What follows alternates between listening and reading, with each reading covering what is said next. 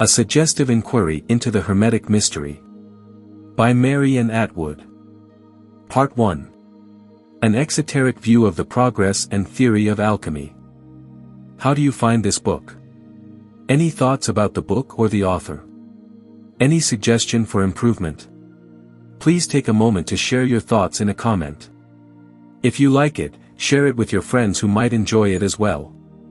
Subscribe to keep in touch. Chapter 1. A preliminary account of the Hermetic philosophy, with the more salient points of its public history. The Hermetic tradition opens early with the morning dawn in the Eastern world. All pertaining thereto is romantic and mystical. Its monuments, emblems, and numerous written records, alike dark and enigmatical, form one of the most remarkable episodes in the history of the human mind. A hard task were it indeed and almost infinite to discuss every particular that has been presented by individuals concerning the art of alchemy. And as difficult to fix with certainty the origin of a science which has been successively attributed to Adam, Noah and his son Cham, to Solomon, Zoroaster, and the Egyptian Hermes. Nor, fortunately, does this obscurity concern us much in an inquiry which rather relates to the means and principles of occult science than to the period and place of their reputed discovery. Nothing, perhaps, is less worthy or more calculated to distract the mind from points of real importance than this very question of temporal origin, which, when we have taken all pains to satisfy and remember, leaves us no wiser in reality than we were before.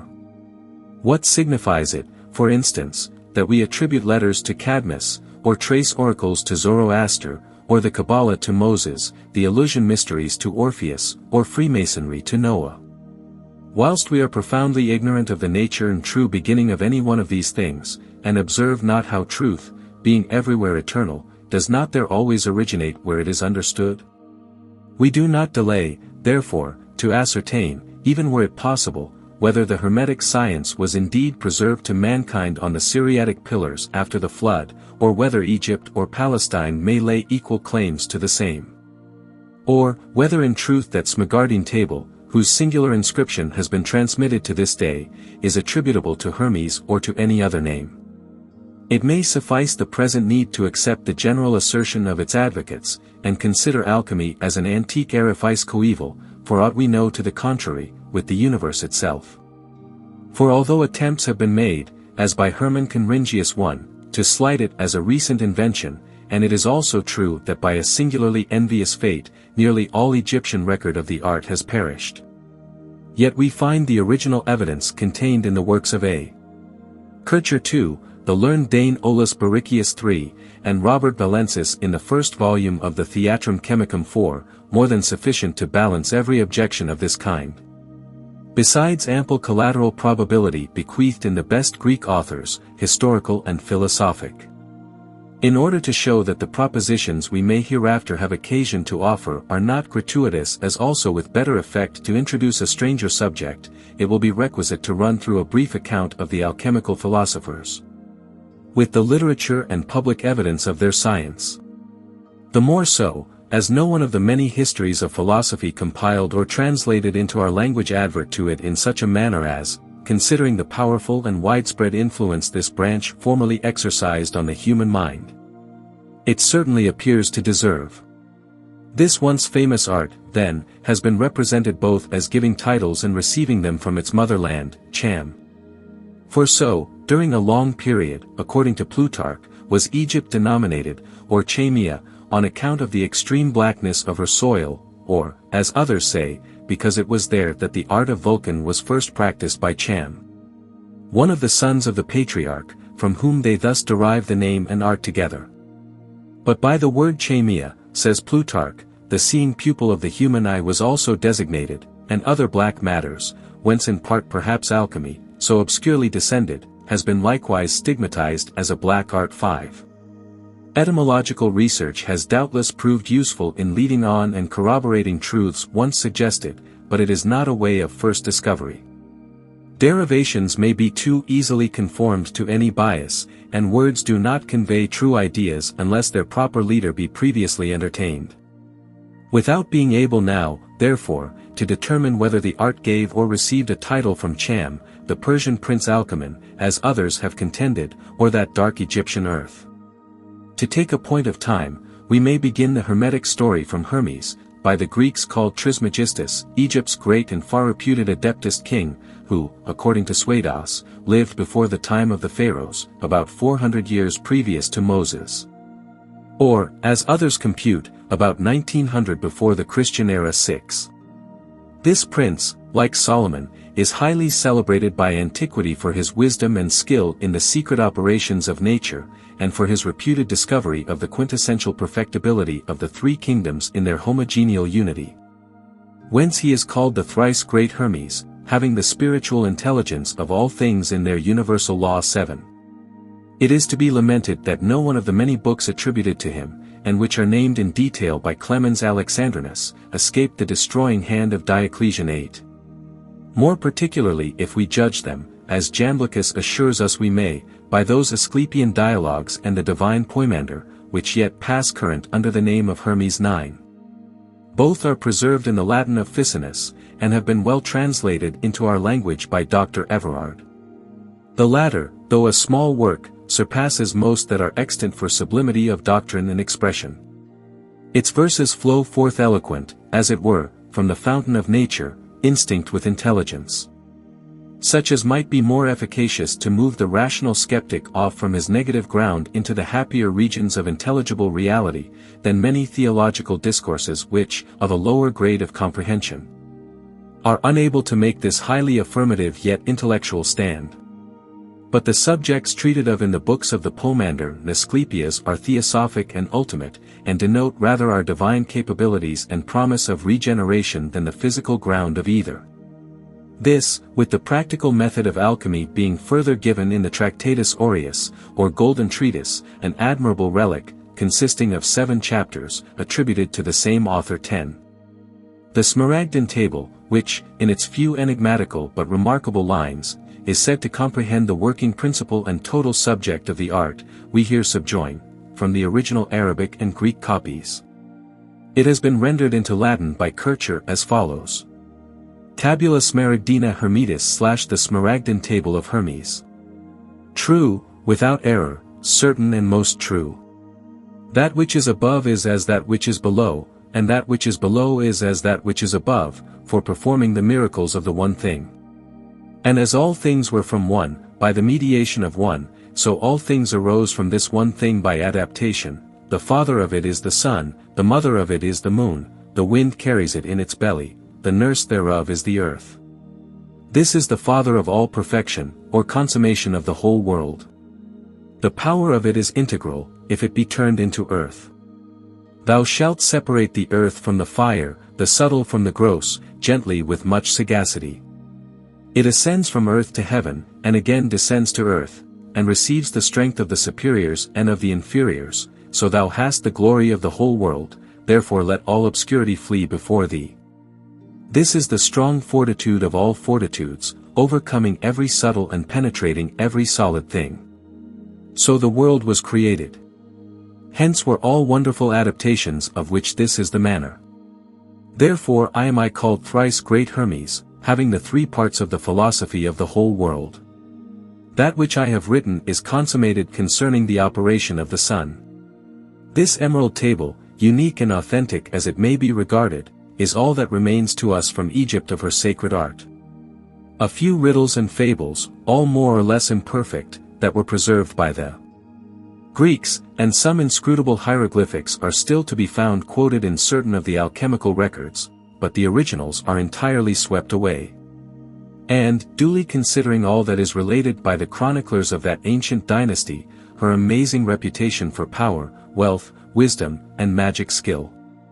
And, even when all these had faded, when Herodotus visited the city, after the priestly government of the pharaohs had been overthrown by Cambyses, and that savage conqueror had burned the temples and almost annihilated the sacerdotal order. After the influx of strangers had been permitted, and civil war had raged almost to the fulfillment of the Asclepian prophecy, the wonders then recorded by the historian of her remaining splendor and magnificence.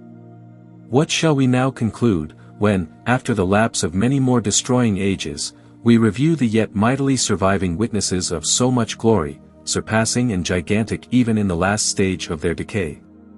Shall we suppose the ancient accounts fallacious because they are too wonderful to be conceived, or have we not now present before our eyes the plain evidence of lost science and the vestiges of an intelligence superior to our own? For what did the nations flock to Memphis?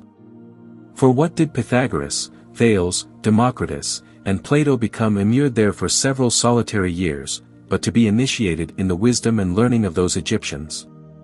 For what else, but for the knowledge of that mighty art with which she arose, governed, and dazzled the whole contemporary world, holding in strong abeyance the ignorant, profane, vulgar, until the evil day of desolation came with self-abuse, when, neglecting to obey the law, by which she governed, all fell, as was foretold. And sinking gradually deeper in crime and presumption, was at last annihilated, and every sacred institution violated by barbarians, and despoiled. O Egypt! Egypt! Fables alone shall remain of thy religion, and these such as will be incredible to posterity, and words alone shall be left engraved in stones narrating thy pious deeds. The Scythian also, or Indian, or some other similar nation, shall inhabit Egypt. For divinity shall return to heaven, all its inhabitants shall die, and thus Egypt bereft both of God and man shall be deserted. Why do you weep, O Asclepius? Egypt shall experience yet more ample evils. She was once holy, and the greatest lover of the gods on earth, by the desert of her religion. And she, who was alone the reductor of sanctity and the mistress of piety, will be an example of the greatest cruelty. And darkness shall be preferred to light, and death shall be judged to be more useful than life. No one shall look up to heaven. The religious man shall be counted insane, the irreligious shall be thought wise, the furious, brave, and the worst of men shall be considered good. For the soul, and all things about it, by which it is either naturally immortal, or conceives it shall attain to immortality, conformable to what I have explained to you, shall not only be the subjects of laughter, but shall be considered as vanity. Believe me, likewise, that a capital punishment shall be appointed for him who applies himself to the religion of intellect. New statutes and new laws shall be established, and nothing religious, or which is worthy of heaven or celestial concerns, shall be heard or believed in the mind. Every divine voice shall, by a necessary silence, be dumb, the fruits of the earth shall be corrupted, and the air itself shall languish with a sorrowful stupor. These events, and such an old age of the world as this, shall take place, such irreligion, inordination, and unseasonableness of all good. 11. Such is the substance of a prediction which, as it was supposed to have reference to the Christian era, has been abused and reputed a forgery by the faithless learned of modern times. It is, however, difficult to conceive why it should have been considered so obnoxious, for the early history of Christianity certainly does not fulfill it. It was a falling off from divinity that was predicted, and not such a revival as took place upon the teachings of Jesus Christ and his apostles. At that period philosophy too flourished, and the spirit of the word was potent in faith to heal and save. If the prediction had been a forgery of Apuleius or other contemporary opponent of Christianity, the early fathers must have known it, which they did not, as is plain from Lactantius and St. Augustine mentioning, without expressing any doubt about its authenticity. And though the latter, then adopting probably the popular notion, esteemed it instinctive fallacies spiritus 12, he might subsequently perhaps have thought otherwise, had he lived so long. Christianity was yet in his time glowing, bright, efficacious, from the divine fountain. Faith was then grounded in reality in living operation, and the mystery of human regeneration, so zealously proclaimed, was also rationally understood. The fulfillment, with respect to Egypt, appears to have taken place in part long previously, and in part to have been reserved to later times, when sacred mysteries, too openly exposed to the multitude, became perverted and vilified by their abuse. But this prophecy carries us out of all order of time. It will be necessary, in tracing the progress of our science, to pass again to Egypt. The period of her true greatness is, as is well known, shrouded in oblivion. But, during the long succession of the Ptolemies, the influx of strangers, so long before successfully prohibited, became excessive, her internal peace was destroyed. But her art and wisdom spread abroad with her renown, foreigners obtained initiation into the mysteries of Isis. And India, Arabia, China and Persia vied with her and with each other in Magian skill and prowess. Pliny informs us that it was Ostanes, the Persian sage accompanying the army of Xerxes, who first inoculated Greece with the portentous spirit of his nation 13. Subsequently the Greek philosophers, both young and old, despising the minor religion of their own country, became anxious to visit the eastern temples, and that of Memphis above all, in order to obtain a verification of those hopes to which a previous spirit of inquiry and this new excitement had abundantly given rise. Amongst the earliest mentioned of these, after Thales, Pythagoras, and a few others, whose writings are lost, is Democritus of Abdera, who has been frequently styled the father of experimental philosophy, and who, in his book of sacred physics, treats especially of the Hermetic art, and that occult discovery on which the systems of ancient philosophy appear to have been very uniformly based. 14. Of this valuable piece there are said to be several extant editions, and Synesius has added to it the light of a commentary. 15. Nicholas Flamel also, of more recent notoriety, has given extracts from the same at the conclusion of a very instructive work. 16. That its authenticity should have been disputed by the ignorant is not wonderful. But the ancients are nowhere found to doubt about it. Pliny bears witness to the experimental fame of Democritus, and his skill in the occult sciences and practice of them, both in his native city of Abdera and afterwards at Athens, when Socrates was teaching there. Plenum miraculi edi hoc peritur utrasque arts efflor vis, medicinam dico, magiciam idem etate, illum Hippocrate hanc Democrito illustrantibus, and 17. Seneca also mentions his artificial confection of precious stones. 18. And it is said that he spent all his leisure, after his return home, in these and such like hyperphysical researches. 19. During the sojourn of Democritus at Memphis, he is said to have become associated in his studies with a Hebrew woman named Maria, remarkable at that period for the advances she had made in philosophy, and particularly in the department of the Hermetic art. A treatise entitled Sapientissima Maria de Lapide Philosophica Prescripta is extant, also Maria Practica, a singularly excellent and esteemed fragment, which is preserved in the Alchemical collections. 20.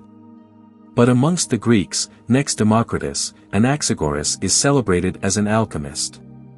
The remains of his writing are unfortunately scanty, and even those to be found in manuscript only, with exception of some fragments which have been accidentally translated. From these, however, we are led to infer favorably of the general character of his expositions, which Norton, our countryman also, in the proheme to his quaint Ordinal of Alchemy, lauds, thus holding him up in excellent comparison with the envious writers of his age. All masters that write of this solemn werke have made their boaks to manier men full dirk, in poesies, parables, and in metaphors also, which to scholars causeth pain and woe. For in their practice when they would assay, they leaf their costs, as men see already. Hermes, Rhasis, Geber, and Avicen, Merlin, Hortelin, Democrit and Morian, Bacon and Raymond with many mo, wrote under coverts, and Aristotle also. For what hereof they wrote clear with their pen, their clouded clauses dulled, from manier men, fro laymen, fro clerks, and so fro every man. They hid this art that no man find it can. By their boaks they do shew reasons fair, whereby much people are brought to despair. Yet Anaxagoras wrote plainest of them all, in his book of Conversions Natural. Of the old fathers that ever I found, he most discloses of this science the ground, whereof Aristotle had great envy, and him rebuked unrightfully, in manier places, as I can well report, intending that men should not to him resort. For he was large of his cunning and love. God have his soul in bliss above.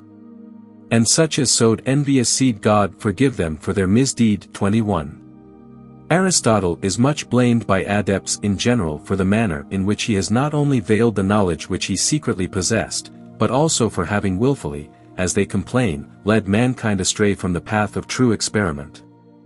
We hesitate to judge this question, since, however much the barrenness of his philosophy may be deplored, it appears improbable that any philosopher, much less one who took such pains as Aristotle, should designedly labor to deceive mankind. His idea was peculiar and appears itself unjust. He blames his predecessors for the various and contradictory positions they had made in philosophizing, i.e., apparently contradictory, as respects their language when taken in a literal sense. For he never quarrels with their true meaning, and carefully avoids disputing their general ground. His metaphysics indeed, which are the natural touchstone of his whole system, differ in no one fundamental aspect or particular that is essential from those of Anaxagoras, Plato, and Heraclitus. Certain epistles to Alexander the Great on the Philosopher's Stone, attributed to Aristotle, are preserved in the 5th volume of the Theatrum Chemicum, and the Secreta Secretorum is generally acknowledged to be authentic. In the Book of Meteors also a clearer intelligence of intrinsic causes is evinced than may be apparent to the common eye. 22. But the whole philosophy of Plato is hyperphysical. The Phaedrus, Philebus, and 7th Book of Laws, the beautiful and sublime Parmenides, the Phaedo, Banquet, and Timaeus have long been admired by the studious without being understood. A mystic semblance pervades the whole, and recondite illusions baffle the pursuit of sense and ordinary imagination. Yet the philosopher speaks more familiarly in his epistles.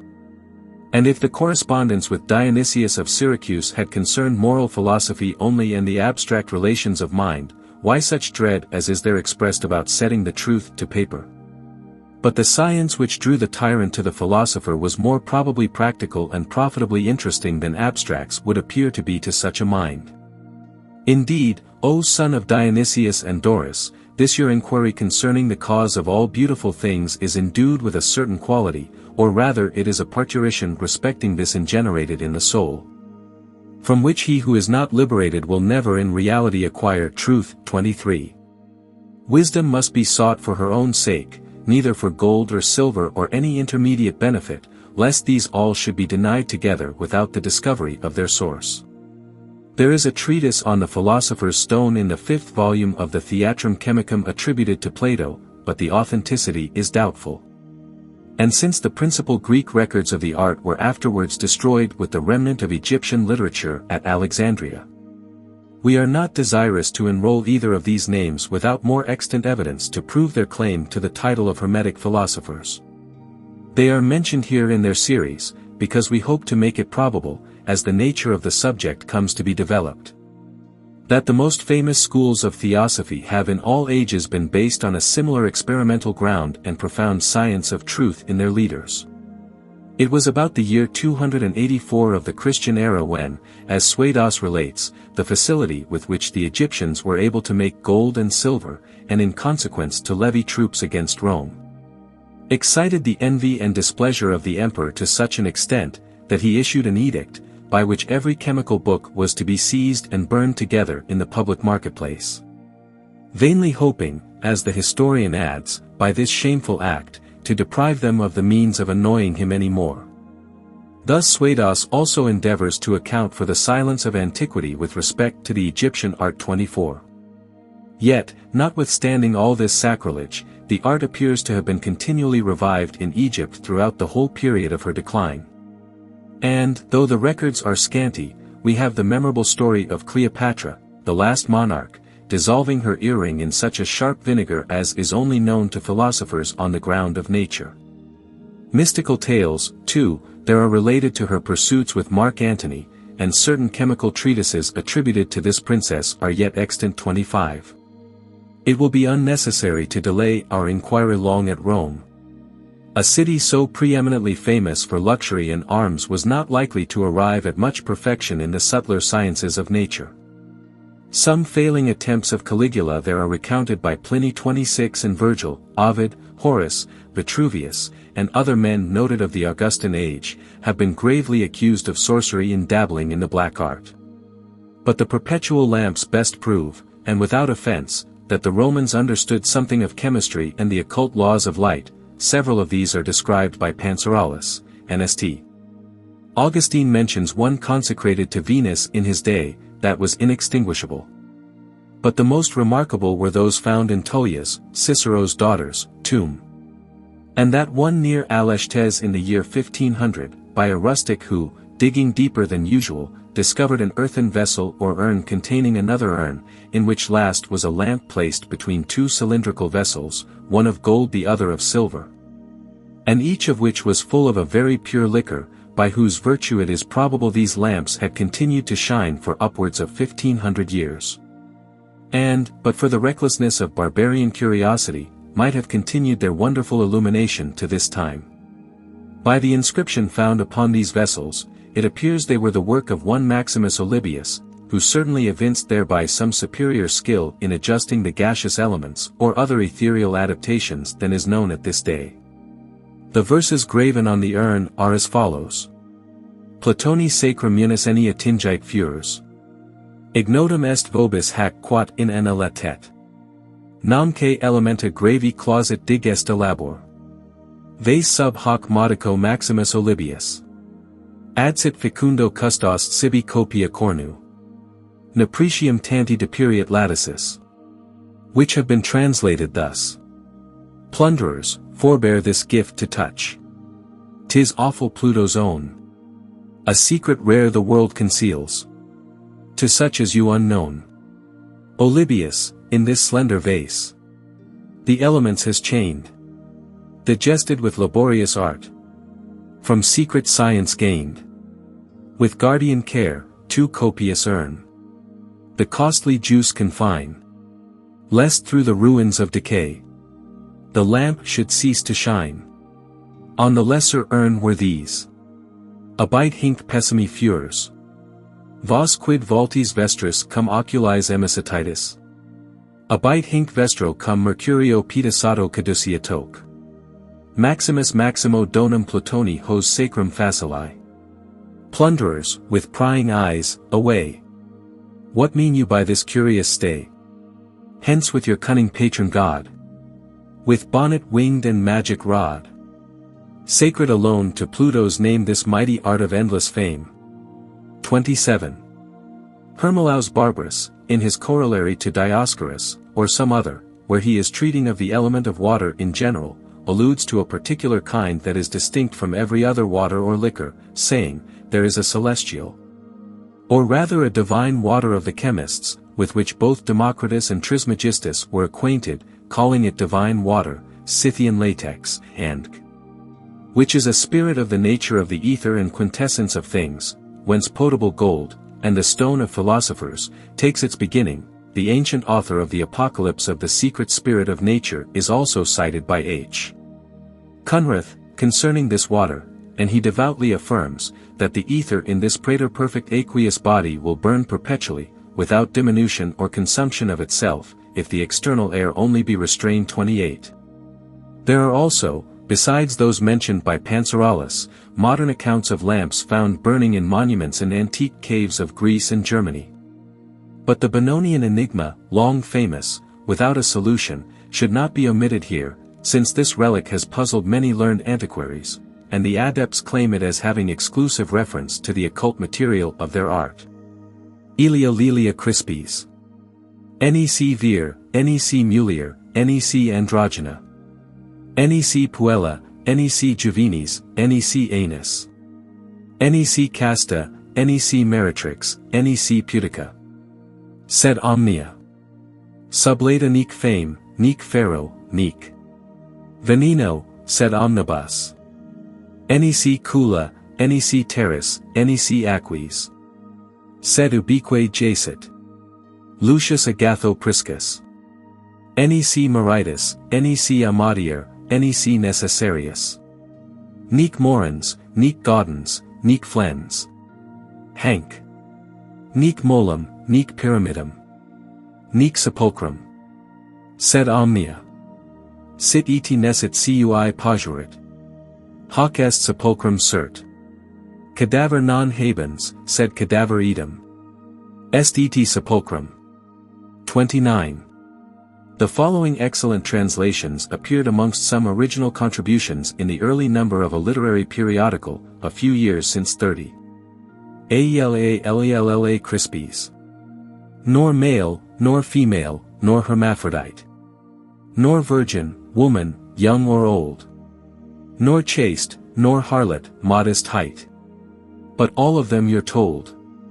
Not killed by poison, famine, sword. But each one had its share. Not in heaven, earth, or water broad. It lies, but everywhere. Lucius Agatho Priscus. No husband, lover, kinsman, friend. Rejoicing, sorrowing at life's end. Knows or knows not, for whom is placed. This, what? This pyramid, so raised and graced. This grave, this sepulchre. 'Tis neither. 'Tis neither, but 'tis all and each together. Without a body I aver. This is in truth a sepulchre. But notwithstanding, I proclaim. Both corpse and sepulchre the same. All these contradictory claims are said by the alchemists to relate to the properties of their universal subject, as we shall hereafter endeavor to explain. Michael Meyer has detailed the whole illusion in his Symbola 31. N.N. Barnard, in the Theatrum Chemicum, has a commentary on the same 32. But to proceed, transferring our regards from Rome to Alexandria, we find many Christian Platonists and divines studying and discussing the occult art in their writings. Saint John, the evangelist apostle, is cited as having practiced it for the good of the poor, not only in healing the sick, but also confecting gold, silver and precious stones for their benefit. Saint Victor relates the particulars in a commentary, and the Greek Catholics were accustomed to sing the following verses in a hymn appointed for the Mass on St. John's Day. Cum gemarum partes fractas solidasset, has distractas tribut pauperibus. In exhaustum fert thesaurem ca de virgis fecit aurum gemmas de lapidibus 33. Looking to the general testimony of the Fathers, we observe that the early Church Catholic did not neglect to avail herself of the powers which sanctify of life, and a well-grounded faith had gotten her. There is no doubt either that the Apostles, when they instituted and left behind them certain ordinances and elementary types, as of water, oil, salt and light, signified some real and notable efficacies. But our Reformers, mistaking these things for superstitions, and since they had ceased to have any meaning, turned them all out of doors, retaining, indeed, little more of the mystery of regeneration than a traditional faith.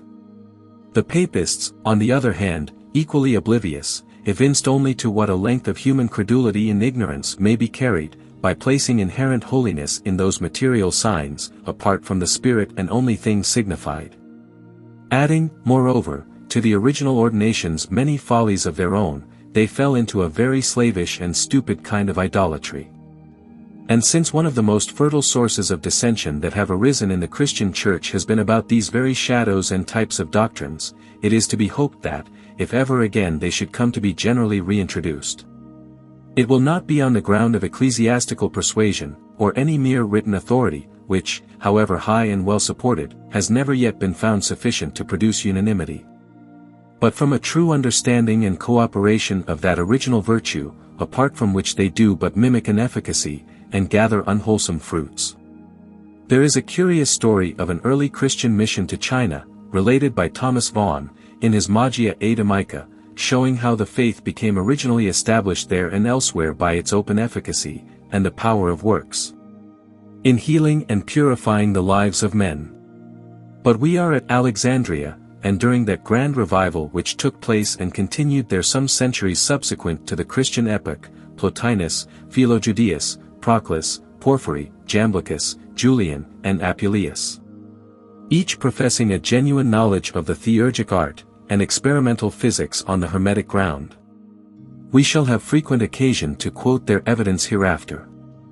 Heliodorus, Olympiodorus, Synesius, Athenagoras, Zosimus, and Archelaus, have each left treatises which are extant on the Philosopher's Stone 34. The excellent Hypatia, also, should be mentioned amongst these, so celebrated for her acquirements and untimely end.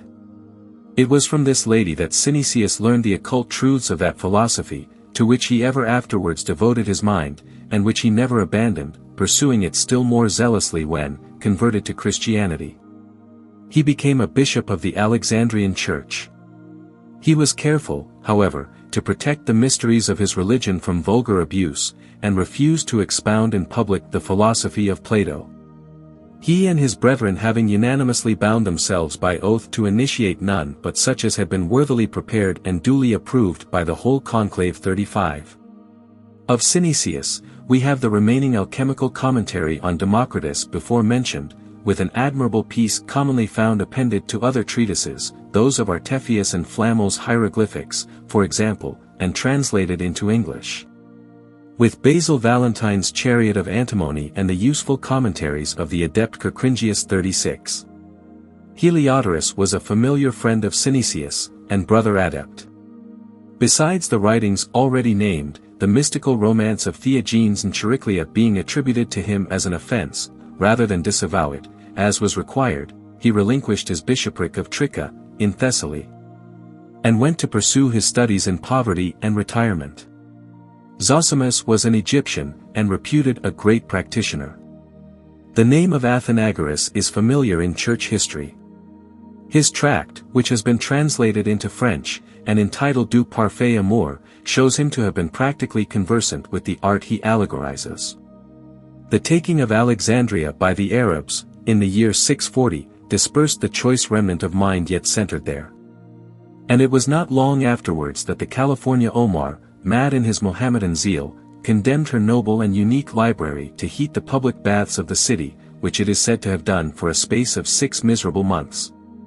A wild religious fanaticism now prevailed. Christians and Mohammedans struggling for temporal supremacy, and here we may observe something similar to a fulfillment of the Asclepian prophecy, but the evil was more profusely spread even than was predicted.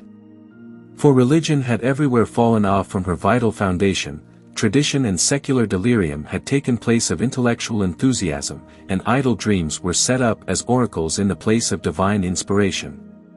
The priests, above all blameworthy, having forsaken the law of conscience, attempted to wield without it the rod of magic power. Confusion and licentiousness followed. And from gradual sufferance grew, and came to prevail, in the worst imaginable forms. Necessity, at length, compelled an abandonment of the mysteries, theurgic rites, no longer holy, were proscribed. And a punishment, no less than death, was menaced against him who dared to pursue the religion of intellect. In the interim, those few who had withstood the torrent of ambitious temptation, indignant at the multiform folly, and observing by the aid of their remaining wisdom, that the ingression of evil was not yet fulfilled, hastened rather than delayed the crisis. And by burying themselves with their saving science in profound obscurity, have left the world to oblivion, and the deceit of outer darkness, with rare individual exceptions, to this day. It is a peculiarity of the Hermetic science that men of every religion, time and country and occupation, have been found professing it. And Arabia, though she was guilty of so great a sacrilege at Alexandria, has herself produced many wise kings and renowned philosophers. It is not known exactly when Prince Geber lived. But since his name has become notorious, and is cited by the oldest authors, whereas he himself quotes none, he merits, at all events, an early consideration. Besides, he is generally esteemed by adepts as the greatest, after Hermes, of all who have philosophized through this art. Of the 500 treatises, said to have been composed by him, 3 only remain to posterity, the Investigation of Perfect, the Sum of the Perfect Magistery, and his Testament 37. And the light estimation in which these are held by more modern chemists, forms a striking contrast to the unfeigned reverence and admiration with which they were formerly reviewed and cited by the adepts, Albertus Magnus, Lully, and many more of the brightest luminaries of their age. If we look back to the 7th century, we quote from the address given at the opening meeting of the Faraday Society, 1846. The alchemist is presented brooding over his crucibles and alembics that are to place within his reach the philosopher's stone, the transmutation of metals, the alchest, and the elixir of life. With these we associate the name of Geber, the first authentic writer on the subject, from whose peculiar and mysterious style of writing we derive the word Geber or gibberish. Yet, notwithstanding this and much more that they descant upon, if our modern Illuminati were but half as experienced in nature as they might be, had they one ray even of the antique intellect they deride. How different a scene would not that remote age present to them! Instead of imagining greedy dotards brooding over their crucibles and uncouth alembics, in vain hope of discovering the elixir and stone of the philosophers, they would observe the philosophers themselves, by a kindred light made visible on their own ground. Experimenting, indeed, but how and with what? Not with our gross elements, our mercuries, sulfurs, and our lifeless salts. But in a far different nature, with stranger arts, and with laboratories too, how different from those now in use, of common fittings, yet not inferior either. But most complete with vessels, fuel, furnaces, and every material requisite, well adapted together and compact in one. Right skillfully has old Geber veiled a fair discovery, by his own art alone to be unmasked. His gibberish is not of the present day's commonplace, tame and tolerable. But such ultra-foolishness in literality are his receipts, as folly is never found to venture or common sense invent. For they are a part of wisdom's envelope, to guard her universal magistery from an incapable and dreaming world.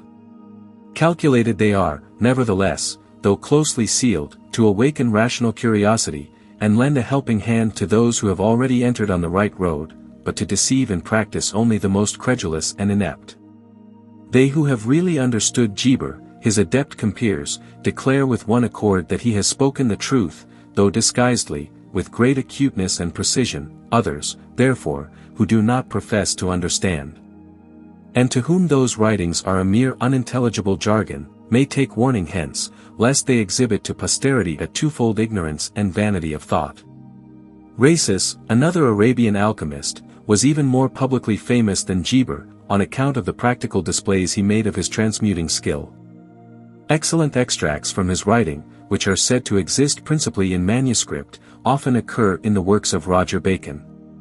The story of Maurienus, how in early life he left his family in native city, for he was a Roman, to seek the sage Adphar, a solitary adept, whose fame had reached him from Alexandria. The finding him, gaining his confidence, and becoming at length his devoted disciple, is related by his biographer in a natural and very interesting manner. Also his subsequent sojournings, after the death of his patron, his intercourse with King Khalid, with the initiation and final conversion of that prince to Christianity. But the details are given at much too great length for extract in this place. A very attractive and esteemed work, purporting to be a dialogue between himself and Khalid, is extant under the name of Maurien, and copied into many of the collections 38. Khalid also wrote some treatises. His Liber Secretorum, or Secret of Secrets, as it has been styled, is translated into English, French, and Latin. Prince Averroes, and the notorious Avicenna, next demand notice. The latter became known to the world somewhere between the 9th and 10th centuries.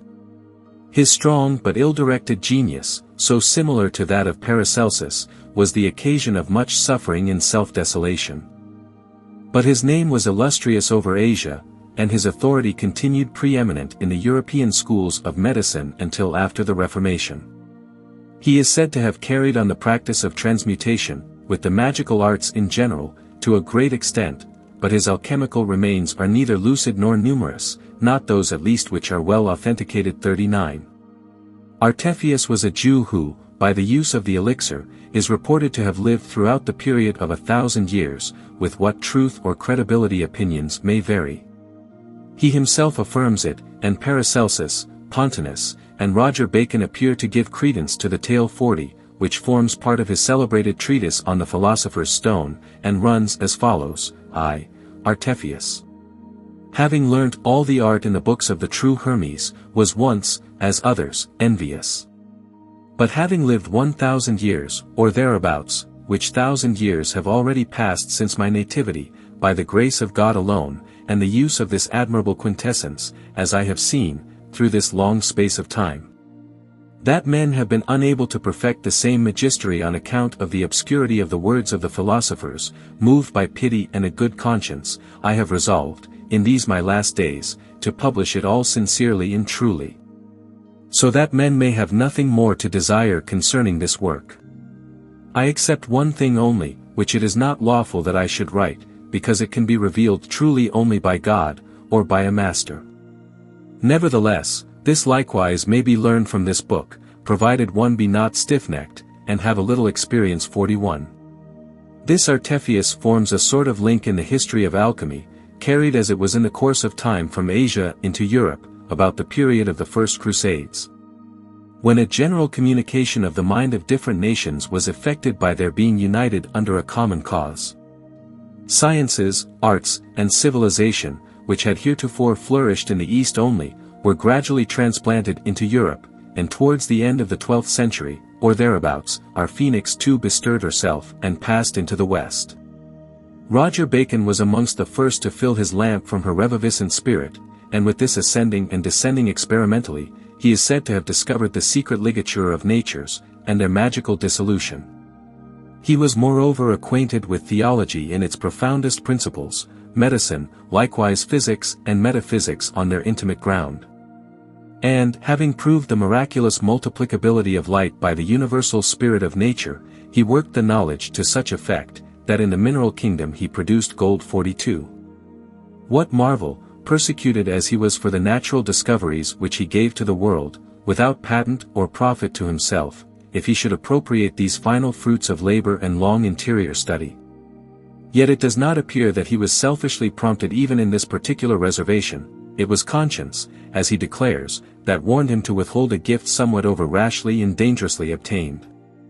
His acutely penetrative and experimental mind, not content even with enough, led him by a fatal curiosity, as it is suggested, into forbidden realms of self-sufficiency and unlawful peace of mind, and finally induced him to abandon altogether those researches, in order to retrieve and expiate in solitude the wrongs he had committed. We know that the imputation of magic has seemed ridiculous, and every report of the kind has been referred to the friar's extraordinary skill in the natural sciences. The rejection of his books at Oxford has often been cited as an instance of the exceeding bigotry of those times, as indeed it was. And yet are we not nearly as far off perhaps from the truth in our liberality as were our forefathers in their superstition? An accusation of magic has not occurred of late, nor would be likely to molest seriously any philosopher of the present age. But then it did occur often during the Dark Ages, and who can tell whether it may not again at some future day, when men are even more enlightened and intimate with nature than they are now. There are still remaining 2 or 3 works of Roger Bacon, in which the roots of the Hermetic science are fairly stated. But the practice most carefully concealed, agreeably to that maxim, which in his later years he penned, that truth ought not to be shown to every ribald, for then that would become most vile, which, in the hands of a philosopher, is the most precious of all things. 43. Many great lights shone through the darkness of those Middle Ages, Magians, who were drawn about the fire of nature, as it were, into communication with her central source. Albertus Magnus, his friend and disciple the acute Aquinas, Scotus Erigena the subtle doctor, Arnold de Villanova, and Raymond Lully, all confessed adepts. John Reuchlin, Ficinus the Platonist, Picus de Mirandola, blending alchemy and therapeutics with Neoplatonism and the Kabbalistic art. Spinoza also was a profound metaphysician and speculator on the same experimental ground. Alain de Lisle, the celebrated French philosopher, Merlin, Saint Ambrose, the abbot John Trithemius, Cornelius Agrippa his enterprising pupil, and many more subsequent to these, great, resolute, and philosophic spirits, who were not alone content to rend asunder the veil of ignorance from before their own minds, but held it still partially open for others, disclosing the interior lights of science to such as were able to aspire, and willing to follow their great example, laboring in the way. Medium minds set limits to nature, halting continually, and returning, before barriers which those others overleaped almost without perceiving them. Faith was the beacon light that led them on to conviction, by a free perspicuity of thought beyond things seen, to believe and hope truthfully, which is the distinguishing prerogative of great minds. But it will be necessary to regard this extraordinary epoch of occult science more in detail, with the testimony of its heroes, whose reputation, together with that of alchemy, has suffered from the faithlessness of biographers, compilers, commentators, and such like interference. Most of the alchemical works of Albert, for instance, have been excluded from the great editions of his works, and the authenticity of all has been disputed, but without lasting effect. For in that long and laborious treatise, De Mineralibus, unquestionably his own, even if the rest were proved spurious, there is sufficient evidence of his belief and practice to admit all. Therein he describes the first matter of the adepts with the characteristic minuteness of personal observation, and recommends alchemy as the best and most easy means of rational investigation. The transmutation horum corporum metallicorum et mutation unius in aliud non est physici determiner, sed artis quae est alchemica. Est autem optimum genus hujus inquisitionis et certissimum, quia tunc per causam unius cujusque re proprium, residential cognoscitur et Delaware accidentibus aegis mimimi dubitator, nec est difficile cognoscere, 44. This passage is one amongst many that might be adduced from his own pen to prove that Albert was an alchemist, but Aquinas' disclosures are ample, removing all doubt, even if he himself had left room for any. Besides the treatise of minerals already mentioned, there is the Libellus de Alchemia, published with his other works 45. Also, the Concordanditia Philosophorum de Lapide, the Secretum Secretorum, and Breve Compendium in the Theatrum Chemicum, all treating of the same subject. Albert's authority is the more to be respected in that he gave up every temporal advantage, riches, fame, and ecclesiastical power, to study philosophy in a cloister remote from the world during the greater portion of a long life. An opinion has commonly obtained that the philosopher's stone was sought after from selfish motives and a blind love of gain, and that such has been frequently the case there is no doubt, but then such searchers never found it. The conditions of success are peculiar, as will be shown. Avarice is of all motives the least likely to be gratified by the discovery of wisdom. It is philosophers only that she teaches to make gold. Querant alchemium, falsi quoque recti. Falsi sine numero, sed hi sunt rejecti. Eti cupiditatibus, hu, tot sunt infecti. Quod inter mil milia, vic sut tres electi istum as scientium, 46. The true adepts have been rare exceptions in the world, despite of all calumny, famous, and favored above their kind.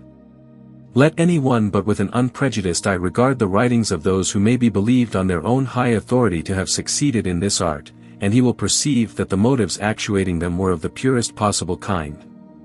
Truthful, moral, always pious and intelligent, as those of the pseudo-alchemists, on the other hand, were reckless and despicable. But more of this hereafter. Albertus died, Magnus in Magia, Major in Philosophia, Maximus in Theologia, 47. And his learning and fame descended fully on him who had already shared it, his disciple, the subtle and sainted Aquinas. The truth was not likely to die in such hands. Aquinas wrote largely and expressly on the Doctrinia of Transmutation, and in his Thesaurus Alchemiae, addressed to his friend, the abbot Reginald, he alludes openly to the practical successes of Albert and himself in the secret art 48. Vain, therefore, are attempts of his false panegyrists, who, anxious it would seem rather for the intellectual than the moral fame of their hero, have ventured to slur over his assertions as dubious. Aquinas is much too far committed in his writings for their quibbling exceptions to tell in proof against his own direct and positive affirmation. Metalla transmutari possint unum in aliud, says he, cum naturalia sint et ipsorum material idem. Metals can be transmuted one into another, since they are of one and the same matter, 49. Declarations more or less plain to the same effect are frequent, and his treatise, De Esse et Essentia, is eminently instructive. It is true he slurs over points and sophisticates also occasionally in order to screen the doctrine from superficial detection. For Aquinas was above all anxious to direct inquirers to the higher purposes and application of the divine art and universal theosophy, rather than to rest its capabilities of quickening and perfection in the mineral kingdom. As at that period many were wont to do, sacrificing their whole life's hope to the multiplication of gold.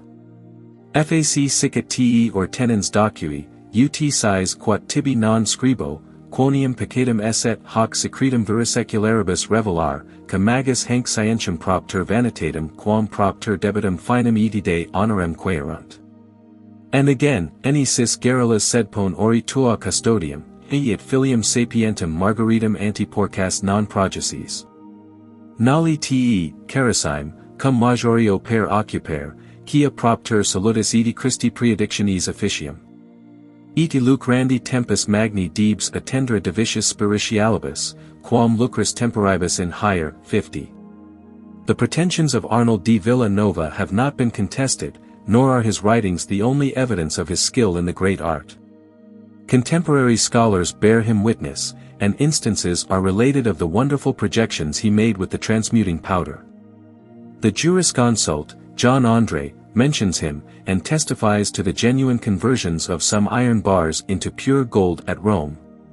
Oldredus also and the abbot Panorimitanus of about the same period, praised the Hermetic art as beneficial and rational, and the wisdom of the alchemist Arnold de Villanova. 51 The works of this philosopher are very numerous. The Rosarium Philosophicum, esteemed amongst the best, is published in the Theatrum Chemicum, and at the end of the folio edition of his works. The Speculum, a luminous treatise. The Carmina, Questions ad Bonifacium, the Testamentum, and some others are given entire in the Theatrum Chemicum, but have not been translated. About this time and towards the close of the 14th century, an excitement began to be perceptible in the public mind. So many men of acknowledged science and piety, one after another, agreeing about the reality of transmutation, and giving tangible proofs of their own skill, could not fail to produce an effect.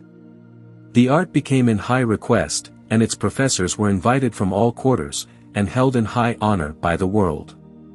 Lesser geniuses caught the scattered doctrines and set to work, some with sufficient understanding and with various success. Alain de Lisle is said to have obtained the elixir, but his chief testimony has been excluded by the editors of his other works. Often and unscrupulously has private prejudice interfered to defraud the public judgment of its rights and true data. The rejected treatise, however, was printed separately, and may be found in the third volume of the Theatrum Chemicum 52.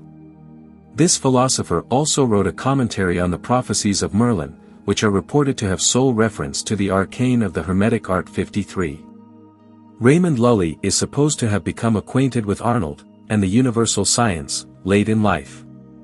But when the fame of his Christian zeal and talents had already become known and acknowledged abroad, his declarations in favor of alchemy had the greater weight.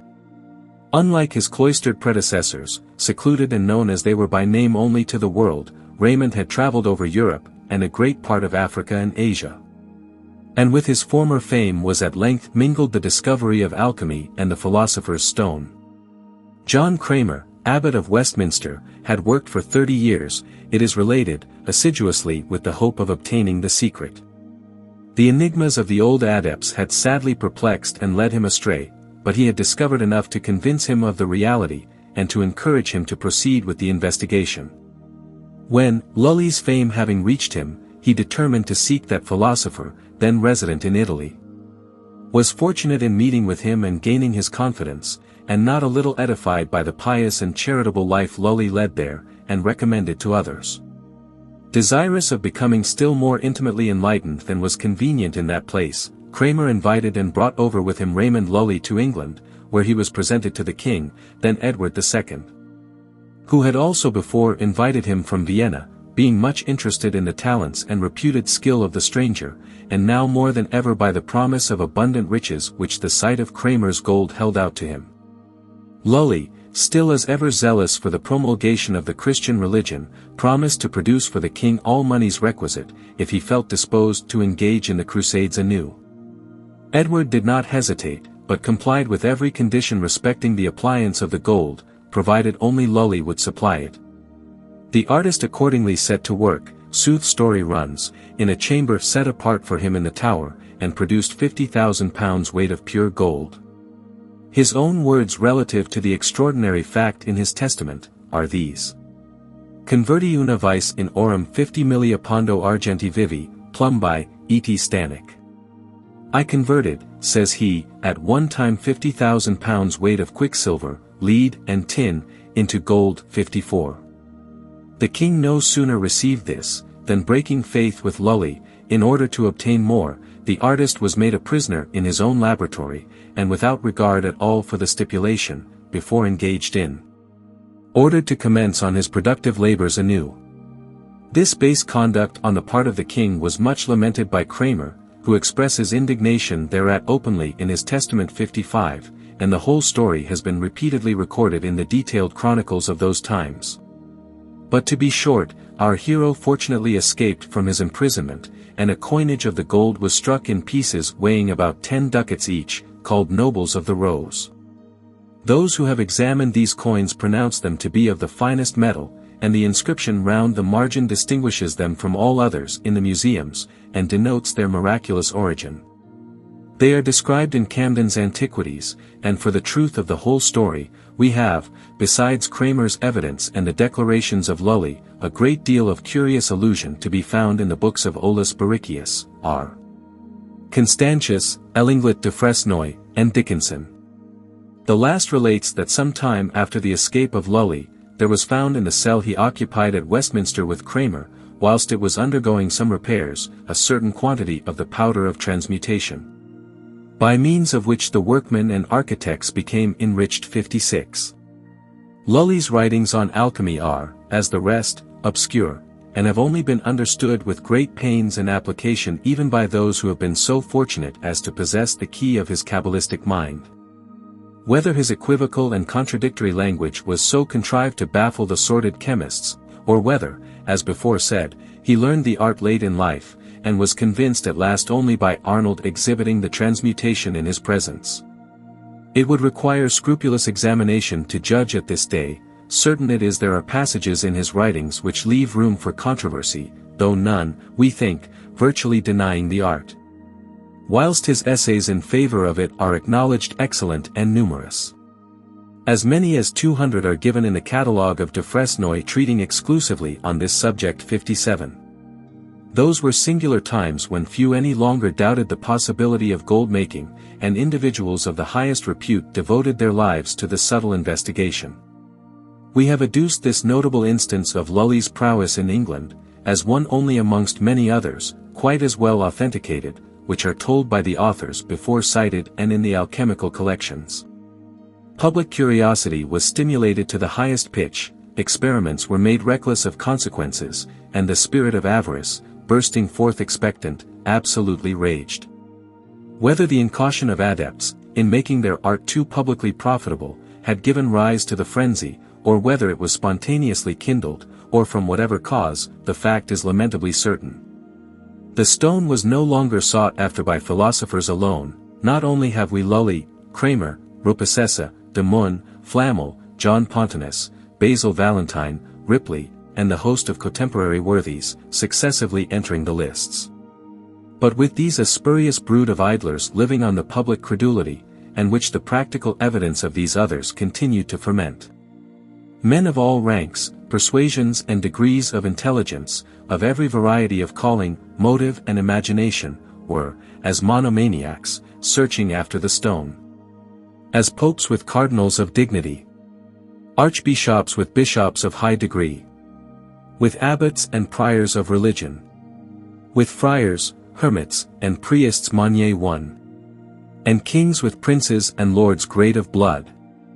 For every estate desireth after good, and the merchants also, which dwell in fear of brenning covetise, have thereto desire, and common workmen will not be outlaughed. For as well as lords they love this noble craft, as goldsmiths, whom we shall least reprove. For sights in their craft meveth them to believe. But wonder it is that brewers deal with such works, Freemasons, and tanners, with poor parish clerks. Ailers and glaziers will not therefore cease, and eke saily tinkers will put them in prease. With great presumption, yet some choler there was, for all such men as give tincture to glass. But Monnier artificers have byn over swift, with hasty credence to sum away their thrift. Yet ever in hope continued their heroot, trusting as some time to speed right well. Of Monnier such truly I can tell, which in such hope continued all their life, whereby they were made poor and made to unthrive. It had been good for them to have left off in Sion, for naught they found except a scoff. For truly he that is not a great clerk is nice and lewd to meddle with this werke. Ye may trust me, it is no small engine to know all secrets pertaining to this mine. For it is most profound philosophy. This subtle science of holy alchemy. 58. Many usurped the title of the adepts, who had no knowledge even of the preliminaries of the art, sometimes deceiving, at others, being themselves deceived. And it has been principally from the fraudulent pretensions of those dabblers that the world has learned to despise alchemy, confounding the genuine doctrine with their sophistical and vile productions. And the difficulty yet remains to distinguish them, and segregate, from so great an interspersion of darkness, the true light. For a multitude of books were put forth with the merest purpose of deception, and to ensnare the unwary. Some indeed affirming, that the truth was to be found in salts, or niters, or boraxes, but others, in all vegetable bodies indiscriminately, committing a multifarious imagination to posterity. Not did these alone content the evil spirit of that day, but it must introduce mutilated editions of the old masters, filled with inconsistencies, and the wicked inventions of designing fraud. And thus, as the adept observes, they have blasphemed the sacred science, and by their errors have brought contempt on men philosophizing. As of that monkey which a book did write, of 1,000 receipts in malice for despite, which he copied in Monnier a place, whereby hath Byn made Monnier a pale face, and Monnier Gounda have been made bare of hue, and men made fowls which beforetimes were true. 59. Nor has the literature alone suffered from such knavish interpolation, but the social consequences are described, at the time, as deplorable. Rich merchants, and others, greedy of gain, were induced to trust quantities of gold, silver, and even precious stones, which they lost, in vain hope of getting them multiplied. And these rogueries became so frequent and notorious, that at last acts of Parliament were passed in England, and Pope's bulls issued over Christendom, forbidding transmutation, on pain of death, and the pursuit of alchemy. 60. But this, whilst giving an external check, did not smother the desire of riches, or that morbid desire of them, so long fostered in the expectation. Experiments continued to be carried on in secret with no less ardor than before, both by knaves and philosophers. Pope John XXII, who interdicted it, is said to have practiced the art himself extensively, and to have wonderfully enriched the public treasury through its means. But to bring forward each extraordinary tradition and character of the various artists who flourished during the 14th and 15th centuries, would trespass too far on our pages. And for the present purpose, it may be needful only to detail the more remarkable. Amongst them, the story of Nicholas Flamel, and his wife Perenelle, has been thought interesting. Their humble origin, their charitable distribution of it, and the eminent piety and mystery of their lives, attracted great attention in their own country. And a widespread fame has descended and connects their name honorably with the history of the Hermetic art. The relation given simply by the author concerning himself as follows: I, Nicholas Flamel, scrivener, living in Paris, in the year of our Lord, 1399, in the Notary Street, near St. James, of the Boucherie, though I learned not much Latin. Because of the poverty of my parents, who, notwithstanding were, even by those who envy me most, accounted honest and good people. Yet, by the blessing of God, I have not wanted an understanding of the books of the philosophers, but learned them, and attained to a certain kind of knowledge, even of their hidden secrets. For which cause's sake, there shall not be any moment of my life pass wherein, remembering this so vast good, I will not render thanks to this my good and gracious God. After the death of my parents, I, Nicholas Flamel, got my living by the art of writing, engrossing, and the like, and in the course of time, there fell by chance into my hands a gilded book, very old and large, which cost me only 2 florins. It was not made of paper or parchment, as other books are, but of admirable rinds, as it seemed to me, of young trees. The cover of it was brass, well bound, and graven all over with a strange kind of letters, which I took to be Greek characters, or some such like. This I know, that I could not read them. But as to the matter which was written within, it was engraven, as I suppose, with an iron pencil, or graver, upon the said bark leaves, done admirably well, and in fair neat Latin letters, and curiously colored. It contained thrice 7 leaves, for so they were numbered on the top of each folio, and every 7th leaf was without writing, but in place thereof were several images and figures painted. Further, going on to describe the book and these hieroglyphics minutely, Flamel relates how, at length, after much study and fruitless toil, their meaning was explained to him by a Jew stranger, whom he met with in his travels. And how on his return home, he set to work and succeeded in the discovery, is thus familiarly declared: he that would see the manner of my arrival home, and the joy of Paranel, let him look upon us two in the city of Paris. Upon the door of the chapel of James, in the butchery, close by one side of my house, where we are both painted, kneeling, and giving thanks to God, for through the grace of God it was, that I attained the perfect knowledge of all that I desired. I had now the prima material, the first principles, yet not their preparation, which is a thing most difficult above all things in the world. But in the end I had that also, after a long aberration and wandering in the labyrinth of errors, for the space of 3 years. During which time, I did nothing but study and search and labor, so as you see me depicted without this arch, where I have shown my process, praying also continuously unto God, and reading attentively in my book.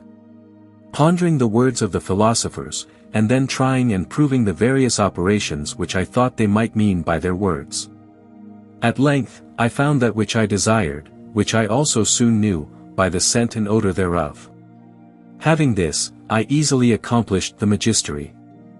For knowing the preparations of the prime agents, and then literally following the directions in my book, I could not then miss the work if I would. Having attained this, I came now to the projection.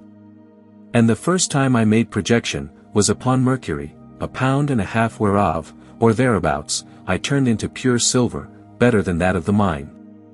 As I proved by assaying it myself, and also causing others to assay it for me, several times. This was done in the year AD 1382, January 17th, about noon, in my own house, Paranel alone being present with me.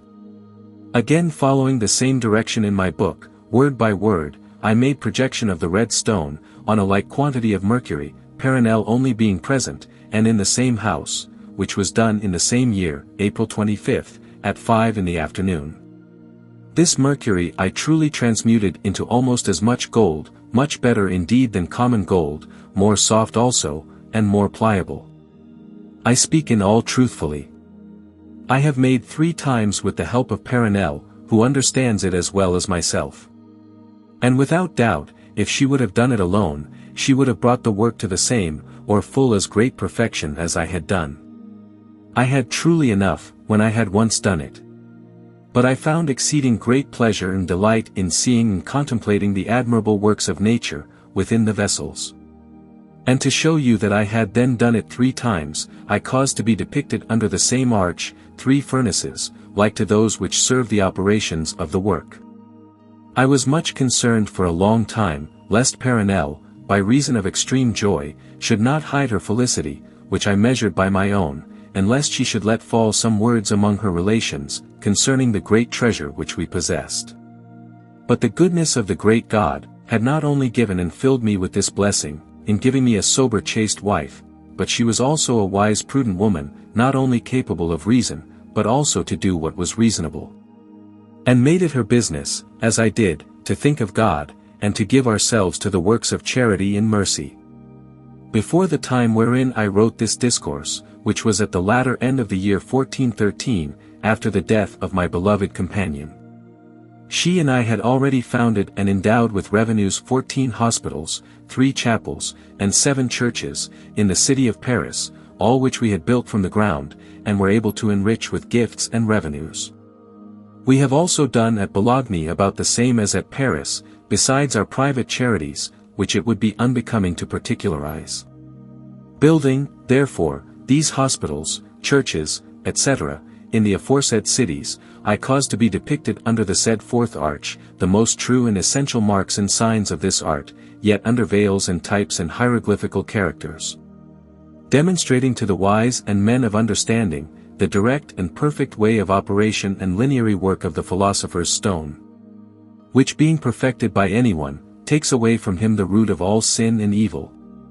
Changing his evil into good, and making him liberal, courteous, religious, fearing God, however wicked he was before, provided only he carries through the work to its legitimate end.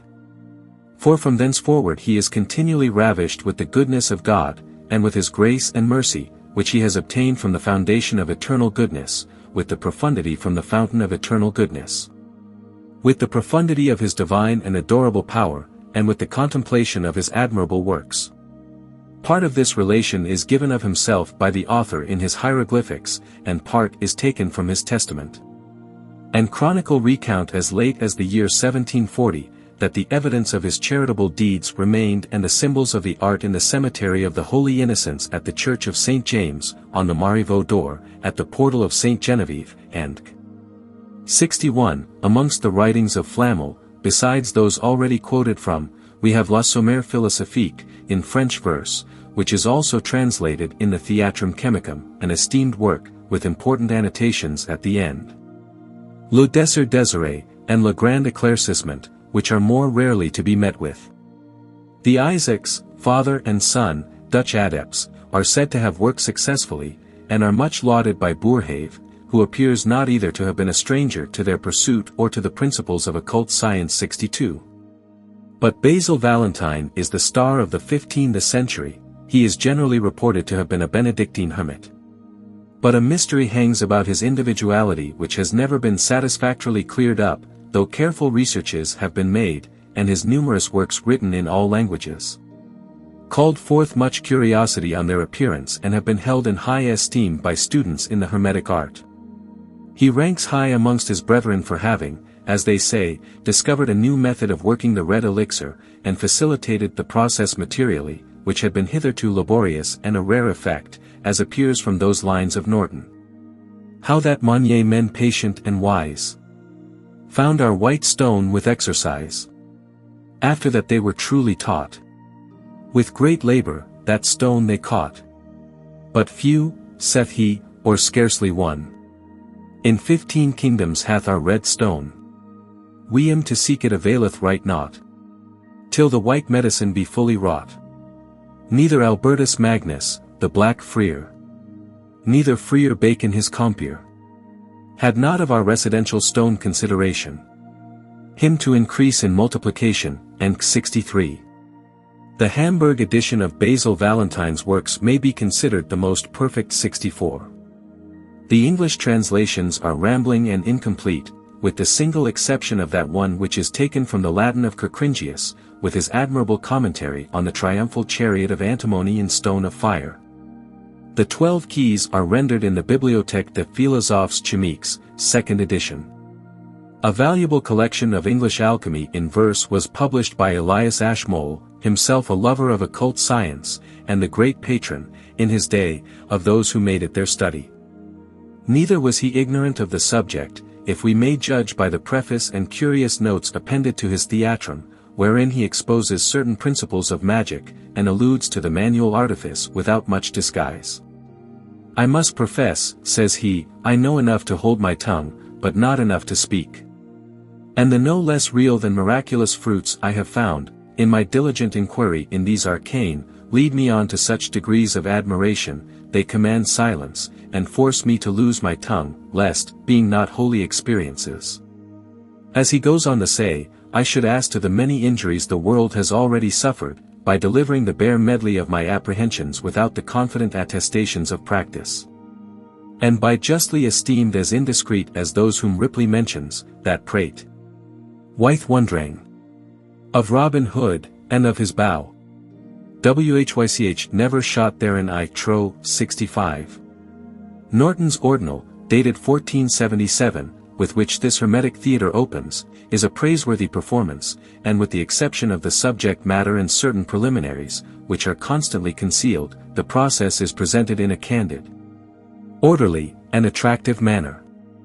So much cannot be said for the Canon Ripley of Burlington, whose private misfortunes would seem to have made him envious. His composition is disorderly, and those 12 gates have, we conceive, little edified any without the lodge. Added also to his own wilful misguidance, the verses are said to have suffered spoliation and displacement from the order in which they were originally written, according to the mischievous Kabbalistic method in vogue at that time. Ripley, therefore, is universally complained of, though reputed a good adept. The commentary published by the celebrated anonymous Irenaeus Philolaethes, under the title of Ripley Revived, though it explains a great deal practically and may serve to lead on the initiated, yet will appear infamously sophistical and inevitably disgust a beginner. 66. All Ashmole's collection is valuable, even were it only as a specimen of early mystic literature. The fragment from Pierce, The Black Monkey, Bloomfield's Blossoms, and Philosophy and Experience, are among the most instructive. Ashmole's intention of collecting the English prose writings on alchemy was not accomplished, only a few scattered portions were edited and those not of the best. Ficinus, an Italian of highly cultivated genius, well known as the Latin translator of Plato, and savior of other valuable remnants of antique literature, was also an amateur in the Hermetic art. He collected and translated the works imputed to Hermes, before mentioned, from Greek into Latin, and took pains elsewhere theoretically to explain the art. 67. Picus, Prince di Mirandola, was his contemporary, and wrote a treatise, in which he connects alchemy with the most profound metaphysical science. 68. Then we have the remarkable instance of Cornelius Agrippa, a man of powerful and penetrating genius who, having possessed himself of the means and principles of the occult science from his friend, the wary and learned abbot Trithemius, set to work something it would seem after the example of Friar Bacon, proving them in a self-sufficient order. His 3 books of occult philosophy, especially the first 2, illustrate the practical bias and enterprising nature of his mind. But as he declares, he had not, when he wrote them, arrived at a full experience, nor was he able to make the philosopher's stone. But it was this discovery, made later in life, which caused him to be discontented with his former revelation, and to publish that book on the vanity of the sciences, which has been considered as a recantation of his former philosophy. But which is in fact no recantation at all, but a consummation rather and conclusion in general of his works. Anyone taking the pains to read may perceive that Agrippa wrote it neither in ignorance nor in despair of human knowledge. It was by searching and proving the magnitude of the mystery that he arrived at that final and convictive faith, which is as much above ordinary science as the vulgar credulity of mankind is below it. It is not the part of a mind, sane and philosophic, to fall back content in ignorance, or to retrograde passively in despair of its object. The vanity of particular and temporal sciences is discovered by comparison only in the broad day light of universal truth. And there stood the magician at last when, as it were from the top of Celsus' ladder, looking down upon the steps by which he had climbed, and whereon he had successively rested. He observed their inferiority and the small prospect they afforded in comparison with that which he now, at their clear summit, enjoyed. Let any one read from the Vanity of the Sciences the chapter on alchemy, and judge whether the author contradicts, as the report has said, or contemns merely the experience of his early youth. And where, after showing the folly of pretenders, speaking of the genuine Hermetic art, he says, I could tell many things of this art, if I had not sworn to keep silence. And this silence is so constantly and religiously observed of the ancient philosophers, that there is bound no faithful writer of approved authority that hath openly described this art, which thing has induced many to believe that all books of this art were but of late years invented, etc. Finally, of the one blessed stone alone, besides which there is no other thing, the subject of the most holy stone of the philosophers, to speak rashly, would be a sacrilege, and I should be forsworn. 69. Looking to the final chapters of the same work also, we observe the ground of the whole Hermetic philosophy laid out, and the relative vanity of worldly science to that, which is universal, rational, and divine. The capabilities of the subject are great, and had it been treated in the usual and masterly style of a scholar of Nettesheim, it would have remained a work of lasting value, but he was fettered by oaths and had been somewhat conscience-stricken. And the monks, whom he had formerly censured, eagerly promulgated the whole as a recantation of former errors, holding it in this light and as an acknowledgement of the sufficiency of their own doctrine and of the common faith for salvation. In the beginning of his extraordinary career, Theophrastus Paracelsus proposed openly to discover the hidden secret of philosophy, but the world scoffed at his pretensions, abused and persecuted him. And all the revenge he indulged in was to leave it unenlightened. The writings he put forth are, with few exceptions, filled with subtle malice, as it were, so many sarcasms upon mankind and leading them far away, through alluring sophisms, from the straight way of truth. Surely, as Ashmole remarks, incredulity appears to have been given to the world as a punishment. Yet neither in its belief did it speed better, but has still plodded on in error for want of thought, and through all ages men have suffered in ignorance, on account mainly of the indefiniteness and selfishness of their desires. Of the numerous books attributed to Paracelsus, and given together as his works, the 3 addresses to the Athenians, and the Aurora, are amongst the best. Those to the Athenians have been translated into English, and published with the philosophy of J. Crollius, a disciple, and the Aurora also is to be met with, though more rarely, in company with the Water Stone of the Wise Men, by J. Gracius. With respect to the private history and character of this extraordinary man, accounts differ, and opinions accordingly, but his fame, and the authority of his doctrine, lasted down through a long period of time. His early death has been adduced as an argument against the probability of his being possessed of the elixir he boasts, and by others as a proof of his having been poisoned, but the poison of intemperance and irregular living has also been considered as especially likely to be fatal to one who was in the habit of taking a potent spiritual medicine, which would heighten the spiritual consequences of depravity and habitual excess, and accelerate dissolution in the conflict of opposite principles. 70. Paracelsus, notwithstanding the world's neglect, had numerous disciples, increasing also after his decease, some intelligent and worthy the name of philosophers, as Van Helmont, Crollius, Flood, Helvetius, Faber, and many more anonymous. But there were others, Montebank pretenders, more in number still, who, pursuing the baser line of their master's example, whilst they enviously suppressed the little truth they knew, wrote and practiced for lucre, leading mankind into error and the commitment even of egregious crimes by their receipts.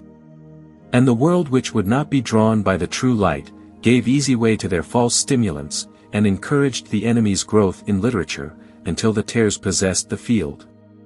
Nor could it be well otherwise, as a modern adept has observed on the occasion, for this bushel being placed over the light, the darkness of it invited ignorance abroad.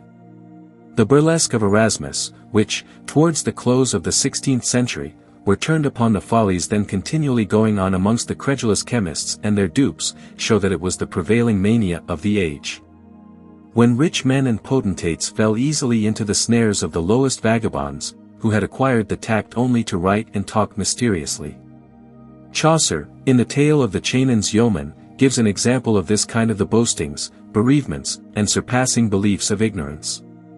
As Ripley also, in his erroneous experiments, tells how he made solutions full many a one of spyrYtts, ferments, salts, urn and steel, wanying so to make the philosophers, stone.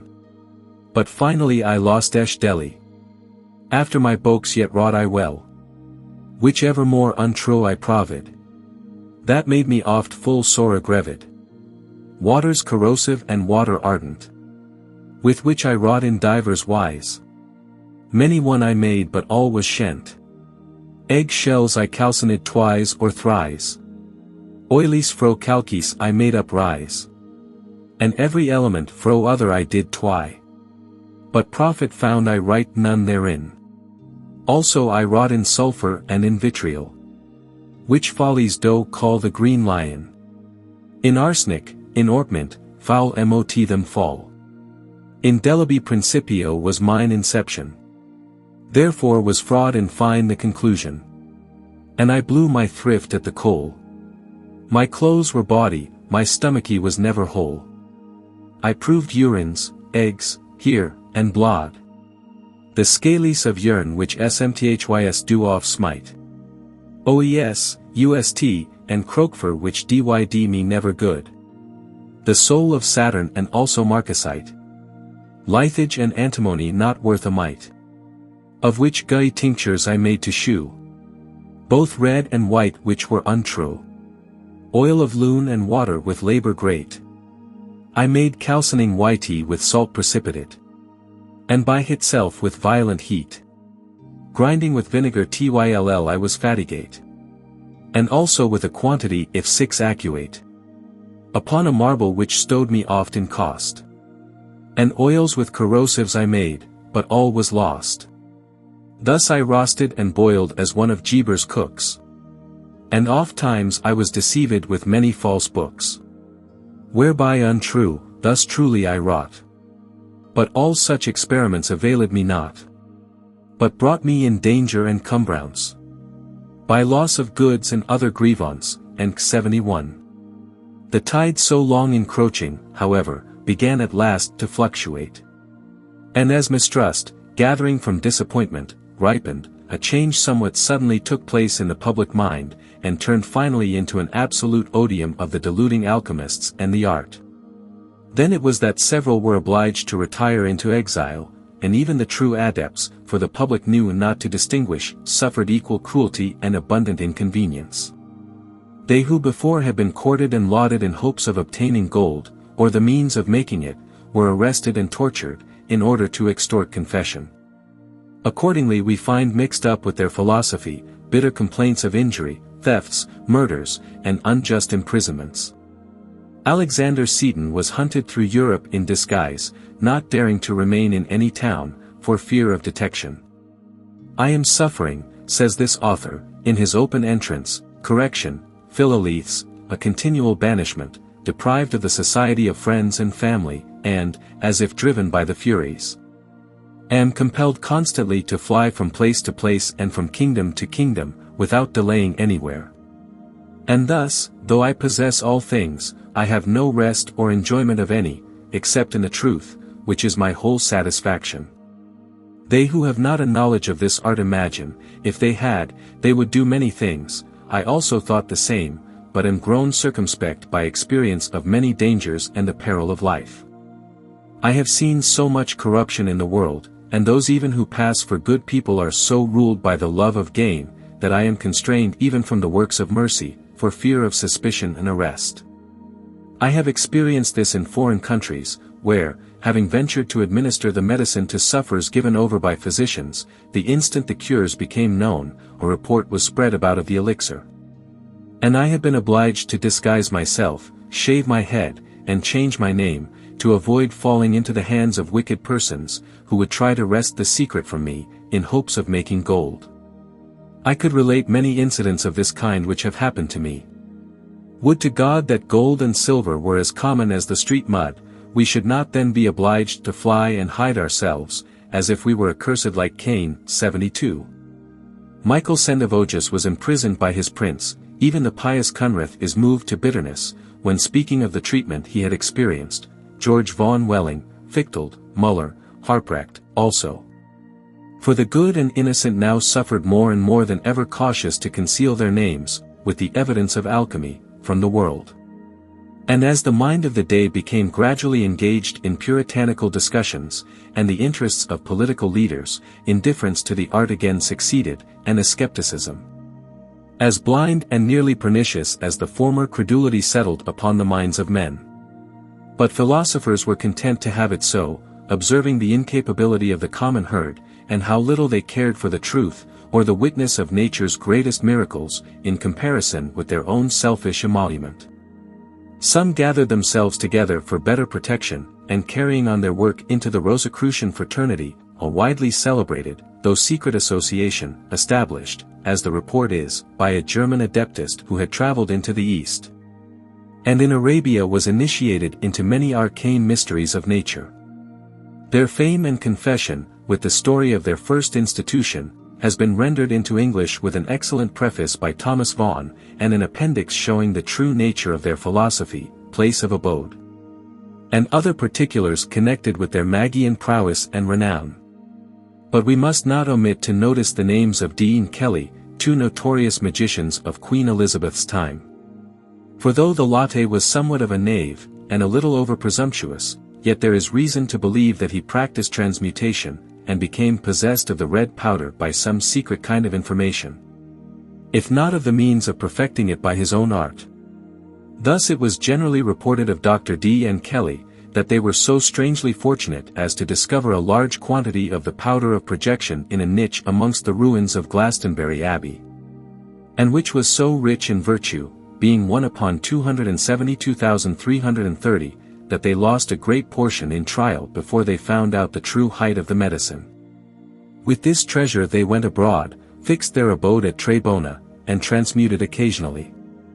In D's diary we have the account of Kelly making projection with 1 small grain, in proportion no larger than the least grain of sand, upon 1 ounce and a quarter of common mercury, which produced almost 1 ounce of pure gold 73. Then there is the story of the warming pan, related by Ashmole, from no very distant testimony, of a piece of metal being cut out and, without Kelly touching or handling it, or melting the copper even, only warming it in the fire. The elixir being projected thereon, it was transmuted into pure silver. The pan, he goes on to relate, was sent to the Queen Elizabeth by her ambassador, who then lay at Prague, that by fitting the piece into the place whence it was cut out, it might exactly prove to be once a part of that pan. Bloomfield had likewise seen in the hands of one Master Tyrone Scrope, rings of Sir Edward Kelly's gold, the fashion of which was only gold wire twisted thrice about the finger, of which fashioned rings he gave away to the value of 4,000 L. at the marriage of one of his servants. This was highly generous, but to say the truth, he was openly profuse beyond the modest limits, as Ashmole observes, of a sober philosopher. This kind of profusion has been frequently exhibited by such as are reported to have come by the treasure casually, never by those who have themselves confected it. During the abode at Trebona, D. and Kelly appear to have tried many experiments, and their conversations with their spiritual informants are ludicrously mundane and abortive. 74. Whether or not they finally succeeded in the object of their research remains uncertain. The story runs that they did not, but that the secret of making of the powder was confided to Kelly some years afterwards by a dying monk. In D's diary, towards the latter end, there certainly are expressions of joy and gratitude, as if he had suddenly attained to some great and important discovery. Haec est dies quam fecit Dominus, omni quod vivit laudet Dominum. And upon the 30th day of the month following, he writes, Master E. Kelly did open the great secret to me, God be thanked. Things were not carried on so privately abroad, but the Queen had notice of the proceedings of her subjects. And she sent letters and messages summoning them to return home. D obeyed, but Kelly remained behind, was taken prisoner by Emperor Rudolph, who had long set a watch on their movements.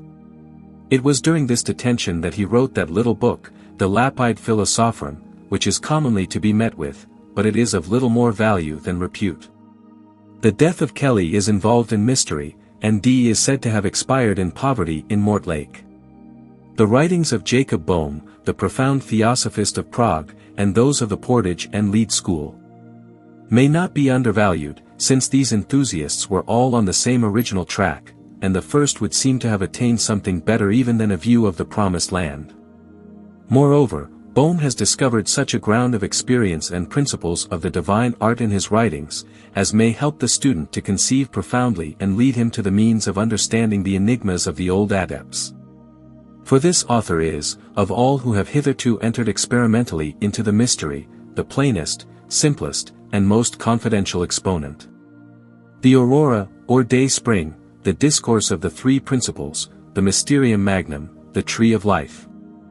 The Turned Eye, or 40 Questions Concerning the Life of Man, and his epistles, are full of explicit indications concerning the physical basis of magic and occult material of the Philosopher's Stone. 75.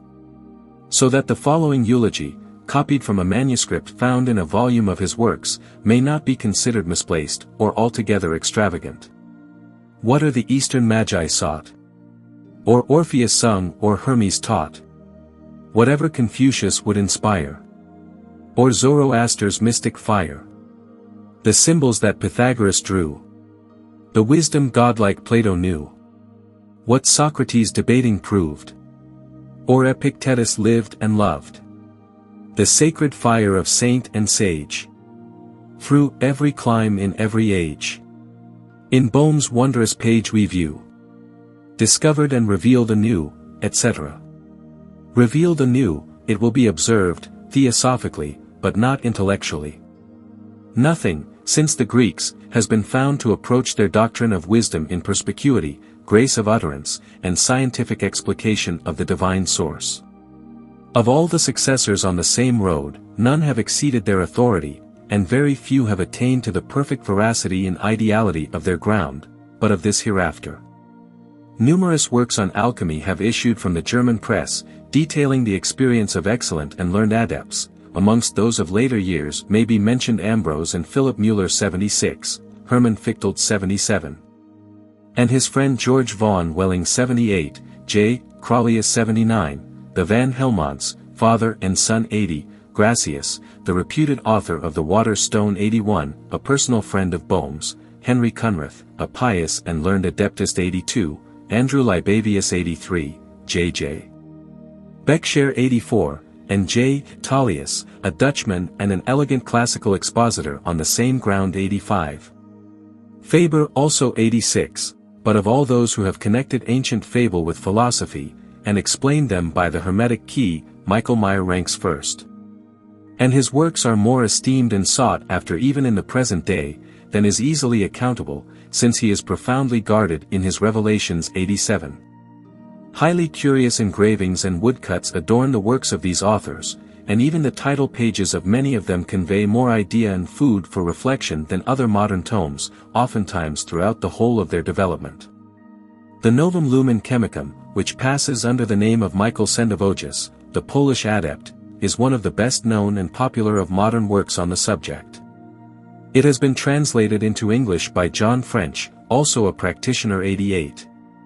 Whose introductory preface is bold and striking, and was published in London under the title of The New Light of Alchemy, with the 9 books of Paracelsus, De Natura Rerum, in 1650. This new light, professedly drawn from the fountain of nature, and grounded in manual experience, is cleverly handled, and of an attractive character. Though in consequence of the willful disorder and perplexity of the composition, repeated perusal and a certain knowledge are requisite, in order to gather its recondite drift. And so much the more, as its theory and asserted facts are at variance with our common conceptions and experience of the possibility of nature. The French edition of this work, also, has been translated by Digby, and contains, besides the treatise on salt omitted in the above, other curious additions, with a concluding dialogue, which is instructive 89. There is a multitude of little English books on alchemy afloat on the bookstalls, amongst them some original, well-written, and worthy of perusal. For although Britain has not been so fertile in adepts as France and Germany, yet her scarce ones have been great. The profundity and comparative candor of their writings, being very generally acknowledged by their foreign compeers, to which de Fresnoy, though himself a skeptic, in his Histoire Hermétique bears this characteristic witness, d. Illers en any scoroit disconvenir que les Anglois en écrivent sur la science hermétique avec beaucoup de lumière et de profondeur. Ils font paroiter leur jugement et leur esprit de rélection. Ils seroit a suhader chu ils portacent la même attention et la même maturité tout ce chu ils entreprenant. On seroit beaucoup plus content d'eux et ils nes exposerait pas à perdre l'estimé de autres nations comme ils y risquent tous les jours, 90. This piece of flattering French testimony refers, we suppose, to the writings of our early adepts. Otherwise, of all that have flourished in latter times, the most celebrated and facile princeps is that anonymous who styles himself Irenaeus Philolaes. The many works that have appeared under this signature indicate so excellent and perfect an artist, that his brethren, always speaking with admiration, unanimously award him the garland. Yet of himself, his name, and habits of life nothing is known, no contemporary mentions him. Starkey, indeed, professes to have been his servant once for a time in America, and to have assisted him in the art, and describes him as an English gentleman of an ancient and honorable family then living on his own estate and rarely learned. I saw, says he, in my master's possession the white and red elixir in very large quantity. He gave me upwards of 2 ounces of the white medicine of sufficient virtue to convert 120,000 times its weight into the purest silver. With this treasure I went to work ignorantly and was caught in the trap of my own covetousness. For I expended or wasted nearly all of this tincture, and did not know its value until it was nearly gone. However, I made projection of a part, and have tinged many hundreds of ounces by it into the best silver. Of a pound of mercury I have made within less than a scruple of a pound of silver, etc. 91. It is also reported that Irenaeus was intimate with the chemist Boyle. But the rumors are all uncertain, and, as if to increase the mystery, he has been confounded with other English adepts, as Harprecht and Thomas Vaughan, and his writings also with those of Sendivogius, who has been identified with him under the name of Alexander Seton and others. He himself informs us that he was born in England, somewhere towards the beginning of the 17th century, that he possessed the secret at a very early age, and was the victim of unremitting persecution. His principal works are, An Open Entrance to the Shut Palace of the King, Ripley Revived, The Marrow of Alchemy, in verse. Metallorum Metamorphoses, Brevis Manuductio as Rubinum Coelestum, Fons Chemici Veritatis, and a few others in the Museum Hermeticum and in Manget's collection. Thomas Vaughan, whose pseudonym of Eugenius Philolethes has, notwithstanding the very obvious distinction of his mind and style, caused him to be confounded with the foregoing Irenaeus, was the author of several luminous little treatises, bearing on the higher grounds of this mystic science, full of ideas and the recondite spirit of antiquity. In these Vaughan makes casual reference to the gold-making possibility, but is at little pains to attract in this direction, or indicate, as is usual, any sophistic order of practical operation. And thus repelling impertinent inquiry, he leads at once to the true and only valuable speculation of the subject. Moreover, unless we be mistaken, the one art and medium of vital perfectibility is more clearly shown in his writings than in those of any other English author. They are as follows: Magia Atomica, or the Antiquity of Magic. Whereto is added, a discovery of the Colum Terrae, or Magician's Heavenly Chaos, Anthroposophia Theamagica, a discourse on the nature of man grounded on the protochemistry of Hermes, and verified by a practical examination of principles. Anima Magia Abscondita, a discourse of the universal spirit of nature, with its strange, abstruse, and miraculous ascent and descent, Euphrates, or waters of the East, a practical discourse of that secret fountain whose water flows from fire. Lumen de Lumen, a new magical light discovered and consummated, with an allegorical display of the first matter, and other valuable magnetical introductions and guides. This author's death is reported to have befallen extraordinarily, something after the manner of Virgil's, and from an overdose of the elixir. Nor should it appear wonderful, as the narrative runs, that the subtle light of life should in these instances have been swallowed up in the superior attraction of a greater flame. Agrippa gives a similar account of the death of Alexander the Great, saying that he died suddenly by the hand of his preceptor, administering the venom of the waters of the Styx, to whom the youthful monarch had previously entrusted his life. Body and Soul without Reservation 92. The authors we have brought forth as distinguished and genuine, are but few in comparison with the whole number. Some reckon as many as 400,093, but there are enough without forcing any into the ranks. Borrichius, from standing testimony, counts as many as 250094. Lenglet de Fresnoy has reduced the number still more, but then he was ignorant of the subject and excludes according to titles, rather than the matter, of several books covertly treating of the Hermetic art 95. The Bodleian Library contains many hundred volumes by separate authors. The Royal Library of France was reputed still richer in 1742, especially in manuscripts, and the Vatican and Escurial have large and valuable collections in the same branch. And it is in these archives alone that the ancient art is now preserved, in which we hoard the memory of long bygone hopes. Oh, declare a man an alchemist in the present day would be to brand him as insane, and the Hermetic ground is as far out of the road of common thought as if it were tabooed. Not indeed that anyone regards it as sacred, but devilish rather, or delirious, or ridiculous, as the bias may be.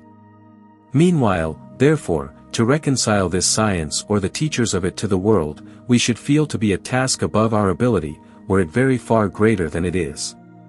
The prejudice having grown so old and strong that neither reason nor authority is longer able to balance it. But in whatever light we be disposed to regard alchemy, whether as the acme of human folly, or contrariwise, as the recondite perfection of wisdom and causal science, it appears almost equally remarkable.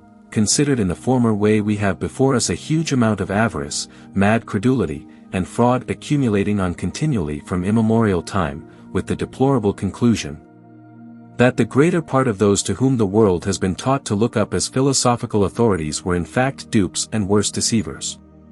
On the other hand, if we hesitate in thus denouncing all the many well-approved and religious professors of this art, and suppose them, even in this particular, to have been sincere, what then ought we to conclude? That they were deluded? It is true their assertions are startling, but then the means of realization proposed are actual. The transmutation of metallic bodies was a proof addressed to the senses and so uniformly stated as to preclude subterfuge or any medium fulfillment. I have seen the stone and handled it, says Van Helmont, and projected the fourth part of 1 grain, wrapped in paper, upon 8 ounces of quicksilver boiling in a crucible, and the quicksilver, with a small voice, presently stood in its flux, and was congealed like to yellow wax. After a flux by blast we found 8 ounces all but 11 grains which were wanting of the purest gold, therefore 1 grain of this powder would transmute 19,186 parts of quicksilver into the best gold. I am constrained to believe, for I have made projections divers times of 1 grain of the philosopher's gold upon some thousands of grains of boiling quicksilver, to the admiration and tickling of a great multitude. He who gave me that powder, the stranger butler, whom he first found in prison, had so much as would transmute 200,000 pounds worth of gold. 96.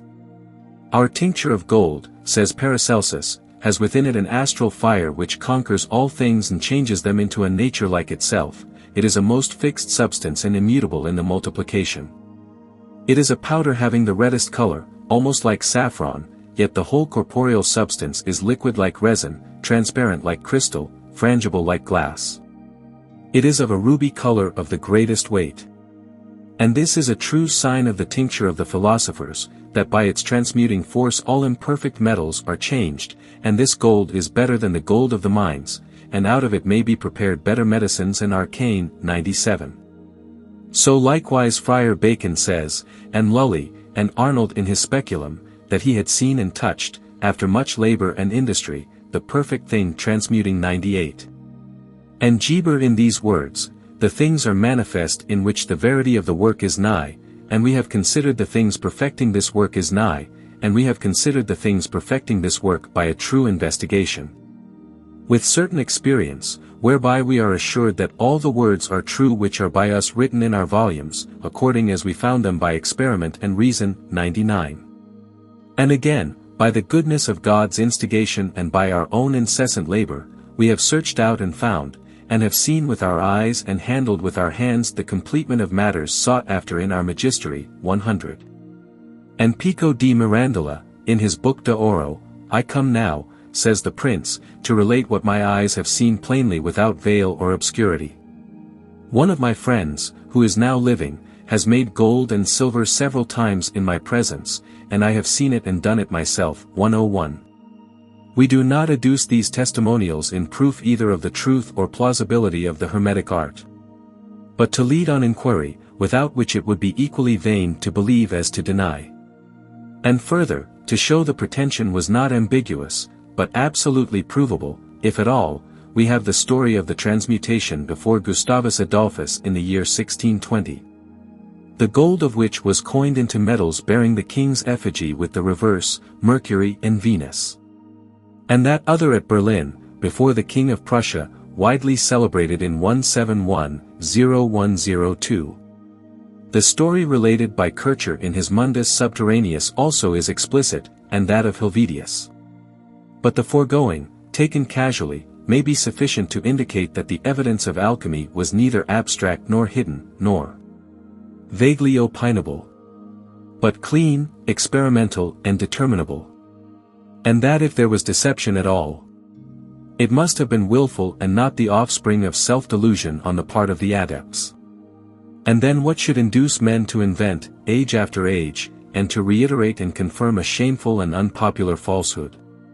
Pious hermits and ecclesiastics, physicians and metaphysicians, men of high rank and reputation, far above and out of the way of sordid allurements, most of whom had in fact relinquished station, power, wealth, and worldly benefices for the science, sake and the cause of true religion. What interest should have moved them, even supposing minds so degraded as to deceive so far and frequently their fellow men?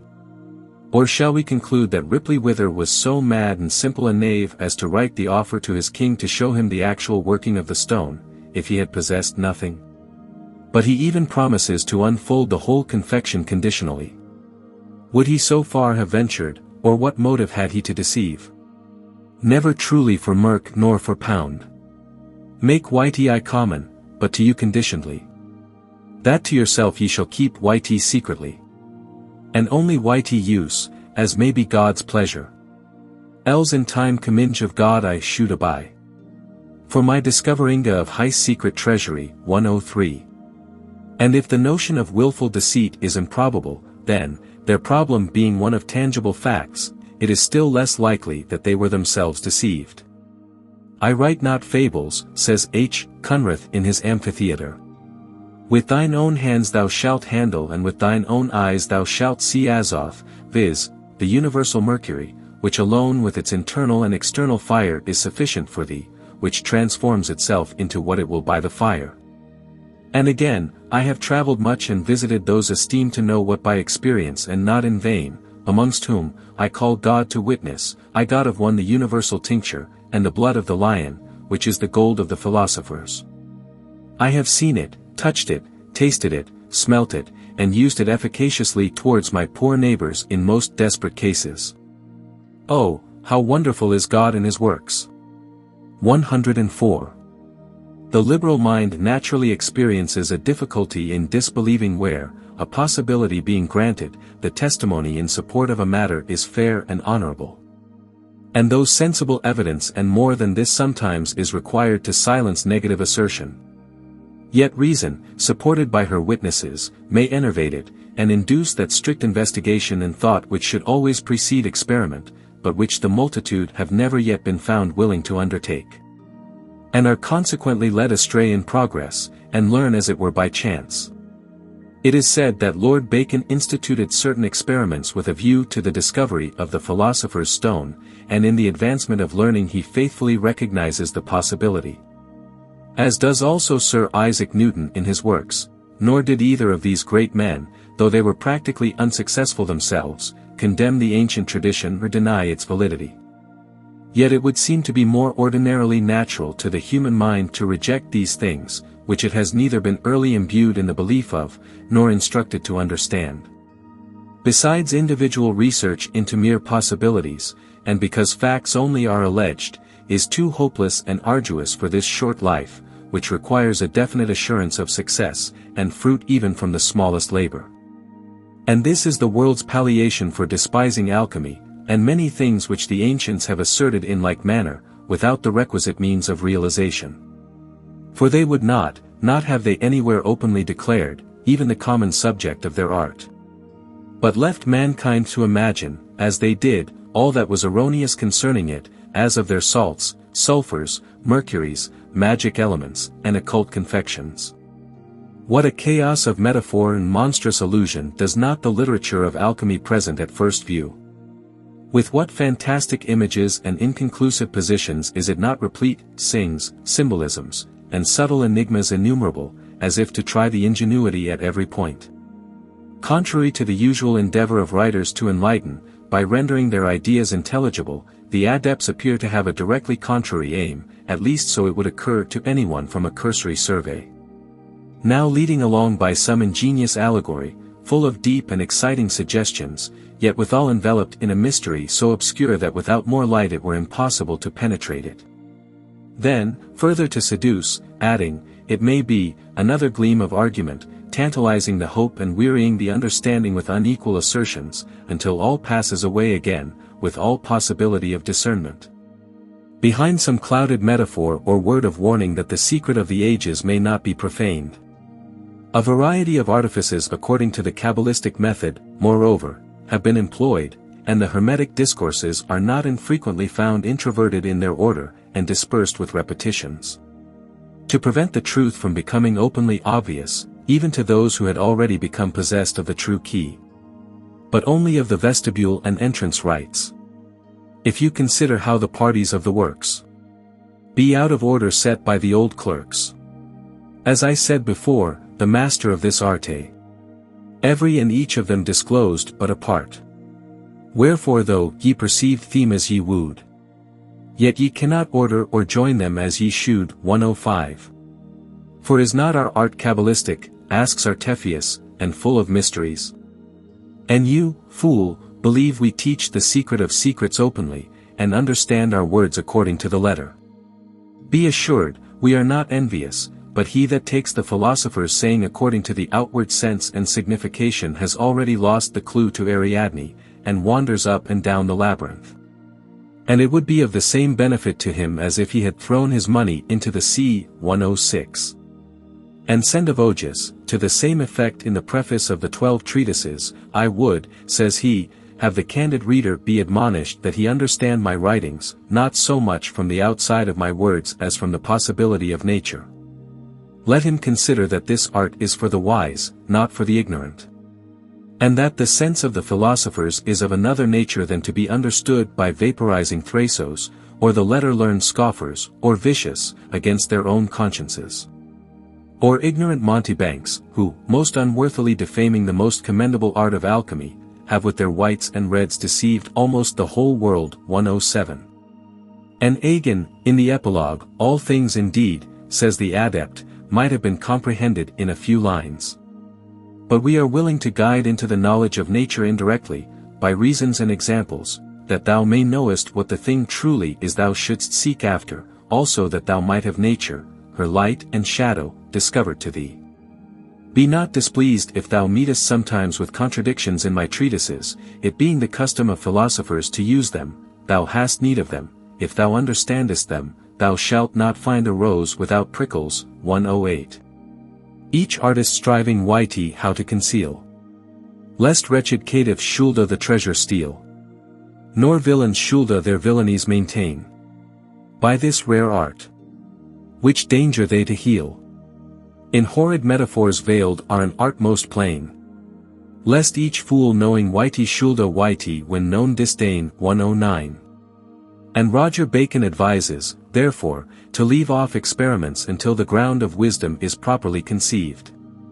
And though I say, take this, and this, believe me not but operate according to the blood, i.e., according to the understanding, and so of all, leave off experiments, apprehend my meaning, and you will find, believe me, being a lighted candle. 110. And Basil Valentine and Irenaeus, and most adepts in short, warn their readers against running into the practice upon vague premises, and before they have attained to a full understanding of the matter to be taken in hand. Yet, notwithstanding all their injunctions, many seekers, and faithful ones too, have been led astray. Geber's receipts, Basil's and Glauber's, though at variance with all common sense probability, have been the means of surrounding many a literal soul with stills, coals, and furnaces, in hope by such lifeless instruments to sublime the spirit of nature. Or by salt, sulfur and mercury, or the three combined with antimony, to extract the form of gold. But they who have thus fallen to practice, without the true light or heeding their injunctions, had no right to charge their error on the adepts. The disappointment and misery of those fanatical chemists having been attributable to their own misunderstanding bias, and more frequently owing to the deceit of sophists than to the genuine tradition of Hermetic science. Since difficulties however are apparent, and the pretenders to the art were in latter times far more numerous than the true adepts, and the literature has suffered in consequence grievous disgrace and spoliation, it is not surprising that the public, having been so long and grossly deluded, should at length have shut out alchemy from amongst its credenda. If there was no desire to search deeper, it was wisely done, and checked the raging of a sore distemper. But that many have fallen into error and suffered, or others proved deceivers, or that the world has chosen to disbelieve, are no proofs in philosophy, even if it were without so many witnesses, that the Hermetic mystery is groundless. The world is fully as ignorant of the genuine doctrine and art of wisdom as were the impostors whom it repudiated, and their judgment concerning it is of as little value. The words of the philosophers remain, though modern science is not able to confirm them, or present anything analogous to the powers they professed, not in the advancement of the mineral kingdom only, but over all nature. And since they unanimously recommend a studious examination, in order to conceive rightly of the promises held out, before attempting to judge them or the pretensions of their art, we propose to investigate preliminarily the theoretic ground and matter on which the physical possibility of transmutation rests. Chapter 2. Of the theory of transmutation in general, and of the first matter. Est in Mercurio quicquid quaerunt sapiens, tuba essercit. 1. The theory of alchemy, though arcane, is very simple. Its basis indeed may be comprehended in that only statement of Arnold de Villanova, in his Speculum, that there abides in nature a certain pure matter, which, being discovered and brought by art to perfection, converts to itself proportionally all imperfect bodies that it touches. And this would seem to be the true ground of metalline transmutation, and of every other, namely, the homogeneity of the radical substance of things. And on the alleged fact that metals, minerals, and all diversified natures, being of the same created first principles, may be reduced into their common basis or mercurial first matter, the whole Hermetic doctrine appears to hinge and proceed.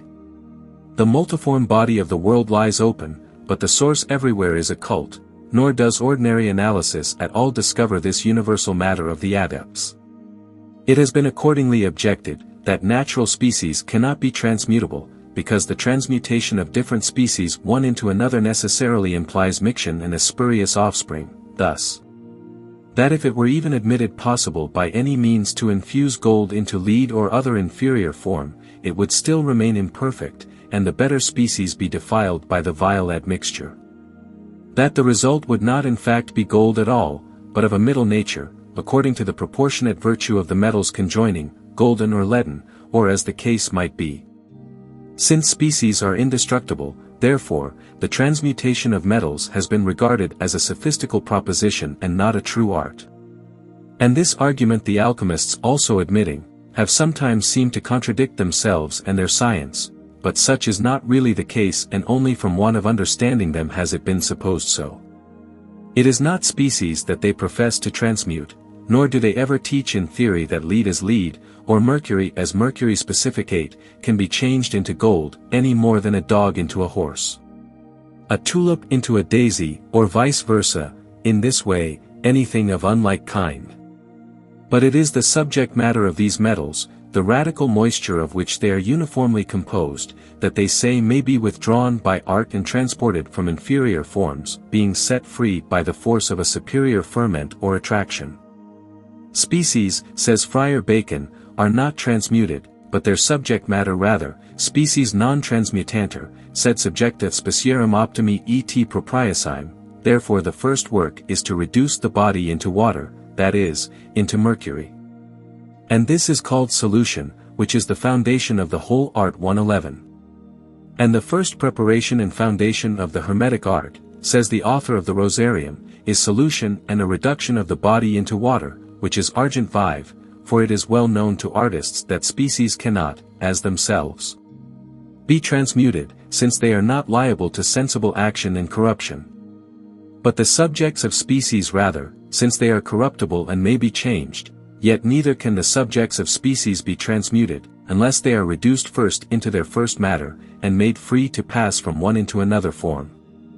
But this is not contrary to reason, because one form being expelled, another may be introduced, as is evident in rustic operations, as in the making of glass from flints, stones and ashes. Much more then should the experienced philosopher be able to corrupt the subject matter of natures and to introduce a new form. 112.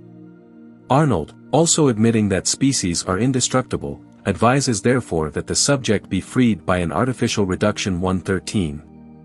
Species non transmutari sed individual speciarum. 114. And Avicenna 115, and Aristotle 116, who is also quoted from by Ripley. As the philosopher who in the Book of Meteors did write, that the likeness of bodies metalline be not transmutable. But afterwards he added tice words of more delight. Without they be reduced to their beginning materiable. Wherefore such bodies as in nature be leakable. Mineral and metalline may be mercurizate. Conceive ye may tice science is not opinable. But very true by Raymond and others determinate 117. When therefore Lully, speaking of the art, declares the species are absolute and cannot be changed one into another, elementiva habent vera conditions et una species se non transmutat in alium 118. We shall not understand him as denying the art by any means, but a false position of it only. The fundamental possibility and principle of transmutation being not of species, but of their universal subject or first matter. And this universal subject is the alleged foundation of the whole Hermetic experiment. Not only the thing transmutable in natures, as is above the thing transmutable in natures, as is above shown, but the thing transmuting also, when set free and segregated in its proper essentiality. The fermented spirit assimilates the light throughout. Trust not, says the adept, those impostors who tell you of a sulfur tingens, and I know not what fables, who pin also the narrow name of chamia on a science ancient and infinite. It is the light only that can be truly multiplied, for this ascends and descends from the first fountain of multiplication and generation. This light, discovered and perfected by art, applied to any body, exalts and perfects it in its own kind. If to animals, it exalts animals, if to vegetables, vegetables. If to minerals, IR refines minerals, and translates them from the worst to the best condition. Where, note by the way, that every body hath passive principles in itself for this light to work upon, and therefore needs not to borrow any from gold or silver 119. This last advice is given to correct a common error, that the alchemists extracted from the form out of these metals to transmute and increase with. Gross misconception of their initial principle has indeed caused their positions frequently to appear ridiculous, as of the common talk, for instance, of weighing and proportioning the elements so exactly as to constitute them into lasting accord. Of consolidating the metalline vapor by heat artificially introduced, or by the rays of the sun and moon drawn to simultaneous cooperation, and several such like literally imputed follies, far from their minds. Who protested against such misunderstanding, having assumed to themselves another principle and another method of generating metals, by which they were enabled to follow nature independently, and help her to exceed the ordinary limits of her law, not by the condensation of imaginary vapors in the minds, or by the assistance of the great luminary or lunar light, but by working, as it is said, the only universal living in occult nature by and through itself, scientifically, which contains within itself the original of all these, even of the whole manifested existence. Thus, we read, in the Lucerna Solis, a certain thing is found in the world, which is also in every thing and in every place. It is not earth, nor fire, nor air, nor water. Albeit it wants neither of these things. Nay, it can become to be fire, air, water, and earth. For it contains all nature in itself purely and sincerely. It becomes white and red, is hot and cold. It is moist and dry and is diversifiable every way. The band of sages only have known it. And they call it their salt. It is extracted from their earth. And has been the ruin of many a fool. For the common earth is worth nothing here. Nor the vulgar salt in any manner. But rather the salt of the world. Which contains in itself all life. Of it is made that medicine which will preserve you from all maladies 120. The stone is one, says the monk in his rosary, the medicine is one, in which the whole mystery consists, to which we add nothing nor take away anything, only in the preparation, removing superfluities 121. All is made of mercury, says Geber. For when soul is reduced to his first original, i.e. the mercury, then nature embraceth nature, and by open and manifest proof we have concluded that our stone is no other than a potent spirit and living water, which we have named dry water, by natural proportion cleansed and united with such union. that they can never more be absent each from other. 122. And Aquinas says, it is Mercury alone which perfects in our work, and we find in it all we have need of, nothing different must be added. Some, mistaking, believe that the work cannot be perfected with Mercury alone without his sister, i.e., as agent and patient, that thou addest nothing different from Mercury, and know also that gold and silver are not unlike in kind to this our Mercury. For it is their root, if thou workest therefore with Mercury alone, without foreign intervention, thou obtainest thy desire. The white and red proceed from one root, for it dissolves and coagulates itself. Whitens, rubifies, and makes itself to be both yellow and black, it unites with itself, conceives itself, and brings itself forth, to the full perfecting of its intention. 123. It is only in her manifold changes that nature is known and made apparent in ordinary life. But, since these alchemists profess to have enjoyed another experience, and through their art to have discovered her in her simple essentiality, to be that total which works all conditionally throughout existence, it will therefore be requisite to consider their whole doctrine with reference to this presumed unity, and by no means be led aside by their metaphoric language into a common misconstruction of its meaning. But since, according to the old maxim, all is in Mercury which the wise men seek, let us seek therefore if we may be able at all to identify this Mercury, and whether the same ancient material be yet on earth. It is well known, that the Greeks and Eastern sages derived all things in common from a certain pure and hidden fire. Stoics, Pythagoreans, Platonists, and Peripatetics view with each other in celebrating the occult virtues of the ether. Its all-pervading essence and perfective power, in it they place the providential regulation of nature. It was the very life and substance of their theosophy, in which from the highest to the lowest confines of existence, from Jove to the last link in the infernal monarchy, all were inhabiting the ethereal world. For, as Virgil says, it lights and nourishes the innermost earth as well as the air and starry heavens. Principio colum, ac terras, compos clicentes. Lucentemque globum luni, titaniac astra. Spiritus inte salit. Totamque infusiper artis.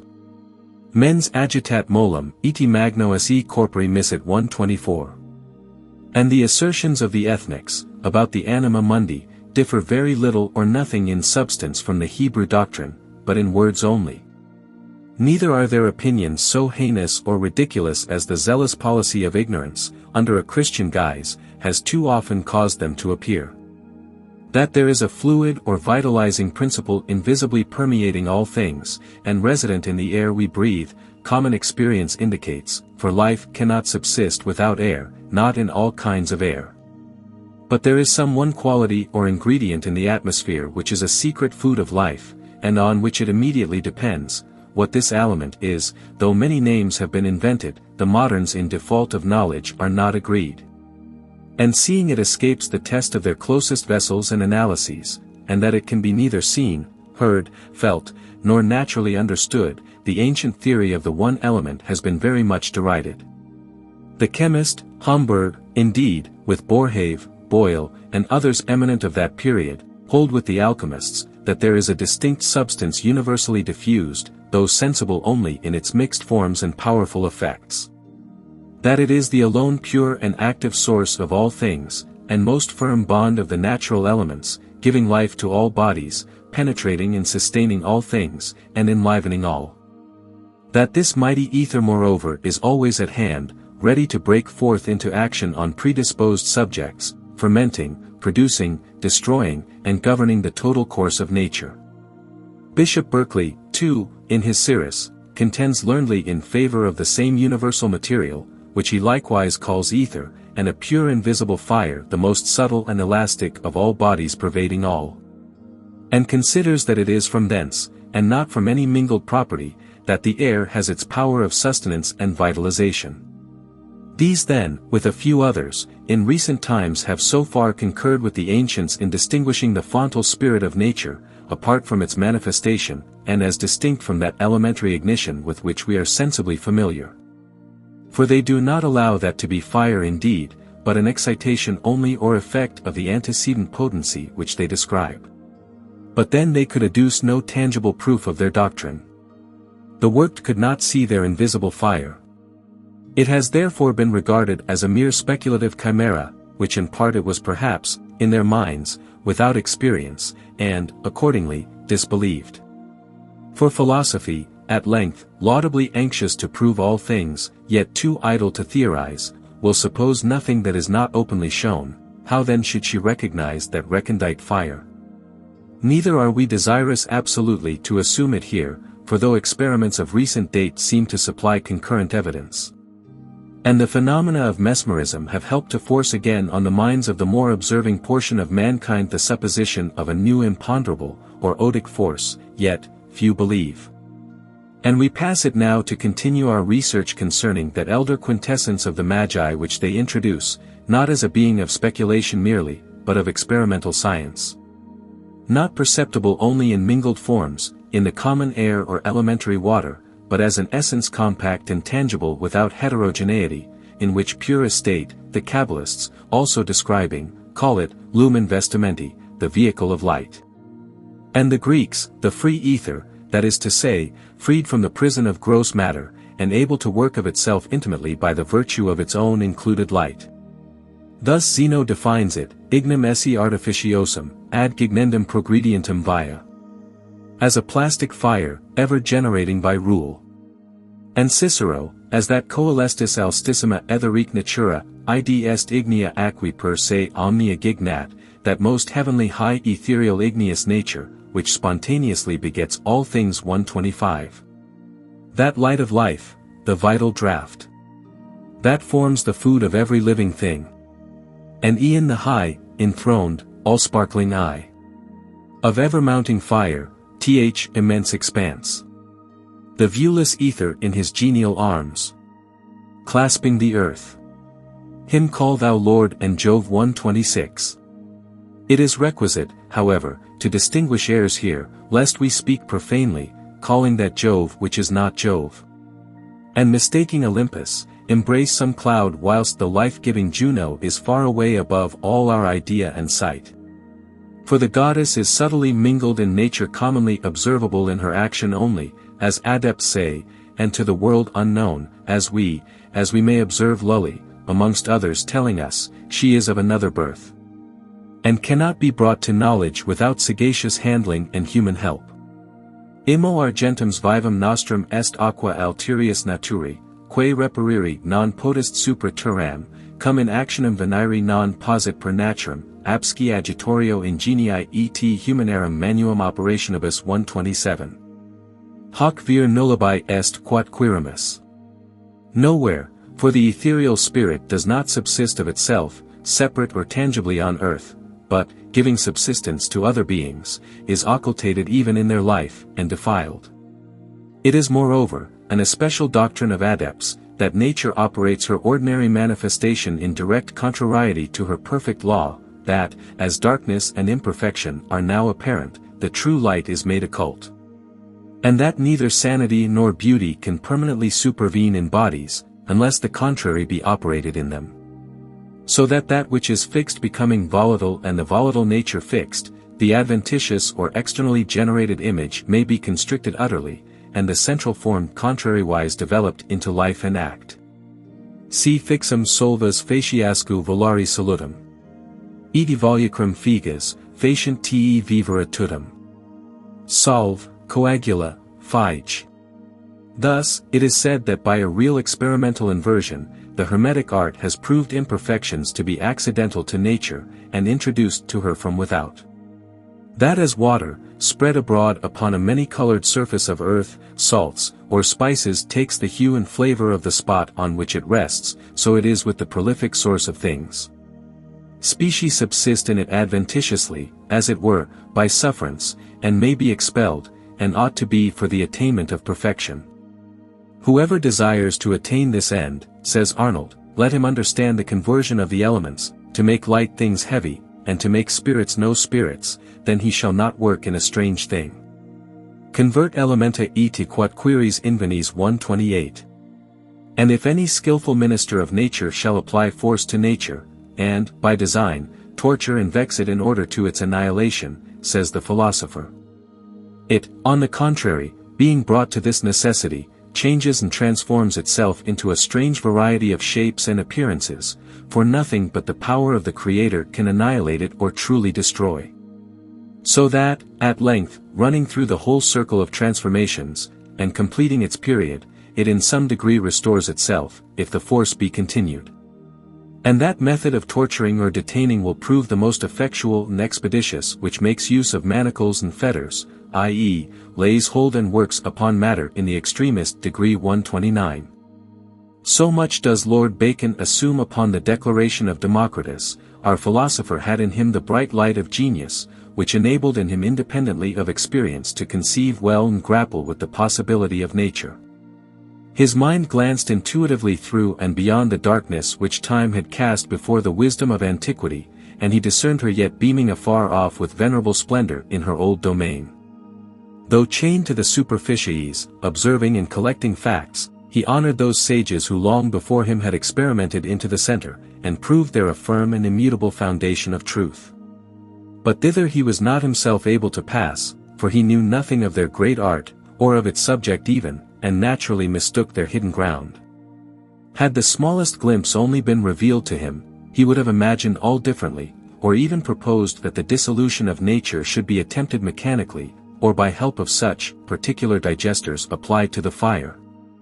As in the Silva Silvarum he seriously designs for this end. 130. Such instruments do, in fact, expel the very nature which the ancients prized, leaving us without all recompense in the dead ashes of her consuming vesture. Whereas, the proposal of Democritus is not only to reduce the matter, with her false forms, to the verge of annihilation, but to entrap the bare spirit and help her on from thence to operate her own intrinsical freed will, which according to this testimony she possesses, and is able to manifest, wrapping herself spontaneously about it, even to a recreation. But if she is suffered to depart invisibly without pursuit or amendment, which is the common catastrophe, then she is caught up by other external compellents, and becoming defiled, is imprisoned by them and no better than she was before. The contrariation proposed by the alchemists, indeed, is not the power of ordinary art any more than of nature herself.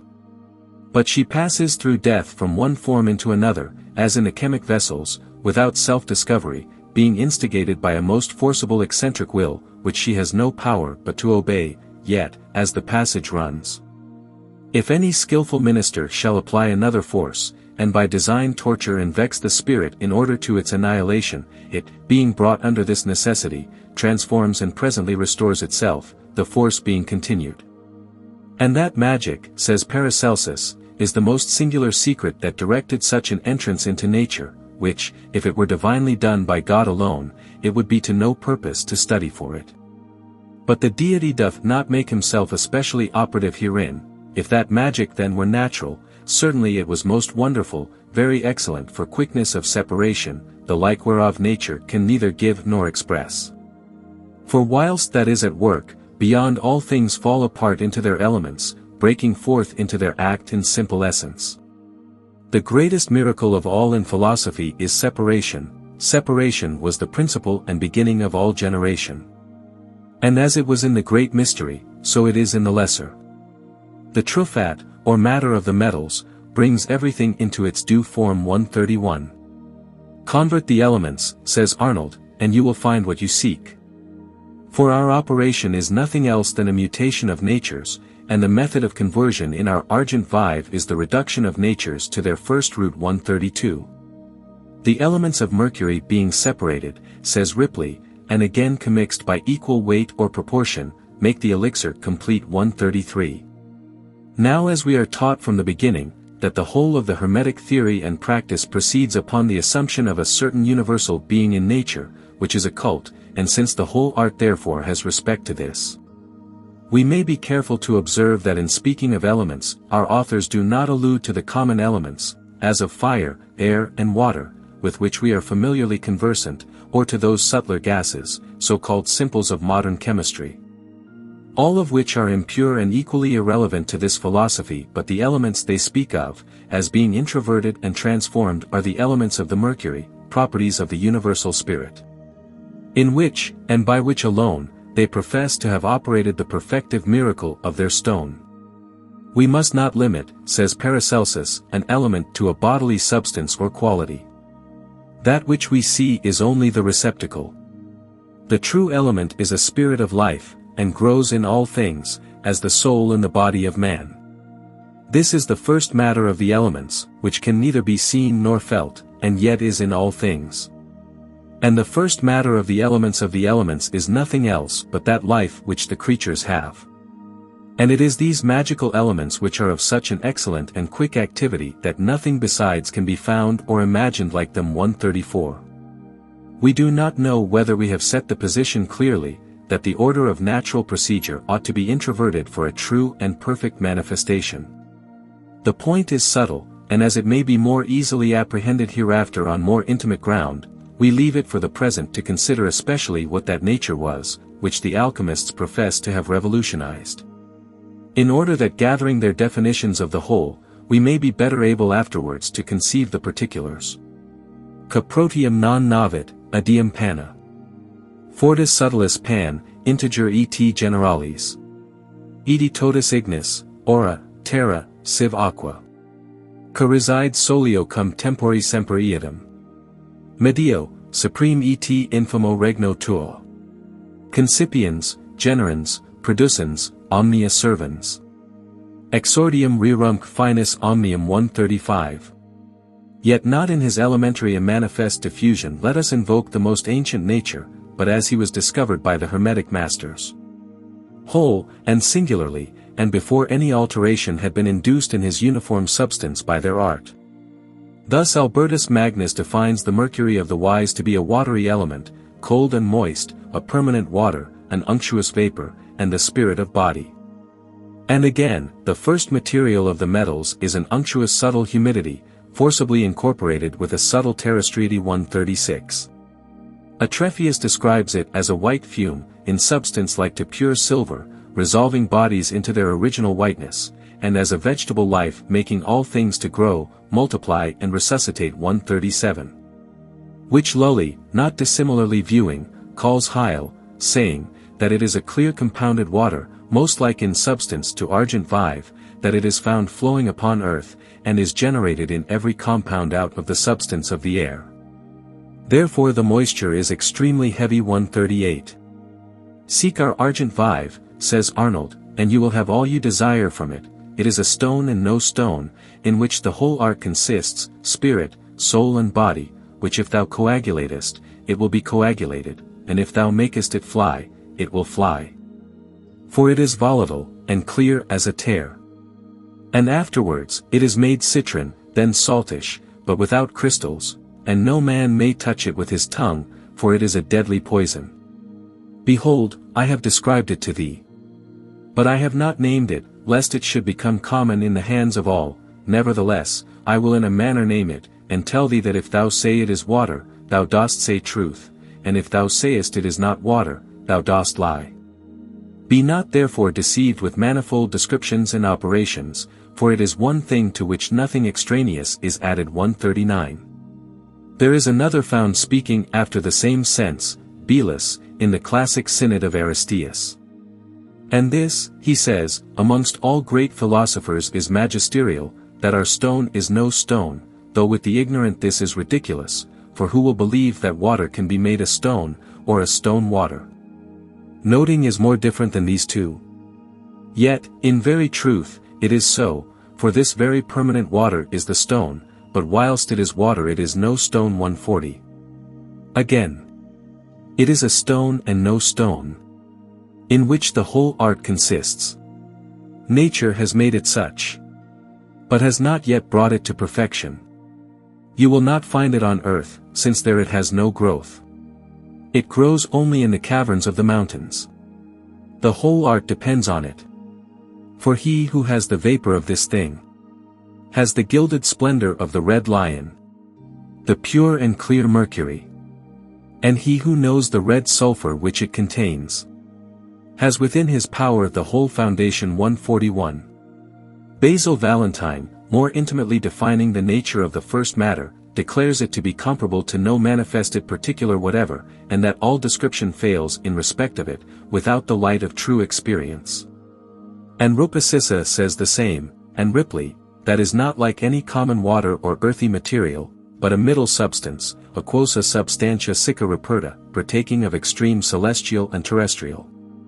And though it may seem contradictory so to speak of a fist matter, as of a middle, or third, yet this is done in respect to its generation by active and passive relations of the universal spirit, whence it proceeds as a third, yet homogeneal from its radix. Lully also calls it tertium, and compounded in this sense. And Basil Valentine. Corpus anima spiritus in duobus existit. Ex cabus tota residential procedit. Procedit ex uno et est residential una. Volatilii fixum simul colliga. Sunt duo et tria et saltem unum. Si non intelliges, nihil obtines 142. And Vaughan, for example of a modern authority, say that the first matter is indeed the union of masculine and feminine spirits, the quintessence of 4, the ternary of 3, and the tetract of 1. And that these are his generations, physical and metaphysical. The thing itself, continues he, is a world without form, a divine animated mass of complexion like silver, neither mere power nor perfect action, but a weak virgin substance, a certain soft prolific Venus, the very love and seed of nature. The mixture and moisture of heaven and earth 143. As Sendivogius likewise declares, our water is heavenly, not wetting the hands, not of the vulgar, but almost rain water 144. And by such familiar analogies as tears, rain, dew, milk, wine, and oil, the fermental principle of the spirit and her distilled quintessence are very ordinarily denoted. We conclude these verbal instructions with the following summary passage from the ancient book of Synesius, and the new light, it is, says this esteemed author, speaking of the same matter, a clear light, which fills with true virtue every mind that has once perceived it. It is the nucleus and bond of all the elements which are contained in it, and the spirit which nourishes all things, and by means of which nature operates universally. It is the virtue, true beginning, and end of the whole world. In plain terms, the quintessence is no other than our viscous celestial and glorious soul drawn from its Minera by our magistery. But nature alone engenders it, it is not possible to make it by art, for to create is proper to God alone. But to make things that are not perceived, but which lie in the shadow to appear, and to take from them their veil, is granted to an intelligent philosopher by God, through nature. And this latex is the sharp vinegar which makes gold a pure spirit, seeing she is even that blessed water which engenders all things. Our subject is presented to the eyes of the whole world, and it is not known. O our heaven, O our water, O our mercury, O our slat niter, abiding in the sea of the world. O our vegetable, O our sulfur, fixed and volatile, O our caput mortuum, or dead head, or feces of our sea. Our water, that wets not the hands, without which nothing grows or is generated in the whole world. And these are the epithets of Hermes, his bird, which is never at rest. It is of small account, yet no body can be without it, and so thou hast discovered to thee a thing more precious than the whole world. Which I plainly tell thee is nothing else than our sea water, which is congealed in gold and silver, and extracted by the help of our calibs, or steel, by the art of philosophers, in a wonderful manner by a prudent son of science. Thus obscure, after all, is the true matter of the alchemists. And if we presume to add here, that it is the simple generated substance of life and light, immanifestly flowing throughout nature, and define it as that without which nothing that exists is able to be, we are not for this yet wiser how to obtain or work it apart. Nor are words sufficient to convey a just notion where there is no ground of apprehension, and whether a thing be most like water, earth, fire, quicksilver, azote, or ether, is indifferent to the mind, needing actual experience to fix its idea. This the art promises to a patient and true philosopher, but as a reward of individual labor and perseverance only. We may content ourselves thus early, therefore, with the exclusive assurance that it is no one of the many things with which sense brings us acquainted. That it is neither water, nor earth, nor air, nor fire, though it contains in principle the nature of all these, neither gold, nor silver, nor mercury, nor antimony, nor any alkali, or gas, or vitriol of the vulgar. Though these titles are found interspersed abundantly with others, equally deceptive, in the pages of the adepts. Neither is it animal absolutely, or vegetable, or mineral, or any natural particular whatever, but the alone Lelia Elia latent in and about all, which the enigma celebrates as comprehending all. But which the alchemists alone teach experimentally to expound. The ordinary phenomena of light, however, may occur, as not dissimilar from those which they describe. Only that they are shadowy and mingled, compared with the alleged virtue and perfective properties of the philosophic subject. Yet as colors, blue, red, yellow and purple, are blended in the one uniform solar light, and are shown apart simply by a prismatic parting of the rays, or particles of their essence. And again, when the disposition is exchanged, relapsing, they exhibit the uniform whiteness whence they came. So is it said to be with the alchemical Pan, who, being but one himself, is in his offspring multitudinous, and manifold in every diversity of form, hue, and complexion. The ever-varying substance of the whole. Ethereal, watery, earthy general soul, immortal fire. Even all the world is thine. And pars of thee, O Proteus, power divine. Since all things nature first to thee consigned. And in thy essence omniform combined. Then, again, as light and heat mingle with bodies entering their composition, hardening some, softening others, destroying or cherishing, changing their aspect continually, and modifying their qualities. So is the mercurial quintessence said to produce all various effects, but within itself consummately without external reference, or elementary confusion. Hitherto we have had account of the matter only as it first appears, pure, as they say, and white, out of the philosophical contrition. And so far, we find the testimony sufficiently congruous, but when the wise artist has brought all into this annihilate condition, and pressed out the waters of her extreme life. Nature reacting, as it is said, exhibits from out her unity three great magnetic principles of being, the salt, sulfur, and mercury of adepts, in relation to each other of agent, patient, and offspring universal. Perpetually flowing forth to multitudinous manifestation.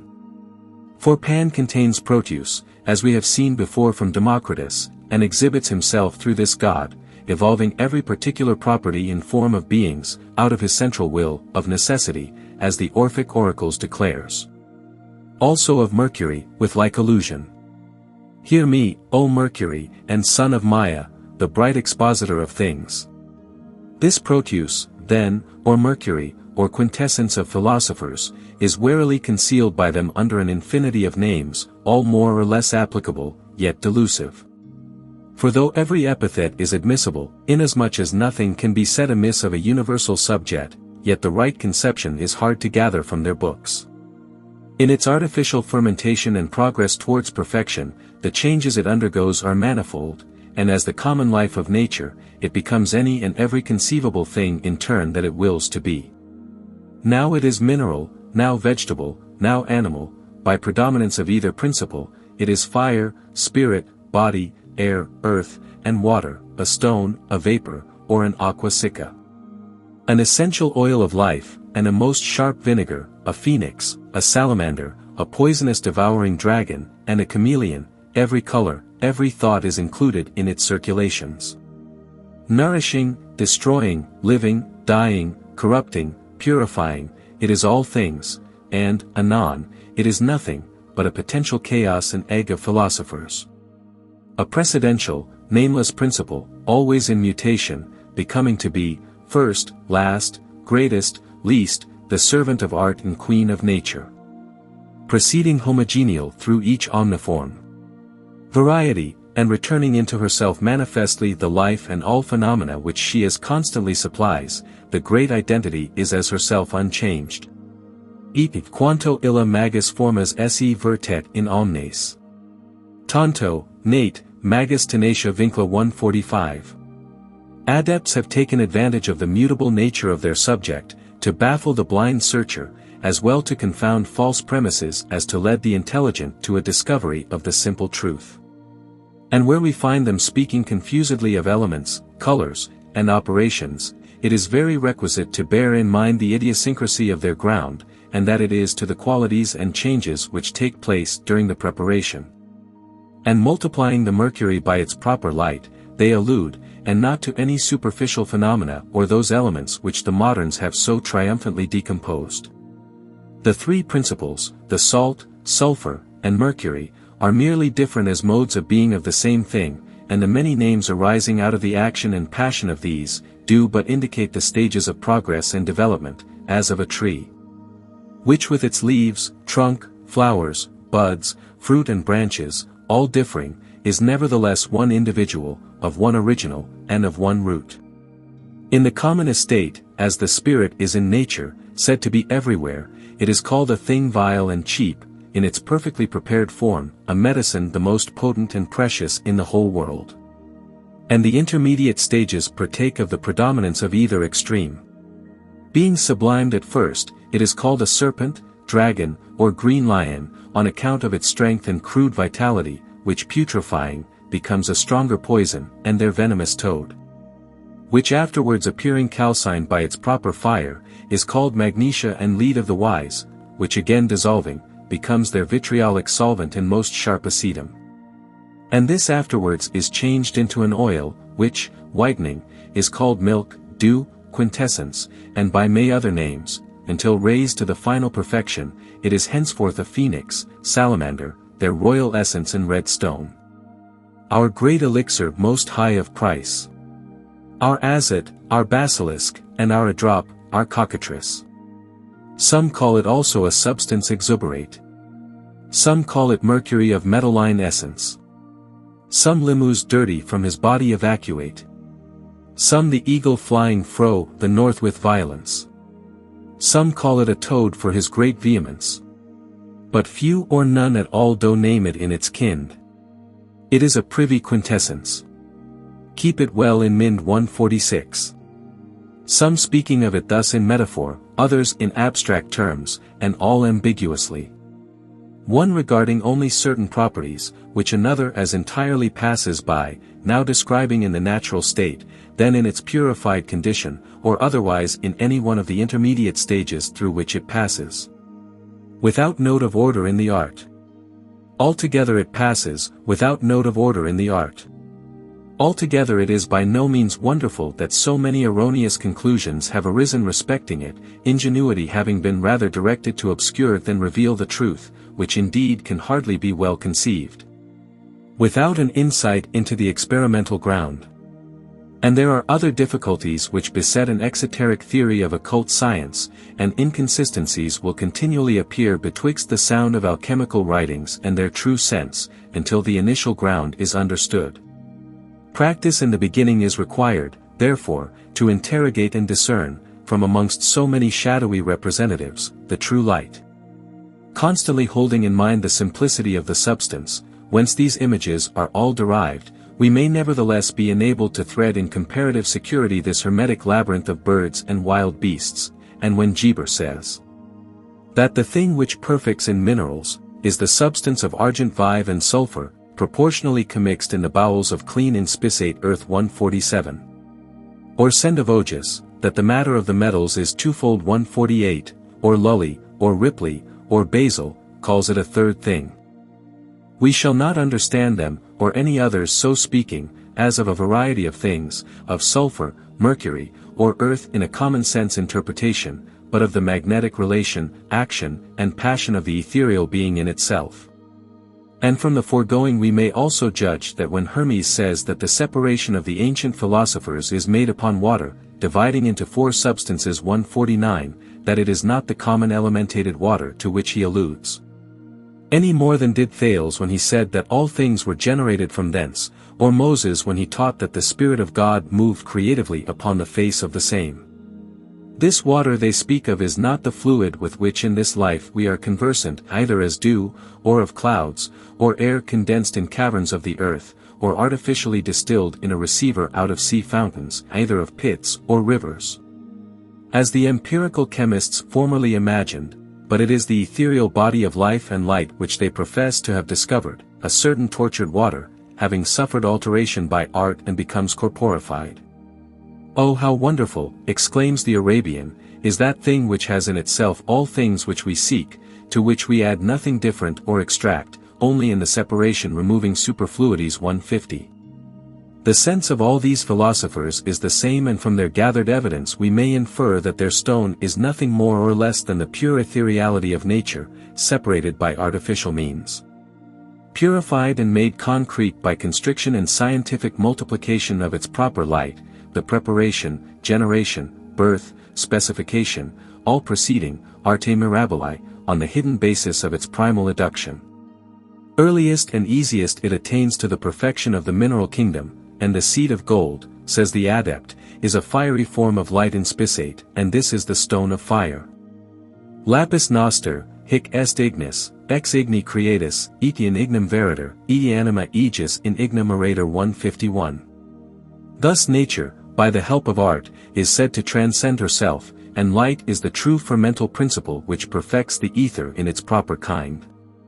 Nor can one be so stupid as to think that water of its own accord should cause within itself so great a change, and link sulfur and mercury with so firm laws its own dimensions to penetrate so many times a metal to create. No, there must be an inward agent granted. Else would a thing unchanged still remain. This agent is the form that matter wanted, while it its proper nature did retain. This form is light, the source of central heat, which clothed with matter doth a seed beget. The seed no sooner is produced, but soon essays to bring the matter to a change. On it stamps its character, which done, the matter lives, and that which may seem strange co-worketh with the form to attain the end, to which the seed implanted doth intend. 152. This of the mineral kingdom, where the formal light, by multiplication in its ethy, is said to produce gold, through superior skill and coction in the vegetal life, the elixir of the wise. And more rarely yet in the animal kingdom, and most of all in man, wherein all these are included, and a mystery of universal being, profound and difficult to govern and no less arduous than glorious to sustain. For though the material is one throughout, forms are diverse, and in him it assumes an image that is divine and more potent than all the rest, which is in this life yet an embryo, but when unfolded through a new birth in universal intelligence, transcends the limits of this nether sphere, and passes into communion with the highest life, power, science, and most perfect felicity. Of the phenomena of light, electricity, magnetism, etc., great account is taken at the present day, both to exhibit them, and to apply their various potencies to the affairs of life, but of the real source of these potencies, or of the true efficient in any case, nothing is known. The beam has been tried and tortured, through prismatic glasses and crystals, every chemical agent has been exhausted upon it, and electrical machines have been instituted to trap the fluid, but in vain. The learned are free to admit that, though they have discovered much of the mysterious influences of light, the more is discovered the more miraculous do they appear. It has passed through every test without revealing its secrets, and even the effects which it produces in its path are unexplained problems still to tax the intellects of men. 153. These phenomena are effects then of a cause unknown, and that very unknown cause it was the alleged object of the Hermetic experiment to prove. Shall we know therefore revert to the inquiry, and search to ascertain whether, recovering the ancient method of philosophizing, we may advance by it to the same end? Truth is nowhere manifested upon the earth, because her forms or sulfurs are perplexed, and the passive spirit of nature is included and impure. She is moreover specified elsewhere, and does not consequently, as a true passive, reflect without truly to itself. But by the Hermetic dissolution the right recipient is said to be obtained, the pure is separated from the impure, the subtle from the gross, and the agent and the patient are one identity, as in the emerald table it is graven. That which is below is as that which is above, and that which is below is as that which is above, for the performing of the miracles of the one thing whence all the rest proceed by adaptation. And on this unitary basis of production the metamorphosis of species is not so ridiculous. Have we not example in the common process of fermentation, the mild juice of grapes converted into wine, and milk into bute and cheese and whey. And these each proceeding out of one thing without requiring the addition of anything different, but only by operation of their own ferment they become changed into different specific natures. Just so is the vital spirit said to be, by the art of alchemy, promoted from one form of being into another by its one prepared must or leaven, and as such, in turn, it reacts convertively on the elements of its original extraction. Having previously passed on, through many stages, from imperfection to perfection. Analogy of this, likewise, we have in the animal kingdom, caterpillars changing their neuter forms quiescently, and becoming winged moths. There remains the great difference, however, that whereas, in these familiar examples, imprisoned nature rests necessarily within the limiting law of her species. The will of the philosophic proteus is free to be drawn without hindrance to form itself about the universal magnet of its own infinite self-multiplicative light, which being transmuted, transmutes. And multiplying, multiplies its proper substance freely, in proportion to the virtue which it has acquired in the fermentation. And hence it may be better conceived, perhaps, how this fermented spirit or stone, as in the crystalline perfectness of its essence it has been called, when brought into contact with the crude life of nature whence it sprung, transmutes, i.e., attracts the same away from other forms into intimate coalescence with its own assimilative light. And notwithstanding metals and all things in the world, as the adepts say, derive their origin from the same spirit, yet nothing is reputed so nearly allied to it as gold. For in all other metals there is some impurity, and therefore a certain weight is lost in transmuting from them. But in gold there is none, but the formal light is wholly swallowed up in it without residue, dissolving intimately, gently, and naturally, as they compare it to ice in warm water. An excellent simile, by the way, inasmuch as the commingling natures differ in state only and were originally one. And I say to you, ad sendivogus, that you must seek for that hidden thing, out of which is made, after a wonderful manner, such a moisture or humidity which doth dissolve gold without violence or noise, but sweetly and naturally. If you find this out you have that thing out of which gold is produced by nature. And although all metals have their origin from thence, yet nothing is so friendly to it as gold, it is even like a mother to it, and so finally I conclude 154. And the method of working to this discovery, and to supply the deficiency of form to the purified body of the spirit, is described as the same in each of the three kingdoms of nature, the preparation only being diversified according to the variety of things indigent or intended to be changed.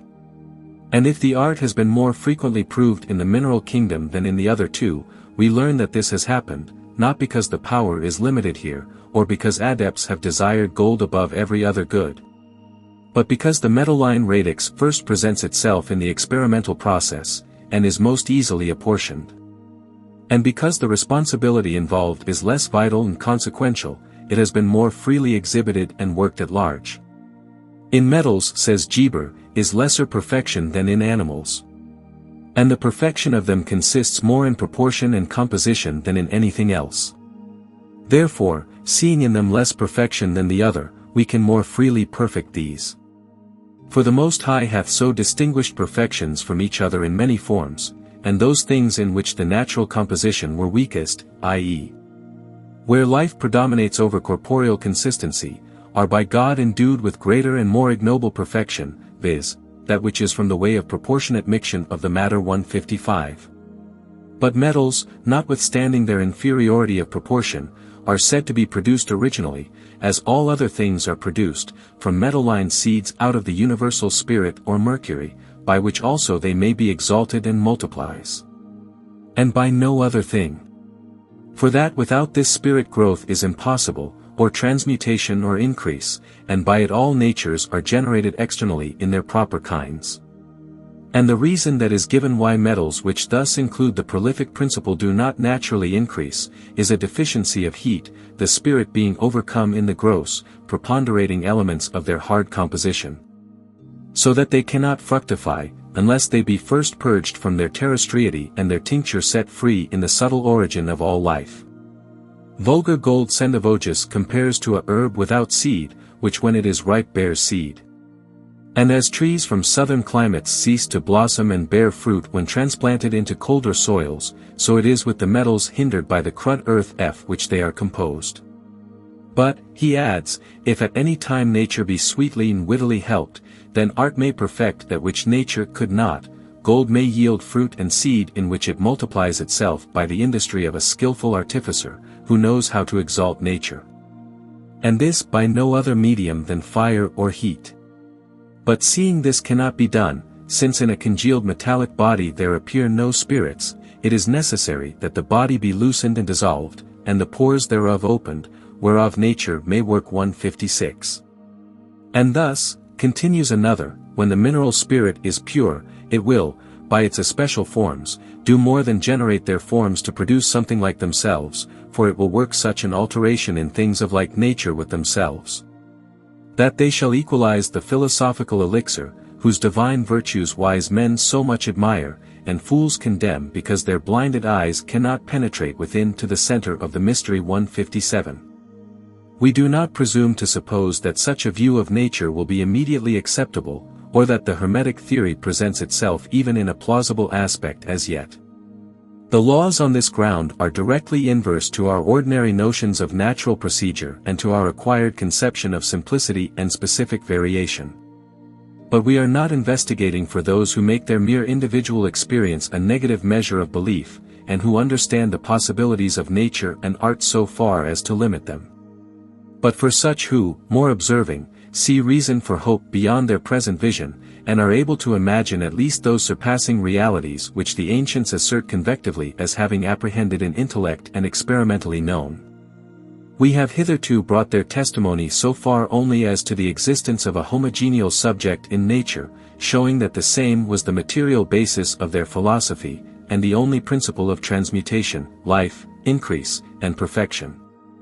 We have endeavored also to explain, as well as the fence without which we placed ourselves for the preliminary discussion would admit, that the reduction of bodies to their original matter, by introversion of the generated life, is requisite to a true manifestation and permanence in any form, as by the ordinary process of unassisted nature, as is evident.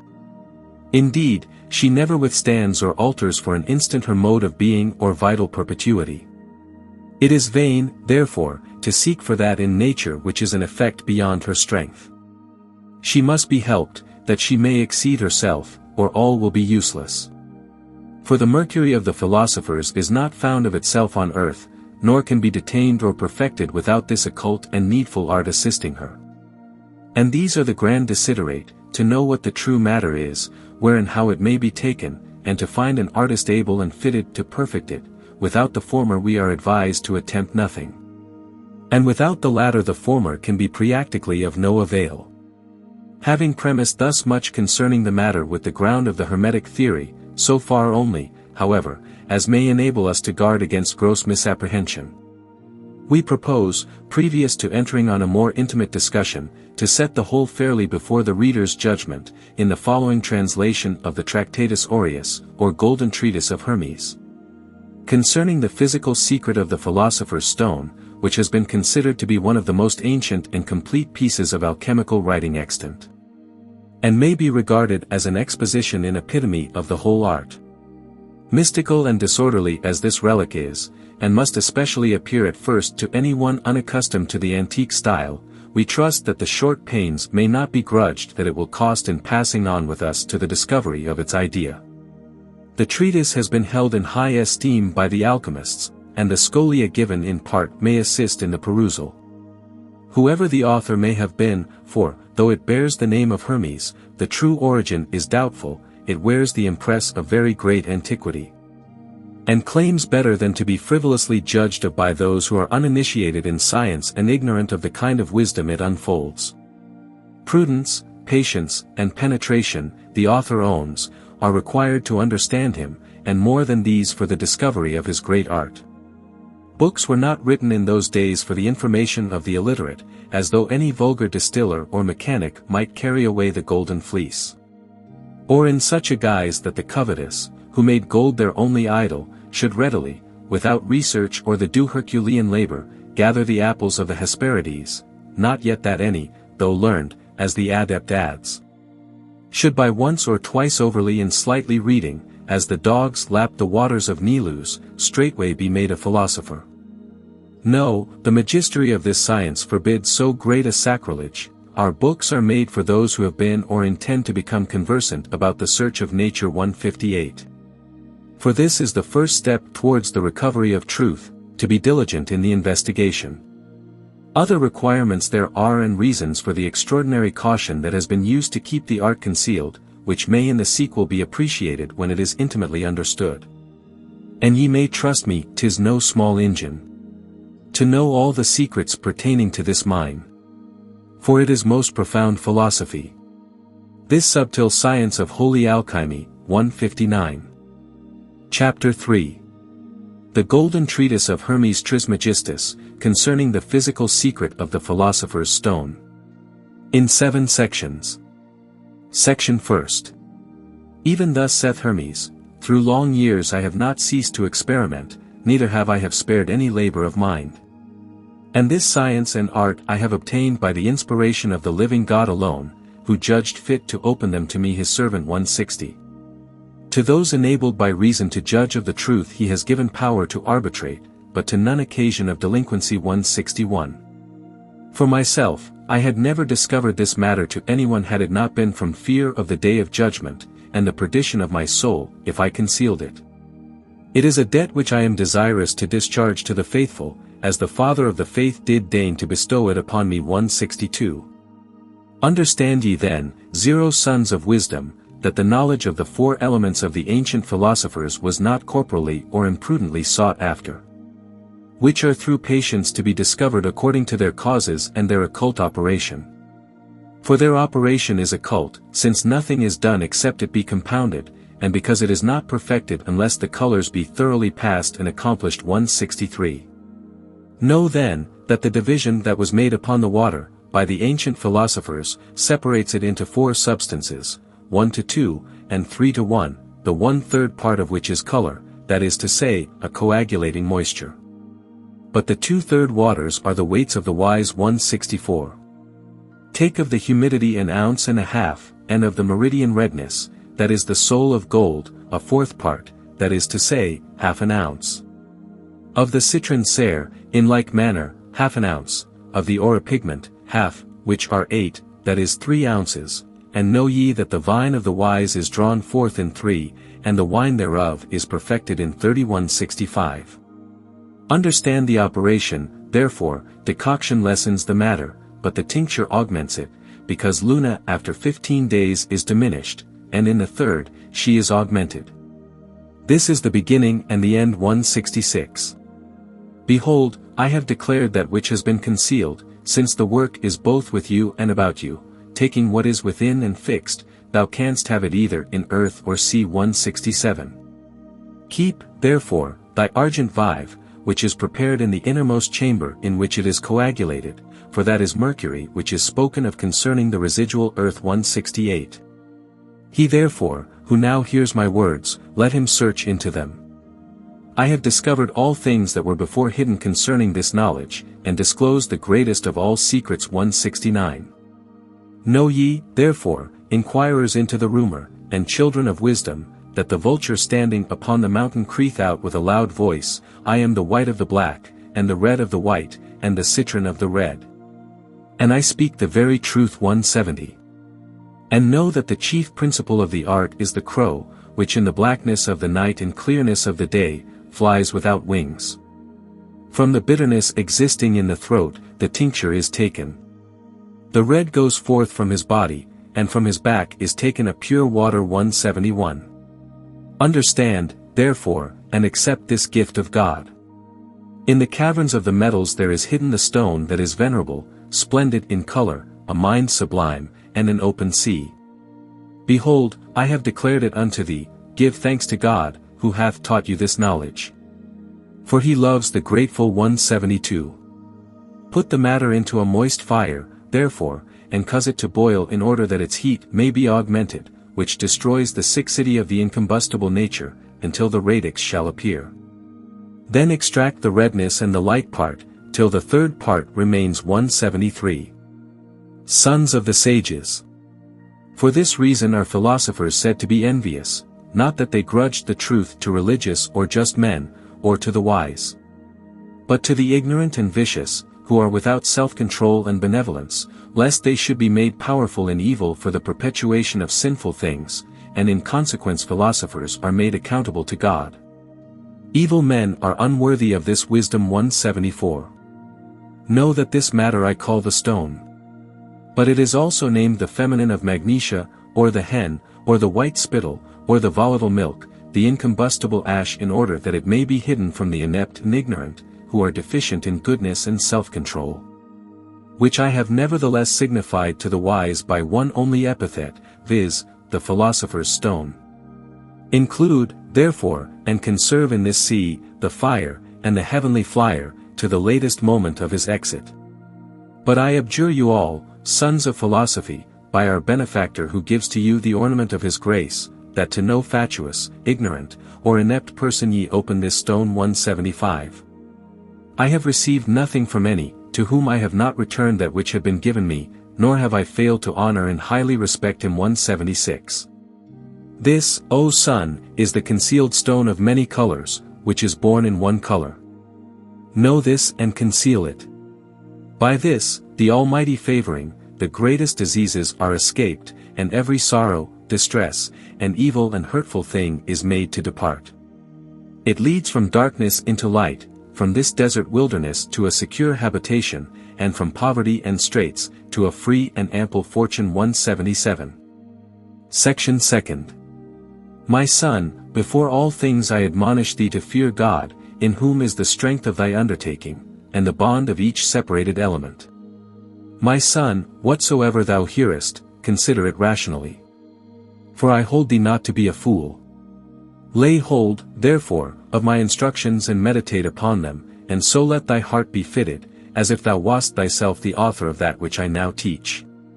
If thou appliest cold to any nature that is hot, it will hurt it. In like manner, he who is rational shuts himself within from the threshold of ignorance, lest supinely he should be deceived. 178.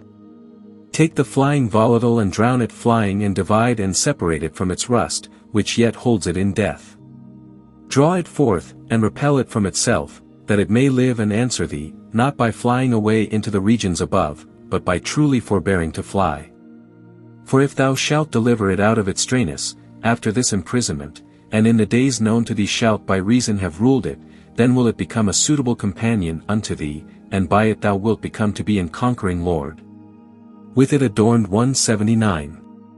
Extract from the ray its shadow and impurity by which the clouds hang over it, defile and keep away the light, since by means of its constriction and fiery redness, it is burned. Take, my son, this redness, corrupted with the water, which is as a live coal holding the fire, which if thou shalt withdraw so often until the redness is made pure, then it will associate with thee, by whom it was cherished, and in whom it rests. 180. Return, then, O my son, the extinct coal to the water for 30 days, as I shall note to thee, and, henceforth, thou art a crowned king, resting over the fountain as known to thee, and drawing from thence the auripigment dry, without moisture. And now I have made glad the heart of the hearers, and the eyes looking unto thee in hope of that which thou possessest. 181. Observe, then, that the water was first in the air, then in the earth. Restore thou it also, to the superiors by its proper windings, and altering skillfully before collecting, then to its former red spirit let it be carefully conjoined. 182. Know, my son, that the fatness of our earth is sulfur, the auripigment, cerets, and colchither, which are also sulfur, of which auripigments, sulfur, and such like, some are more vile than others, in which there is a diversity. Of which kind also is the fat of gluey matters, such as our hair, nails, hoofs, and sulfur itself, and of the brain, which too is auripigment. Of the like kind also are the lions' and cats' claws, which is cerets, the fat of white bodies, and the fat of the two oriental quicksilvers, which hunt the sulfurs and contain the bodies. 183.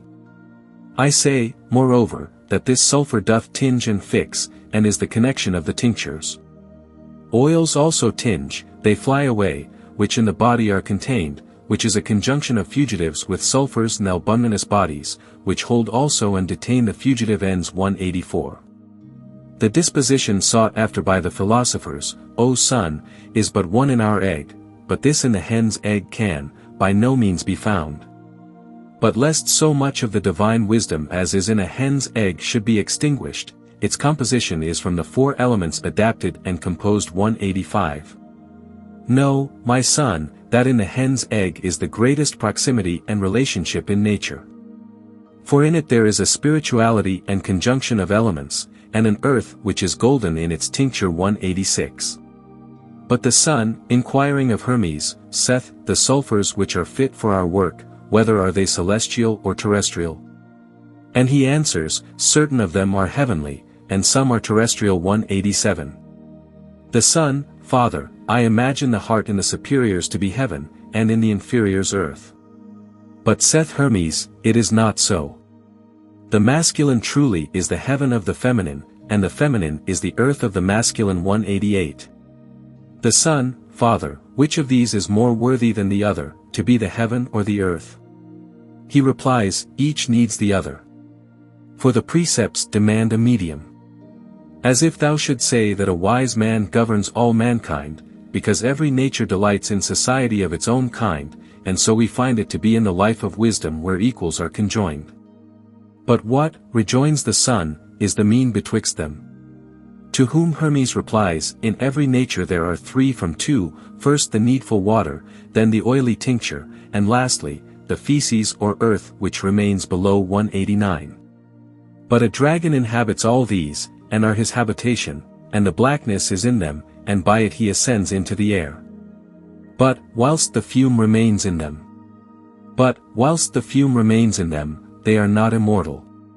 Take away therefore the vapor from the water, and the blackness from the oily tincture, and death from the feces, and by dissolution thou shalt achieve a triumphant reward, even that in and by which the possessors live 190.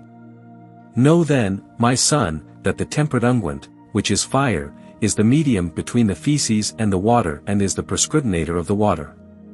For the unguents are called sulfurs, because between fire and oil and the sulfurs there is a very close propinquity, even as so the fire burns, so does the sulfur also 191.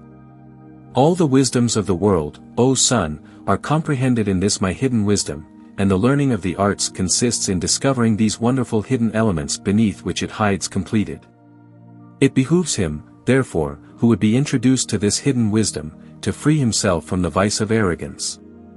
And to be just and good, and of a profound reason, ready at hand to help mankind, of a serene countenance, diligent to save, and be himself a guardian of the secrets of philosophy open to him 192.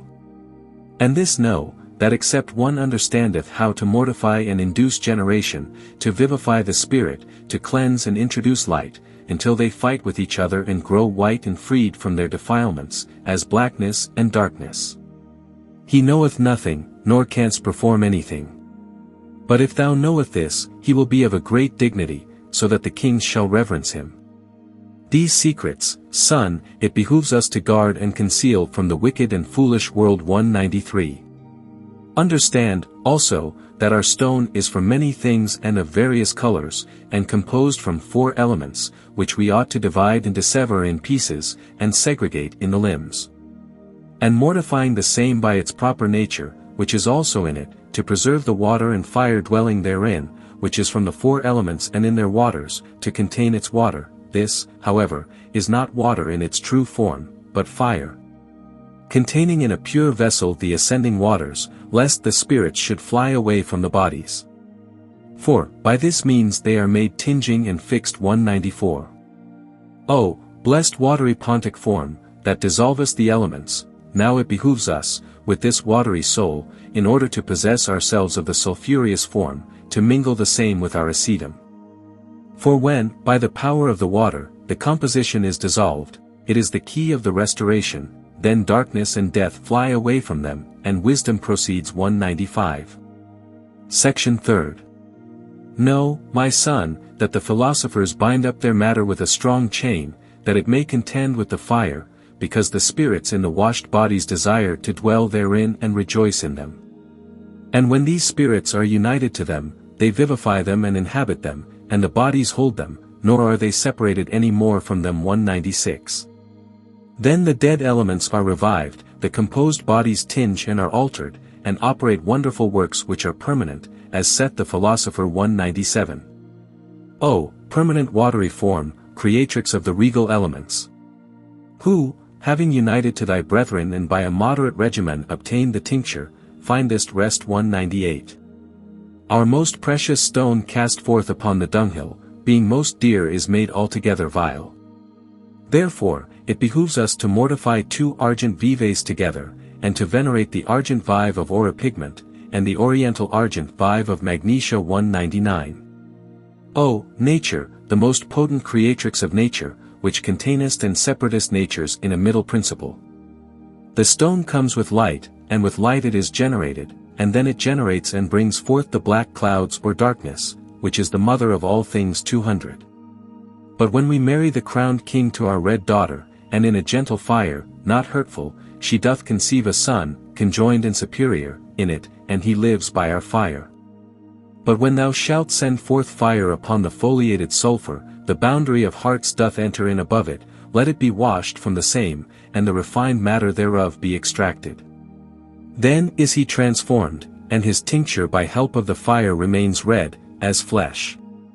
But our son, king-born, takes his tincture from the fire, and death even in darkness, and the waters flee away. 201. The dragon, who watches the crevices, shuns the sunbeams, and our dead son will live's king comes forth from the fire and rejoices in the espousal, the occult treasures will be laid open, and the virgin's milk is whitened.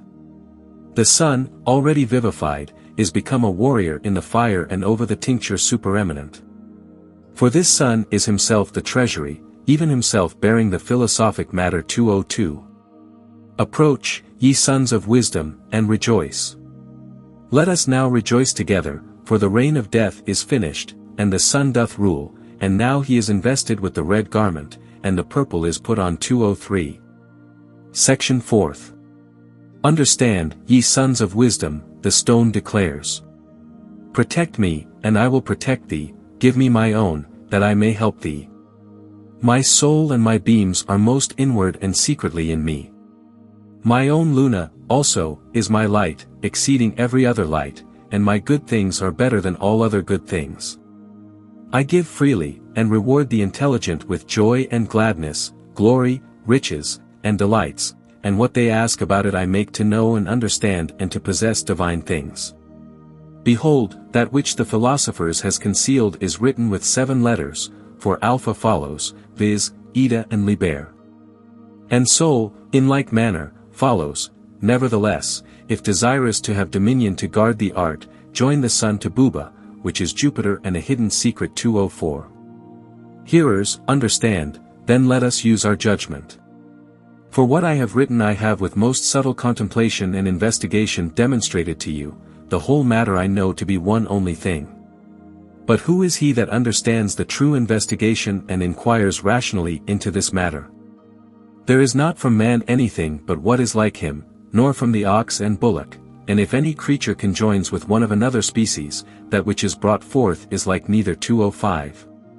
Now saith Venus, I beget light, nor is the darkness of my nature, and if my metal were not dry all bodies would desire me, for I liquefy them and wipe away their rust, and I extract their substance. Nothing, therefore, is better or more venerable than I and my brother being conjoined. 206. But the king, the ruler, his brethren attesting, saith, I am crowned, and I am adorned with a diadem, I am clothed with the royal garment, and I bring joy and gladness of heart. For, being chained to the arms and breast of my mother, and to her substance, I cause my substance to keep together, and I compose the invisible from the visible, making the occult matter to appear. And everything which the philosophers have hidden will be generated from us. 207. Hear then these words, and understand them. Keep them, and meditate thereon, and seek for nothing more. Man is generated from the principle of nature whose inward substance is fleshy, and not from anything else. Meditate on this letter, and reject superfluities. 208. Thus saith the philosopher, Battery is made from the citron, which is extracted out of the red, and from nothing else, and if it be citron and nothing else, know it will be thy wisdom. Be not concerned if thou art not anxious to make extract from the red. Behold, I have written to the point, and if ye understand I have all but opened the thing. 209. Ye sons of wisdom! Burn then the brazen body with an exceeding great fire. And it will imbue you with the grace which you seek. And make that which is volatile so that it cannot fly from that which flies not. And that which rests upon the fire though itself a fiery flame, and that which in the heat of the boiling fire is corrupted is Cambar. 210. And know ye that the art of this permanent water is our brass, and the colorings of its tincture and blackness is then changed into the true red. 211. I declare before God, I have spoken nothing but the truth. The destroyers are the renovators, and hence the corruption is made manifest in the matter to be renewed, and hence the melioration will appear, and each side is a signal of art. 212. Section 5th. My son, that which is born of the crow is the beginning of this art. Behold, I have obscured matter treated of, by circumlocution, depriving it of light. I have termed this dissolved, and this joined, this nearest I have termed furthest off. 213. Roast those things, therefore, and boil them in that which comes from the horse's belly for 7, 14, or 21 days. Then it becomes the dragon eating his own wings and destroying himself. This being done, let it be put into a furnace, which lute diligently, and observe that none of the spirit may escape. And know that the periods of the earth are in the water which is bound until you put the bath upon it. 214. The matter being thus melted and burned, take the brain thereof and triturate it in most sharp vinegar till it becomes obscured. This done, it lives in the putrefaction, the dark clouds which were in it before it died in its own body will be changed. This process being repeated, as I have described, it dies again as I said, thence it lives. 215. In the life and death thereof we work with the spirits, for as it dies by the taking away of the spirit, so it lives in the return and is revived and rejoices in them. Being arrived then at this, that which thou hast been searching for is made apparent. I have even related to thee the joyful signs, that which doth fix its own body.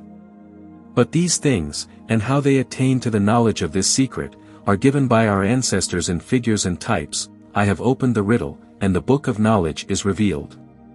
The hidden things I have uncovered and have brought together the scattered truths within their boundary, and have conjoined many various forms, even I have associated the spirit. Take it as a gift of God. 216. Section 6th.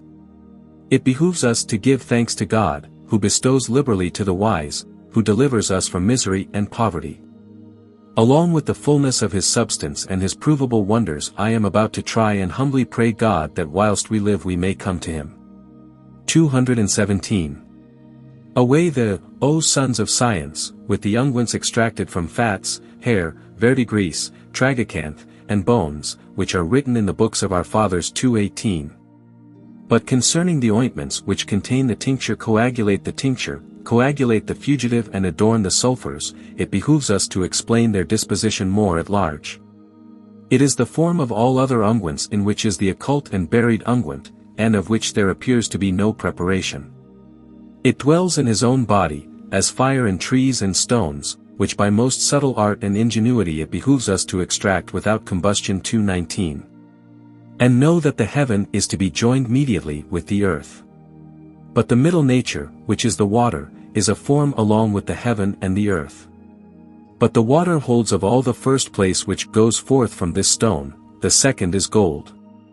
And the third is our almost or medial gold, which is more noble than the water with the feces. 220. But in these are the smoke, the blackness, and the death. It behooves us, therefore, to drive away the vapor from the water, the blackness from the unguent, and death from the feces, and this by dissolution.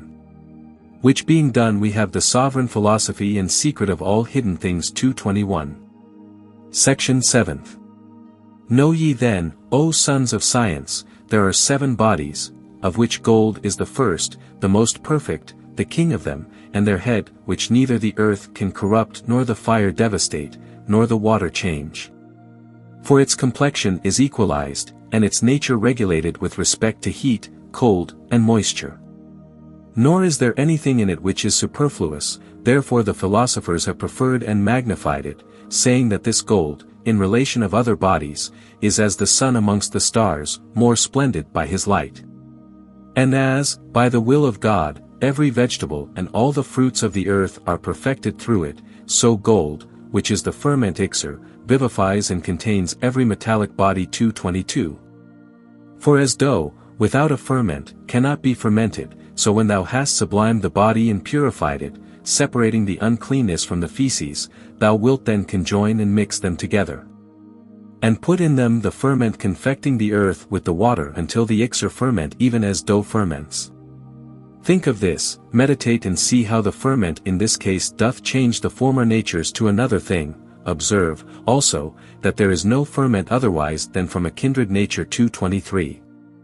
Observe, moreover, that the ferment whitens the confection and hinders it from combustion, and holds the tincture lest it should fly, and rejoices the bodies, and makes them intimately to be joined and to enter one into another. And this is the key of the philosophers and the end of their works.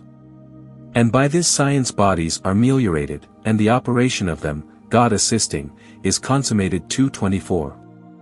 But, through negligence and a false opinion of the matter, the operation is perverted, as bad leaven on the dough, or curds for cheese, and musk among aromatics. 225. The color of the golden matter points to redness, and the nature thereof, is not sweetness, therefore we make of them sericum, i.e., ixer. And of them we make the encaustic of which we have written, and with the king's seal we tinge the clay, and in that have set the color of heaven which augments the sight of them that see it. 226. The stone, therefore, is the most precious gold without spots, evenly tempered, which neither fire nor air, nor water, nor earth is able to corrupt. The universal ferment rectifying all things by its composition, which is of the yellow or true citron color. 227. The gold of the wise, concocted and well digested, with a fiery water, makes ixer. For the gold of the wise is more heavy than lead, which, in a temperate composition is the ferment ixer, and contrariwise, becomes distempered by an equal composition. For the work begins from the vegetable, next from the animal, as in the egg of a hen, in which is great support, and our earth is gold, of all which we make syriacum, which is the ferment ixer. 228. Part 2. A more esoteric consideration of the Hermetic art and its mysteries. Chapter 1. Of the true subject of the Hermetic art, and its concealed root. Opus vobuscum et apud est, quod intus arapensi permanens in terra vel in mer habira potes. Tractatus aureus, cap. 1. Hitherto we have regarded this mystic labyrinth of alchemy from without, considering the superficial scheme only. Before we enter, it may be well to offer the consenting reader our clue, lest, observing merely our indirect and sudden outset, he suppose the way mistaken, and losing faith accordingly, should decline to pass with us further to the end. For the paths through which we would conduct him are dark, intricate, lonely, and in a measure fearful, far receding, and out of reach of this outer daylight, with all its corporeal witnesses and scenes. Nor has the way become smoother from being so long a while untrodden. We shall have to thread many windings, to pass round and through thick tangles of doubt and overgrown prejudice, which time has accumulated and thrown up together at the gates. Before we can hope to enter the sanctuary of Minerva, much less behold the sacred light which burns there before her pure presence forever, refulgent and still. No modern art or chemistry, notwithstanding all its surreptitious claims, has anything in common to do with alchemy, beyond the borrowed terms, which were made use of in continuance chiefly to veil the latter. Not from any real relation, either of matter, method, or practical result.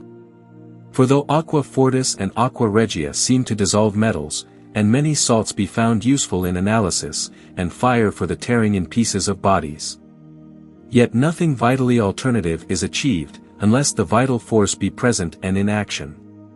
But modern art drives out, in fact, the very nature which the ancients prized. Distilling and dissecting superficies, harassing forever, without the more evolving any true cause, just because their notion of experience and method of experimenting are superficial and essentially atheistic. The pseudo-alchemists dreamed of gold, and impossible transformations, and worked with sulfur, mercury, and salt of the mines, torturing all species, dead and living, in vain, without rightly divining the true identity of nature.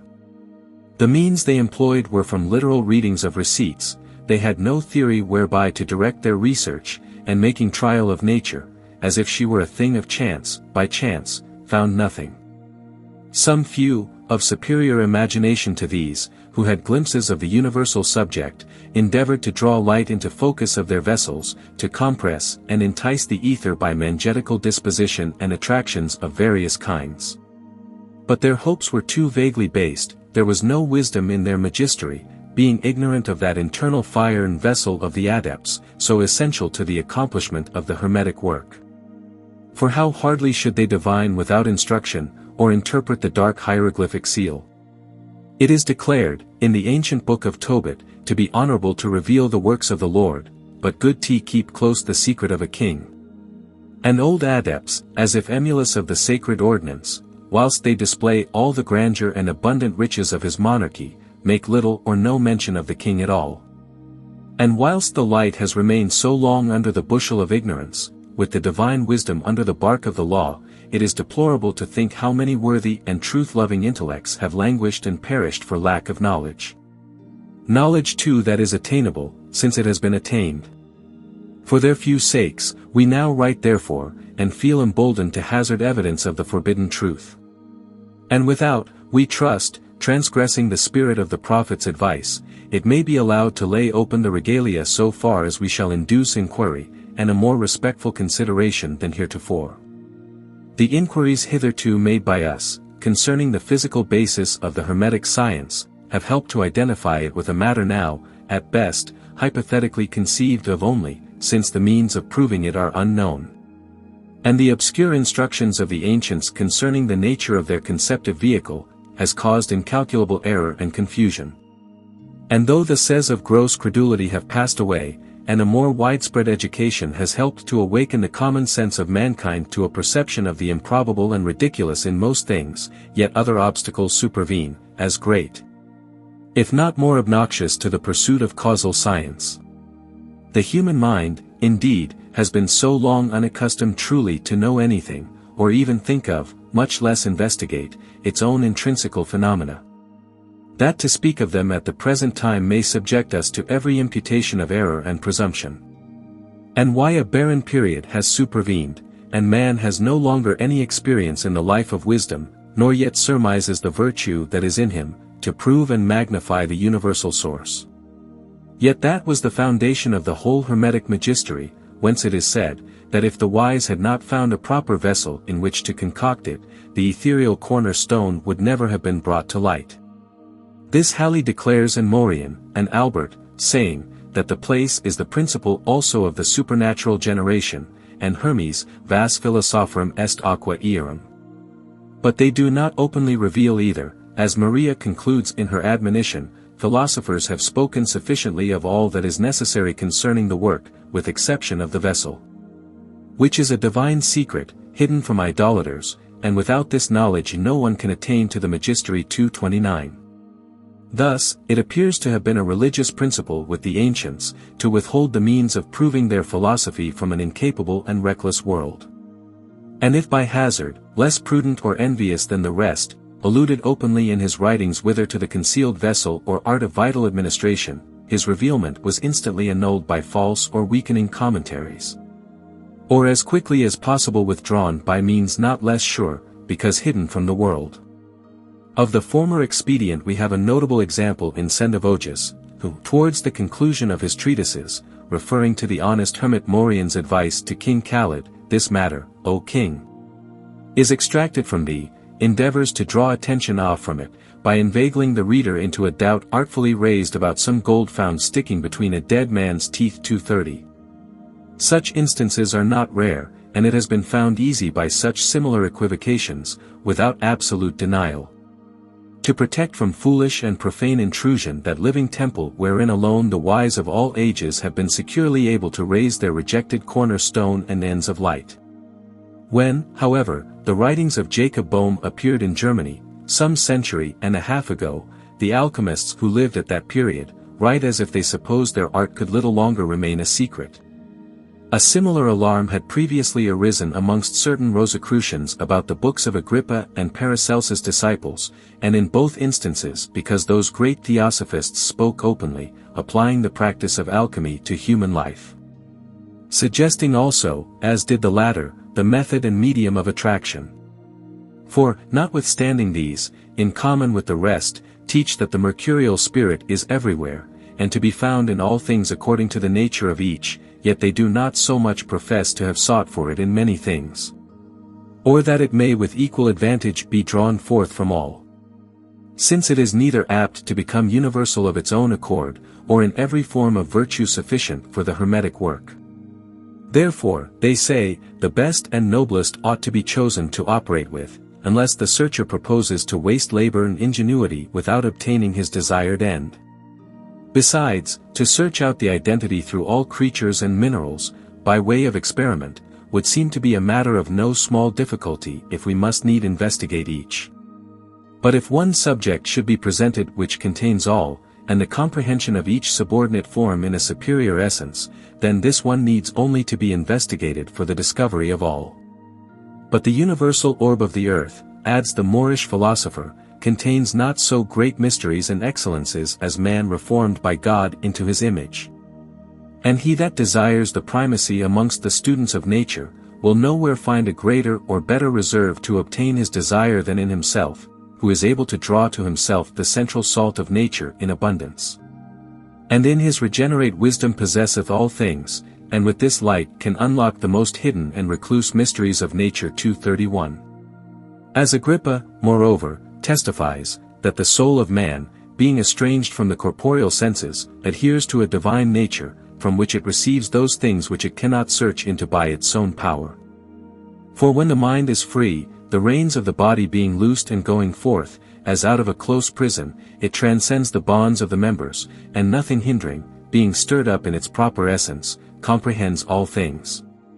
And therefore man was said to be the express image of God, seeing he contains the universal reason within himself, and has a corporeal similitude also with all, operation with all, and conversation with all. But he symbolizes with matter in a proper subject, with the elements in a fourfold body, with plants in a vegetable virtue, with animals in a sensitive faculty. With the heavens in an ethereal spirit and influx of the superior parts upon the inferior, with the angelical sphere in understanding and wisdom, and with God in all. He is preserved with God and the intelligences by faith and wisdom. With celestial things by reason and discourse, with all inferior things by sense and dominion, and acts with all, and has power on all, even on God himself, continues the magician, by knowing and loving him.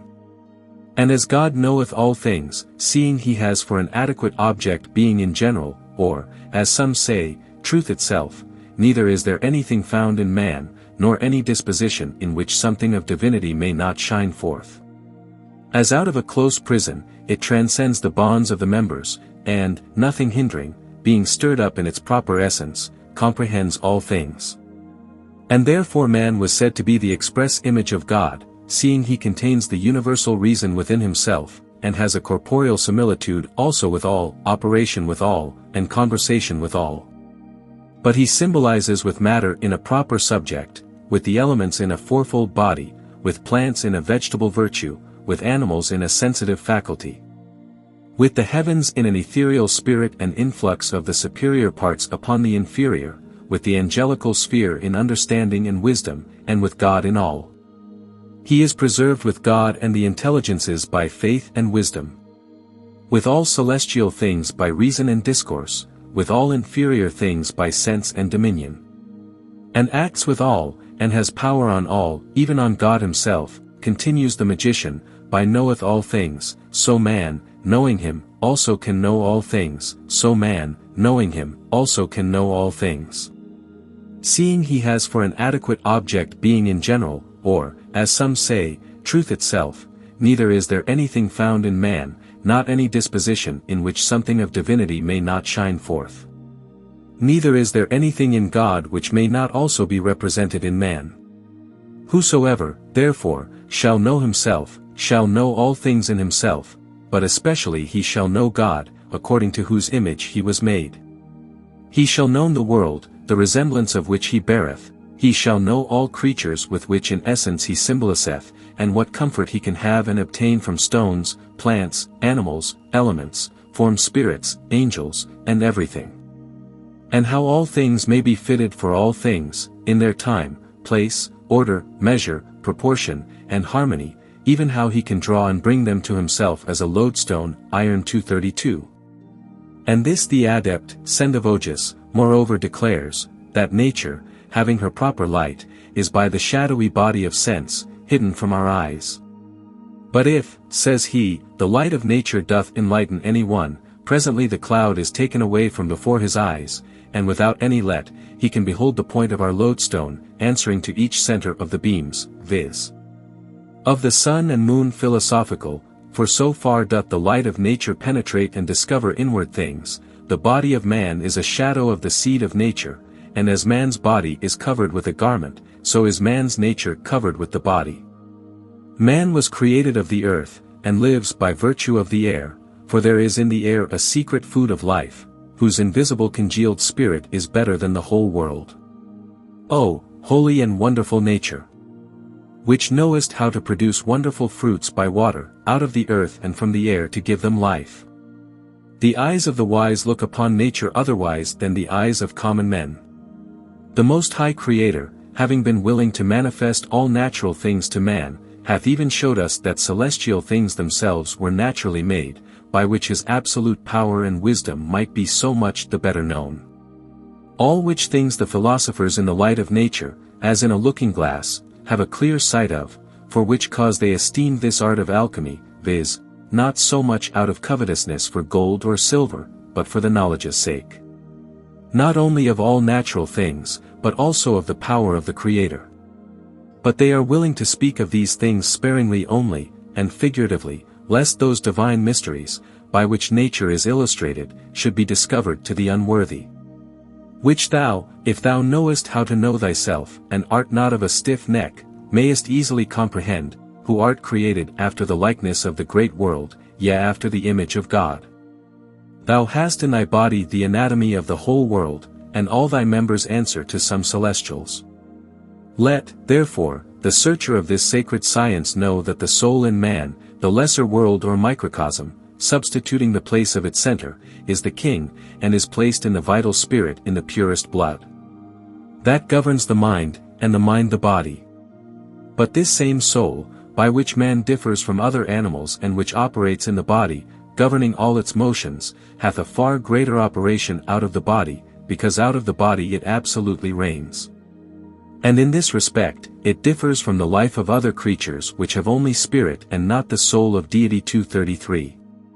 Such are the distinctive assertions of one esteemed an adept by his contemporaries, and who professes to ground them also on his own manual experience in the protochemistry of Hermes.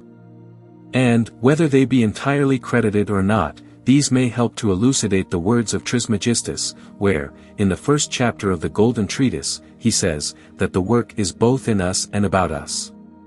And that the whole mystery is comprehended in the hidden elements of his wisdom 234. And Geber, in the same sense, where he declares that he who in himself knows no natural principles, is very remote from this sacred science, because he has not the true root in him whereon to base his labor and intention 235. Observe, therefore, and take heed, says Basil, that all metals and minerals have one root from whence their descent is. He that knows that rightly needs not destroy metals in order to extract the spirit from one, the sulfur from another, or salt from another, for there is a nearer place yet in which these three, viz. the mercury, slat and sulfur, spirit, body and soul, lie hid together in one thing, well known, and whence they may with great praise be gotten. He that knows exactly this golden seed or magnet, and searcheth thoroughly into its properties, he hath the true root of life, and may attain to that which his heart longs for. Wherefore I entreat, continues the monk, all true lovers of mineral science, and sons of art, diligently to inquire after this metallic seed, or root, and be assured that it is not an idle chimera or dream, but a real and certain truth 236. It was from such an internal intimacy, and central searching of the mystery, that the Paracelsian Crollius tells us he came to know that the same light and mineral vapor, which produces gold within the bowels of the earth is also in man. And that the same is the generating spirit of all creatures 237. And Albertus Magnus, in his Book of Minerals, after asserting that gold may be found everywhere, in the final analysis of every natural thing, concludes by showing that the highest mineral virtue nevertheless resides in man. For fire, which is the true orific principle in the life of all, burns more than all glorious in him erect. Our mercury is philosophic, fiery, vital, which may be mixed with all metals and again be separated from them. It is prepared in the innermost chamber of life, and there it is coagulated, as the Hermetic phrase runs, and where metals grow where they may be found 238. Remember how man, ys most noble creature, in earth's composition that ever God wrought, in whom are the four elements proportioned by nature, a natural mercurialite which cost right not, out of high minor by arte vitae most be brought. For our metals be not ells but minors too, of our sun and moon, wise Raymond said so 239. And though the philosophers have chosen to say little about it, on account of the shortness of this work, as Maria says, yet they themselves found out these hidden elements, and themselves increased them. And thou, O man, cries the Arabian Eliphali, even thou art he who through the breath and power of the water and earth in thyself, conjoinest the elements and makest them one. And thyself not knowing what a treasure thou hast hidden in thee, from the coagulation and consent of these powers, producest an essence, called, by us, the expert, the great and miraculous mystery of the world, that is the true fiery water. Eshva Mayim, Irischa Mayim, it surmounts in its power, the fire, air, earth and water. For it dissolves radically, incrudates even the mature, constant, and very fixed, fiery and abiding mass and matter of gold, and reduces it into a fit black earth, like to black spittle. Wherein we find the water and the true salt destitute of all odor, vehemency, and corrosive nature of the fire, there is nothing in the whole world besides to be found which can do this, to which nothing is shut. And though it is a precious thing, more precious than everything, yet the poor as well as the rich may have it in the same equal plenty. The wise men have sought this thing, and the wise men have found it 240. And it behooves him, therefore, who would be introduced to this hidden wisdom, says Hermes, to quit himself from the usurpations of vice, to be good and just and of a profound reason, ready at hand to help mankind. For these subtle chemical secrets may never be handled by the idle or vicious unbelievers of these matters in which they are only ignorant, who, being destitute of light, defile by an evil imagination the very spirit that ought to be refined. Omni aurum est aes, sed non omni aes est aurum, and the true physician, according to Crollius, whom Paracelsus called a natural divine, is true, sincere, intelligent, faithful, and being well exercised in the vital analysis of bodies, knows that there is no constant quality of any body which is not to be found in the salt, mercury, and sulfur thereof 241. And these three principles of attraction, repulsion, and circulation, the universal accord of life, are everywhere and in all. Blood containeth the three things I have told. And in his tincture hath nature of gold. Without gold, no metal may shine bright. Without blood no body hath light. So doth the greater and less world still hold the circle according to God's will. Blood hath true proportion of th elements four, and of the three parts spoke of before. For blood is the principal matter of each thing, which hath any manner of increasing. The true blood to find without labor or cost. Thou knowest where to have it, worthy wits be lost. See out the noblest, as I said before. And now of the matter, I dare say no more 242. Or, what more shall I say? Asks Morian, emphatically, discoursing with the Arabian monarch about the confection of the stone, and after showing the distinctive supremacy of man in nature. The thing, O king, is extracted from thee, in the which mineral thou dost even exist. With thee it is found, by thee it is received, and when thou shalt have proved all by the love and delight in thee, it will increase, and thou wilt know that I have spoken an enduring truth. 243. Although few write so clearly to the purpose as those we have selected, yet the more modern class of adepts have in general left hints and suggestions to the same effect. They describe the life of man, as by their art revealed, to be a pure, naked, and unmingled fire of infinite capability, differing from that of the prone creatures in form, educability, and capacity for melioration in itself. And though it might be supposed, according to the alleged diffusion of the matter, that, if the art of separating it were known, it might be taken anywhere, which in part also is true, yet we may consider the object was not simply to obtain the matter or prove it only, but to improve, perfect, and bring the causal light to manifestation. And in what our human circulatory system differs and occultly approximates, so that it can be made to comprehend all inferior existences, and supersede nature in her course, may be gathered from this philosophy. And may reasons are given why the most noble subject was chosen, and this only vessel for its elaboration. The foregoing evidence, however, without more defense at present, may help to lead on the inquiry to a more explicit ground.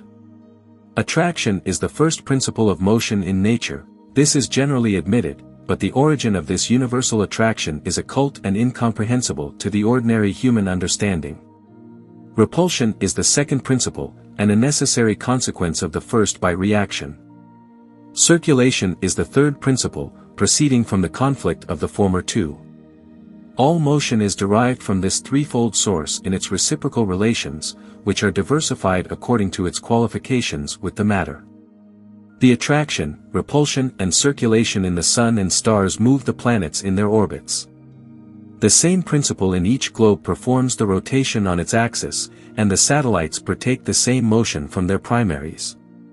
Every quantity of matter, solid, fluid, or gaseous, when separated from the rest by its quality or discontinuity, is possessed individually by the same principles, however infinite the variety of substances, natural or artificial, great or small.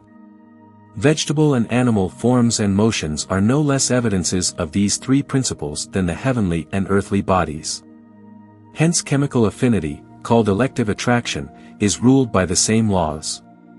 And it is found that when two matters unite, one is attractive and the other repulsive.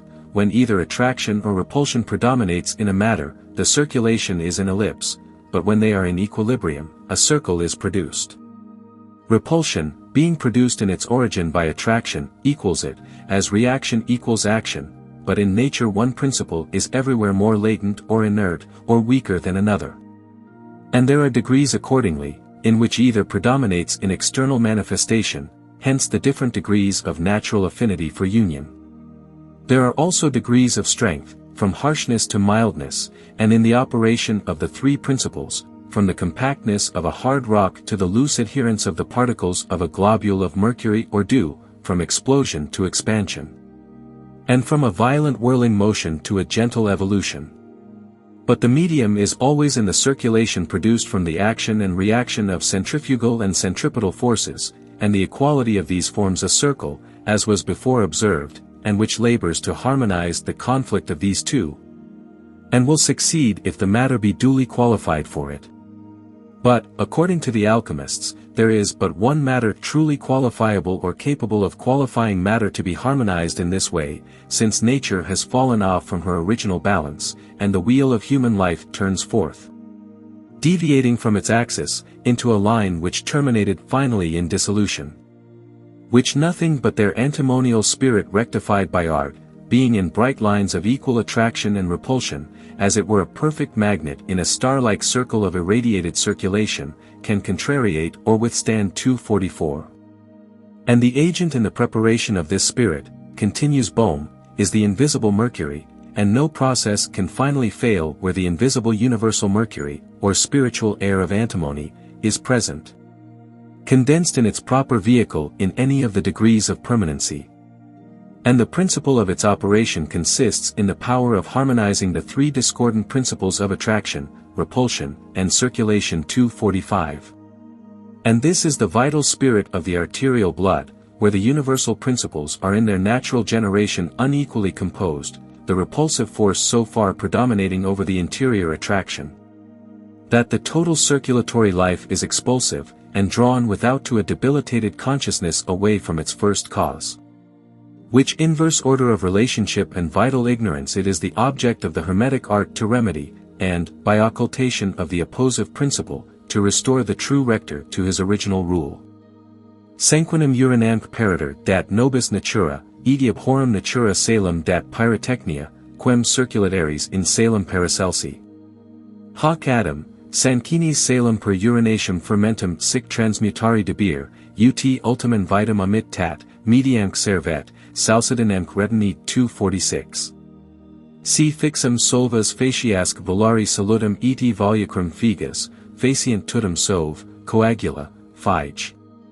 This know, therefore, says Hermes, that except thou understandeth how to mortify and induce generation, to vivify the spirit, to cleanse and introduce light, until they fight and contend with each other.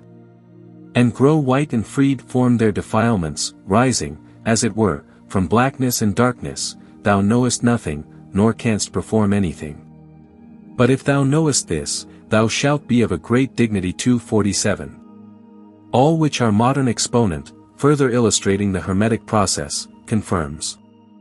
For, in 3 months' circulation, says he, by digestion, the powder becomes black, the opposition of attraction and repulsion ceases, in the vital spirit, and the attraction of the fixed which produced the repulsion of the volatile is slain by the circulation which also dies itself, and all three enter into rest. Then there is no more compression or expansion, ascent or descent, but the action and reaction have, by the equilibriate radiation of forces and the subtlety of the spirit, formed a circulation which has consumed all discordant opposites, and sunk down black and motionless. And thus the head of Hermes' crow is said to be in the beginning of this work, that which at first was fixed, viz. the sentient medium, is dissolved, and by the same process more profoundly operating, the original evil is made manifest in the matter to be renewed, and hence the principle of amendment and rectification also will appear. And on either side it is a signal of art. The same three principles gradually assume a new life, continues Bohm, infinitely more powerful in virtue, but without any violent contest, and in 3 months farther. Mild action of the principles in harmony have produced a brilliant whiteness in the matter, which in 3 months more become a brilliant yellow, red, or purpling tincture. Approach, ye sons of wisdom, and rejoice. Let us now rejoice together, for the reign of sin is finished, and the king doth rule, and now he is invested with the red garment, and now the scarlet color is put on. 248. That was the process of working with the vital spirit, so often reiterated by Hermes, Democritus, and the rest before cited, which also is many times passed through for the practical accomplishment. But every other matter labors for this perfection in vain, it can only attain to combustion, heat, and temporary light, and the consumption of the common elements in their analysis is a separation into gas and ashes. But this mystical nature revives, fortified from every successive dissolution, renewing its whole resolutely from either extreme by union. This spirit is so full of life, says the adept, that if the process fails in any stage, an addition of the same will renew it. The white or red powder is increased tenfold in strength and quantity by each digestion of it with fresh air, wet with gas water, or oil of this antimony. And each digestion is made in tenfold shorter time than the preceding, from a week to a few hours. For this gold is endued with a magnetical virtue, which by the inspisate fulgor of its tincture, draws the divine increase after it. In which nature expends all her forces, but leaves the victory to art, which by graduation to the full height, adds to the natural effulgence a supernatural light, for what else but light should multiply? Whence it has been called likewise the terrestrial or microcosmic sun, the triumphal chariot of antimony turned swift upon the current wheel of life. And this is the stone of fire seen in bright lines, of equal attraction and repulsion, when made manifest, as it were, an armed magnet included and circulating in a perpetual heaven. 249. Know, therefore, and consider, says Basil Valentine, that this true tincture of antimony, which is the medicine of men and metals, is not made of crude melted antimony, such as the apothecaries and merchants sell, but is extracted from the true mineral, as it is taken from the mountains. And how that extraction should be made, is a principal secret in which the whole art of alchemy consists. Health, riches, and honor attend him who rightly attains it. Lapis noster inter duos monticulos nascitur. In teet in me ad in nostri similibus latet 250. And when the mechanical part of the three principles passes into the hands of its proper manufacturers equally and generally in all countries, concludes Bohm, then will the school of adepts come out from this captivity, and will find their proper level as true physicians for the body and soul, dispensing the leaves of life for the healing of the nations. But now the seal of God lieth before it, to conceal the true ground, unless a man knew for certain that it would not be misused. For there is no power to obtain, no art or skill availeth, unless one entrust another with somewhat, as Hermes and Arnold bear witness, yet the work is easy and simple, but the wisdom therein is great and the greatest mystery 251. The greatest mystery of all is in existence, and the only mystery, and as fire and light are one and everywhere perceived after the same manner, so is life in every particular the same inscrutable identity through all. Or does a vast and filled creation hang before our eyes, and we think it to be without a foundation? Do we ourselves exist and consciously breathe, denying a mystery, or rather, admitting this, does anyone doubt that it is discoverable? Does not everything imply a necessary cause, and is not each sustained still living in the same? And is it not absurd to suppose that we are entirely depending on externals, or that being in part self-dependent, we are so far depending on nothing? If, therefore, we contain within us a proper principle of being, why should not this, thus proximate, be known? Behold, says the Apostle, he is not far off from every one of us. For in him we live, and move, and have our being, and again, to those forgetful Athenians, God made man to the end that he should seek the Lord, if haply he might feel after him he should seek the Lord. If haply he might feel after him and find him 252. And is not this a promise worth the certifying, an end worthy to be sought out, to feel and know God? Seek and ye shall find, knock and it shall be opened unto you. Yet it remains hidden still, and that Philalethian Welshman, Vaughan, indeed advises that we give ourselves no trouble about these mysteries, or attempt to dabble in the subtle philosophy of wisdom, until we have a knowledge of the protochemic artifice. For that by means of this, and this only, the true foundation is discoverable, and without it nothing can be intrinsically understood. It were a foolish presumption, he observes, if a lapidary should undertake to state the value or luster of a jewel that is shut up, before he opens the cabinet. Yet men will presume to judge of invisible celestial things, which are shut up within the closet of matter, and all the while perusing the outside which is the crust of nature. But advise them to use their hands and not their fancies, and to change their abstractions into extractions. For verily as long as they lick the shell after their fashion, and pierce not experimentally into the center of things, they can do no otherwise than they have done. They cannot know things intrinsically, but only describe them by their outward effects and motions, which are subject and obvious to every common eye. Let them consider, therefore, that there is in nature a certain spirit which applies himself to the matter, and actuates in every generation. That there is also a passive intrinsical principle where he is more immediately resident than in the rest, and by mediation of which he communicates with the more gross material parts. For there is in nature a certain chain or subordinate propinquity of complexions between visibles and invisibles, and this is it by which the superior spiritual essences descend and converse here below with the matter. But, he continues, have a care lest you misconceive me. I speak not in this place of the divine spirit, but I speak of a certain art by which a particular spirit may be united to the universal, and nature by consequence be strangely exalted and multiplied 253.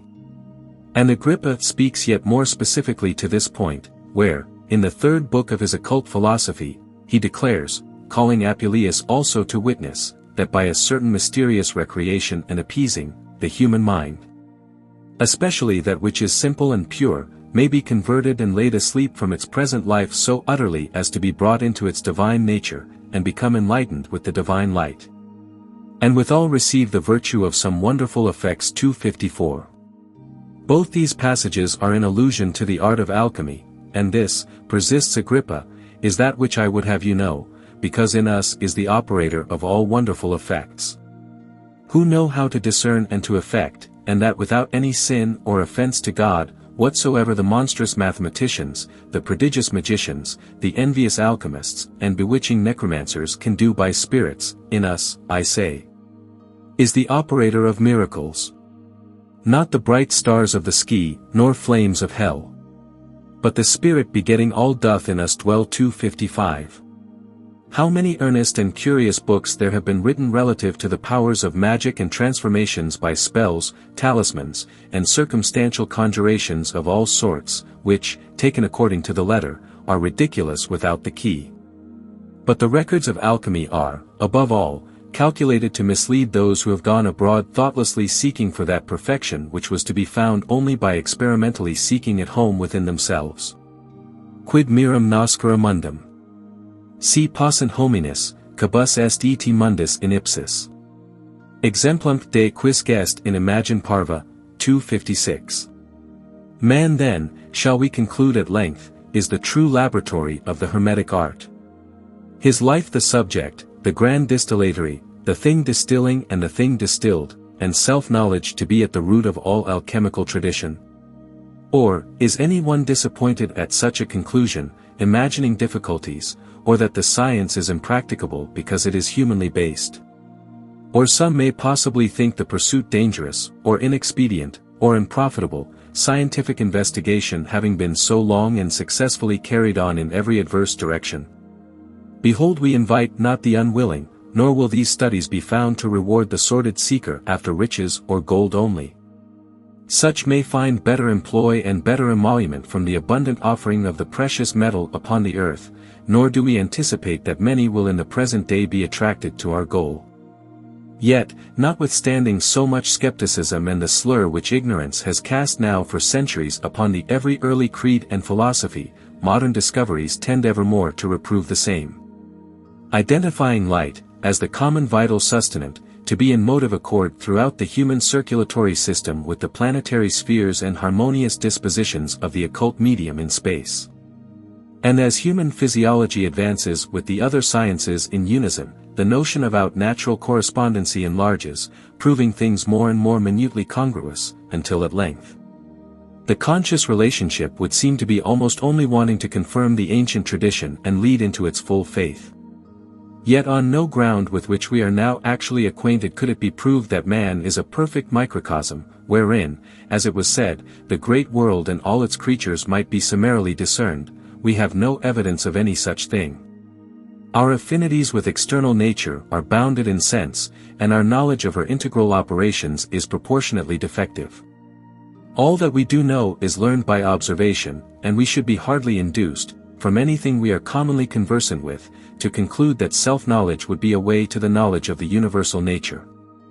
Yet this was taught and believed formerly, not either as it were an arbitrary conceit, but as a truth understood and proved beyond speculation.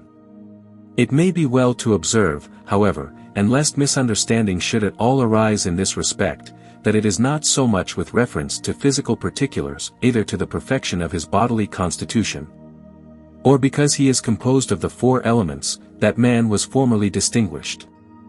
For these other animals and vegetables even partake, and often in a superior degree, but it was rather on account of a divine reason, on occult principle of causal efficience, said to be originally resident in his life. That man was made to rank so high in the Kabbalistic scriptures and schools of antique experience. And here we remark that the outer body, mentioned indeed, yet as amongst the last of things accordant, nevertheless we remark the outer body, mentioned indeed, yet as amongst the last of things accordant. Nevertheless it is nearly all we are now able to observe, as, of the rest, the universal reason so magnified and its ethereal vehicle, very meager evidence is afforded to the senses or this life. Yet man, say they, is demonstrated to be a compendium of the whole created nature, and was generated to become wise and have a dominion over the whole of things. Having within him, besides those faculties which he exerts ordinarily and by which he judges and contemplates sensible phenomena, the germ of a higher faculty or wisdom, which, when revealed and set alone, all the forms of things and hidden springs of nature become intuitively known and are implied essentially. This being, moreover, or faculty of wisdom, is reputed so to subsist with reference to nature as her substratal source, that it works magically withal, discovering latent properties as a principle, governing and supplying all dependent existence. And of this they speak magisterially, as if in alliance they had known the omniscient nature and, in their own illumined understanding, the structure of the universe. Now if it be true that such an experience was ever granted to man on earth, it is now either wholly departed or the conditions are estranged. We can but with difficulty imagine, much less are we able to believe, ourselves capable of enjoying that free perspicacity of thought in universal consciousness which is cognizant by rapport with essential being. Man from his birth employs sense prior to reflection, and all our knowledge begins in this life with sensible observation. Most persons pass on well contented with such evidence as legitimate, or, indeed, possible objects of knowledge.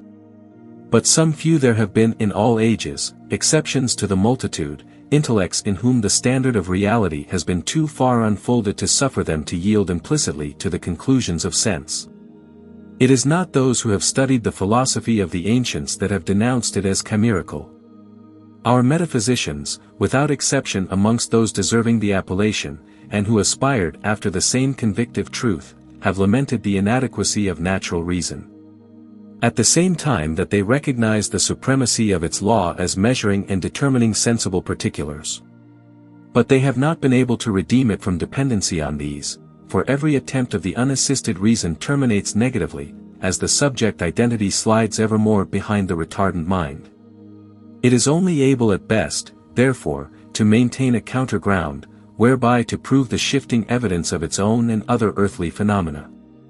But although satisfaction is thus denied to modern inquiry, and philosophers have disputed about the conditions and difficulty of the absolute ground, yet are there none found, even in latter times, so presumptuous as to deny the possibility. Seeing it thus doubly implied, no less in the testimony of the highest reason than of tradition, and so they have honored the ancients afar off either in despair or admiration of their wisdom. Unable themselves to break the enchantment which isolates the reflective faculty, and disables it in the inquiry after that fontal nature which, by a necessary criterion, it craves. For we may observe, that the evidence of reason, even in common life, is irresistible, or, more exactly to speak, intuition is the evidence and end of every rational proof. We believe in the phenomenon of existence spontaneously, but in a power of antecedents to produce their effects necessarily. In the idea of time, eternity is implied, with bound, infinity. As the unit is included in each dependent of a numerical series, and the mathematics have their evidence in intellectual assent.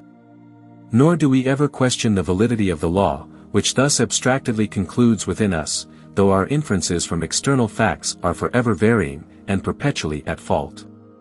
Locke, discoursing upon the intrinsic superiority of the intellectual law in his essay, observes that intuitive faith is certain beyond all doubt, and needs no proof beyond itself, nor can have any, this being the highest of all human certainty.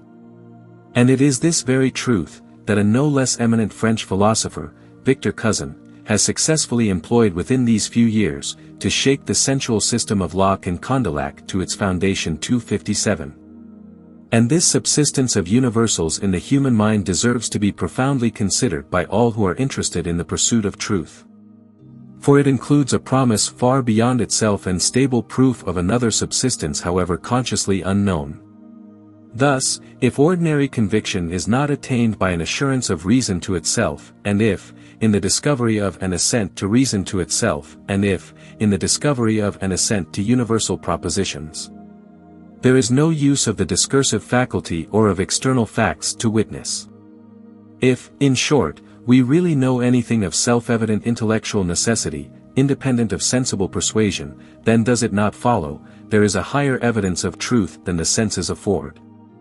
And a superstantial nature of things implied which, though now latent and succeeding in order of time, is first in thought absolutely, and in the circular progression of nature may be so practically manifested at last. Aristotle compares the subsistence of universals in the natural understanding to colors, since these require the splendor of the sun to discover their beauty, as do those the inspiring afflux of their frontal illumination, therefore, too, he denominates human reason, intellect in capacity, both on account of its subordination to essential intellect, and because it is from a new awakening, a divine recreation, as it were. That it conceives the full perfection of a life in accordance with its one intelligible beauty, goodness, and truth. Thus strictly regarding the intellectual law, as it proves and orders inquiry in common life, we have an image, as it were, an embryo conception have an image, as it were. An embryo conception of that archetypal wisdom which the ancients celebrated as the occult essence of that law. And here we remark the grand divergence between modern and ancient metaphysics, that same law which the former recognizes but as an abstract boundary of thought only, having its object in sensibles. The latter proclaims absolutely to be the Catholic subject of the great efficient force of nature, as known also, and proved in the human conscience, when this is purified and passed back into contacting experience with its source. And this was wisdom, intellect, divination, and the true man, according to Plato and Aristotelians, is this intellect, for the essence of everything is the summit of its nature. And as man is the summit of this sublunary creation, and reason is the highest faculty with which he is here endowed, should not this probably be the next in progress to make manifest the alleged divinity of his first source? Less doubt should still lurk, however, about such a divinity, and whether the notion is rightly conceived according to the teaching of the best philosophers, it may be well to bring them forward here, speaking for themselves. Thus Aristotle, for first example, since he will not be rated altogether as an enthusiast, in the beginning of his metaphysics, declares wisdom to the highest science, adding that a wise man possesses a science of all things in intellect. Not indeed derived from sensible particulars, but according to that which is universal and absolute in himself. 258. In the Nicomachean Ethics, too, after showing intellect to be that power of the soul by which we know and prove things demonstratively, he further distinguishes wisdom as the true being of that intellect. The science and intellection of things most honorable by nature. That though this part is small in bulk, yet it abounds in energy, and as much exceeds the composite nature of man in power as in this energy, which is the most delectable of all energies. 259. And throughout the metaphysics, but more especially in the 12th book, he demonstrates the necessary subsistence of incorporeal, i.e., essential, being, and its efficacy in operation when by the help of certain mystical exercises and preparations, the human understanding medium is made to pass into contact with its antecedent cause. That then it becomes to be a life in energy, and enjoys the most exalted and excellent faculty of discernment, which was before occult, and the knowledge of which is inexpressibly blessed. And not to be conceived of by such as are not duly initiated and capable of this deification. True intellect, he says, is that which is essentially the most essential of that which is most essential, and it becomes intelligible by contact and intellection. And that intellect is the same with the intelligible, the understanding recipient of the intelligible essence. 260. Which essence, too, is wisdom, and the faculty we are discussing. But Plato yet more plainly declares that to know oneself is wisdom and the highest virtue of the soul, for the soul rightly entering into herself will behold all other things, and deity itself. As verging to her own union and to the center of all life, laying aside multitude and the variety of all manifold powers which she contains, she ascends to the highest watchtower of beings. 261. According to Socrates, also, in the Republic, we read that wisdom is generative of truth and intellect.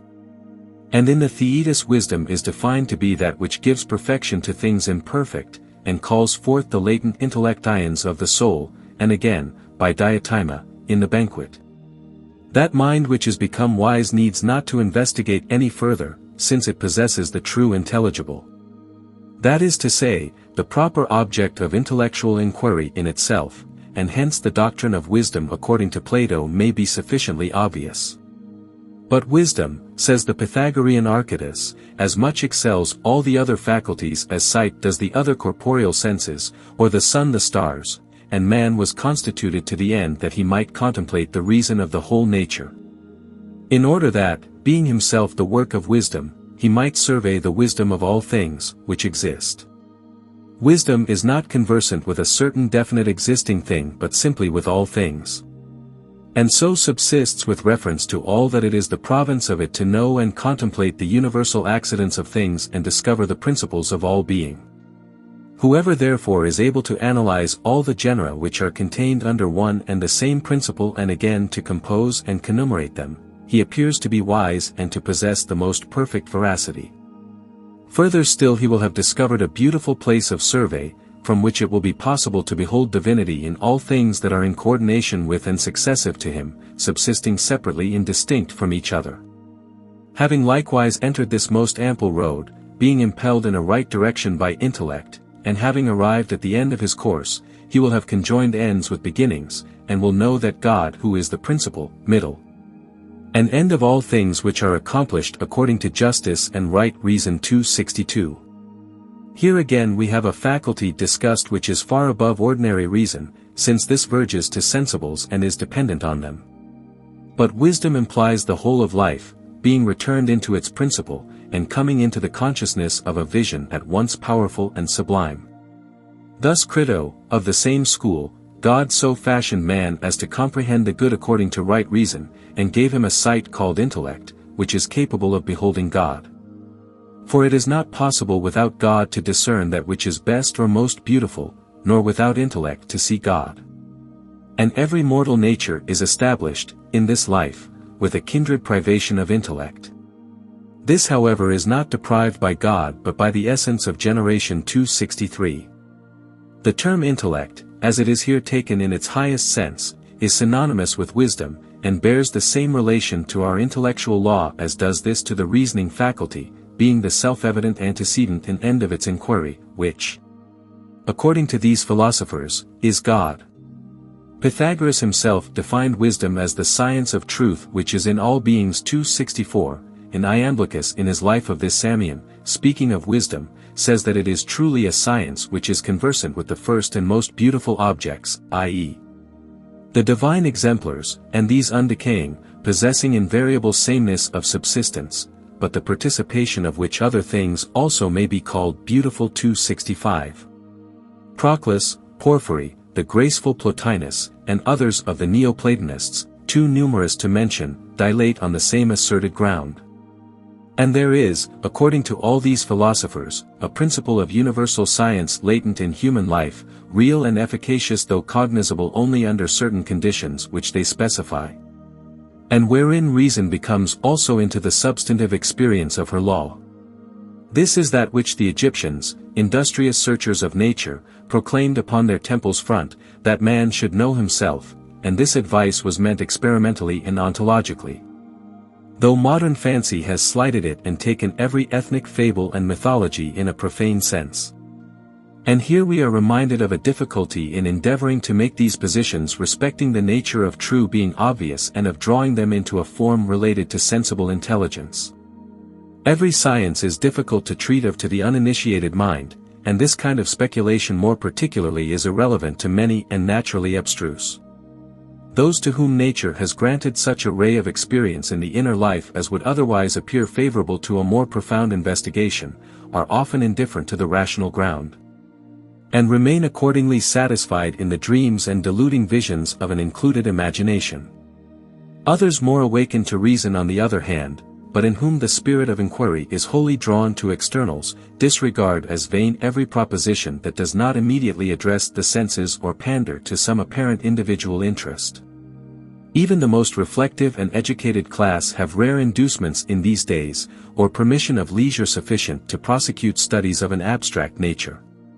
But we have adverted to the independent evidence of universals in the human intellect by way of introduction chiefly, not on their own account abstractly considered, or so much because the ancients rested their proofs of internal science thereon, but because, having once derived a rational ground of possibility, we may be better enabled to proceed with the tradition of the Hermetic mystery and more tangible effects.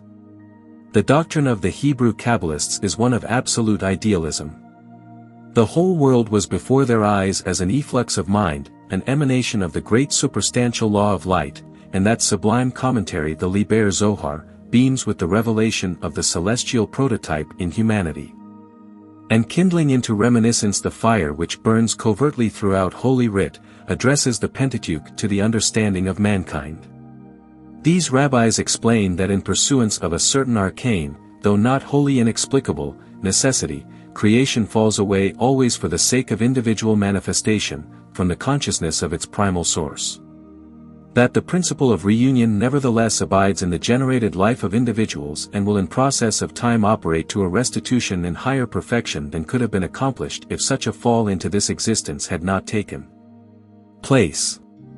Treating of and interpreting as divine symbols, the relations of the Old Testament, they dignify vastly the view of the whole scheme. And placing reason over the head of authority, and inciting man to self-inquiry as the foundation and comprehending identity of every other, they unite in one beautiful system the religion of intellect with the philosophy of life. But it is above all by the supreme position which they assign to man in the scale of creation that these Kabbalists arrest attention. The form of man, says the Rabbi Ben Jokai, contains all that is in the heaven and earth, no form, no world, could exist before the human prototype. For all things subsist by and in it, without it there would be no world, and in this sense we are to understand these words, the Eternal has founded the earth upon his wisdom. But we must distinguish the true man from him who is here apparent, for the one could not exist without the other.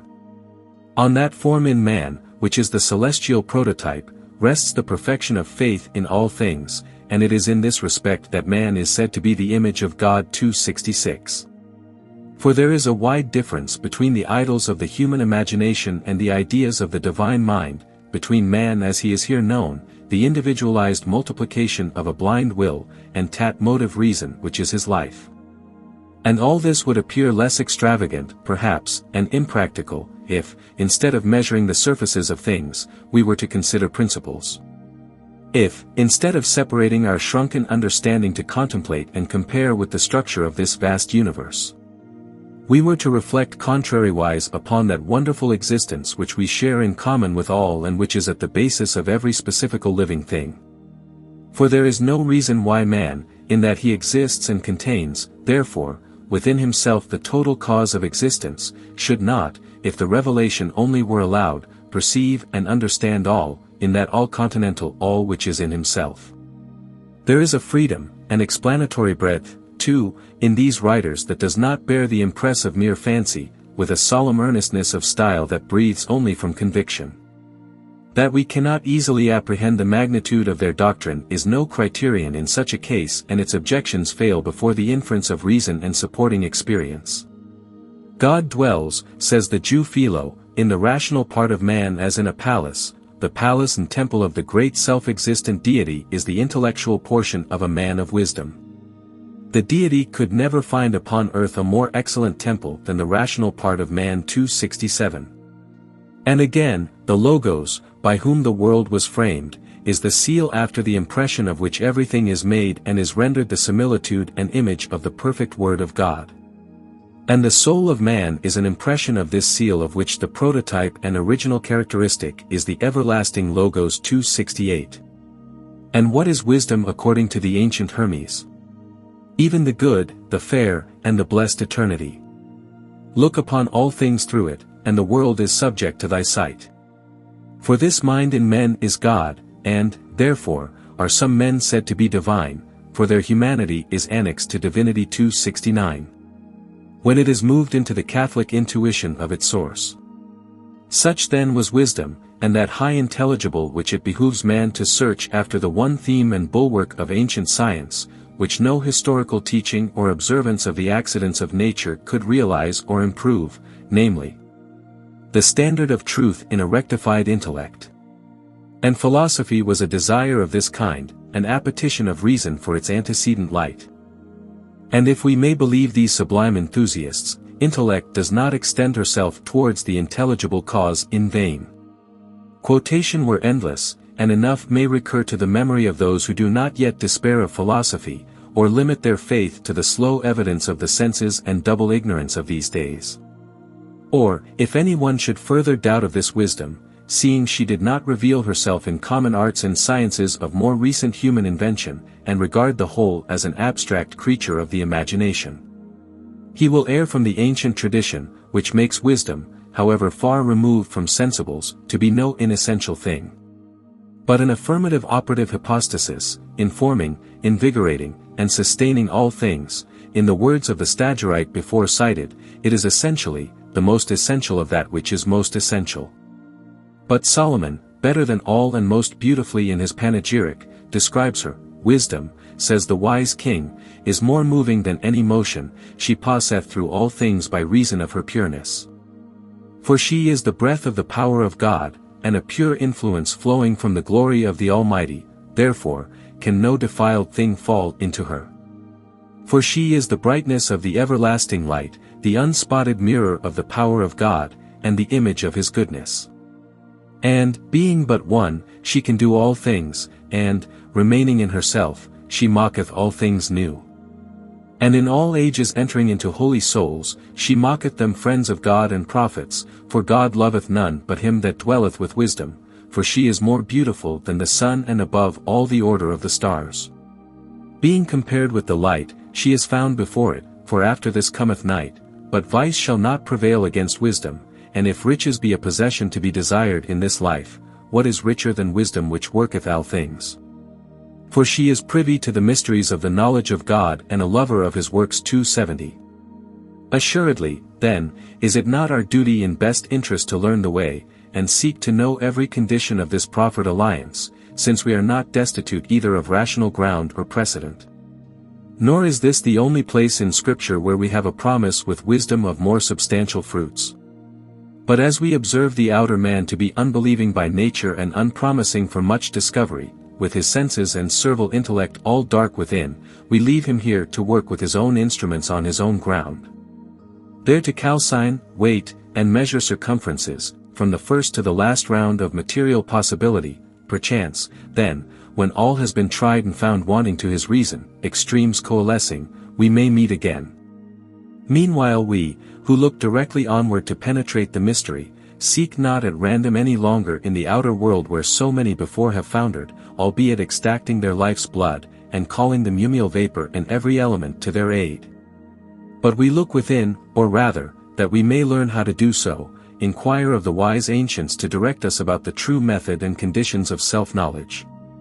For it is this, no common trance or daydream, or any fanatical vision of celestials, that we propose to scrutinize, but the true psychical experience, Catholic, even as the basis of that law by which we reason, fell, and are one.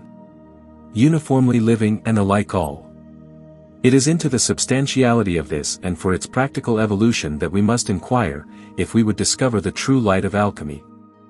And the alchemists, as we have seen, propose such a reeducation of nature as shall discover this latex without destroying her vehicle, but the modal life only.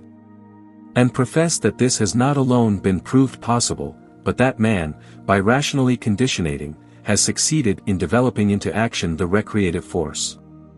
But the way they do not so clearly shew, or where nature may be addressed in order to the rejection of her superfluous forms, what was their immediate efficient?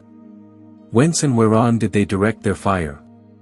These things, with the laboratory, its vessels and various apparatus, they have disguised, as we have already shown, and as a natural consequence, by an incurious world have been misapprehended and despised.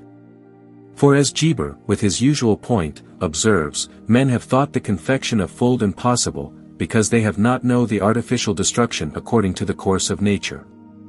They have proved it to be of a strong composition, but of how strong a composition they have not proven.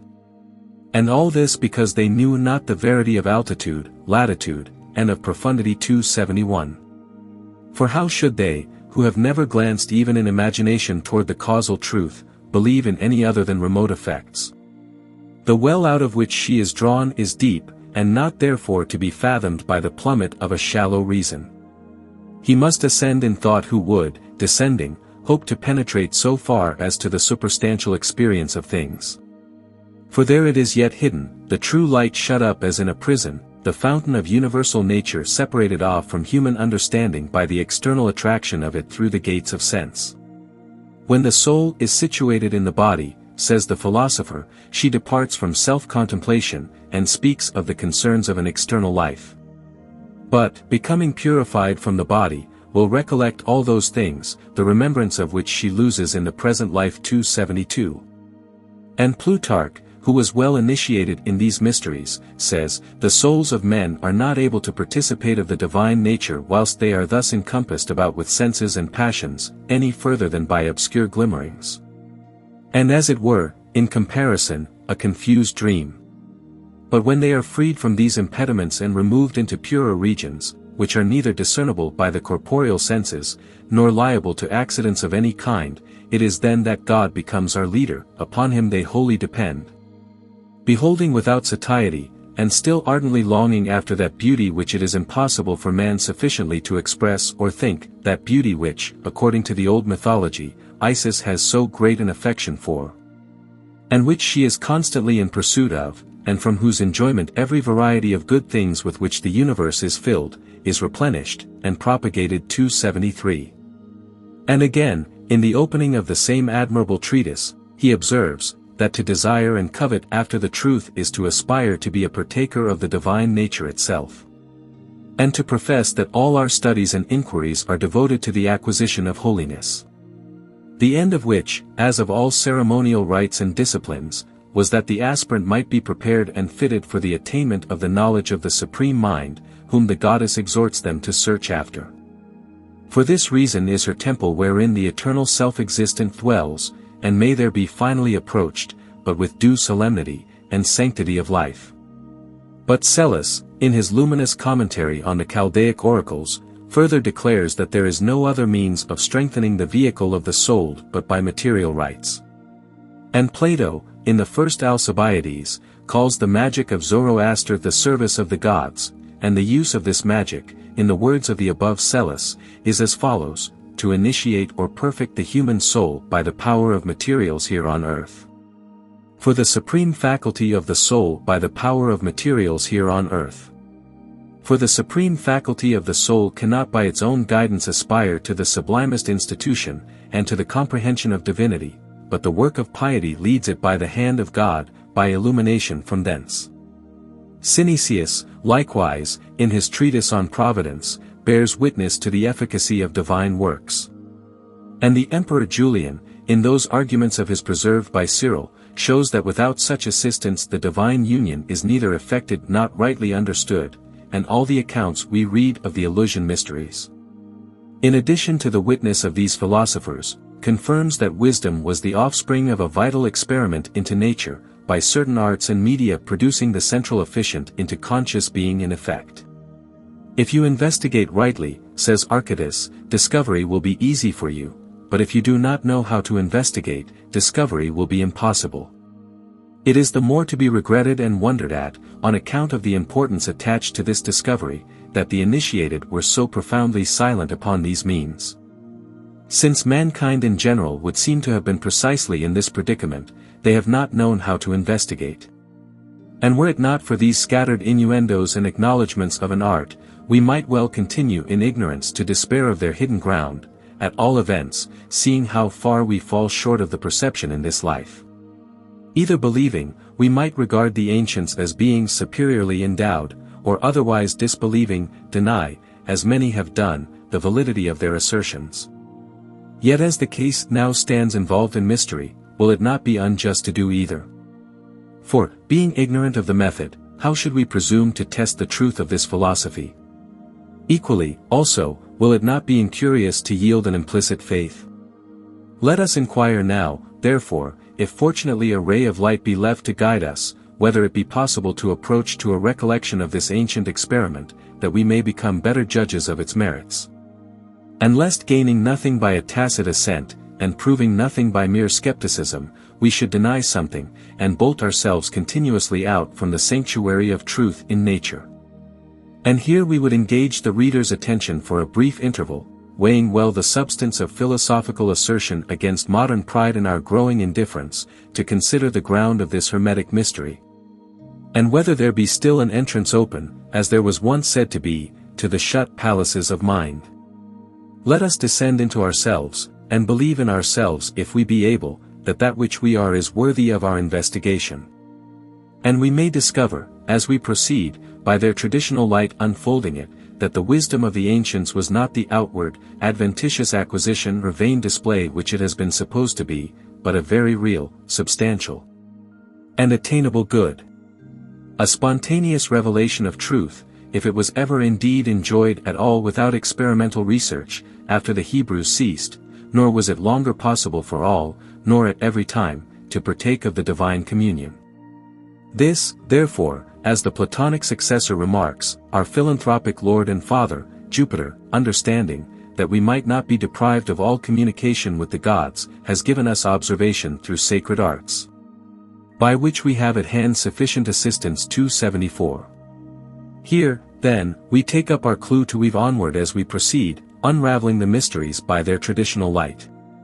He objects encountering this research may, as we before said, be appalling to some, nugatory to others, and, at first view, too opposed we fear to the opinions of all. But if, by chance, a less oblivious soul or intellect, more allied than ordinary to antecedent realities, should find familiar scenes recur, thrilling into reminiscence, as of some long-past life forgotten, let such a one believe, and his faith will not betray him, the road whereon we are journeying is towards his native land. Chapter 2. Of the Mysteries. The path by which to deity we climb is arduous, rough, ineffable, sublime, and the strong massy gates through which we pass in our first course, are bound with chains of brass.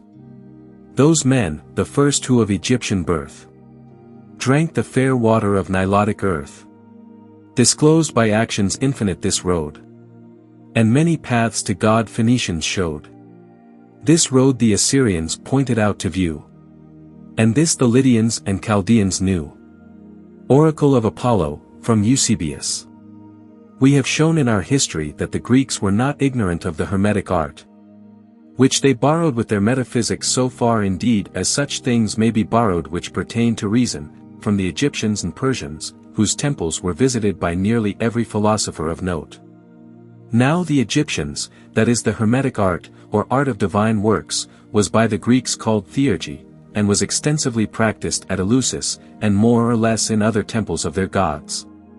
On no subject has more difference of opinion arisen amongst the learned, the high veneration in which the mysteries were held, the intellectual enthusiasm with which the Alexandrians speak of them.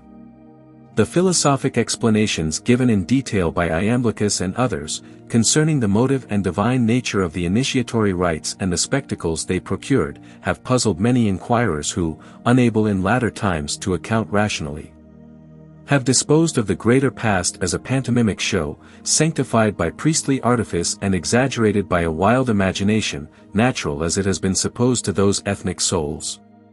But then the fathers of our Church, what frenzy should have possessed them, that St. Augustine, Cyrillus, Synesius and the rest, should imitate their follies, transferring the very language, disciplines and rites of those odious mysteries to their own ceremonial worship as Christians, and that Clemens Alexandrinus should call them blessed. This has seemed extraordinary, and the authorities have been quoted and requited and turned in many ways by modern writers, each to the support of his own peculiar view or modification, often, as may be recognized, at variance with the original sense in context. Warburton's bias is negative and singularly misleading. He regarded the whole scheme of the mysteries as a political fraud, came to the conclusion that the gods were dead men deified, and that the greater mysteries were instituted solely with a view to nullify the lesser. 275.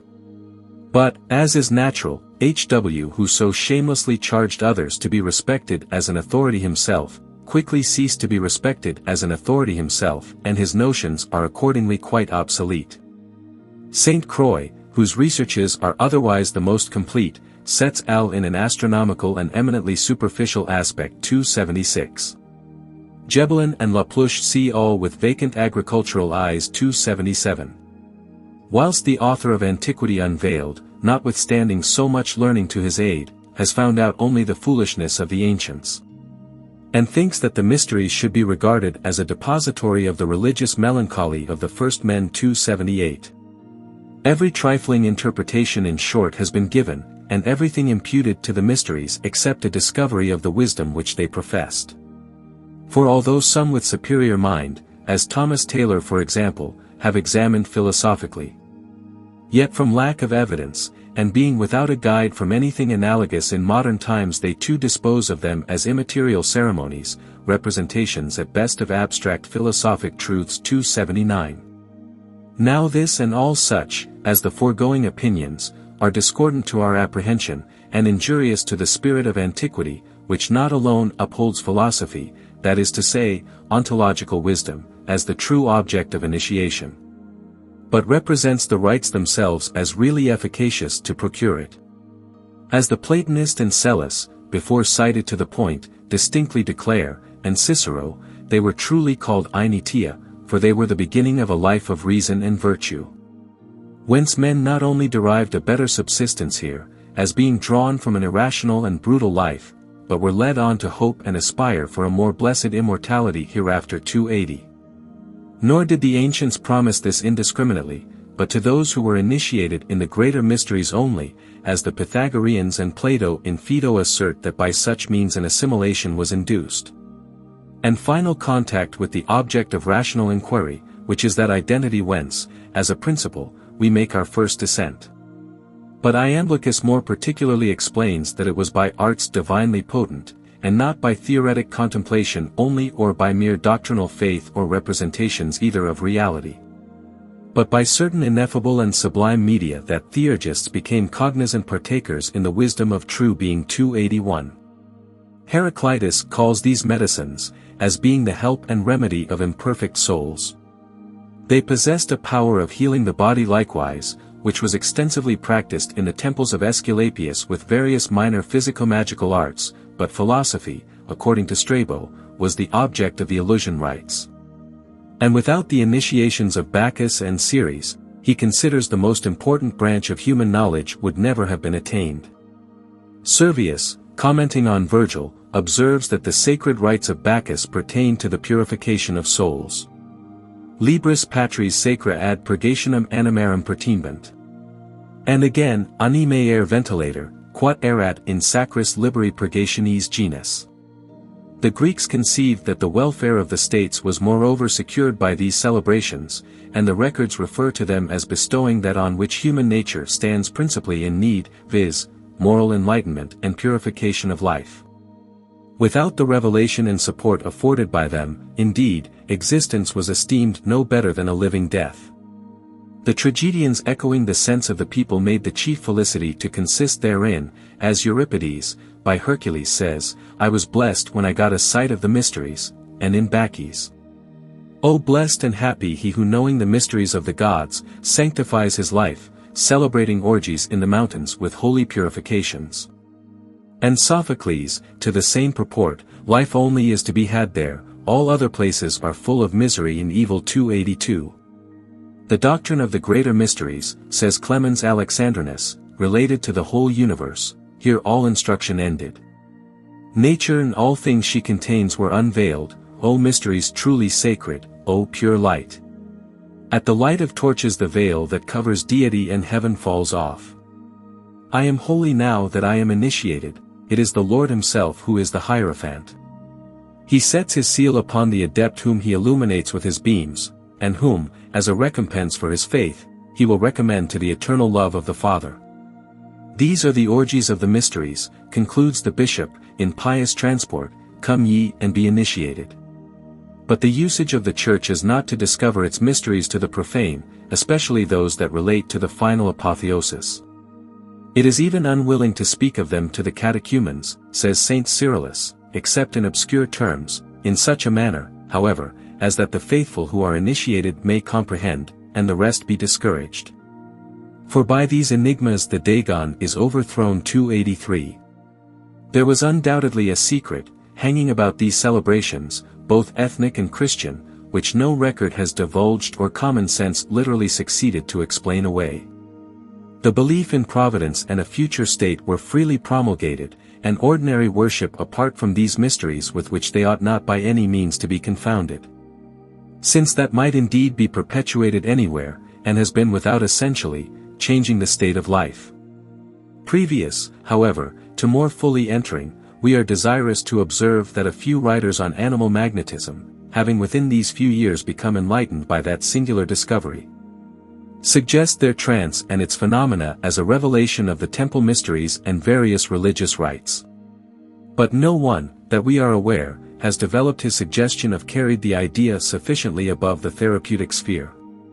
They appear to have taken a broad view, without particular inquiry into the nature of their rites from the ancients themselves. Had they done this, we speak of the more advanced minds, we are persuaded that with that key in hand, their attention would have been drawn in new directions.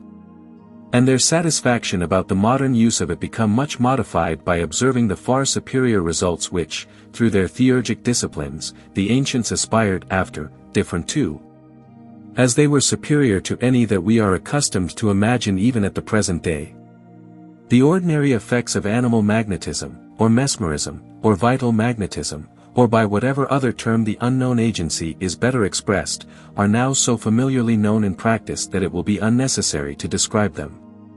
They have attracted the attention of the best and leading minds of the present age, who have hailed with admiration a discovery which enables man to alleviate pain and maladies insurmountable by other means. And by benevolent disposition of his proper vitality, acting in accord, to restore health and equilibriate repose to his suffering fellow creatures. And thus it is true we can lull the senses, cure the sick, sometimes to restore the blind and deaf to hearing, sight and utterance, and it is a glorious step in progress, cheering and hopeful, a blessing on our mortal suffering state 284. But are we to halt here always, or how long? The ordinary phenomena of lucidity, prevision, community of sense, will, and thought, have long been familiar and might have instigated to more important discovery.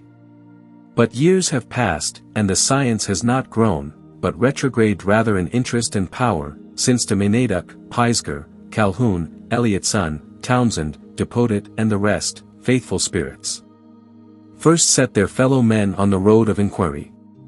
But the best effects of mesmerism, if we connect it with the ancient sacred art, appear as trifles in comparison. The supreme wisdom they investigated, the self-knowledge and perfection of life and immortality promised and said to be bestowed on those initiated in the higher mysteries. What has mesmerism to do with these things? What wisdom does it unfold? What is its philosophy, or has it yet made an attempt even to investigate the subject being, the cause of its own effects? In common arts, the ingenuity is set to work how it may advance and adapt them to the best advantage. Now capabilities are discovered which, put in action, often prove the fruitful source of more. Whereas mesmerism, dwelling together altogether in the practice, the same which, from the first, unfolded nature as far as it was able, continues to run on with her in the same commonplace round. Our sleepwalkers are little better than dreamers, for the most part, or resemble children born into a new world, without a guide, unable of themselves to educate their latent talents or discriminate truth from falsehood in their revelations. And, as respects the universal medium, they even, who believe in such a thing, take it as it presents itself naturally, having no knowledge of the capabilities or means of improvement, whither it is able to ascend or descend. Or what is its right determination? The few experimental tests that have been instituted hitherto prove nothing but to identify the same imponderable through all. And if we make trial of the spirit's instincts, asking for revelations of prophecy and distant scenes or journeyings through the air, and they follow us, those patients of our will, we then go out from them to philosophize, or wonder, or to think no more about it, as the case may be, repeating the same mechanical operations, and witnessing similar effects continually over and over again, until at length the enthusiasm which early characterized the novelty and raised expectation about it has very generally and naturally died away. Now this, according to our gatherings, was not the sort of investigation that the ancients followed in their mysteries, although working in the same material and with similar instruments, on the same ground, yet their practice was different. For it was conducted upon established principles and with a truly philosophic as well as benevolent aim. Theurgists, indeed, condemned the spirit of the natural life as degraded and incapable of true intelligence, nor did they therefore value the revelations of its first included sphere, but proceeded at once, passing these, as it appears, in the lesser mysteries, to dissolve the medium more entirely. And, as they knew how, to segregate the vital spirit away from those defilements and imaginative impressures which, by the birth into sense, had become implanted there, obscuring the intelligence and that divine eye which, as Plato says, is better worth than 10,000 corporeal eyes. For by looking through this alone, when it is purified and strengthened by appropriate aids, the truth pertaining to all beings is perceived. The Neoplatonists wrote largely of the theurgical art. Many books are quoted by St. Augustine and his contemporaries which are not transmitted, but were destroyed probably through the sectarian malice and short-sighted policy of the later Roman government, which tolerated nothing but luxury and arms. Yet sufficient remains to evince the nature of the mysteries since, besides those before named, Plotinus, Proclus, Porphyry, Synesius, and Iamblichus especially, all refer to them, declaring also the objects and revelations. And in what the disease of the spirit consists, and from what cause it falsifies and is dulled, and how it becomes clarified and defecated, and restored to its innate simplicity, may be learned in part from their philosophy. For by the lustrations in the mysteries, as they describe, the soul becomes liberated and passes into a divine condition of being. Synesius writes appositely on the early disciplines, showing the fantastical condition also of the natural understanding essence, before it is purified by art and exalted.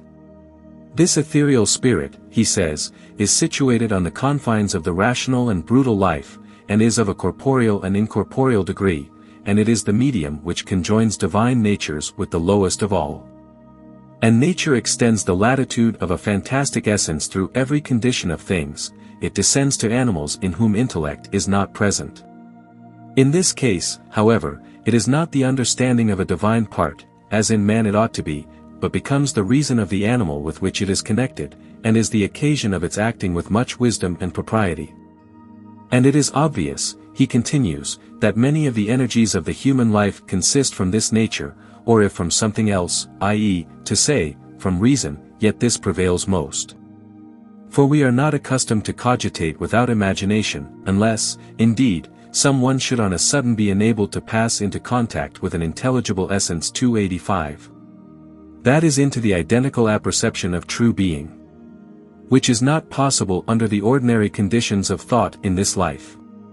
But reason is always more or less debilitated in its energies by the habitual dependence on sense for data and objective proof, and by that modal consciousness which prevents from transcending it. Nor is this the only barrier, since when freed from the encumbrance of the senses temporarily, when in a state of trance they are quiescent, their impressure yet remains, and, as Synesius says, a false imagination, which it is requisite to destroy. As well as to banish all influx ions from without, before the understanding spirit can superinduce divinity. It is well known that Pythagoras instituted long preparations and ordeals to train the minds of his disciples, previously to admitting them into the deeper mysteries of his school. And his biographer relates how, by divine arts and media, he healed and purified the souls of his followers, and that by constantly holding them allied to a certain precedential good, their lives were preserved in continual harmony and converse with the highest causes. But dense thickets, which are full of briars, says Iamblichus, surround the intellect and heart of those who have not been purely initiated, and obscure the mild and tranquil reasoning power, and openly impede the intellective part from becoming increased and elevated. And again, it may be well to consider the length of time that we consumed in wiping away the stains which had insinuated themselves into our breasts, till, after the lapse of some years, we became fit recipients for the doctrines of Pythagoras.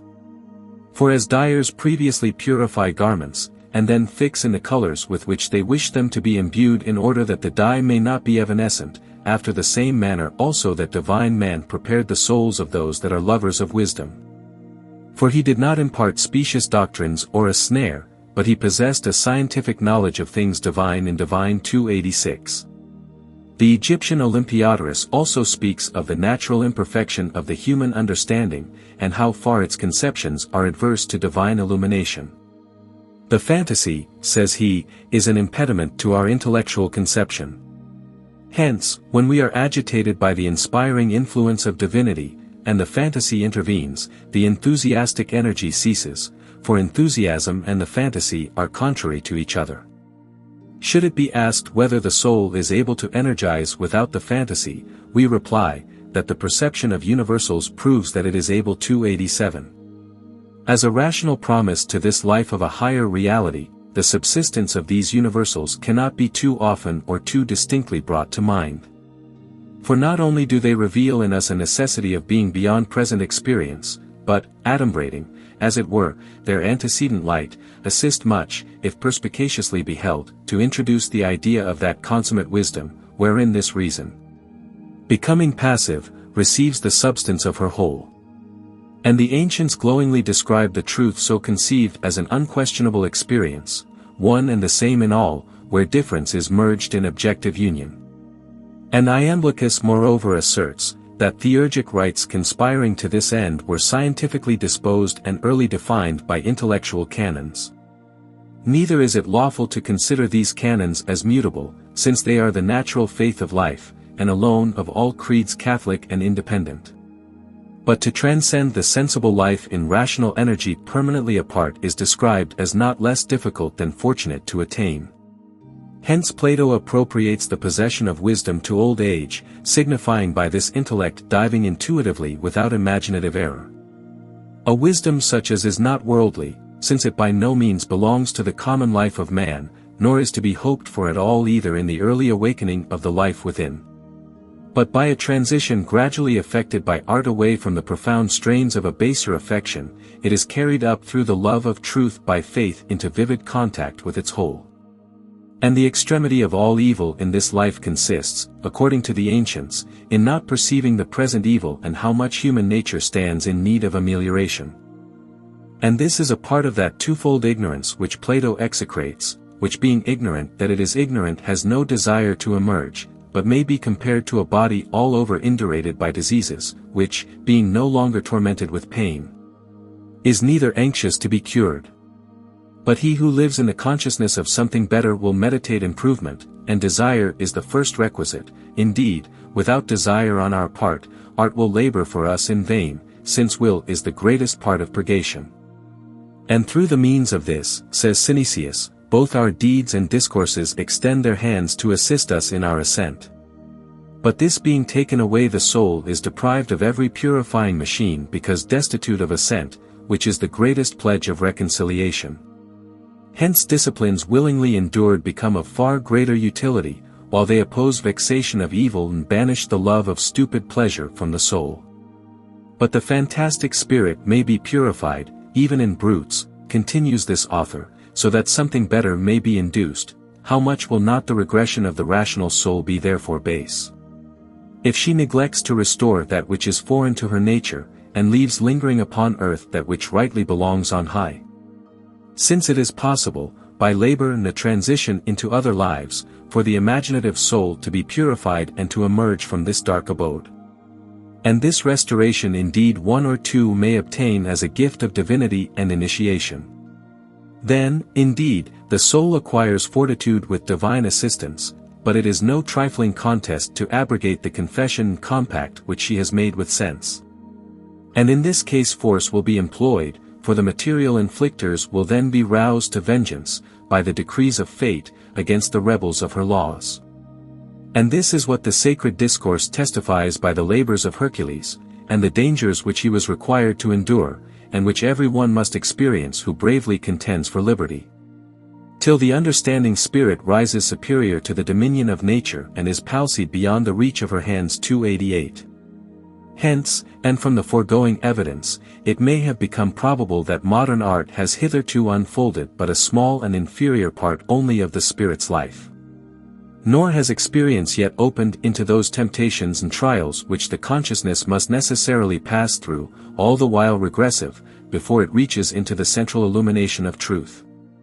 Nor does anything occur to us more beautifully suggestive than the whole the passage, from which we here gather, wherein Synesius describes not only the life that is operated upon and, in graceful terms, the artifice, but shows the conditions of desire and will, so indispensable for advancement, the labors and dangers likewise which attend those who aspire to the upper grades of intellectual science.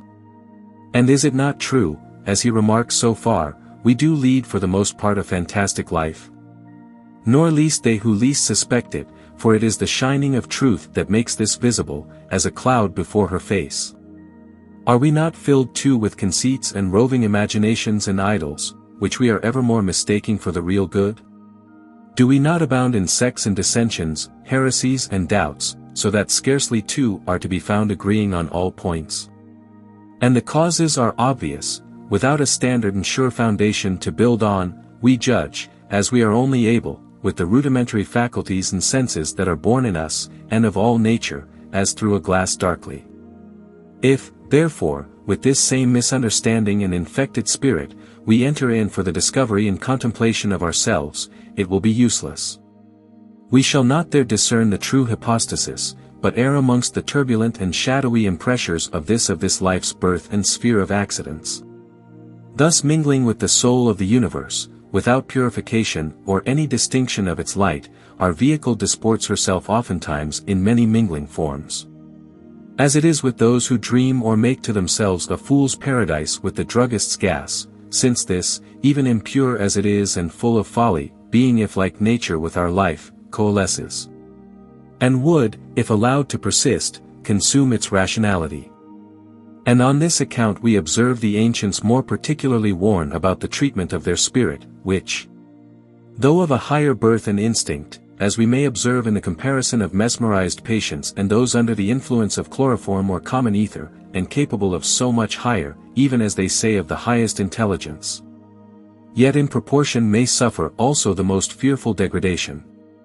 Accordingly, if the will incline downwards, persisting to grovel, or evil agencies intervene, then, as the sacred discourse has it, the spirit grows heavy and sinks into profound Hades. It is necessary that the mind, once seated in this spirit, should either follow or draw or be drawn by it. Hence, if growing predominant in folly, she should cease to aspire, the whole identity, being submerged together, would be converted to her life. For is she not that very sphinx of the labyrinth, the devourer of strangers and all who have not the wit to unriddle her and know themselves? At all events, such is said to be the nature of the fantastic spirit before it is mundified, that he who enters so far as to be profoundly conscious in her essence, will be lost in irrational confusion. If he assume not quickly his intellectual energies and solve, that is comprehend, it on its own ground. For, if reason remains passive, this nature at length prevailing, will ravage and devastate and take possession of the whole mind, destroying its active energies and converting them to herself. Thus Iamblichus, speaking of this mundane spirit, says, it grows upon and fashions all the powers the soul, exciting in opinion the illuminations from the senses, and fixes in that life the impressions which descend from intellect. And Proclus, concerning the same nature, declares that it folds itself about the indivisibility of true intellect, which is in its center, conforms itself to all formless species, and becomes perfectly everything from which dianoia and our individual reason consist. And, as it is commonly observed to be a vain labor to infuse doctrine into a perplexed and turbid brain, or for a merely practical unspeculative soul to judge of abstract propositions. Just so, no doubt, the best constituted minds would be inadequate to self-inspection on their first entrance into life. For the spirit understands the affections of the mind, and reflects its image as it is, whether good or evil. But the primary and proper vehicle of the mind, when it is in a wise and purified condition, is attenuated and clear-seeing.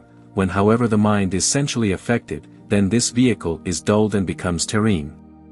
The instincts are said to be imperfect just in proportion as the perceptive medium is impure, and therefore it needs alternation and solution, as the oracles teach, for the discernment of good and evil, and the proper choice of life. It is therefore that the alchemists so much declaim against the vulgar matter as it is at first made known, full of heterogeneous qualities and notions, as a subject fallen from its sphere and defiled. Hence all those preparations, solutions, calcinations, etc. before it becomes to be the mercury of the philosophers, pure, agile, intelligent, living, as they say, in her own sphere, as a queen upon her throne. Take, says Albertus Mangus, the occult arcanum, which is our brass, and wash it that it may be pure and clean. The first rule of the work is a perfect solution 289. All which we understand with reference to the universal mundane spirit, as it is at first consciously revealed in the recipient life of humanity. Which Aristotle, in his Metaphysics, calls passive intellect, because capable of receiving and being converted to all, the best PR worst inclination, the highest truth or the most delusive imaginings of manifesting motives in vital effects. And within certain limits of organizing even and transporting them. And this we take to be the identical agent which is spread abroad in the present-day mesmerizing, the photogenic medium, our new imponderable, for it is the common soul.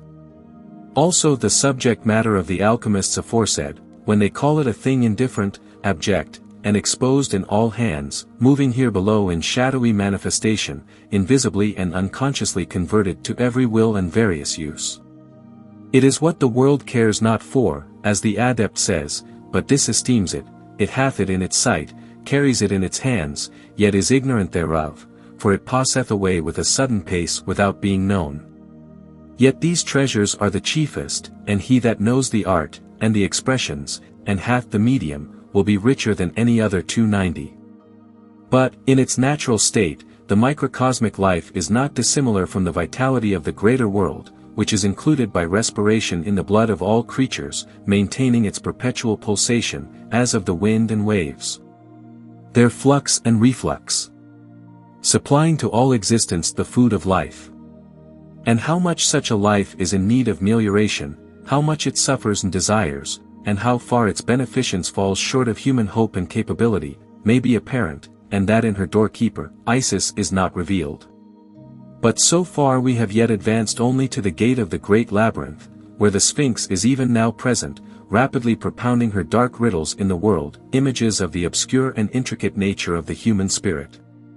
Which, by the devious windings, delusive attractions and similitudes of its own included sphere, leads imperceptibly, as it were, by an alluring grace, into that hermetic wilderness and wild of magic in which so many adventurers have gone astray. This is the monster and the eternal riddle explained to common sense as suits it, but misunderstood to this day. That compound simple and ground of the Magian's elements, a thing so perplexly treated of by them, and having about it such a latitude for sophistication, that it is almost impossible to collect or unravel what has been said of it. Or how should reason attempt to define an essence all-comprehending, yet separated in each particular, by so great an interval from itself? But this is that Augean stable that was to be cleansed, that most famous labor of the philosophic Hercules. Nor the least of labors, to turn the current of life into another channel, and purify the natural source.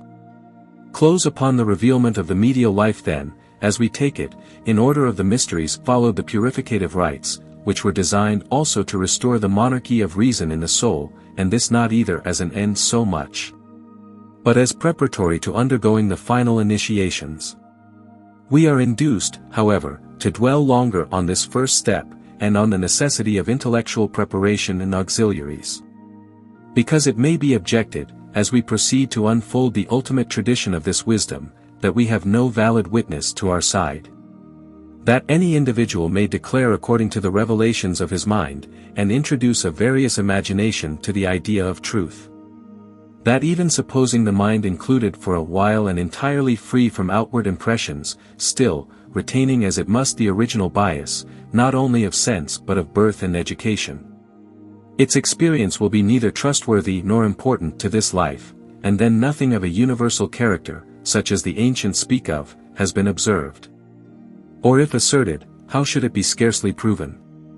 Reason in these days is not content with affirmation, it will have objective response to its faith. All pretensions, therefore, to internal lights and revelations have ceased to attract the attention of mankind. And again, it may be inquired why, if true being is everywhere totally present, it is not so perceived. And why all things partaking do not enjoy the light of the so-called superstantial world. In reply to this last objection, we would ask if it be not because that very light is drawn outwardly, and enchanted by sense that it is internally unconscious and oblivious everywhere of the great identity whence it springs? If that were applied inwardly which now looks out, and every natural impediment removed, experience might then reveal to us the antecedent life. But the former objections recur here, there are impediments. And it behooves us to consider scrupulously, but without prejudice, the possibility and tests of such an experience. For if by this traditionary fall and outbirth, the understanding is so polluted as to be no more able, as Lord Bacon supposes 291, to reflect the total reason to itself, introspection will be useless, and the central mystery remains. As respects humanity, a hopeless problem after all. None better than the ancients, who profess to have enjoyed the rational life in its most intimate spheres, and to have reaped its most real and lasting advantages, describe the folly and fatal allurements to which they are subjected who trust themselves to remain passively dreaming in the region of the fantasy, with its notions and instincts, often more false, fleeting, and evil than the corporeal images with which sense is conversant. It is for this cause they insist so much that, before anyone betakes himself to the inner life of contemplation, before he hopes, we mean, to pass into its reason, that all else be effectually obliterated, and the mental atmosphere made clear and passive before its objective light. Without this, they promise nothing, with it, all. And on this possibility, namely, of purifying the human understanding essence, and developing to consciousness its occult causality, the transcendental philosophy of the mystics may be observed to hinge entirely and exceed every other. For that there is a foundation of truth in existence, is as necessary for us to admit as that we are ignorant of it, and the doubt rather remains also about the discovery of means, than the possibility of self-knowledge. To continue then, partly on the authority of the Greek philosophers and partly on some other grounds hereafter to be disposed of, we are led to infer that the Hermetic purifications and mysteries, celebrated in the Eastern temples and by the priests at Eleusis, were real and efficacious for the highest ends that philosophy can propose to itself, namely, the purification and perfection of human life. And that inasmuch as the object was different and immeasurably superior to those proposed by modern mesmerism, or any other art or science of the present day, so also were the means employed, the particulars of which are further discussed under the practice, and the administration in proportion purer, holier, and entirely scientific. For does not all our experimentalism and philosophy end in fact where the ancients began, purifying the vital spirit in its proper light? Or if any one think we have been discussing all the while a mere nothing, and developing a vain imagination, we admit it, suggesting only that which is, in his mind, so mere a nothing, becomes sin that of a philosopher to be the all in all. But who will now conceive the full latitude and substantiality of this principle, or the true metaphysical use thereof? Few, very few, Philolethes said, there were in his day. And who will even inquire now, or believe that it is the very same which solved and resolved, and wisely manipulated, becomes to be the concrete stone of philosophers. In its pure, passive expanse, a mirror of the Catholic reason of nature, and the medium of that holy and sublime experience granted to man alone in the divine alliance ex natura et divino factum est, as Reuchlin, in the Mirific word, expresses it, divinum enim quia cum divinitate conjunctum divina substantias facit. Take that which is least, and draw it by artifice into the true ferment of philosophers. Although our metal is exteriorly dead, yet it has life within, and wants nothing more than that which in the eyes of a philosopher is the most precious should be collected, and that which the many set more value on be rejected. And these words are manifest without envy, says the Greek Aristhenes. Oh, how wonderful different and detract nothing, only in the preparation removing superfluities 292. From that which is perfect nothing more can be made. For a perfect species is not changed in its nature, neither from an utterly imperfect thing can art produce perfection, but this universal spirit is described as a middle substance, passive, undetermined, susceptible of conversion in all extremes. And such accordingly we understand to be the one thing requisite, purifying and to be purified itself by itself, in turn agent and patient, which are the Hermetic luminaries. In their full representative advancement, the sun and moon philosophical, passing through many phases from imperfection to perfection in the true magistery. And the Hermetic art would seem to consist simply in the right disposition and manipulation of this our undetermined subject, taking her where nature leaves, and by divers operations, to be hereafter noted, as of amalgamation, distillation, filtration, digestion, and lastly by sublimation to the head of an appropriate vessel, establishing her in a new and concentric form of light. Nor may this seem a fable to the wise. Since all things live according to their kinds. Their life is light which in them hidden lies. Discerned by the eyes of soaring minds. To them discovered is true nature's map. By whom produced nothing is by hap. For she her secret agent doth possess. Which in the universe is only one. But is distinct through species numberless. According to their seeds, which God alone in the beginning did produce, and then set them their law, found out by mental men 293. But a long interval is between, and all the labors of that heroic intellect to be passed through before the rejected keystone regains her head place. None but a philosopher ever achieved the work, or for reasons that are imperative, ever will. The idle and vicious are totally excluded, nor are the rewards of wisdom to be won by fools wanting the very principles of melioration in themselves.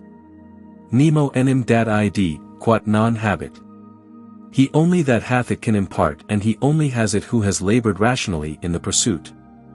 As is exemplified in that saying of Esdras, the earth giveth much mold, whereof earthen vessels are made, but little dust that gold cometh of 294.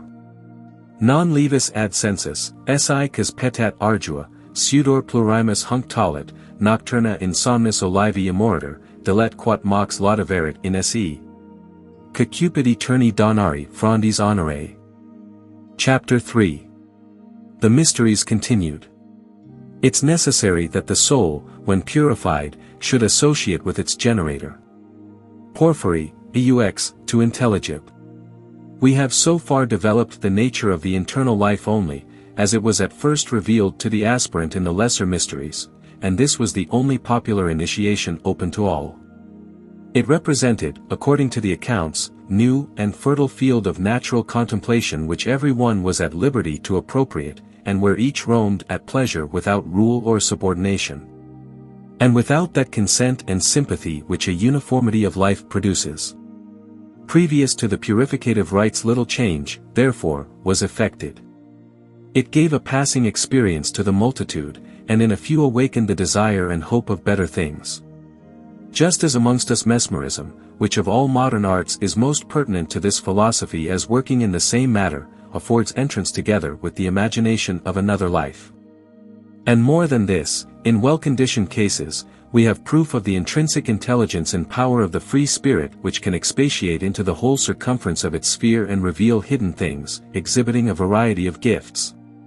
It can philosophize also more or less well according to the direction, natural purity, and relaxation of the sensual bond. But not all that men wonder at in the present day, the insensibility, the cures, the mental exaltation, nor much more of the same class which the trance spontaneously develops evening the best subjects, could satisfy the exacting reason of our forefathers. Desirous rather to investigate the thing itself, the subject of so many marvels, they passed the first phenomena to look for causes, experimenting within. Volo ovum philosophorum dissolvere eti partes philosophicae hominis investar, nam hoc est initium ad alia, says the experimental friar 295. And to concentrate the whole vitality, to turn the spiritual eye, to purify and analyze the total essence and draw forth the true efficient and to know it in co-identity, this was their object and the art of theurgy. For it is not, as they say, that the spirit is free from material bondage, or able to range the universe of her own sphere, that guarantees the truth of her revealments or helps the consciousness on to subjective experience. For this a concentrative energy is needed, and an intellect penetrating into other spheres, rather than discursive in its own. There are many ways known and practiced of entrancing the senses, and the key of the Hermetic vestibule may be said to be already in our hands, which are able to dissolve the sensible medium and convert it to the experience of another life 296. But the order in which the next solution, or resolution rather, was operated which was to translate the consciousness underneath this medium by obscuration, towards the central source, is known probably to very few in the present day. For it is entirely concealed from the world, they only, amongst the ancients who had fulfilled the previous rites and undergone all the required ordeals, were entrusted with the passport. It discovers a fearful mystery in the opening sensation of power, in a life which, at its entrance, is described as dark, delusive, and dangerous, and more corrupted far than the foregoing. But through which it is quite necessary to pass before inquiry can hope to meet its object in the Elysian light. Tenent media omnia sylvae. Cositusque sine labens circumflut atro. Betwixt these regions and that upper light, deep forests and impenetrable night possess the middle space, the infernal bounds. Cositus, with his sable waves surrounds 297. We are aware that the descent to the infernal regions and all those highly wrought descriptions of the poets concerning the riches and powerful allurements of Pluto's kingdom and Hades, have been looked upon, and very naturally, as purely imaginative, and the representations of the same in the mysteries as a pictorial or pantomimic show.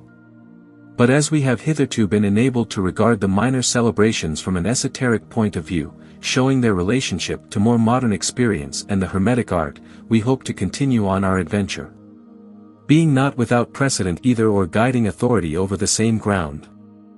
For it is not absurd to suppose that men should have philosophized and composed so many excellent and sublime discourses from the contemplation of shadows only.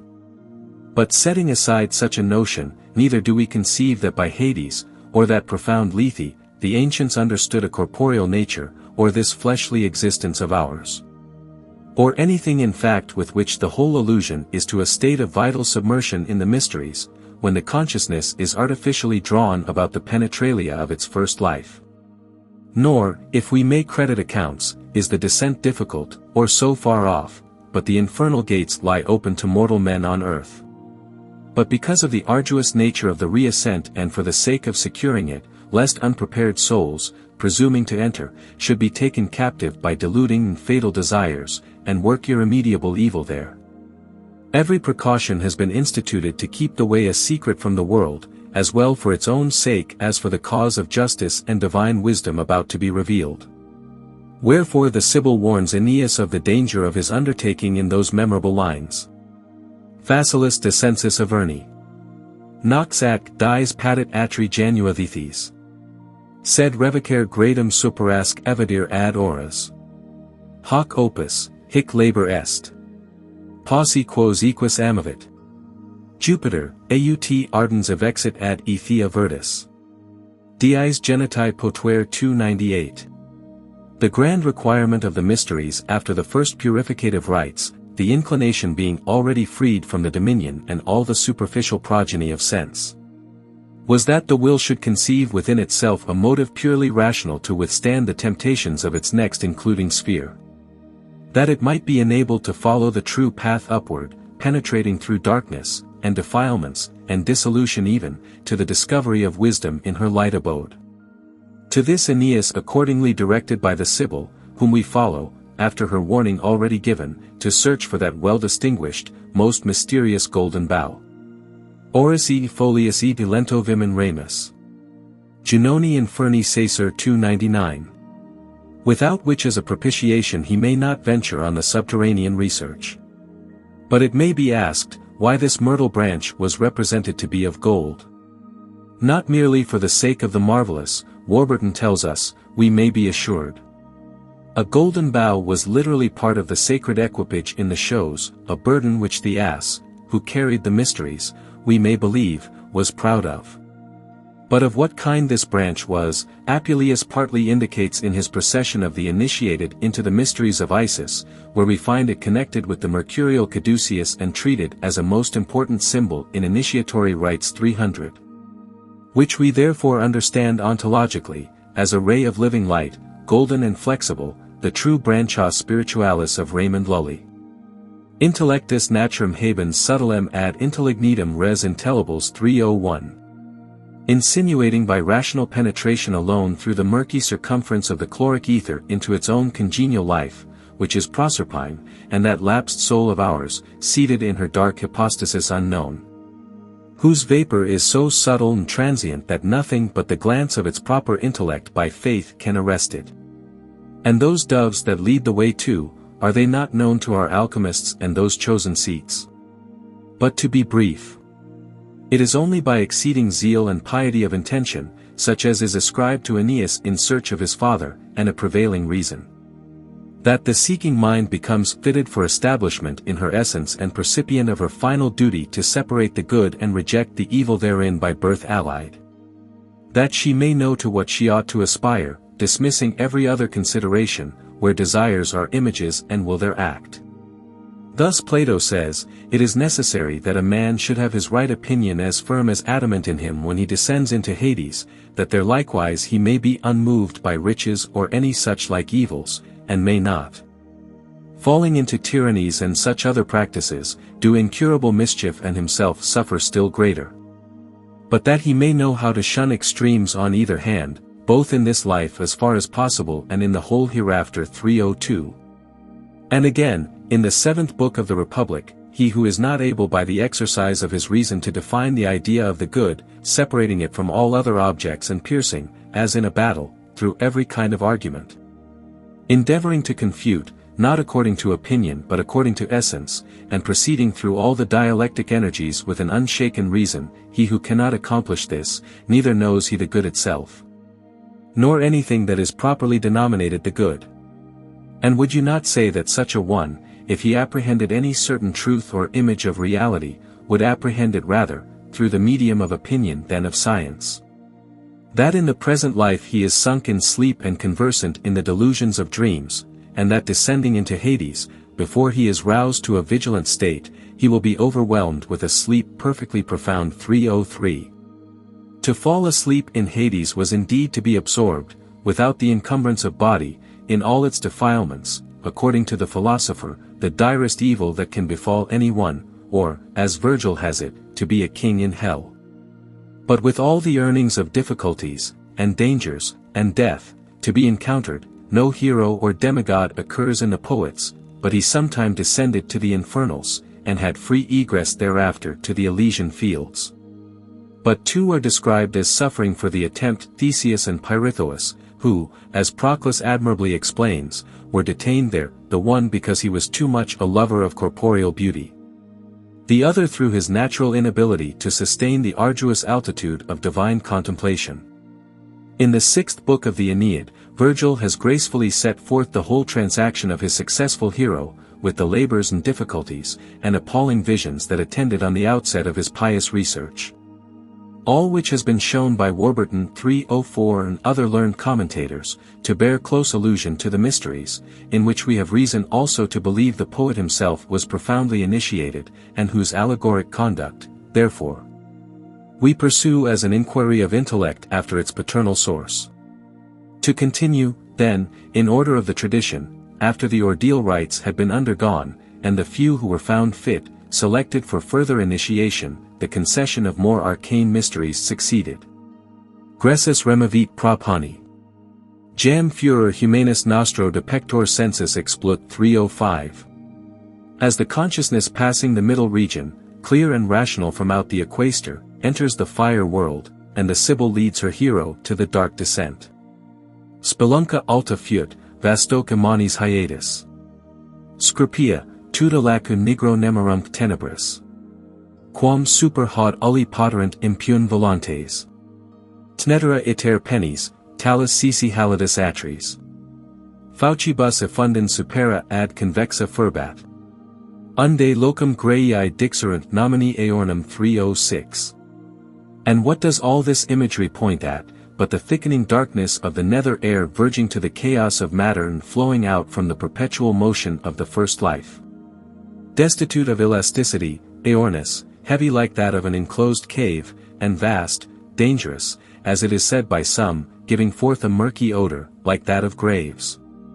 It is the black Saturn of the adepts, and that appearing corruption that precedes the mystical death and regeneration into new life, as describing the same ends, they call it lapis niger, vilis, photens.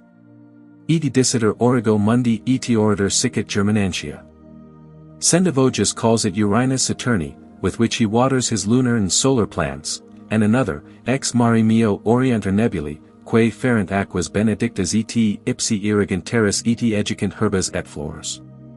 With this illusion, the alchemists also call the ether their mineral tree. For they were not so careful to hide this in general, seeing the true species was laid asleep in sense, and doubly locked up, as it were, within both corporeal and spiritual confines. And how far the world was off from the art of unfolding or profiting by it. The reception of Aeneas in Hades is next described. Ecce autumn, primi sib lumina et ortis. Sub pedibs mugire solemn, e juga coepta moveri.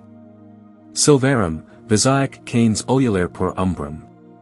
Advent anti Dea 307. And Claudian, to the same effect, poetizes the tremendous advent. Jam mihi cernunter trepidus delubrum Sidibius, e clarum dispergere fulmina lusum. Adventum testate Dei, jam magnus abimus. Auditor fremitus terris, templumque remugit. Secropium, sanctasque faces adlita lusum. Angs triptolemi strident, eg squamia curvis. Calla levanta trita jugis ecce procul turnas. Hecate variata figures exhorter 308. And all this, extravagant and fanciful though it should appear, has been echoed by philosophers, and the Greek descriptions agree in each remarkable particular. Plato, amongst others, likens the descent of the soul into these oblivious realms of generation to an earthquake and other strong convulsions of nature. Psellus, in his valuable commentary, describes the apparitions procured by the Chaldaic rites as of two kinds, the first called superinspection, when he who celebrates the divine rites sees a mere apparition, as, for instance, of light in some form or figure, concerning which the oracle advises, that if anyone sees such a light, he apply not his mind to it, nor esteem the voice proceeding thence to be true. Sometimes, likewise, to many initiated persons, there appear lights in various forms and figures. These apparitions are created by the passions of the soul, in performing divine rites, mere appearances, having no substance, and therefore not signifying anything. True 309. Which vaporous estate of universal being, the poets also fabulously concealed under the satiric form of Pan, who exhibited himself in every variety of atrocious disguises of wild beasts, and monsters, and demoniacal appearances. That he might affright those who would captivate him. Corripit hic subita trepidus formidine ferum. Aeneas strictamque acium venientibus offert. Edni docta comes tenuis sine corpori vitas. Admoniat volitaire cava sub imagine formae. Iruat, e frustra ferro diverbere umbras 310. For it is the imaginative spirit which is the maker of these images, as in dreams, only more intense. As moisture condensed in the air constitutes clouds, which the wind disposes in various forms, so our pneumatic vehicle, becoming humid and condensed beneath her heaven, presents many formidable apparitions to the inner sense. And all the race of demons, so much celebrated by antiquity, appear to have their origin in a life of this kind, viz. From an included vapor of the imagination, or these, individually belonging, were seen only, but, as it is recorded, each by rapport in this state becomes conversant with the whole phantasmagoric universe of his sphere. Hence the platitude of the descriptions and poetical crowding of images to the individual sense. Proclus, commenting on the first Alcibiades of Plato, asserts that material images, assuming the appearance even of things divine, constantly attended on the mysteries, drawing towards them souls not yet sufficiently purified, and separating them from truth. And that such actually appeared to be the Magi, during the evaporative process of purification, and before the lucid vision of the light within, is further shown in the following passage of the same experienced theologist. In the most holy mysteries, says he, before the presence of the God, the impulsive forms of certain terrestrial demons appear, which call the attention off from undefiled advantages to matter, and again, as in the most holy mysteries, the mystics at first meet with the multiform and many-shaped genera which are hurled forth before the gods.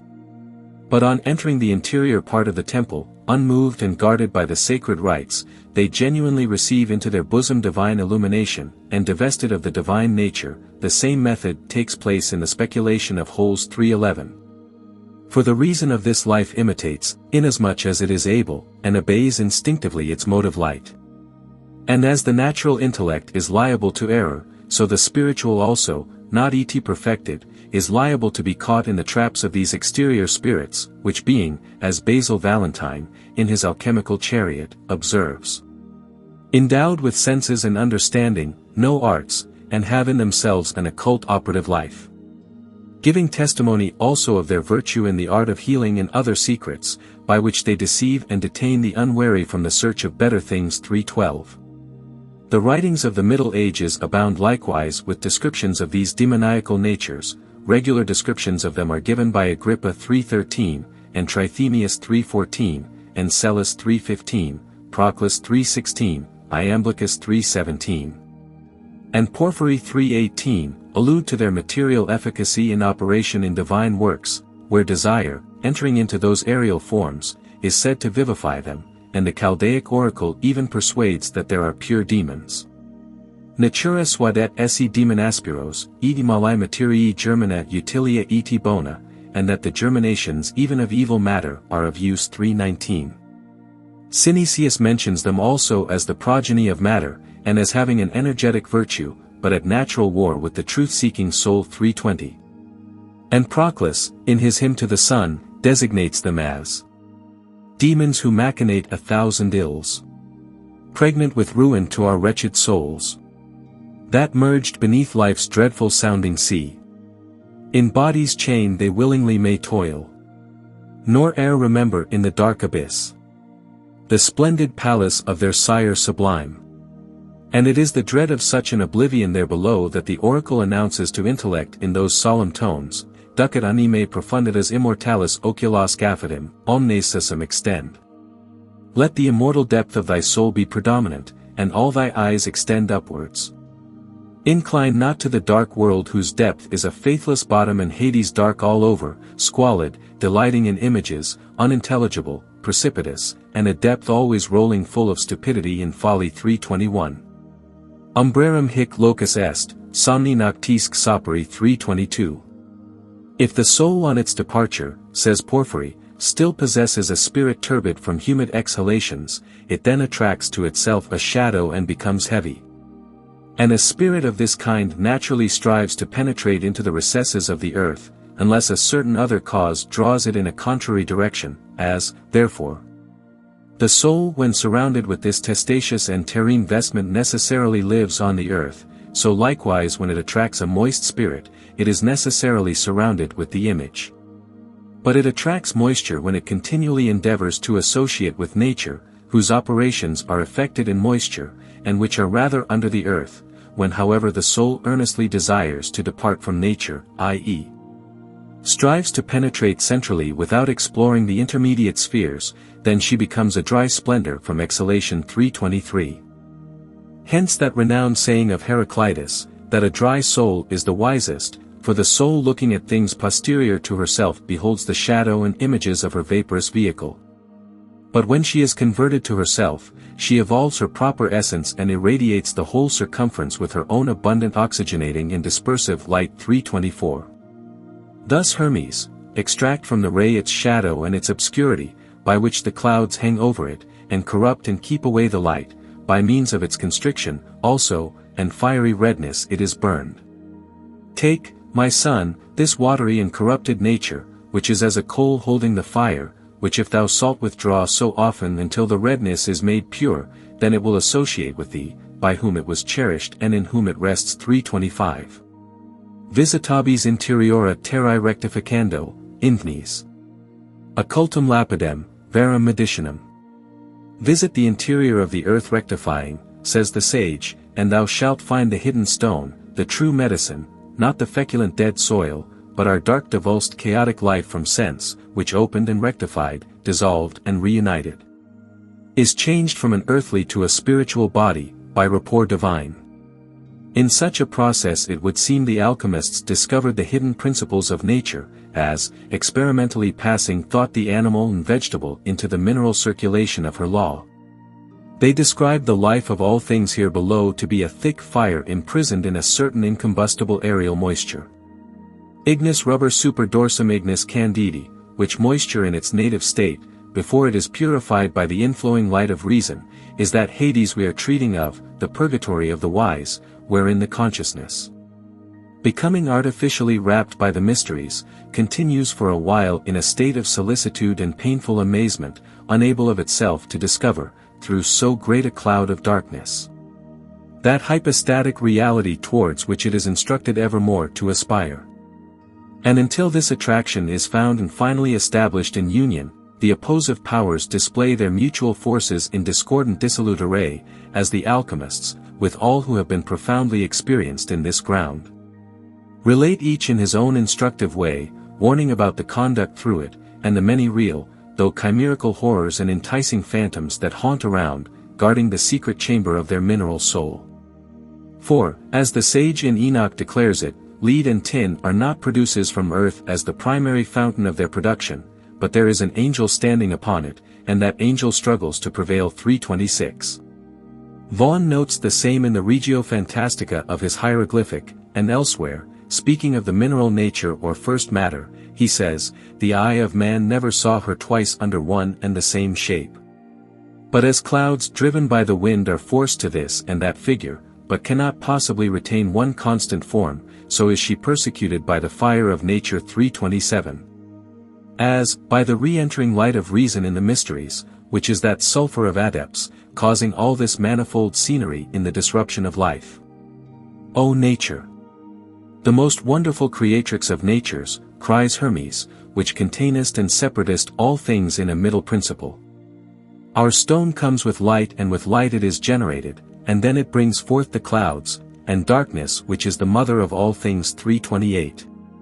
Raymond Lully, also, in his Compendium of Alchemy, calls the first principles of the art, spiritus fugitives in aero condensators, in forma monstrorum diversorum eti animalium etium hominum, cavadant sicit nubes, modo hinc modo illic. That is to say, certain fugitive spirits condensed in the air, in shape of divers monsters, beasts, and men, which move like clouds hither and thither. In an outward acceptation such an announcement of principles would be absurd, or what possible interpretation could afford them a place in common sense? Or whence, if they be true, and Lully's name stands well for their defense, were they so probably brought to the cognizance of the philosopher, as from the self-inspection of them in life? But Lully, indeed, calls these chaotic forms first principles. Not because they are permanent or their essence rational, in that unctuous dark condition, but because within the material extreme of this life, when it is purified, the seed of spirit is at last found, which the adept further describes as being found in the process a decompounded ends, extremely heavy, shining through the darkness like a fiery star, being full of eyes like pearls or aglets. For it is the whole Demogagon, as yet not actually animated by contact of his own returning light. The father of it, says Vaughan, is a certain inviolable mass, for the parts of it are so firmly united you can neither pound them to dust, nor separate them by violence of fire. 329. This is the rock in the wilderness, because in great obscurity and difficult to find the way of, compassed about with darkness, clouds, and exhalations, as it were dwelling in the bowels of the earth. Our viscous soul, as Synesius calls it, circulating in the midst of all her Adamical defilements, and which Plato compares to that marine glaucus so deformed by the foreign weeds and parasites that had grown about him, that in every respect he resembled a beast rather than what he really was. 330. In such a deplorable condition is the divine germ of humanity said to be beheld under the thousand evils of its birth. Monstrum, horrendum, inform, ingens, cui lumen ademptu. There is a curious figurative account given in a letter circulated under the name of the Brethren of the Rosy Cross, which appears to have reference to this passage of initiatory progress in the mysteries. It may be rendered thus: there is a mountain situated in the midst of the earth or center of the world, which is both small and great. It is soft, also above measure, hard, and strong. It is far off, and near at hand. But, by the providence of God, it is invisible. In it are hidden most ample treasures, which the world is not able to value. This mountain, by envy of the devil, who always opposes the glory of God and the felicity of man, is compassed about with very cruel beasts and ravenous birds, which make the way thither both difficult and dangerous. And therefore, hitherto, because the time is not yet come, the way thither could not be sought after by all, but only by the worthy man's self-labor and investigation. To this mountain you should go in a certain night, when it comes most long and dark, and see that you prepare yourself by prayer. Insist upon the way that leads to the mountain, but ask not of any man where it lies. Only follow your guide who will offer himself to you and will meet you in the way 331. This guide will bring you to the mountain at midnight, when all things are silent and dark. It is necessary that you arm yourself with a resolute heroic courage, lest you fear those things that will happen and fall back 332. You need no sword or other bodily weapon, only call upon you God, sincerely and heartily seeking him. When you have discovered the mountain, the first miracle that will appear is this, a most vehement and very great wind that will shale the whole mountain and shatter the rock to pieces. You will be encountered by lions, dragons, and other terrible wild beasts, but fear not nay of these things 333.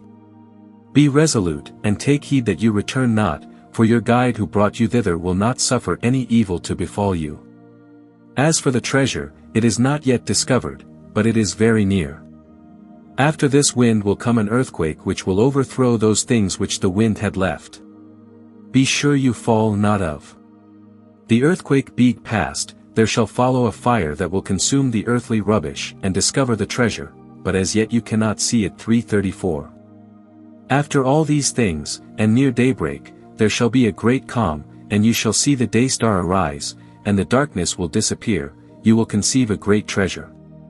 The chiefest thing, and the most perfect, is a certain exalted tincture with which the world, if it served God and were worthy of such gifts, might be tinged and turned into most pure gold.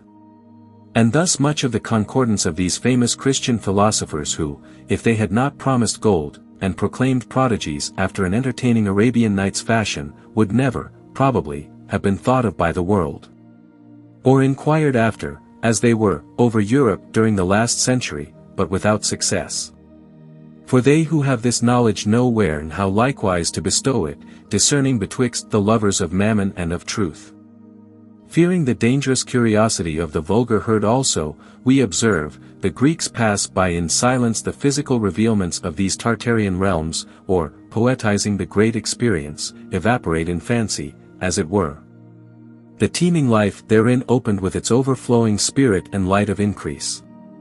Let none admire that riches grow in hell, that soil may best deserve the precious bane. And here let those who boast in mortal things, and wondering tell of Babel and the works of Memphian kings, learn how the greatest monuments of fame and strength and art are easily outdone by spirits reprobate 335. And further, how these again may be surpassed and vanish, as Aladdin's rapid castle into air, before the discriminate radiance of celestial light. And as in the pursuit of other sciences and arts, though, and persevering labor and experience are required to ensure success, so should those delusive visions and errors which occur during the conscious transference to a more excellent condition of being be considered, in like manner, not as derogatory or casting a doubt at all upon the ultimate truths of divine science, but as obstacles rather contrary to it, as evil is to good everywhere adverse. We do not, therefore, linger here any more to consider the different allotments, the longer or shorter periods which engage pure or impure souls in Hades, their habits or the triple path arising from their essences. All which is indicated in the Platonic discourses, and most of which is abound with symbolical theories and poetical descriptions concerning the descent, ascent, and intermediate wanderings. Expiatory punishment and sacrifices and things of a similar import, which the rites enjoined, before the aspirants, by the Greeks called mustai, were passed on by the Hierophant of the inner temple to its immortal abode, for such was Tartarus. The next beyond Hades, according to the ethics, the alone eternal hypostasis to be redeemed from thence, from the oblivious realms of generation, into the Elysium recollection of wisdom in the highest consciousness. But the soul is said to be in Hades all the while that her hypostasis continues in darkness, that is, we would say, whilst she regards her image objectively, before attaining to the experimental knowledge. And here the lesser mysteries ended. The soul, as it were, on the borders of the Stygian lake in view of Tartarus, which Euripides has elegantly styled also, a dream of death. And the conformity between death and this next initiation, is strikingly exhibited in a passage preserved by Stoboius from an ancient record.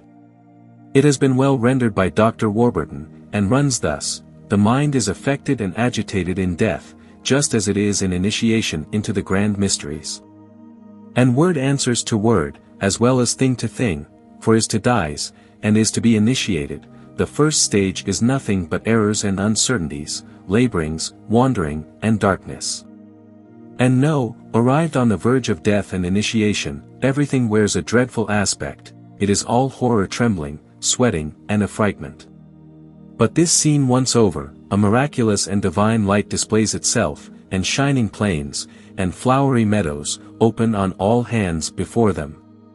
Here they are entertained with hymns and dances, and with sublime and sacred knowledges, and with reverend and holy visions. And now become perfect and initiated, they are free, and no longer under restraint. But crowned and triumphant, they walk up and down in the regions of the blessed 336. But all, during the transition, is described as wearing a fearful aspect, and dread fills the soul about to relinquish her natal bond in life. Neither may it be irrelevant to call in mind that repeated advice of Solomon, that, the fear of God is the beginning of wisdom. As the spiritual regard in the mysteries, already involuted, and drawing towards its end, with awe, begins to perceive itself in that identic source. And shall we not believe that it was out of the same intimate experience that the son of Dirac, inciting men to search after the divine wisdom, confesses, that, at first she will walk with him by crooked ways, and bring fear and dread upon him, and torment him with her disciplines, until she may trust his soul, and try him by her law. Then she will return the straight way unto his, says the divine teacher, and comfort him, and show him her secret. The root of wisdom is to fear the Lord, and the branches thereof are long life. Strive for the truth, even unto death, and the Lord shall fight for thee. 337. So, likewise, we read, that there is in alchemy a certain noble body, which is moved from one lord to another, in the beginning of which there is suffering with vinegar.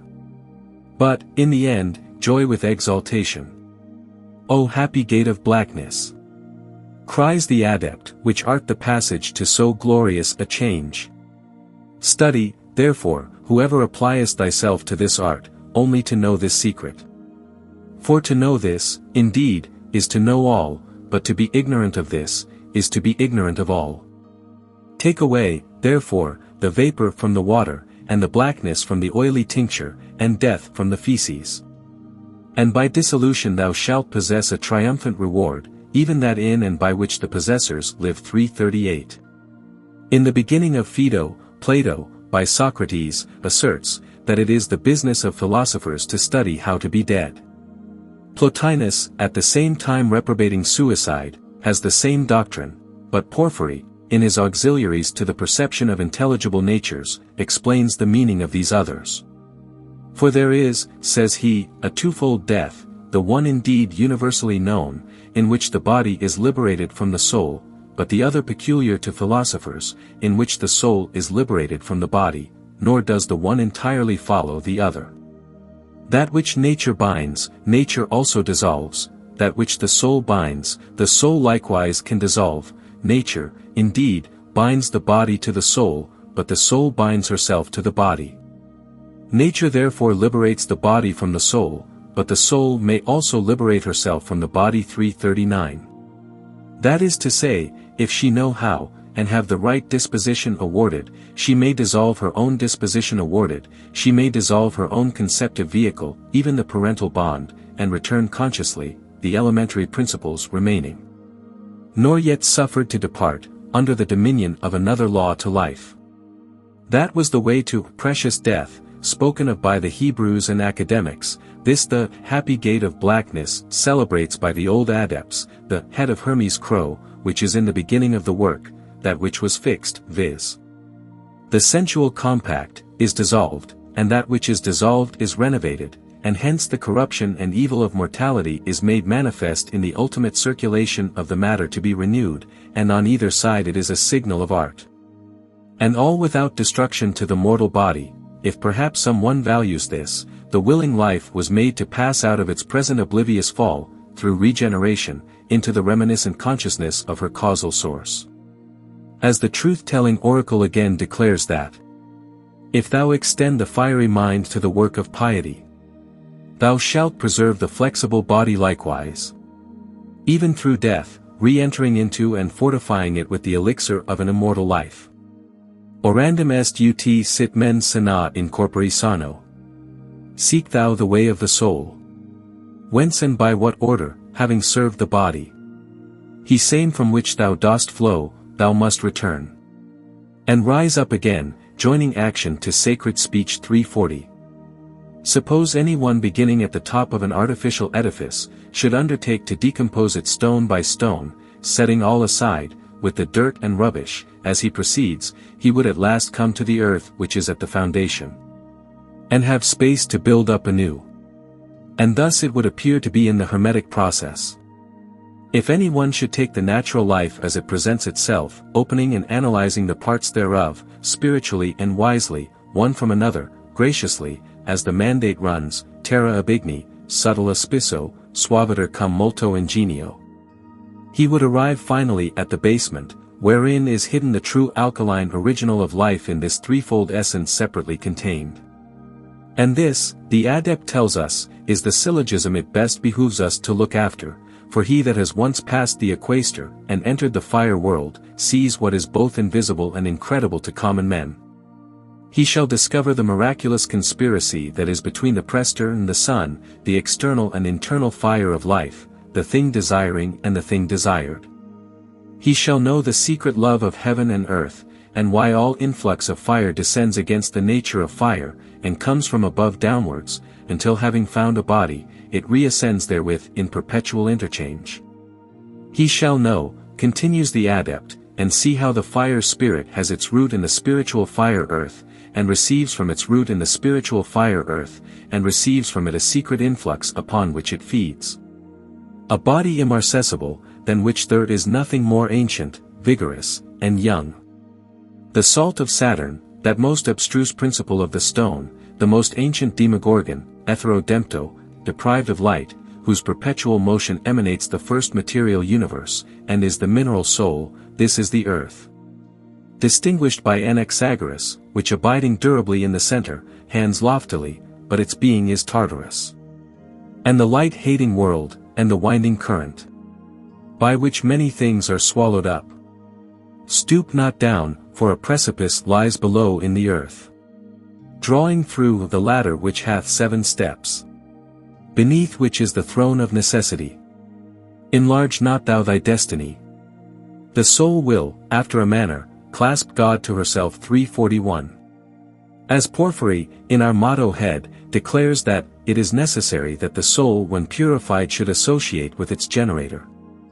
And the virtue of its after this conversion is said to consist in a scientific knowledge of true being, which cannot be obtained either otherwise or without such a conversion. O beatum quisque felix neris. De sacrorum, vitam piat. Ac animum initiat or gyrus bacans in montibus. Sacris purus lustrationibus 342. But, perhaps, inquisitive reader, you will very anxiously ask, what was said and done? I would tell you, replies the Epidaurian, if it could be lawfully told. But both the ears and tongue are guilty of indiscretion. Nevertheless, I will not keep you in suspense with religious desire, nor torment you with a long-continued anxiety. Hear therefore, but believe what is true. The priest, then, all the profane being removed, taking me by all the profane being removed, taking me by the hand, brought me to the penetralia of the temple. I approached the confines of death, and, having trod the threshold of Proserpine, I returned from it, being carried through all the elements. At midnight I saw the sun shining with a splendid light. And I manifestly drew near to the gods above and beneath, and proximately adored them. Behold, I have narrated to you things of which, though heard, it is nevertheless necessary that you should be ignorant. 343. By no explanation, nor any familiar analogy do we here presume to aid the natural intellect to a conception that transcends it, and which can only be attained through the identical experience. Yet reason does perceive it, and which can only be attained through the identical experience. Yet reason does perceive it, but abstractly only as an inference. Yet it is her true hypostasis, for which, as Isis for Osiris, she is constantly seeking, her objective reality in the great unknown. The rude, uneducated reason, however, which serves sensibles without reflection, will not understand. But that only which, seeing something more in causation than mere antecedents, can reflect into the intelligible substance of her law. For there the true efficient is to be found, which is not externally developed. But, becoming conjoined in consciousness, the soul knows herself as a whole which before knew but a part only of her human nature. And proceeding thus, by theurgic assistance, arrives at her desired end, and participating of deity, perceives then and knows, as Plotinus gratefully expresses it, that the supplier of life is present. And free from all external perturbation and desire, percipiently included in the circular necessity of her law, believes its revelation which is her very self. This is the introspection which Sella speaks of, as distinguished from the superinspection which takes place in Hades. When the initiated person sees the divine light itself without any form or figure. This the oracle calls sacro sancto, for that is seen with a beauty by sacred person, and glides up and down pleasantly through the depths of the world. This will not deceive. But as the oracle in fine advises, when thou sayest a fire without form, shining flashingly through the depths of the world, hear the voice of fire. 344. The same solemn and articulate instruction is given in an Indian record, translated by Sir William Jones, as follows: accept the first cause, whatever may appear or may not appear in the mind. Know that to be the mind's maya, or image or delusion, as of light or darkness. As the great elements are in various beings entering, yet not entering, thus am I, in them and yet not in them. Even thus far may inquiry be made by him who seeks to know the principle of mind in union and separation, which must be everywhere and always. 345.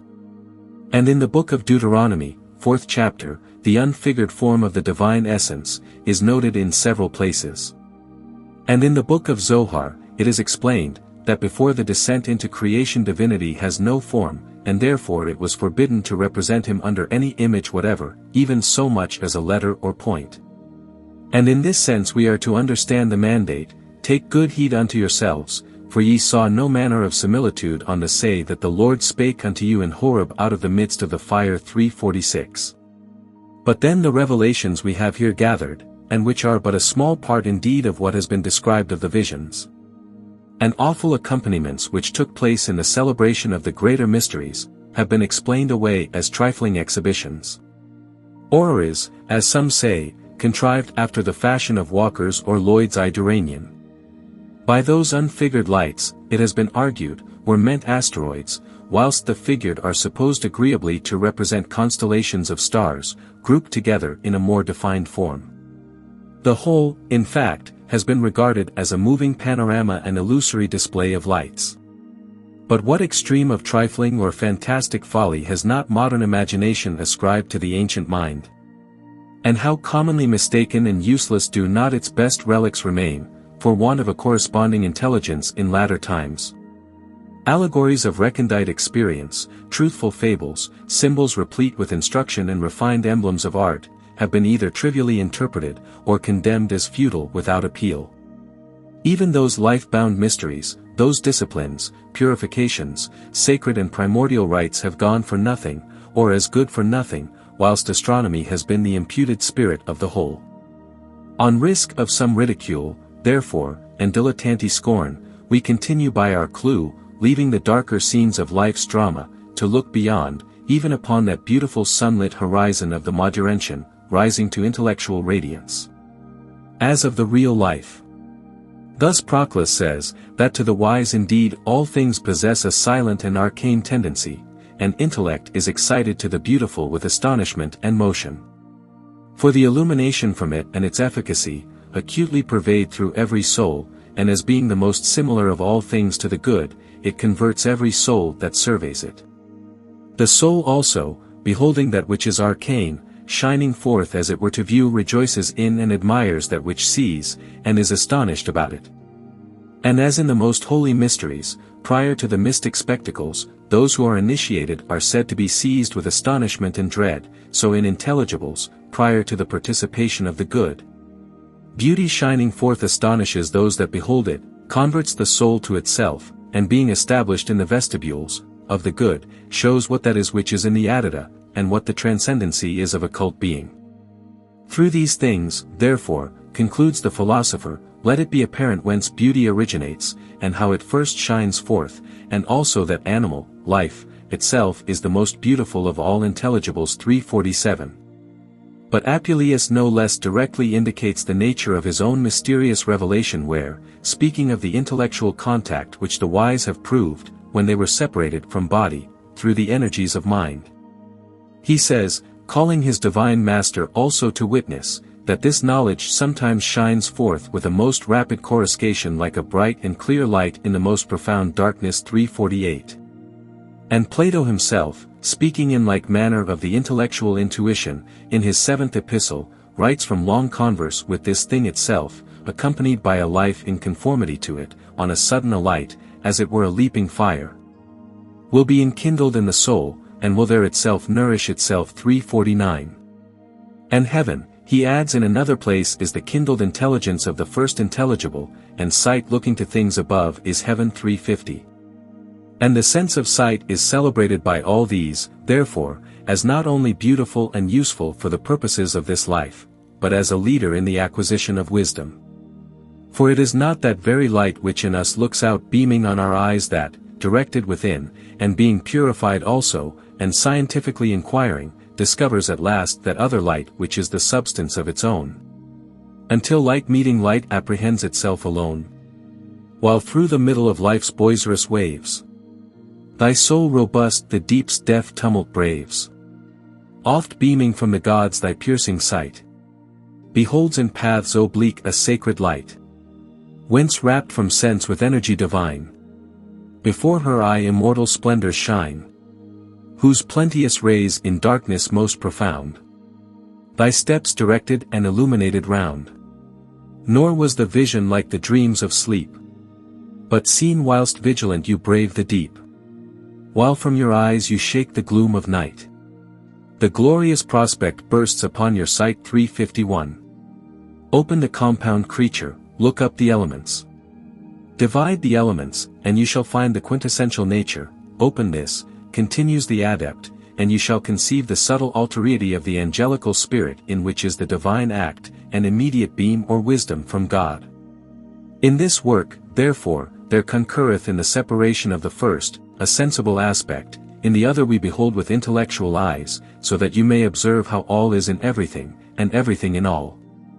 As Hermes alludes, ca fornisem cum vase nostro construt, novum mundum conflat. He that mocketh a furnace with our glass to it mocketh a new world. 352.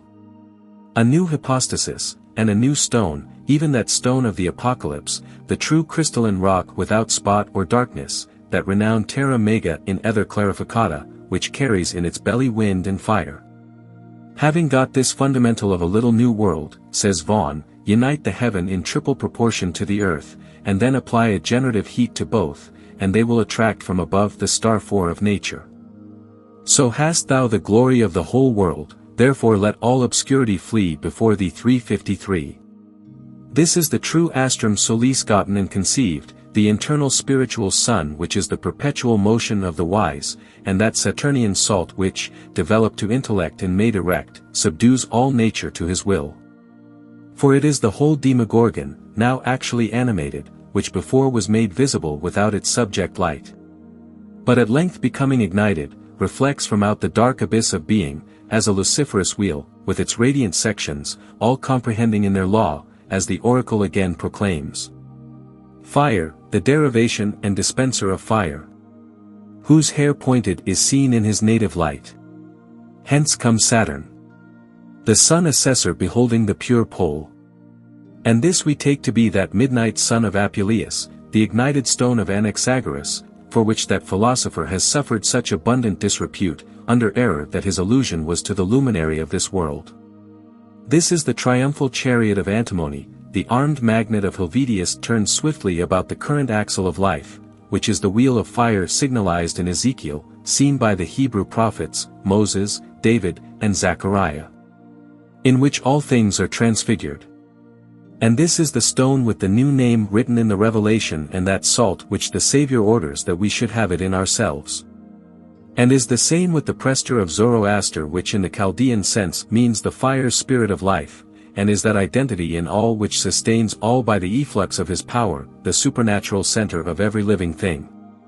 The infinitely powerful and all-efficient making power. In the beginning was the Word, and the Word was with God, and the Word was God. The same was in the beginning with God. All things were made by him, and without him was not anything made that was made. In him was life. And the life was the light of men. And the light shineth in darkness, and the darkness comprehended it not. 354. And that light shining in darkness, if men had never known, how should they have asserted, do theologians invent such things in the present day? Neither did they formerly invent, but what they knew and had seen, declared. To as many as received the Spirit, to them gave he power to become the sons of God, which were born not of blood, nor of the will of the flesh, nor of the will of man, but of God. This therefore is that power which is hidden in man, the true light which lighteth every man that cometh into the world, if haply one might feel after him and find him. An enchanted treasury known only to the wisely simple who have subdued their will to the law of wisdom, as Abraham did, as soon as he had gotten the creature into his hands. 355. We omit many things here relating to the mystical death and regeneration, which may be better understood when we come to treat of the manifestation of the philosophic subject. Adding merely at present, in conclusion from our doctors, that the grand perfection of their art was to multiply the prester and place him in the most supreme ether, which is that Augean palace already prepared for him in the beginning. Where, as in a suitable habitation, he abides shining, not burning as below, or wrathful, but vital, calm, transmuting, recreating, and no longer a consuming fire. Intellig in scientia et sepius intellignitia, expirare in illis, et investiga illa, et nota, et cogita, et imaginare, et statu rem integritate et fac sedere creatorum in thrano sua. 356. Chapter 4. The Mysteries, concluded. It behooves thee to hasten to the light, and to the beams of the Father, from whence was sent to thee a soul clothed with much mind. Zoroastri oracula, anima, corpus, homo. It is known concerning Hercules, that he performed his last labor in the Hesperidian region, and Olympiodorus, in his commentary on the Gorgias of Plato, informs us what we are to understand by this. It is necessary to know, says he, that islands stand out of, as being higher than the sea. A condition of being, therefore, which transcends this corporeal life and generation, is denominated the islands of the blessed, and these are the same with the Elysian fields. Hence Hercules is said to have accomplished his last labor in the Hesperidian region, signifying by this, that having vanquished an obscure and terrestrial life, he afterwards lived in open day. 357.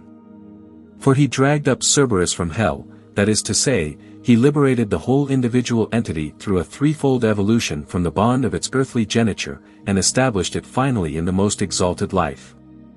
And those golden apples were a part also of the regard of his arcane and telestic labors, which Theseus, before him, was unable to finish, being detained by his passions in the sea of sense.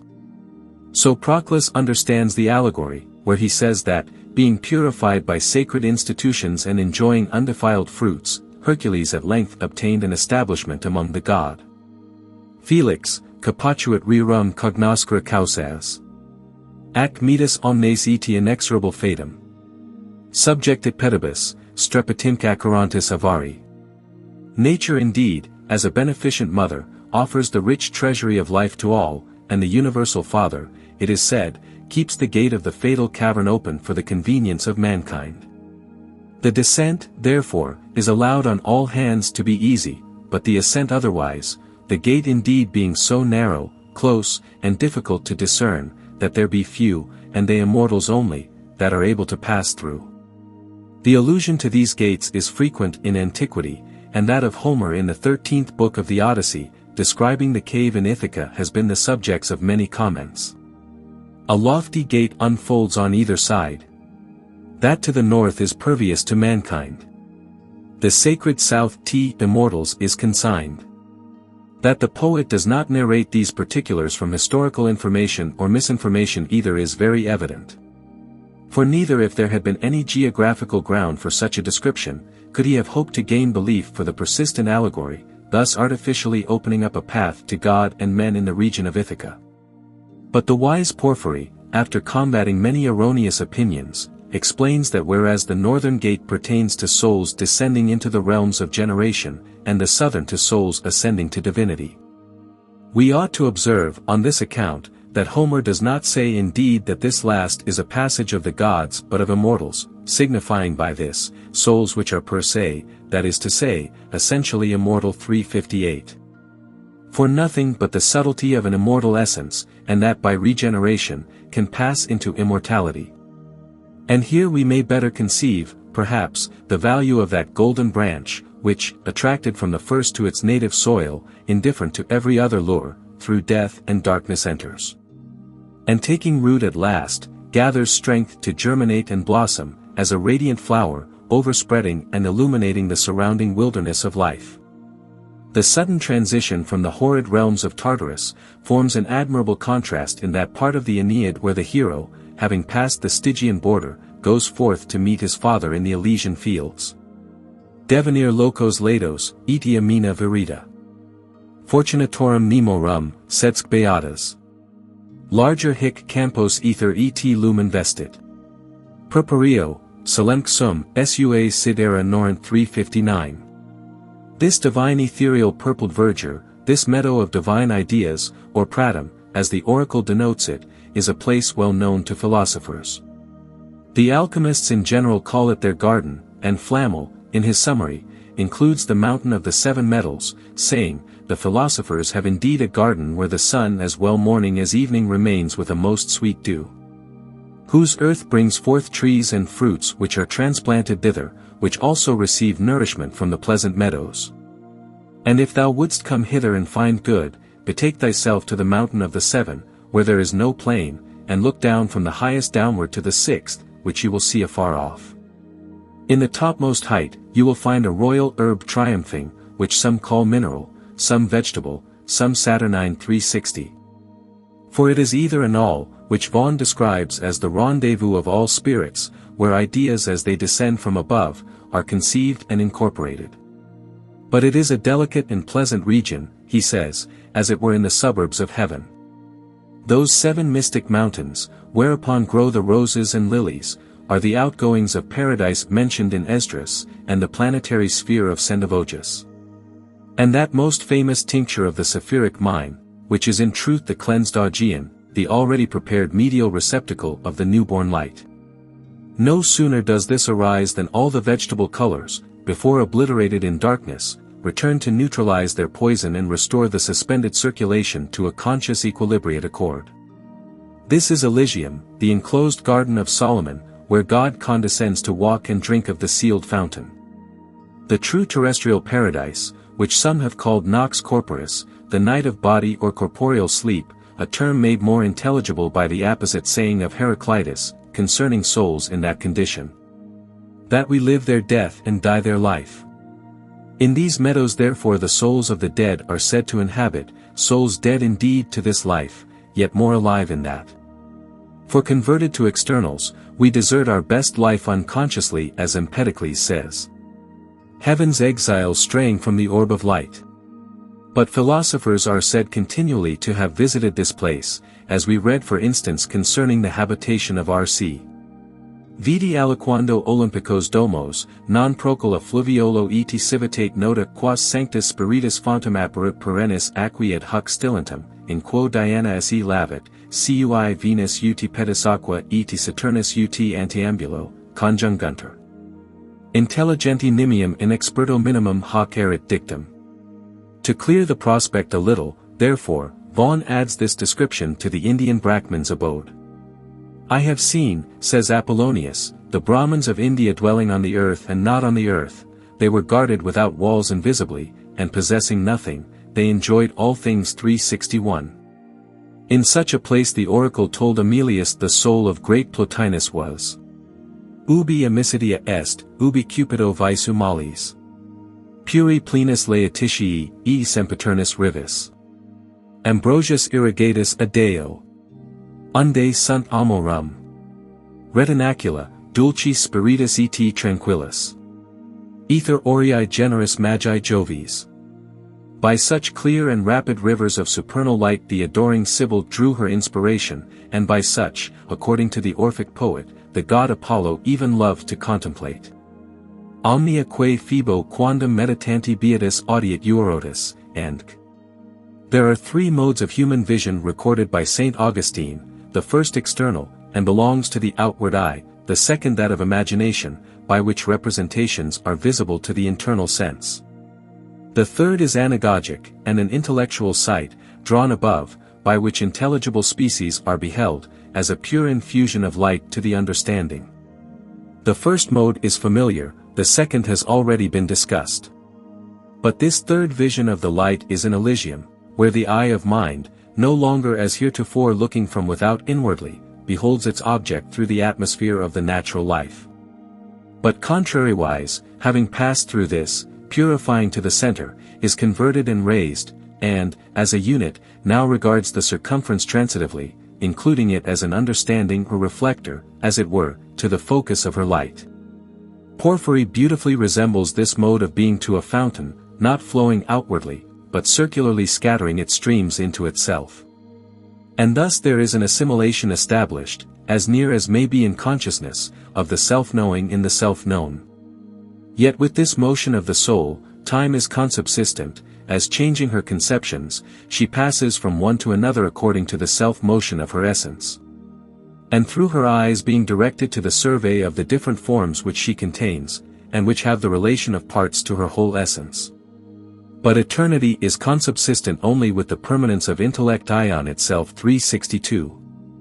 And thus, though there is a grade above, yet this is the intellect ion in Elysium where the exemplary image of the universal nature also is revealed, as in that Athenor of Hermes before mentioned, or furnace having a glass to it, that singular fundamental of his small new world. And the life of the intelligible world consists thenceforth in intellectually energizing, and this energy, distinguishing, desiring, understanding within itself simultaneously, generates light through a perpetual tranquil and quiet contact with the principle of things. And the calm delight of being there in universal harmony, the truthful visions, scenery, occupations and integral intelligence are pictured with all the vivid coloring of that experienced poet's soul. And will be rightly understood as an unfolding of the embryo life, the nourishment and education of the understanding vehicle now standing in open presence before its archetypal light, according to which also it perfects all the newborn attributes, as of justice, beauty, charity, hope, every faculty, sentiment and desire in orderly relation under the dominion of reason. And evolves the total harmony of nature, and all specific variety in her originating source. The sun shines but for us, exclaims the chorus of the initiated in Aristophanes, we alone receive the glory of his beams. For us alone the meadows are enameled with flowers, even for us, who are initiated and who have learned to perform all acts of piety and justice. 363. Nor is it without reason that the river Eridanus is said by Virgil to pass through those celestial abodes, for this indicates the prolific flow of spirit which exceeds spontaneously from the occult energy of such a life. Taylor has admirably set forth these particulars of the poet in his Dissertation. And that the most abundant spectacles and powers are belonging to those Elysian fountains is shown by Proclus, in his 4th book on the Theology. In which also he relates that theurgists placed their chief hopes of salvation, for the plane of truth, he says, is intellectually expanded to intelligible light and is splendid with the illuminations which proceed from thence. And as the one, subjective identity, emits by illumination intelligible light, so the intelligible, objective entity, imparts to secondary natures a participation productive of essence.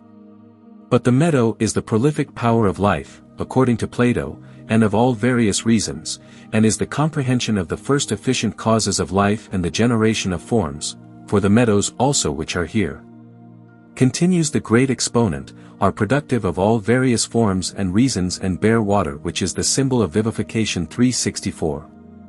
And here the metaphysician accords with the ancient physiologists and alchemists, who, experimentally searching, were said to prove the universal identity of nature on the ontological ground, reproducing the whole material principle to sense and visibility from the dissolution of the spirit in its proper kind without alloy. But intending to speak of these material rewards of initiation hereafter, and of this water especially, we pass onward for the present to introduce the self-conspicuous and prolific goddess herself, according to Apuleius' most eloquent announcement. Appearing in the Eleusinian fane.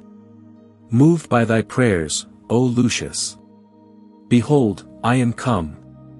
I, who am nature, the parent of all things, the queen of all the nature, the parents of all things, the queen of all the elements, the primordial progeny of ages, the supreme of divinities, the sovereign of the spirits of the dead, the first of celestials, and the uniform resemblance of gods and goddesses.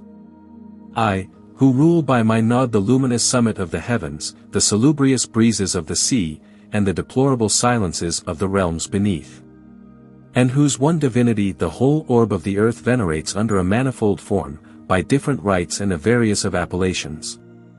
Hence the primordial Phrygians call me Pessinuntica, the Attic aborigines, Cecropian Minerva. The floating Cyprians, Paphian Venus, the arrow-bearing Cretans, Diana Dictina, the three-tongued Sicilians, Stygian Proserpine, and the Eleusinians, the ancient goddess Ceres. Some also call me Juno, others, Bellona, others, Hecate, and others, Rhamnusia. And those who are illuminated by the incipient rays of that divinity, the sun, when he rises, viz. the Ethiopians and the Arii, and the Egyptians skilled in ancient learning, worshipping me by ceremonies perfectly appropriate, call me by my true name, Queen Isis. Behold then, I, commiserating thy calamities, am present, favoring and propitious. Dismiss now tears and lamentations, and expel sorrow, for now salutary day will shine upon thee. Listen therefore attentively to these my mandates.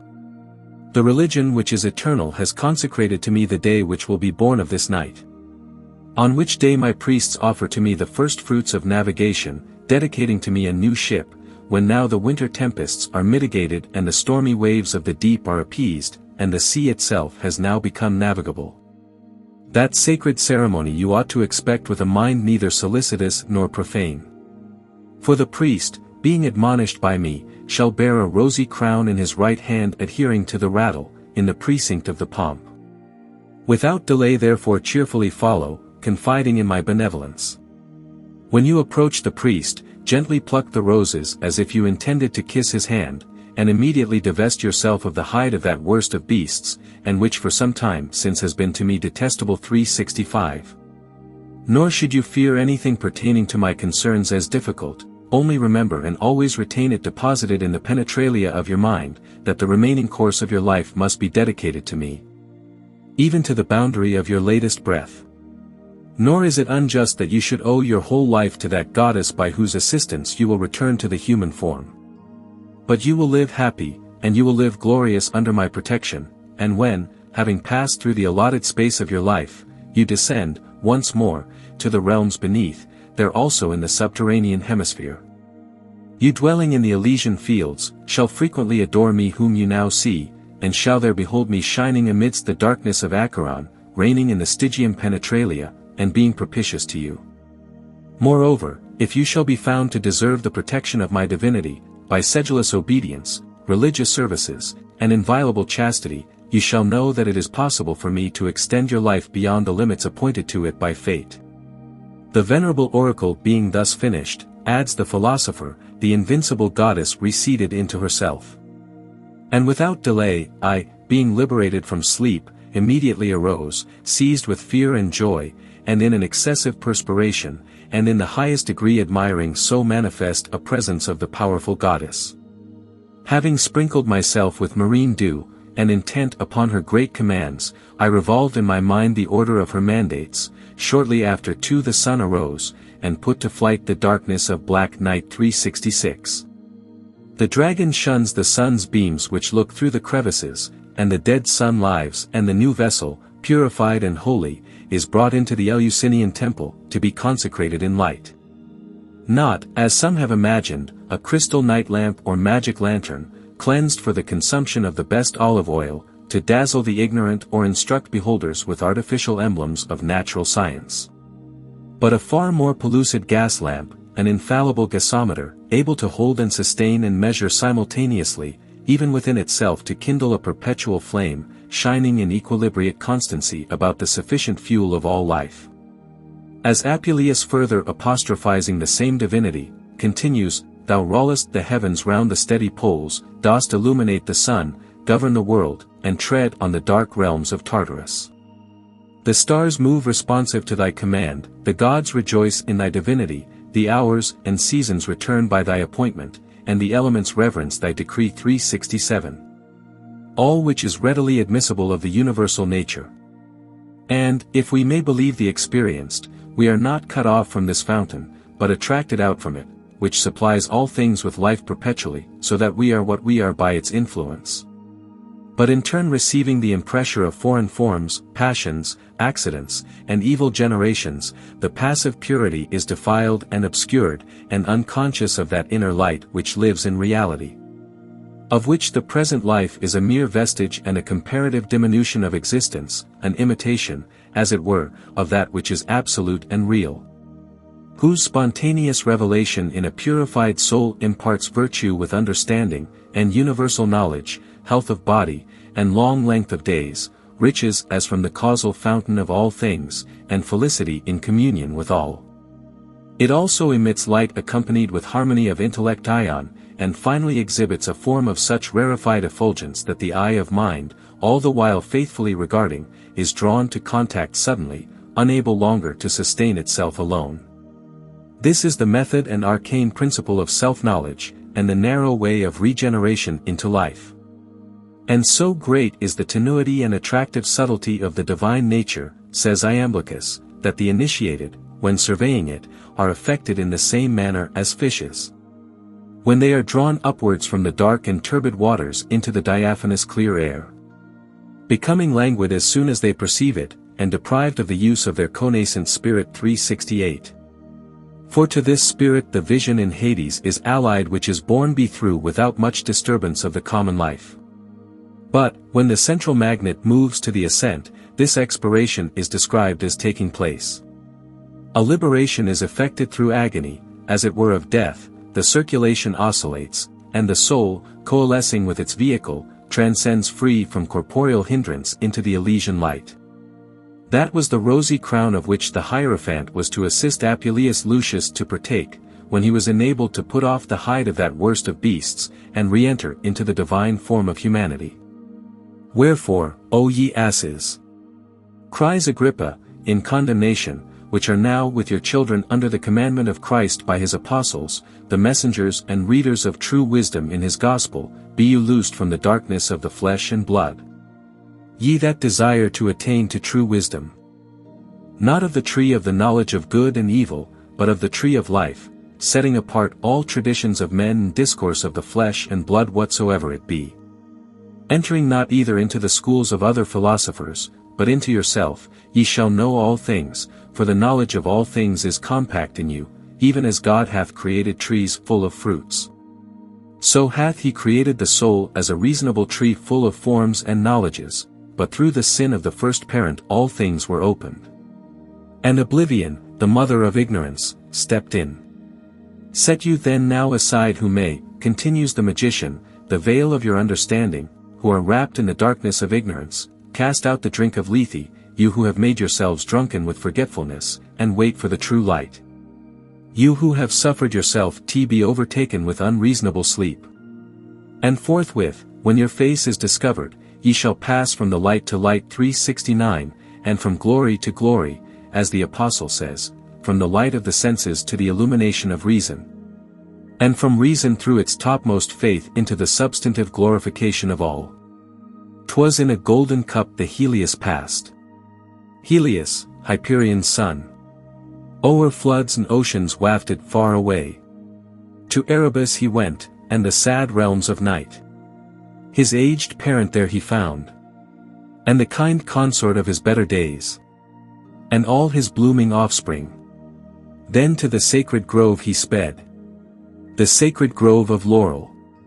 And this strain brings us to the final purpose of Aeneas who, going forth to meet his father in the Elysian fields, has the whole epoptea open to him, the pantheistic revealment of the universal nature, her secret foundation. The soul's essence, origin, hindrances, and proper end.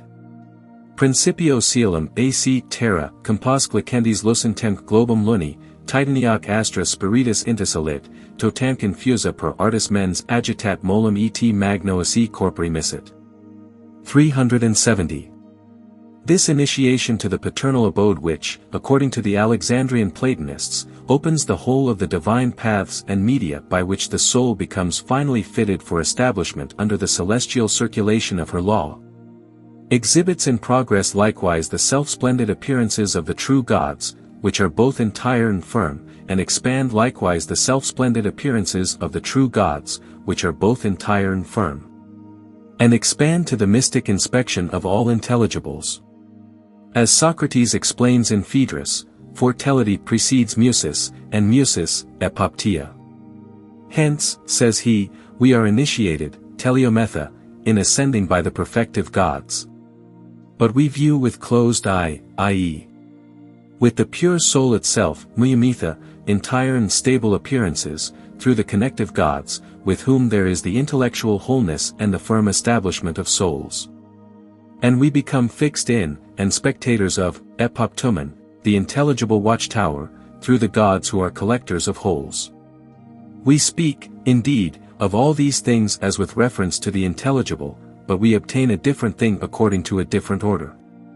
For the perfective gods initiate us in the intelligible through themselves, as the collective monads are through themselves the leaders of intelligibles. And there are indeed many steps of ascent, but all of them extend to the paternal port and the paternal initiation. 371. To find the hero, for whose only sake we sought the dark abodes and crossed the bitter lake. For the paternal is the first source of life, and the last into which the conscience is initiated. And the rebirth and recreation of this principle in the free ether, prepared for it, is the end and plenitude of initiatory rites. In Taylor's notes to his Pausanias we find an extract from an ancient writer, Asclepius Trallianus, wherein the etymon of wisdom is derived from the conspicuous and the clear. Thus, what is wisdom? We reply, that it is a certain clearness, as being that which renders all things conspicuous. From whence was this word clearness denominated? We reply, from light. Since, therefore, the clear is accustomed to lead into light and knowledge things concealed in the darkness of ignorance, on this account, concludes the writer, it is thus denominated. Thus, also, Minerva is sometimes called phosphor, as being the bearer and measure of the demiurgic fire. And what are all the gods but manifestations of this same fire germinating through the projecting energy of intellect distinct in light? In its lucid understanding, stable expanse, Minerva, in its golden radiance and ideality, Apollo, shining forth in beauty, warmth, and infinite attraction, Venus, in its concentrated flashing force, Mars. In compact impenetrable purity, the chaste Diana, penetrating in all the variety of perspicuous thought and imagination, the winged Mercury, in its universal fabricative virtue and beneficence, the demiurgic Jupiter. And thenceforth downward and upward from the last to the first ineffable fans, before Saturn, or that ancient Cybele, proceeded to manifestation by will in time. Then nor the sun's swift members splendid shone, but in dense harmony established lay, concealed, eternity's revolving sphere, rejoicing round its center firm to roll. Until, as a poet goes on to explicate, by the fanning of the celestial ether set in motion, then all the members of the god appeared. 372. And the nourishing cause of these gods is said to be a certain intelligible union, comprehending in itself the whole intellectual progression, and filling the ethereal hypostasis with acme and power. All the gods, says Plotinus, are beautiful, and their splendor is intense. What else, however, is it but intellect through which they are such? And because intellect energizes them in so great a degree, as to render them visible by its light. For they are not at one time wise, and at another destitute of wisdom, but they are always wise, in an impassive, stable, and pure intellect. Seeing such things as intellect itself sees, they occupy and pervade without ceasing the whole of that blissful region. For the life there is unattended with labor, and truth is their generator and nutriment, their essence and their nurse. 373. Plato also by Socrates narrating the mode of ascent to the intelligible beauty, and how, following the divine leaders they became partakers of the same, concludes. It was then lawful to survey splendid beauty, where we obtained together with that happy choir, this blessed vision and contemplation, and we indeed enjoyed this felicity, following the choir together with Jupiter. But others in conjunction with some other god, at the same time beholding and being initiated in those mysteries which it is lawful to call the most blessed of all mysteries. And these divine orgies were celebrated by us while we were perfect and free from those evils which awaited us in a succeeding period of time.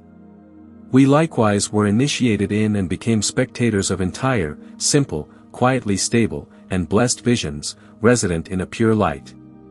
Being ourselves pure and liberated from this surrounding vestment, which we denominate body, and to which we are bound like an oyster to its shell.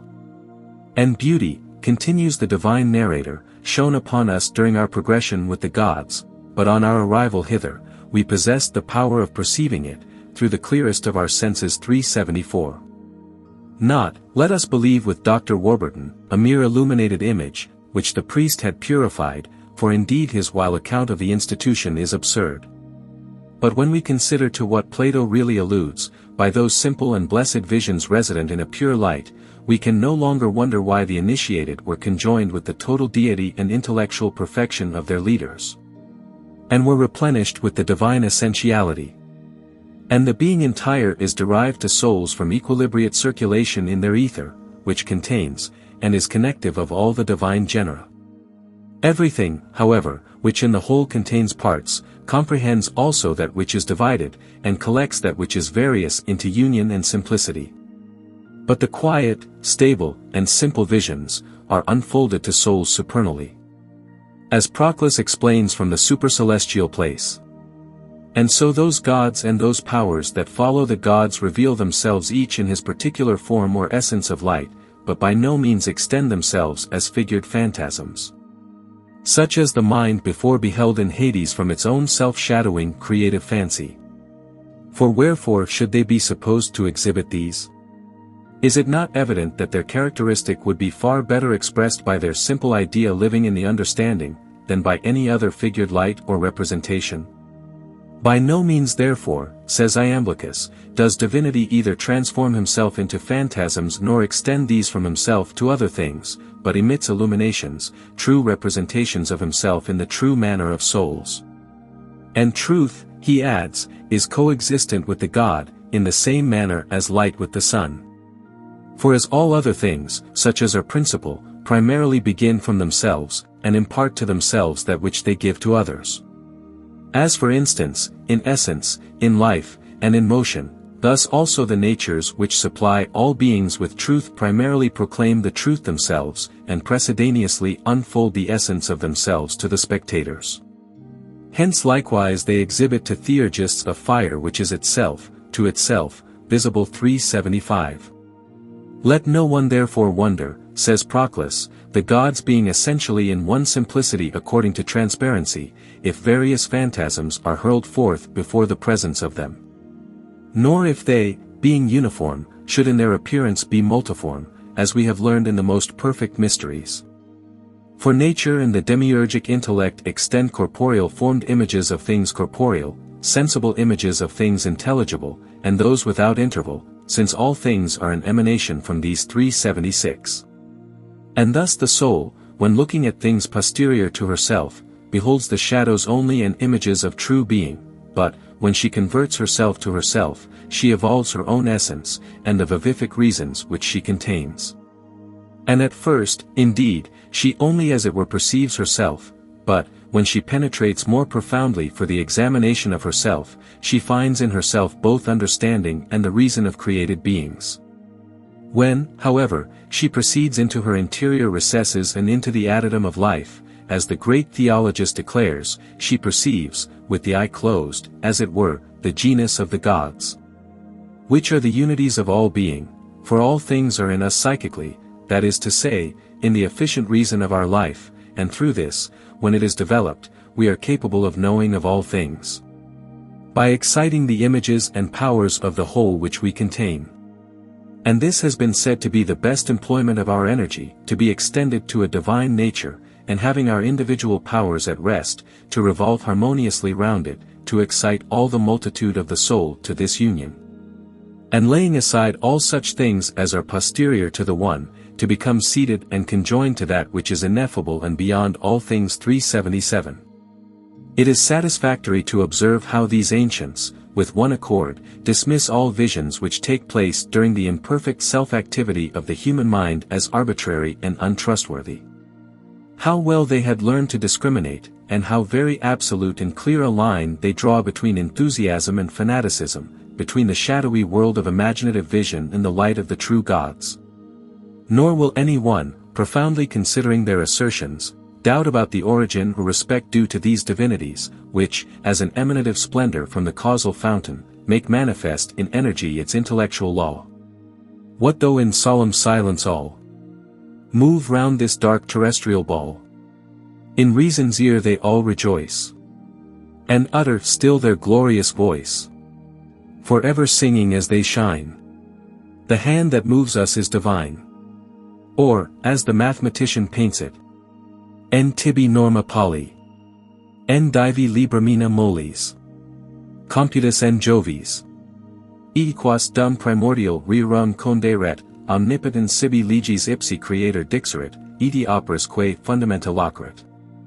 And here again we take occasion to observe that it is indeed by divine media, and not a mere conception of the mind or metaphysical abstraction either, that theurgists are conjoined to the divine nature. Since, if this were the case, what would hinder those who philosophize theoretically from participating of this union? Which they do not. The perfect efficacy of ineffable works, says Iamblichus, which are divinely performed, in a way surpassing all ordinary intelligence, and the power of inexplicable symbols which are known only to the gods themselves, impart theurgic union. Hence we do not perform these things through intellectual perception. Since, if this were the case, the intellectual energy of them would be imparted by us, neither of which is true, for when we do not energize intellectually, all preparative conditions having been fulfilled, the synthemata, i.e., the theurgic aids and media themselves, perform by themselves their proper work, and the ineffable power of the gods itself, knows by itself its own images. It does not however know them, as if excited by our intellect ions. But it is requisite to consider these and all the best dispositions of the soul, and also the purity pertaining, as certain concauses, the things which properly excite the divine will being the divine synthemata themselves. And thus things pertaining to the gods are moved by themselves, and do not receive from an inferior nature, i.e., to say, from the regardant subject, the principle of their energy. 378. As the Chaldaic oracle likewise in its own operative language declares.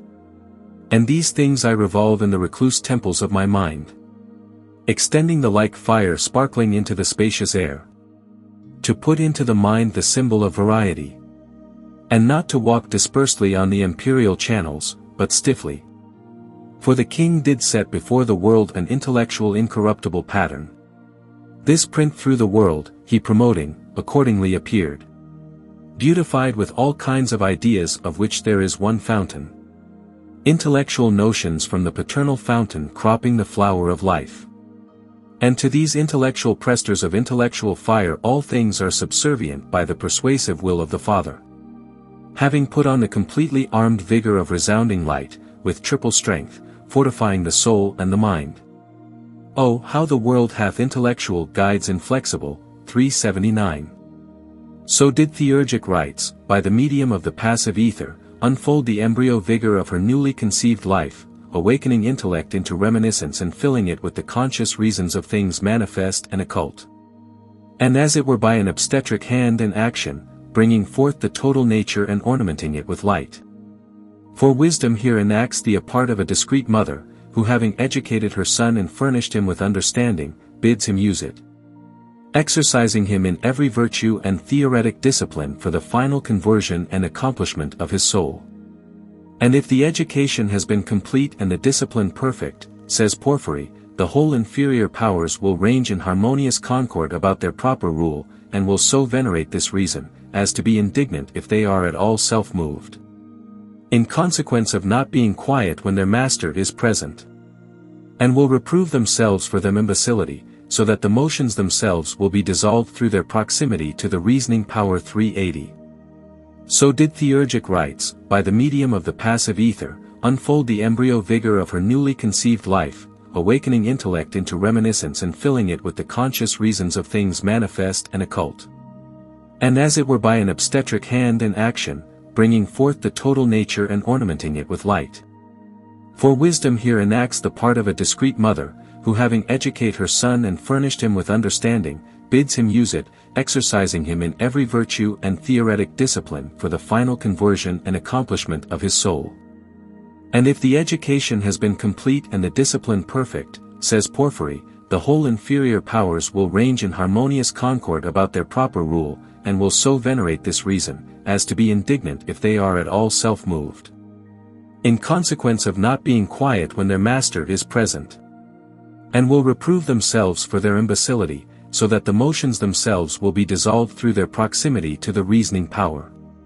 But the government of the natural life is oligarchical, almost an anarchy, where there is no permanently accepted leader of the whole, but each motive rising, as it were, becomes a usurper of a vacant throne. And external institutions imaged from thence accordingly are selfish, conflicting, and unhappy. Yet observing how the faculties of each tyrant motive, as it exceeds, and how the highest are thus often made to subserve the lowest ends, how covetousness, ambition, and envy, and pride will erect and manifest themselves in the circumstances of individual and social life, and stamp their character on nations, and obscure the perception of every other good. We may gather from thence a passable though faint conception of the almighty force that moves about the rational magnet, and how the prestors of intellectual fire follow in radiant order the will of their first cause. Under such a monarch indeed, when once he is established, no dissensions would be likely to arise, but the inferior powers will so venerate his leading motive that they will move only according to his movement, pursuing constantly in observant order his infallible rule. Fire, says the adept philosopher, is the purest and most worthy of all the elements, and its substance is the finest of all, for this was first of all elevated in the creation with the throne of divine majesty. This nature is of all the most quiet and like unto a chariot, when it is drawn, it runs, when it is not drawn, it stands still. It is also in all things indiscernibly. In it are the reasons of life and understanding, which are distributed in the first infusion of man's life, and these are called the rational soul, by which alone man differs from other creatures and is like to God. This soul was of that most pure fire, infused by God into the vital spirit, by reason of which man, after the creation of all things, was created into a particular world or microcosm. In this subject, God, the creator of all things, put his seal and majesty, as in the purest and quietest subject, which is governed by the will and infinite wisdom of God alone. Wherefore God abhors all impurity. Nothing that is filthy or compounded, or blemished may come near him, therefore, no mortal man may come near him, therefore, no mortal man can see God, or come to him naturally. For that fire which is carried the seal and majesty of the Most High, is so intense, that no eye can penetrate it. For fire will not suffer anything that is compounded to come near to it, but is the death and separation of everything that is compounded. We have said that it is the most quiet subject, so it is, or else it would follow that God could not rest. But it is of a most quiet silence in itself more than any man's mind can imagine. Thou hast an example of this in the flint, in which there is fire, and yet is not perceived, neither doth appear until it is stirred up by motion, and kindled in it that it may appear. So the fire in which is placed the sacred majesty of our Creator, is not moved unless it be stirred up by the proper will of the Most High, and so is carried where his holy will is. There is made by the will of the supreme Maker of things a most vehement and terrible motion. Thou hast an example of this, when any monarch of this world sits in state. What a quietness there is about him, what a silence, and although some one of his court doth move, the motion is only of some one or other particular man, in an order which is not regarded. But when the Lord himself moves, there is a universal stir and motion, then all that attend on him move with him. What then, when that supreme monarch, the King of kings, and Maker of all things, after whose example the princes of this world are established, doth move in his own majesty? What a stir! What a trembling, when the whole guard of this heavenly army move about him! But some one may ask, how do we know these things, since heavenly things are hid from man's understanding? To whom we answer, that they are manifest to philosophers into whom the incomprehensible deity has inspired his own wisdom. 381. For the total reason is in this life of ours hidden, as the fire and fuel that is not kindled, or as gold in the dark or unseen our iron, our red earth, our lodestone, celebaramus al microcosmos ideatum, in which we are all now as dead. Nor can be awakened to reminiscence without a resolution of the whole circulatory confine, when I arises identically reverse, perfect, and alone. This is the sal sapientum et mercurius philosophorum, der secretu, secretorum. Sire etiam tibi convenit, o bone rex, quod hoc magisterium nihil aliud est, nisi arcanum et secretum secretorum de altissimi et magni, ipsi enim hoc secretum prophetus commendavit, quorum silis et animus suo prediso collocavit. 382. We learn, finally, that the souls of the initiated, being made perfect in every telestic accomplishment and virtue, and having passed orderly through the whole progression of intelligible causes, by the Greeks called gods, were next promoted to a contemplation of their highest unity. For having vanquished every irrational and gravitating inclination, the soul, holding the circle of reason complete, as it were, and paramount over all, and possessing all, except her own identic essence, desires this now alone and above every other good, her final cause and consummation in the absolute so long deprived. I open a secret to the initiated, but let the doors be shut. And thou, O Musaeus, offspring of the bright Silene, attend carefully to my song. For I deliver the truth without disguise, suffer not therefore former prejudice to debar thee from that happy life which this knowledge will procure unto thee But studiously contemplate the divine oracle, and persevere in purity of mind and heart. Go on in the right way, and contemplate the sole governor of the world. He is one and of himself alone, and to that one all things owe their being. He operates through all, was never seen by mortal eyes, but does himself see every one. 383. His contemplation, then, of the indwelling unity was the final preparative to translation. And it has been supposed, from the concluding passage, that he was never seen by mortal eyes, and others of like import, that the initiated, therefore, did not behold him. But it should be remembered, that the initiated were nowhere considered as mortal men, in respect of their souls, which were regenerate, and so fortified by assimilation and proximity, that, whether in union or separation, their regard was not extraneous but hypostatical, as of like to like. No mortal can see God or come to him naturally. For if that light which is in the circumference be so intense that nothing corporeal can sustain it, and previous unions, which were but partial and instantaneous, as it were, tried the ethereal vehicle to its utmost susceptibility, how much less, therefore, can the compound creature, approaching to the fiery center, live? Neither is it said to be lawful for the pure to be touched by the impure, and the uninitiated are for this reason totally debarred, as it were, by a threefold barrier of sense, ignorance, and disinclination, from the discovery of truth. But neither let it be imagined, do the initiated self-actively comprehend the life of deity, for that would be indeed an inversion and a submerging of the Creator in the creature. But Plato beautifully unfolds the passive method of the divine intuition, and the three elevating causes of love, hope, and faith, to those who do not negligently read what he has written. For what else than love conjoins the soul to beauty? And where else is truth to be hoped for, asks the philosopher, except in this place? And what else than faith is the cause of this ineffable musis? For musis, in short, is neither through intelligence nor judgment, but through the uncial silence imparted by faith. Which is then better than every Gnostic energy, when it surpasses this, and which establishes both whole and individual souls in the ineffable unknown 384. But, lest we prolong the transcendental theme, that which is most externally remarkable in the theurgic mandates for this translation is, that the whole body should be buried, except the here. Sublimely signifying that the total life, with exception of that which is intellectual, should be buried in profound oblivion. Alone elevating, in Platonic phrase, the head of the charioteer to the place beyond the heaven, where he is filled with the demiurgic wisdom and an imperial life. And it is necessary, says Proclus, that the soul thus becoming an intellectual world, and being as much as possible assimilated to the whole intelligible universe, should introduce herself to the Maker of the universe, and, from this introduction, should, in a certain respect, become familiar with him, through a certain intellectual energy. For uninterrupted energy about anything calls forth and resuscitates our dormant ideas, but through this familiarity, it is necessary that we should become united to him. For discovery is this, to meet with him, to be united to him, and to see him himself, the alone with the alone, the soul hastily withdrawing herself from every other energy to him.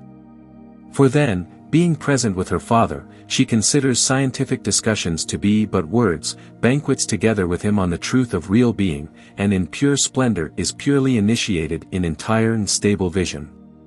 Such, therefore, is the discovery of the Father, not that which is doxastic or pertaining to opinion, for that is dubious and not very remote from the irrational life, neither is it scientific.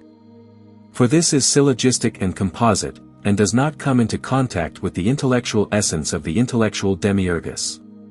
But it is that which subsists according to intellectual vision itself, a contact with the intelligible, and a union with the demiurgic intellect. And this may properly be denominated difficult, as Plato alludes, either as how to obtain, presenting itself to souls, after every evolution of life, or as to the true labor of souls for after wandering about generation. After the purification and the light of science.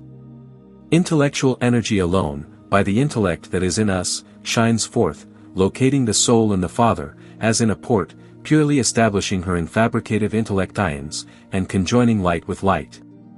Not such as was with science, or that vision that was in Elysium, but more beautiful, more intellectual, and partaking more of the nature of the one than this. This, then, is the paternal port and the discovery of the Father, according to Proclus, viz., an undefiled union with him 385. And with what magnificence of thought and diction does the Platonic successor recall the initiated reason to the contemplation of her end, as ablating everything else in gradual approach, and calling together the whole voluntary accord. He exhorts us now, if ever, to remove from ourselves multiform knowledge, exterminate all the variety of life, and in perfect quiet approach near to the cause of all. Let not only opinion and fantasy be at rest, and the passions alone, which impede our anagogic impulse to the first, be at peace. But let the air in the universe be still, within us, and let all things extend in us with a tranquil power, to commune with the ineffable. Let us also, standing there, having transcended the intelligible, and with nearly closed eyes, adoring, as it were, the rising sun, since it is not lawful for any being whatever intently to behold him, let us survey that sun whence the intelligible gods proceed, emerging, as the poets say, from the bosom of the ocean. And again from this divine tranquility descending into intellect, and from intellect, employing the reasonings of the soul, let us relate to ourselves what the natures are from which, in this progression, we shall consider the first God exempt.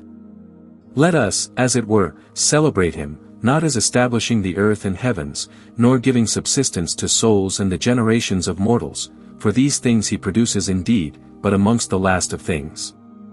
Rather, let us celebrate him as unfolding in light the whole intelligible universe and intellectual genus of gods, together with all the supermundane and mundane divinities. As the God of all gods, the unity of all unities, and beyond the first Aditya, as more ineffable than all silence, and more unknown than all recondite essence, as holy amongst the holies, and concealed within the intelligible gods. Such was the theology of the wise ethnics, such their piety, and with such an energetic expansion of their whole unfettered will and understanding, did they seek to prove reality in the great unknown. Because concealed in this life, unconscious, even whilst yet in Elysium, the soul looked out through all her imaged light. But returning from thence into herself with all her beams concentrated, addressing the great archetype, he becomes known, yet not as in the individuated consciousness, things are said to be known apart. Nor as before, either in separation of subject and object, but absolutely, in identity. As passing from herself the soul no longer sees or distinguishes by intellect ion nor imagines that there are two things, but, consubstantial, becomes herself the ultimate object as she was before the subject in simultaneous accord. And thus the divine oracle ratified the Platonic instruction to inquire. There is something intelligible which it behooves thee to understand with the flower of thy mind. For if thou inclinest thy mind thou shalt understand this also. Yet understanding, thou shalt not comprehend this wholly. For it is a power of circumlucid strength glittering with vehemence of intellect ion. But with the ample flame of the ample mind which measureth all things. Except this intelligible. But it behooves thee to understand this also. Not fixedly but having a pure turning eye. Extend the empty mind of thy soul towards the intelligible. That thou mayest learn the intelligible, for it exists beyond the mind. Such is the conditioned metaphysical alienation which ancient experience sublimely proved, as passing to deification, which the natural reason echoes, but by a necessity of faith only, since it cannot pass into the superstantial proof. Theoretic contemplation, sensible attraction, continuity of active thought, all are alike inadequate. Without the pontic medium, without theurgic assistance we are unable to transcend the consciousness of this life, and so are prevented from carrying metaphysics or of proving existence on the ontological ground. But this desiring faith of reason by which she has persisted and still persists, occasionally to inquire and infer, respecting causes which are both beyond and behind her natural grasp, has, we think, been aptly compared to the perception which the eye has of light and colors, for as sight, observing believes, yet can affirm nothing absolutely about the reason, reflecting abstractedly, perceives a necessity of subsistence within itself, yet, unable to know, can affirm nothing with respect to it. For affirmation implies a double testimony in subject and object, or as a logician might say, affirmation implies a double testimony in subject and object, or as a logician might say, affirmation arises out of that which is composite from a subject and a predicate. If therefore intellect should by any means be enabled to come into visive contact with its vision, as if begetting an experience, it would then assert, and the assertion, as respects itself, would be true. And the disbelief of other who had not proved the same, would be to it as if some one having slept away his life dreaming in this world, should on awakening to outward sense, persist in those dreams with which he had been so long conversant, denying the reality of the appearing world. And as his infatuation would be obvious, and his denial disregarded by mankind, so is the blindness of the sensible life described as obvious and lamentable by those who have passed into a more profound and convictive experience. But not reason, nor enthusiasm, nor ardent desire, nor an intellectual conception, nor abstraction, as we are taught, conjoins Theurgist with the one. But these are preparatory steps only to the self-oblivious amplitude of conception which precedes him moving in the ultimate recessure of life. He comes, says Plotinus, suddenly alone, bringing with him his own imperial universe and total deity, in one. And all things in that ultimate circulation are diaphanous, nothing dark or resisting, as of subject and object remaining in the mind. But everything is apparent to every faculty intrinsically throughout. For light everywhere meets light, as thought its understanding in the all, continental all, resident in each particular, perfect with all. And the splendor there is infinite, for everything there is great, even that which is small, for it has the great. The sun which is there is all the stars, and again each star is the sun, and all the stars, as ideas are in the mind everywhere, and the same mind in all. Only in each a different quality is dominant, yet all are comprehensible in each, and transmutable one into another, as thoughts arise and are displaced without disorder or opposive persistence. Motion likewise there is perfectly harmonious, for the motion is not confounded, as in the world it is, by a mover different from itself, but the seat of each thing is that which the thing itself is. But the seat of each thing is that which the thing itself is, and concurs and proves itself to be what it is by its own self-evidence, proceeding constantly towards that whence it originated. Thus that which thinks and understands, and the thing understands, and the thing understood are one, co-eternal and co-equal, and their substance is intellect, and intellect according to these philosophers is the subsistence of all. But in the sensible world the circulation of things is altogether different.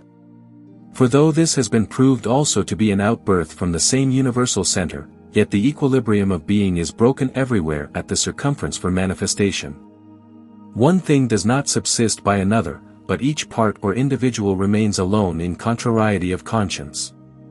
Nor does the devious wheel of life obey her axle any more, until returning into it, she perceives her error and the transgression that was made in self-will, for the sake of this experience, from the great law of light, from plenitude of power, from immortal harmony, and that high exemplar which is before all things, and the final cause of all.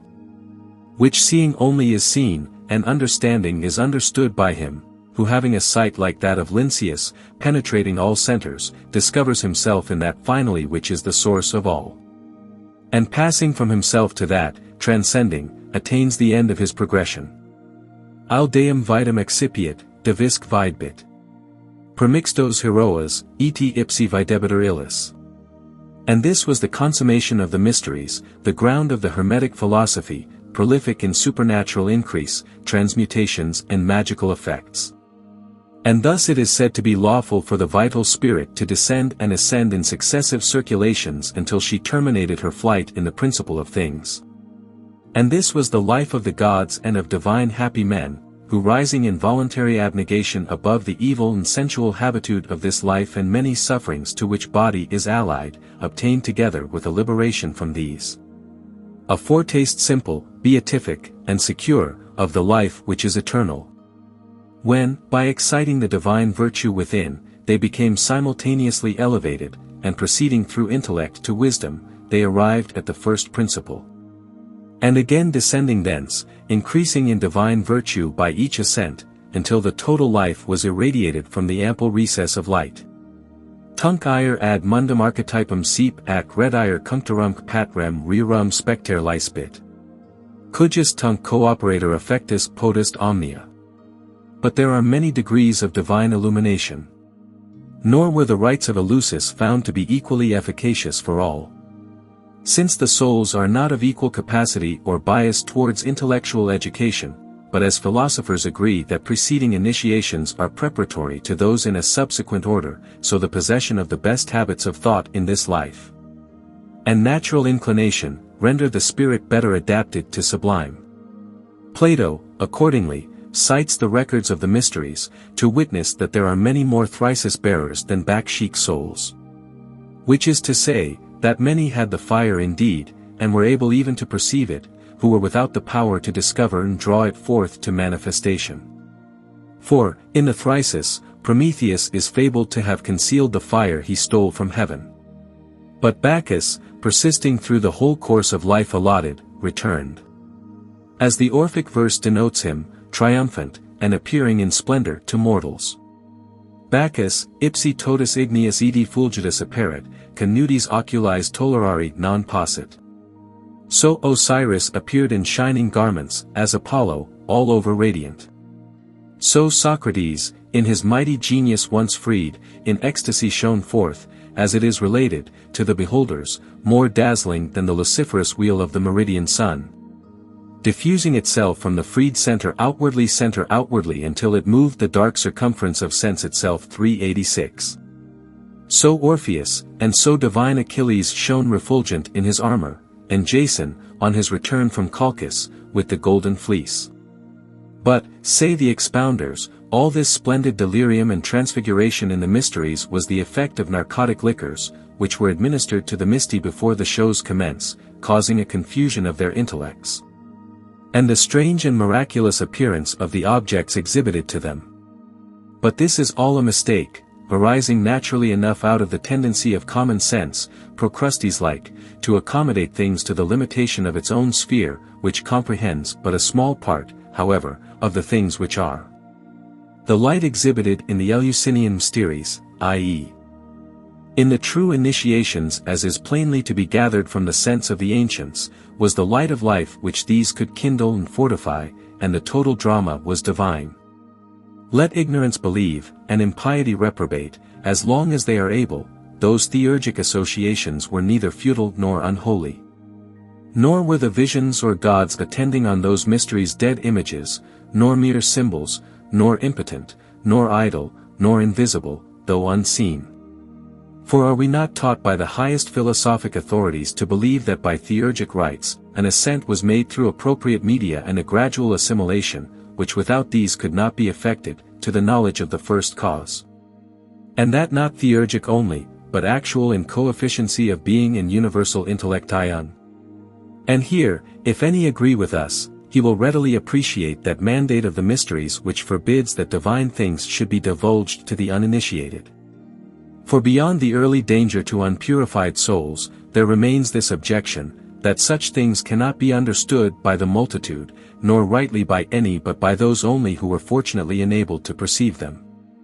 But it is not possible, following their descriptions, the sublimely articulate relations of the Greek and Alexandrian Platonists, or those no less profound and earnest mystics of the Middle Ages. Concerning the divine hypostasis and the last conjunction of the contemplative soul and its immortal experience, to maintain an indifferent spirit, or without being in a degree moved to a responsive sense of their reality. And he who, being endowed with a percipient mind and liberal, will take pains to examine those writings, or even those of the reputed enemies of their faith, the enlightened fathers of the Christian Church, may be persuaded by very much evidence. Too much to intrude in this place, that the Eleusinian rites alluded to, and the objects attained, were of a nature widely differing from those which have been generally reported. And if, as must be indeed admitted, they became latterly disgraced in impure hands, yet this ought not by any means to detract from our esteem of the original institution. To which those latter orgies were diametrically opposed. That the mysteries were instituted pure there is no doubt, since it is universally allowed. Early Christians concurring with the wisest ethnics in declaring that they proposed the noblest ends, and by the worthiest means attained them. Where not only everything within was conducted with decorum, but utmost care was taken to secure the same for those passing without the fane, where misbehavior, even of the eye, was accounted criminal, and indiscretion was punished. And profanation by death. That all was a mere machination and priestly lure, or the visions of men of obscured intellects, is an assumption arising out of the double ignorance of modern times. All those immortal fables and glowing descriptions of poets, philosophers, saints and historians belie the folly, and reflected on those who, from regarding objects of sense only, with a trifling imagination, have obscured the high reality and light of better days. But is then, as Epictetus says, that the idea of the mysteries become truly venerable, when, believing the ancients, that all things therein were provided by them for the improvement and perfection of human life. Thus far we have endeavored to sketch through the order of the mysteries of their consummation. For the sake of affording a ground to the pursuit of our inquiry, to indicate the connection of the sacred art and alchemy, and inasmuch as modern revelation would permit, the nature of that art and proper subject of this philosophy. In the progress of this vital experiment, it may not be difficult to imagine that powers would be disclosed and particular secrets of nature in the substance of her whole. These intermediate fruits and fragments, having been exhibited at intervals to the world, without a discovery of their source, have given rise to much astonishment of common chemistry after the elixir and gold. Both of which are vital products, as we shall proceed to elucidate with the method and metaphysical origin of the philosopher's stone. Part 3. Concerning the laws and vital conditions of the Hermetic experiment. Chapter 1. Of the experimental method and fermentation of the philosophic subject, according to the Paracelsian alchemists and some others. Naturam in primissimidabir in arte, magister. Hanc mas sam exterio tentum caloric citat ignis. Etherio interior sed perficit omnia fot. Tractatus aureus scholium, cap. 1. It is not less the tendency of the Greek philosophy to substantialize life, than to free the conscious being from corporal dependency. In considering mind apart from its material organs, they by no means make it appear therefore as an abstract conception, or inferential only, as with modern metaphysics is the case, but as an absolute substratal matter also of existence. In just such a foundation do the alchemists establish their Freemasonry, claiming like extreme attributes and miraculous origin for their first matter, as do the Greeks, for that ethereal hypostasis we were before discussing. A few also profess, with the same admirable earnestness, to have observed in the experimental development of their own internal being, the whole procedure of the occult nature into evidence. With her universal efficient by the light of wisdom thenceforth revealed. In ignorance of the means by which such a spectacle was obtained, they may continue unaccredited, for their assertion is at variance with the judgment of common sense, neither does it belong to the natural order of mental experience. Nevertheless, since the whole of the Hermetic philosophy, and every tradition of occult science, depend immediately therefrom, for our understanding's sake, it will be requisite to consider this, their initial principle, more particularly. And how possibly it became known in its first arcane descent and emanation. We have already endeavored to prepare a way in part, showing the imperfection of the natural spirit in his world, the occultation of its light. And the vital alteration that was deemed necessary and operated in the mysteries upon those who were desirous of wisdom and immortality in the awakening conscience of a divine life within. Let us examine yet further into the method of this vital experiment, that, before proceeding to unfold the art in actual practice, we may understand the principles. And be enabled, from out the many clouds of sophistry in which it is enveloped, to distinguish that light and virtue of true chemistry, by which the ancients were assisted, that deformed and limping Oedipus for example. So that he was able to vanquish the metaphysical monster, and enter I with her to the temple of truth. And here, preliminarily, we may remark with how much propriety the Egyptians placed the Sphinx in the vestibule of Isis, who is the same with Minerva and that wisdom we are investigating. For what the natural intelligent spirit is in man, that ether is in the universe. And this intelligence, phantasic as it is and drawn without, may be called the vestibule of reason, which is, as it were, the temple of that intellectual illumination which proceeds, when the conditions are duly offered, from the divinity within. In our vestibule, therefore, the fantastic spirit, which is the natural vehicle of our life, is situated. And in a similar manner the commonly diffused ether is as a vestibule or vehicle in respect of the universal soul of the world, which is occultly suspended in nature, and may be called her temple. As an outward shadow, guarding the light within if both world, so is that ether then the Sphinx of the universe. And she is all things passively which the internal light is impassively. By her animal form, combined with the human face and summit, is indicated the twofold capability in diffusion of such a life. For she is the summit of the irrational mind relying on instinct, and the basis whereon build the rational and transcend opinion in indivisible science. Her winds are images of the elevating power which the imagination possesses, by which likewise she is rendered capable of divine assimilation and of returning within and upward to a region of vivid intellect ion everywhere resplendent with light. 387. Such was the doorkeeper of the Egyptian mysteries, agreeable also do we find the art of alchemy directed upon the same enigmatical source. A nature to search out which is invisible. Material of our magistry a substance insensible. This material, whilst yet immanifest, they worked, and worked with by itself alone, joining self to self, as the advice runs, vita vitam concipit, natura naturam vincit ac superat, pate facit, gignit et renovat. Item natura latator et emendator 388, as men also now prove, mesmerizing one another but without the important knowledge how to alter and amend the thing. This mesmerism, in respect of our mystery then, may be regarded as a first key which, opening into the vestibule, affords a view within the senses' prison, but of the labyrinth of life only. Facts vary at the circumference, and appear often so contradictory that reason is at a loss, even if otherwise admitted capable, for stable materials whereon to base judgment. And each succeeding theory yields to some unforeseen diversity of the spirit's manifestation.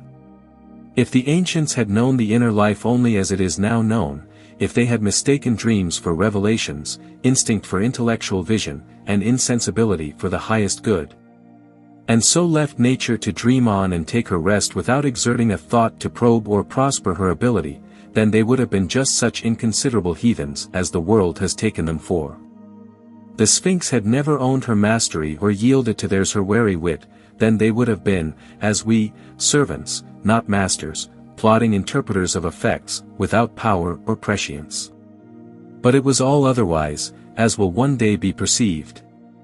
Their philosophy as far exceeded ours in substance and objective certainty, as it does avowedly is scope, beauty, and intellectual promise.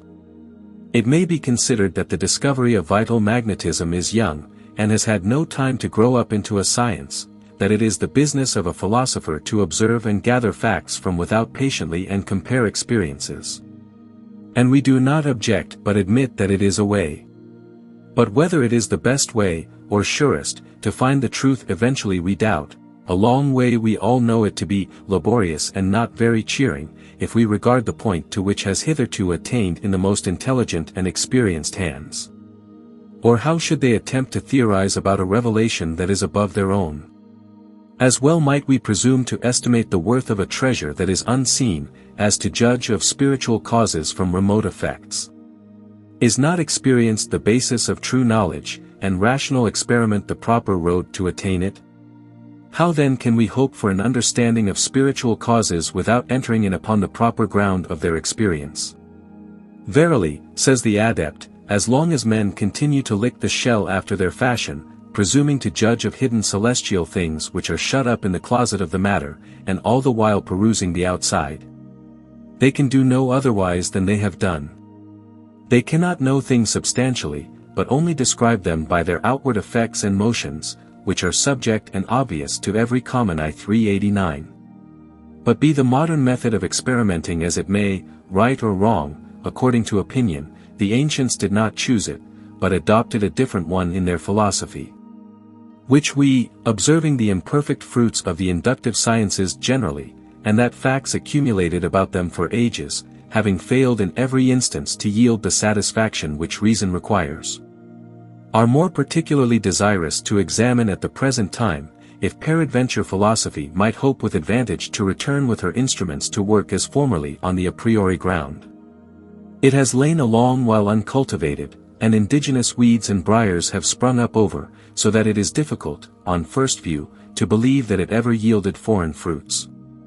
But patience, and the possibility granted, we will endeavor to clear a path, by the help of evidences that yet remain, many and curious, about the riches of wisdom and those living waters that abound in paradise, compassing about to that land of Havilah where good gold is. 390. The tree of life also, and knowledge, and other precious things wonderfully adumbrated about the penetralia of true being. Surely there is a vein for the silver, says Job, and a place for gold where they find it.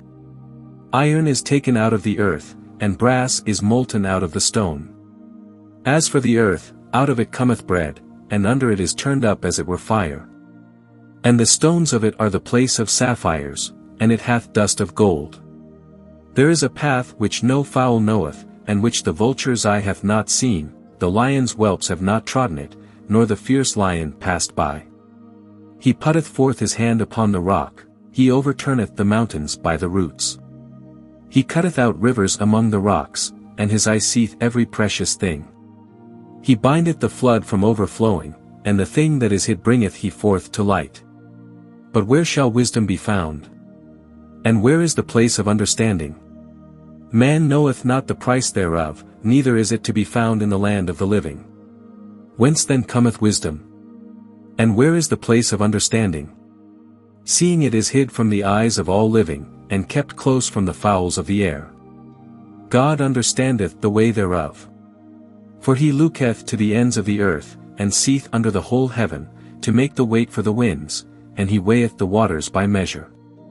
When he made a decree for the rain and a way for the lightning and thunder, then did he see it, and declare it, he prepared it and searched it out. And unto man he said, Behold, the fear of the Lord, that is wisdom. And to depart from evil is understanding. 391. Let us then, investigate a means for the discovery of wisdom, as the ancients declare to be right and profitable, and believe that he spoke well and summarily who said, that the first step of philosophy is to set the mind a-going. As we are informed that the conduct of the mysteries was uniform and entirely scientific, so likewise philosophers insist that, in the Hermetic art, theory ought to precede practice. And that, before the spirit can be expected to yield any rational or pure effects, she must be made to conceive them, the right way and object of investigation being well understood. Dwell not altogether in the practice, says the adept, for that is not the way to improve it. Be sure to add reason to thy experience, and to employ thy mind as well as thy hands. 392. So wrote Vaughan in 1650. And to the same effect, artists of every age, and, in the sequel of this inquiry, we may understand why. And why we have no such miracles as those which are related of the saints and apostles in former times who received the gift of healing from their Lord. Is it not obvious to common sense, that he would heal others, or hope to impart any superior efficacy, should first of all heal or be healed himself? Take first the beam from out thine own eye, and then thou mayest see clearly to take out the mote that is in thy brother's eye, and again, is it not written, Physician, heal thyself? Prepare thy work without, and make it fit for thyself in thy field, and afterwards build thy house. 393. If, 10, we go out at once to throw our common lives to common lives, what wonder we have only common results? That much depends on the quality of life imparted, general observation teaches, and with what sure corresponding consequences the moral heaven is attended may be understood, in a degree, by the recipient in the mesmeric trance. But the spontaneous fermentation which the vital spirit undergoes, and the change that is thereby effected in the passive subject, is not taken advantage of in modern practice, or pushed to the uttermost. Much less is understood, that exact art of grafting and transplanting which the ancients practiced, and by means of which a growth and sublimation of the spirit was effected, even to a third, fourth, and fifth degree of concentrated essentiality in as many representative vessels or forms. The true medicine, according to the Paracelsians, is bound in man, shut up as it may be milk, within the hard and solid nut, and as fire which lies hidden in fuel, unless it be ignited, is good for nothing. So our fire of life, called antimony by adepts, can effect nothing comparatively excellent whilst it is immured. When, however, by a due purgation, the pure life is separated, as metal from the dark and sordid ore, it will flow forth, as is declared, a pure panacea from the God of light. As all things are proved by fire, so also, are we told, the trial of the knowledge of physic is to be made by fire. Physic and pyrotechny, says Crollius, cannot be separated. For the natural inbred chemist teaches to segregate every mystery into its own reservicle, and to free the medicine from those scurvy envelopes wherein naturally it is wrapped. By a due separation from the impurities and filthy mixtures of superficial external elements. That the pure crystalline matter may be administered to our bodies, and therefore a physician should be born of the light of grace and spirit of the invisible divinity. 394. Wherewith a man no longer asks, What is it? How can this be? Or whence come such salutary effects? For it feels itself move in conscious virtue from its own source being allied, as an efflux of that living light which can move mountains to its faith. To find this light, and to free it from captivity, was the practice of physicians on the middle periods, for curing bodily ills, and administering to the defects of age. But the theurgic art professed a power of purifying and informing the mind much more beneficial and lasting than this pertaining to the mortal body, and far advanced beyond that object. Approaching more nearly, as it would seem, towards a fulfillment of the perfect doctrine of regeneration preached by Jesus Christ and his apostles, than any other known. For, by an effectual baptismal purification, they also prepared the way, and by a gradual subjugation of the passions and adaptation of the subordinate powers to reason. The whole hypostasis was converted finally through faith into the identity of substant light within. And it appears that, in order to discover this reason, men had in former times the faith to put the question to nature rationally, not rudely indeed, or, as is with modern chemistry the fashion, to demolish her edifices and burn her out of life and home. And they knocked as was bid them, and the doors being opened from within, they enjoyed and took advantage of their entrance as lawful guests, and, when all was ready, and they were admitted to the inner chamber, we observed them still, not much engaged in noting phenomena, or looking about for facts to furnish private judgment, but more becoming inquisitive, addressing themselves to nature, and admitting there where they found her happily exalted above them, sphered in the Magian circle of her own light, not stupidly gazing either, but speculative now they might approach nearer and become worthy of the knowledge and familiarity of that light. For they were not content with first phenomena, nor did theurgists disturb the divine intellect about trifling concerns, but they consulted it about things which pertain to purification, liberation, as Iamblichus tells us, and the salvation of life. Neither did they studiously employ themselves in questions which are indeed difficulty, yet useless, to mankind. But on the contrary, they directed their attention to things which are beneficial to life, and such as tend towards the discovery of truth. 395. No man enters the Magian school, it seems, but he wanders a while in the region of chimeras. And the inquiries which he makes before attaining to experimental knowledge are many, and often erroneous. 396. But investigation, once begun in a right rectifying spirit, enters. As adepts who having set the chain of vital causes in action, succeeded in tracing them to their last efficient link in deity. Whence surveying, they were enabled, under the divine will, to work such perfection in things below as are supernatural to this life, and greater than the natural intellect is able to conceive. For the central light and wisdom was all their aim, and the way to it was all the revelation they valued or asked for, until the hidden divinity was moved into experience and made manifest in effect and power. But what say our Oedipus distillers of this ether, the instructive alchemists? Lay the line to thy thoughts and examine all patiently, and infer from experience, and thou art in the way to become infallible. Take hold of that rule which God hath given thee for direction, by which thou mayest discern the right from the wrong. Seek not for that in nature which is an effect beyond her strength.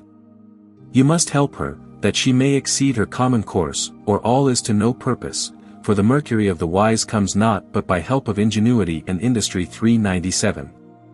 But he that devouteth himself to philosophy, says Crollius, and shall sincerely and as he ought come to the inner rooms of nature by a holy assiduity of preparations, joining thereto diligent contemplation of natural causes. And withal shall refuse no pains or difficulties to get experience by the industry of his handiwork, he shall, if the grace of the Most High be infused into him, bring forth far greater things out of this open bosom of nature than they seem to promise at first sight. 398. To the same effect Van Helmont writes, that the attainment of the tree of life is laborious, and the fruit of intellectual research. 399. Excellent, also, is this advice of Basil Valentine, and instructive to the point. Learn and look for the first foundation, says the monk, which nature holds concealed. Search for it even with thine own eyes and hand, in order that thou mayest be able to philosophize with judgment and build upon the impregnable rock. But without this discovery, thou wilt continue a vain and fantastic trifler, whose discoursings, without experience, are built upon sand. Let not any one imagine either that we can be satisfied with mere words, who rather exact documents proved by experience, in which we are bounden to have faith. 400. Such are a few of the preliminary lessons of adepts, in which they all agree that the way to wisdom is by patience and rational inquiry.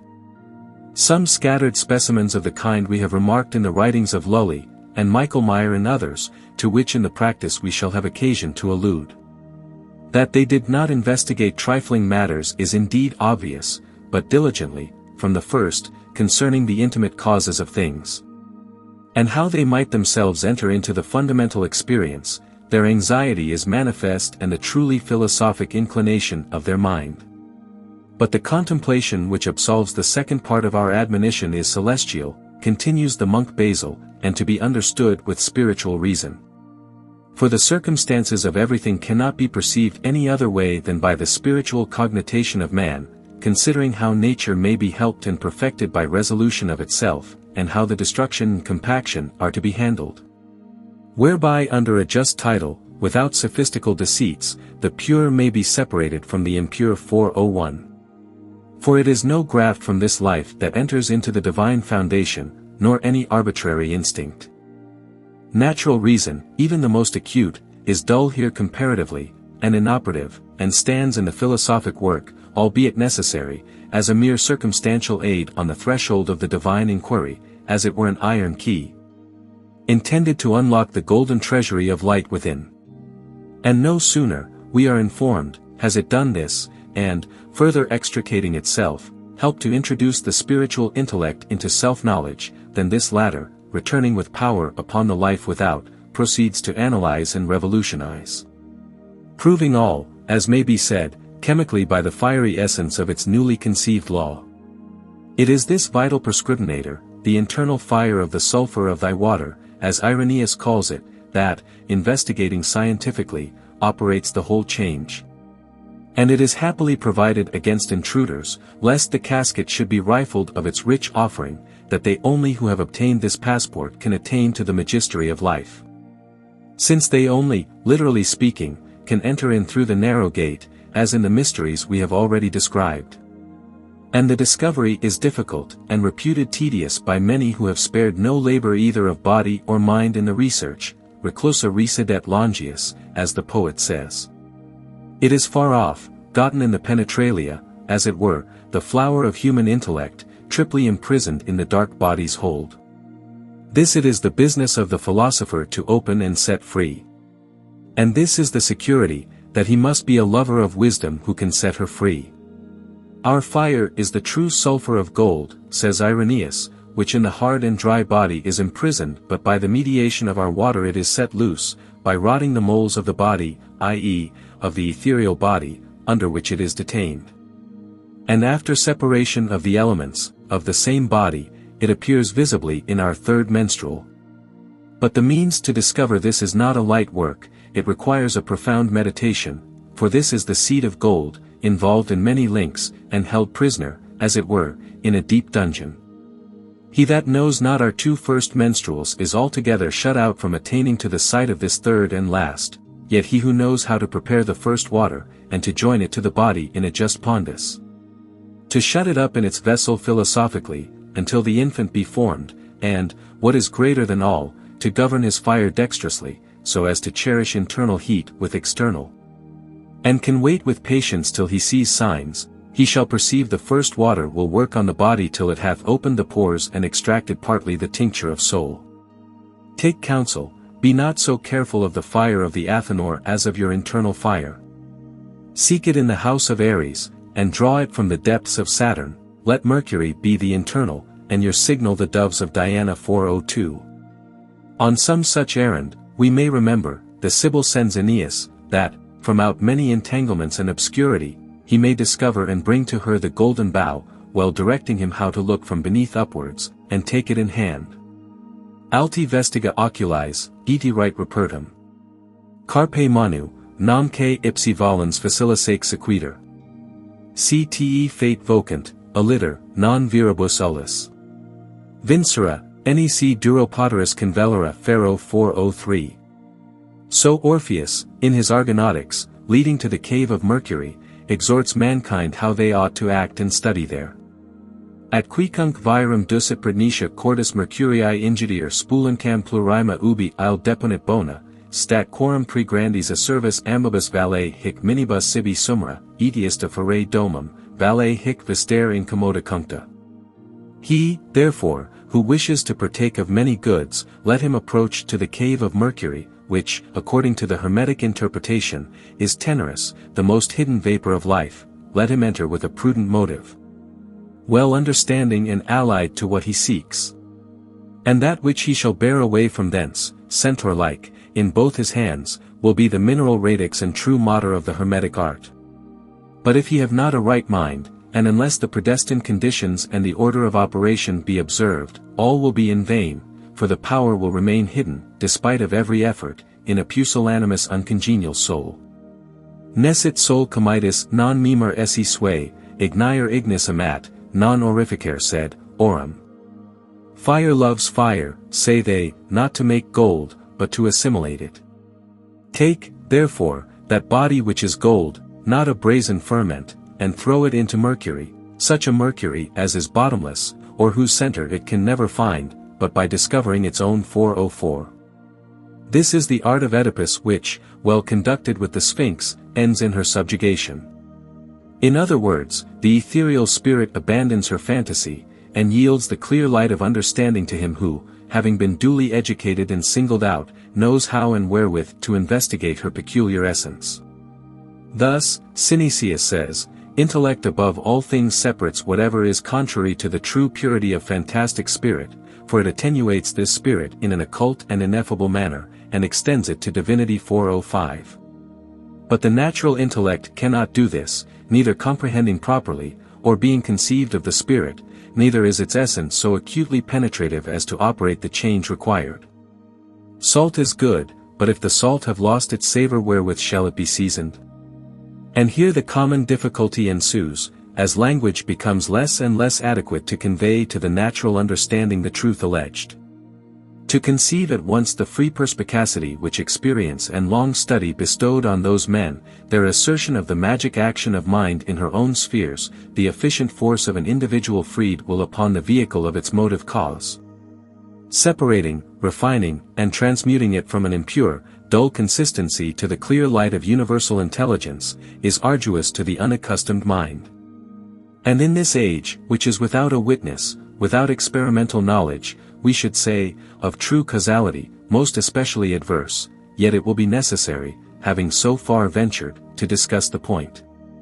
And, as well as we may be enabled, to substantialize without deforming this intellectual science.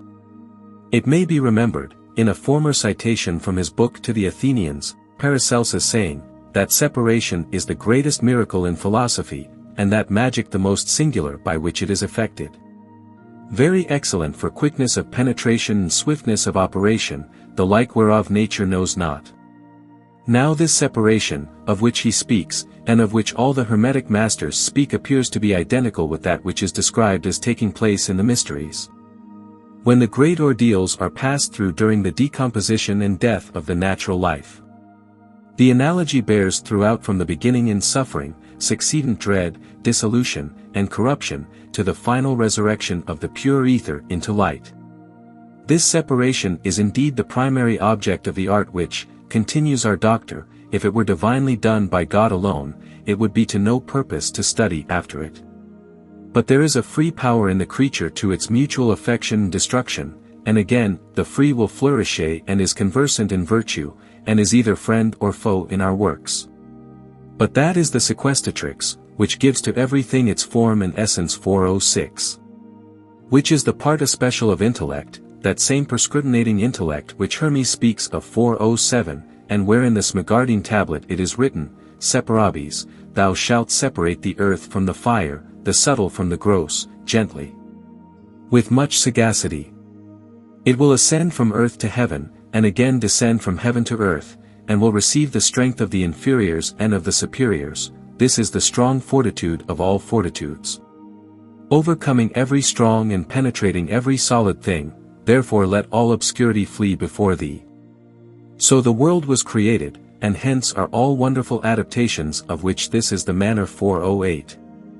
So passing wonderful is it said by the same reputed author, in the Asclepius, that man should be able not only to find the causal nature but to effect it 409. Nor ought we, therefore, taking into consideration the human agency, to understand this decomponency of life in a mechanical sense, or in any ordinary way of dissolution, but according to the literal wording of the table. We observe mind to be the true separator, the efficient as well as the regimen of the work, into which, as before shown, no foreign admixture is allowed to enter. And thus we are given to understand that the knowledge of the elements of the ancient philosophers was not corporally or imprudently sought after, but is through patience and wisdom to be discovered according to their causes and their occult operation.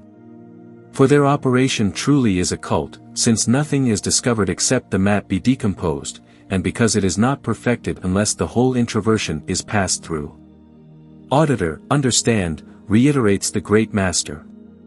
Let us use our reason, consider all with the most accurate investigation, the whole matter I know to be one only thing 410.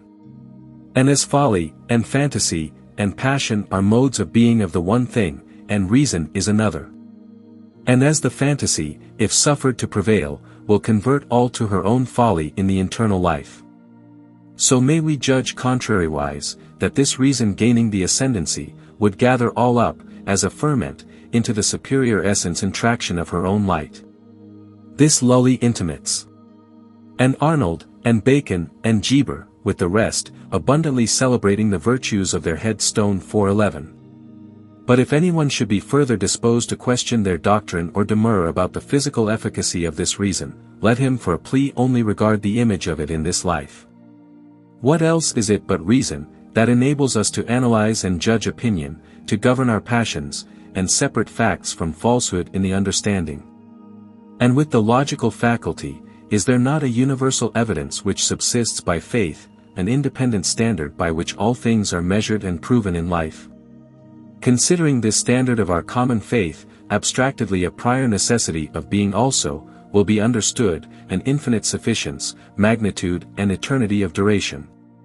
And thus obtaining a glance only of the antecedent, we find less difficulty in imagining the superior virtue of that which is the reason of our rule. Well remembering that it is of this the ancients speak, calling it wisdom, intellect, gold, soul, sulfur, tincture, intellectus naturam habens subtilem ad intelligendum residential intelligibles participat, cum entibus intensis et cum entibus extensus, viz. Cum intenso calor corporis, cum quo conjunctus est et cum intense bonitate sustentata in sui intensis concretus 412. For it is light indeed, and an occult splendor of existence transcendentally pure. And as the luminary of the sensible world purifies and subtilizes the gross parts of matter, and by a natural chemistry sublimes and converts the varied elements of earth, so are we taught to conceive of the intellectual sun. For these things which the natural reason as an image enacts theoretically, this supernatural reason is said to do as an archetype essentially. Separating and rejecting the false forms and elementary qualities which supervene through generation, assimilating the whole inferior life by continual trituration of its foreign tincture. Perfection to such faculties as are indigent by pure infusion of itself to the pacified spirit throughout, even as light through the open atmosphere is everywhere seen diffusing itself invigorating and manifesting all. The following remarkable extract from the lost works of Anaxagoras, one of the earliest of the Greek Hermetic school, further exemplifying the nature of such an intellect, confirms what has been said above of its efficient operation.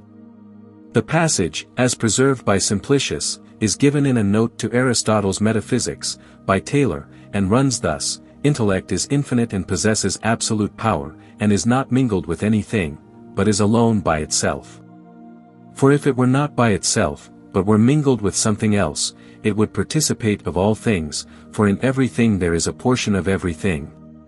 And things mingled together would prevent it from having a similar dominion over things, as when alone by itself. For it is the most attenuated and pure of all things. It likewise possesses an universal knowledge of everything, and is in the highest sense powerful. Whatever soul possesses greater or lesser, over all these intellect has dominion. Everything, too, that comprehends or contains is subject to its power, so that it even comprehends the principle itself. And first of all indeed, it began from that which is small to exercise its comprehending power, but afterwards it comprehended more and more abundantly. Intellect also knew all that was mingled together, and separated and divided, together with what they would in future be, what they had been, and what they now are. All these intellect adorned in an orderly manner, together with this circular enclosure which is now comprehended by the stars, the sun, and the moon, the air and the ether, which are separate from each other. But this comprehending intellect made things to be separated, and separated the dense from the rare, the hot from the cold, the lucid from the dark, and the dry from the moist. There are many parts indeed of many things. But in short, no one thing is singular by itself except intellect. Every intellect too is similar, both the greater and the lesser, but no other thing is similar to another. 413. That is to say, no other faculty is universal, or of itself alone consciously distinguishable except this root of reason which is truly Catholic, and so by the microcosmic experiment into it, the knowledge if the macrocosmic cause also was derived. For in the Hermetic process they are seen to cooperate, and all that Anaxagoras here speaks of as relatively past, has been described as present by philosophers on the internal ground. Else, how should men have asserted about intellect and the rational faculty such things as by no means belong to the natural revelation of it, if they had not known another and proved the work divine? No one could assert them now.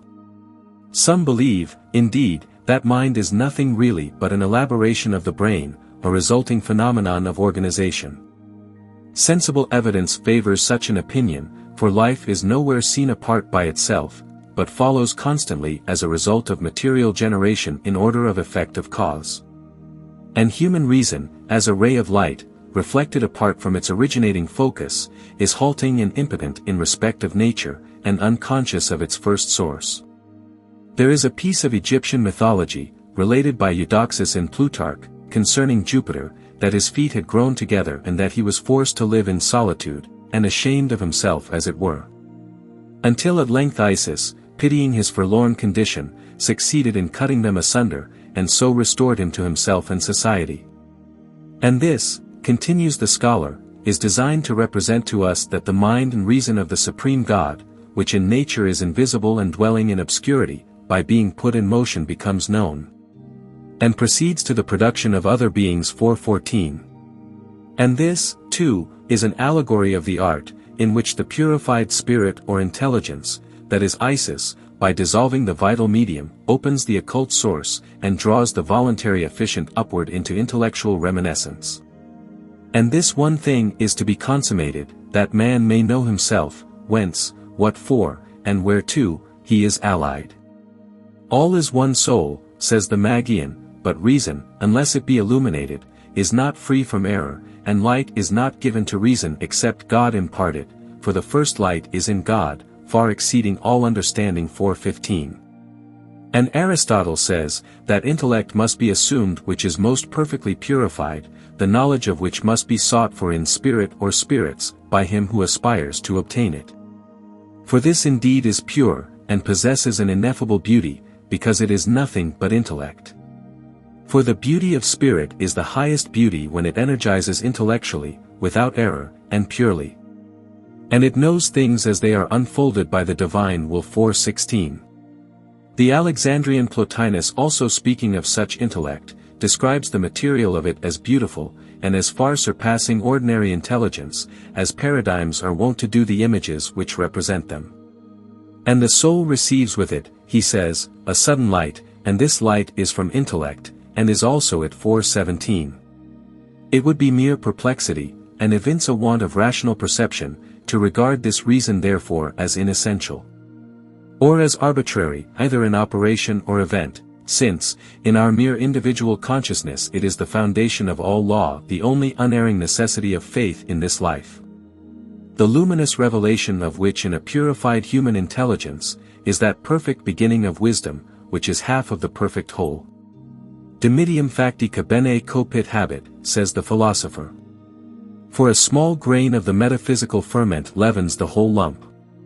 And as the grain of wheat is putrefied in the earth, and afterwards by the vital force becomes growing wheat, terminating and multiplying in the fermental form inbred, so the metaphysical graft, already purified and past the fire, re-enters to redeem its congenital life, and finally by assimilation transmutes all into the substance of its own aurific light.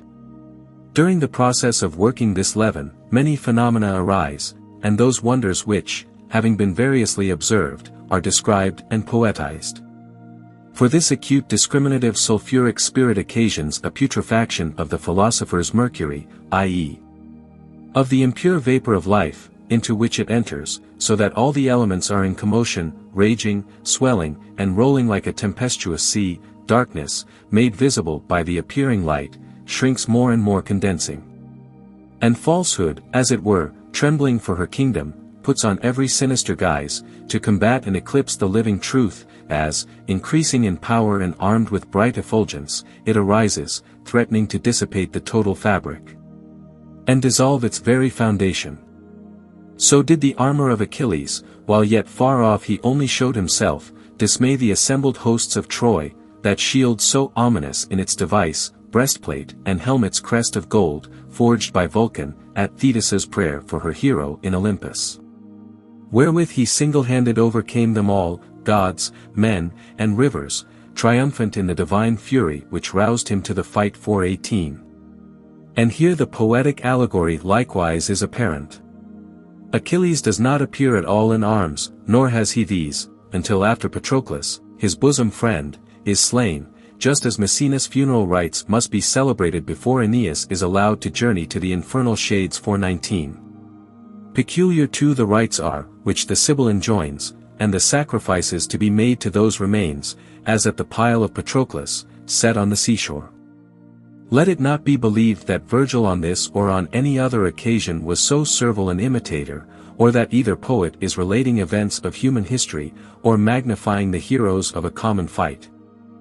But Virgil and Homer agree in this, that they adopted the same theme, had witnessed the same heroic conflict, the same summary action of divine vengeance and mysterious metamorphosis of life.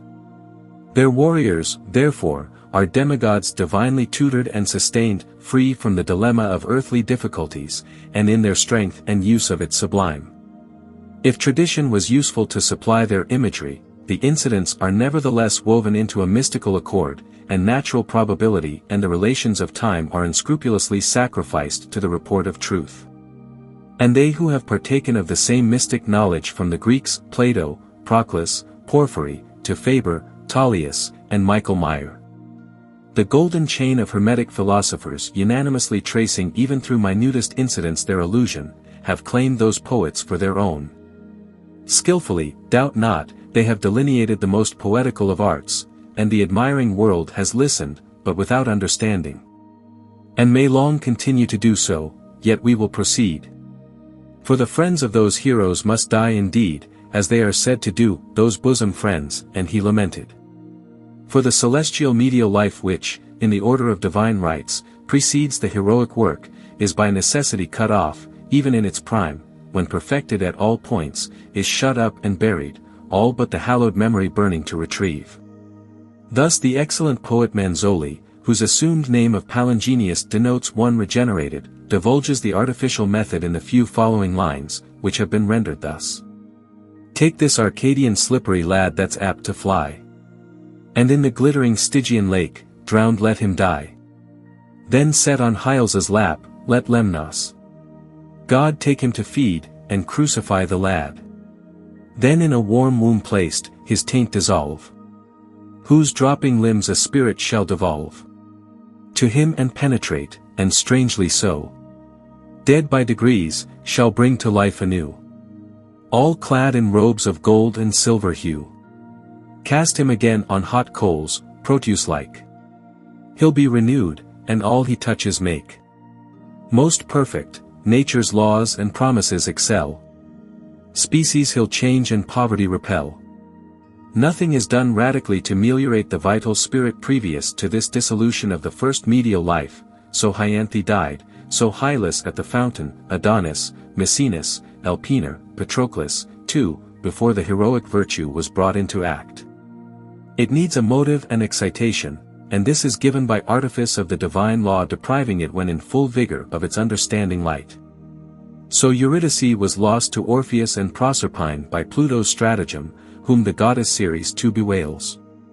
For the identical dilemma is common to these all, who personate the wanderings and anguish of intellect so artificially isolated on the plane of truth. 'Tis not in fate th alternate then to give. Patroclus dead, Achilles hates to live. Let me revenge it on proud Hector's heart, lest his last spirit smoke upon my dart. On these conditions will I breathe, till then. I blush to walk among the race of men 420. Nor all in vain was that vindicative will conceived or those heroic tears, though Pope has rendered them unavailing. Not so the Master. Nor is anything, we believe, in that so lengthened Iliad of woes unpurposed, or with all its inconsistencies, untrue, but in those particulars above all suggestive, which are to common sense least bent. Such weeping warriors, so much brave reserve, such radiant armor, such a magic strength of hand, and eye, and voice, to kill and terrify whole armies and convulse the elements, belongs but to one race, one cause, one conflict. Divinity mingles but in one, the war of life. And for this cause the heroic will enters in, self-sacrificing, and stirs the bitter waters, to redeem and reinstate the kingdom lost.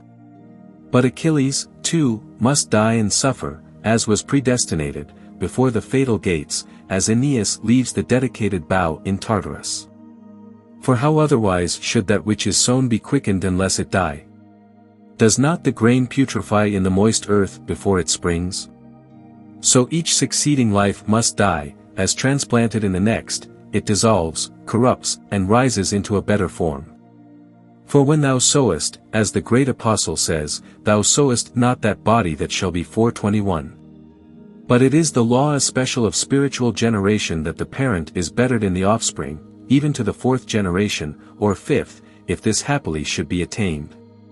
There is an earthly body and there is a spiritual body, the terrestrial is bettered in the celestial, and the celestial, descending and overcoming, is conceived into the divine.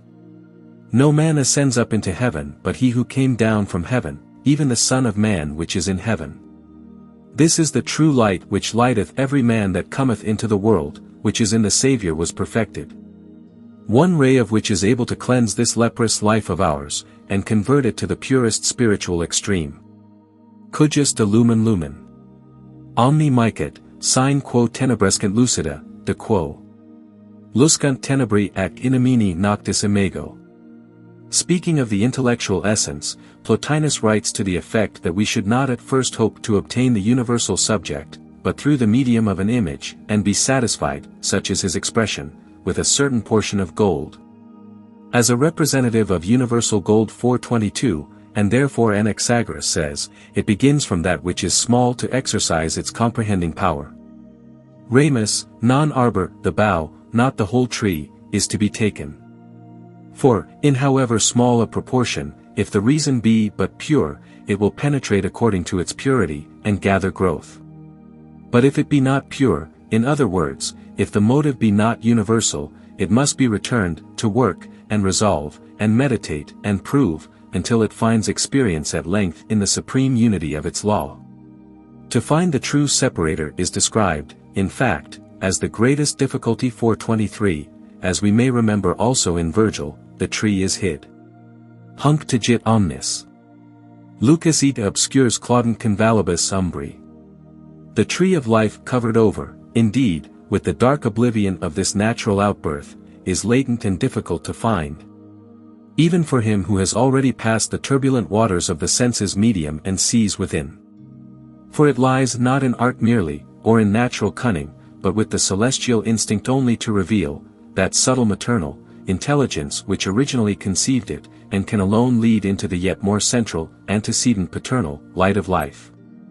Materna agnosit avis latusque precator.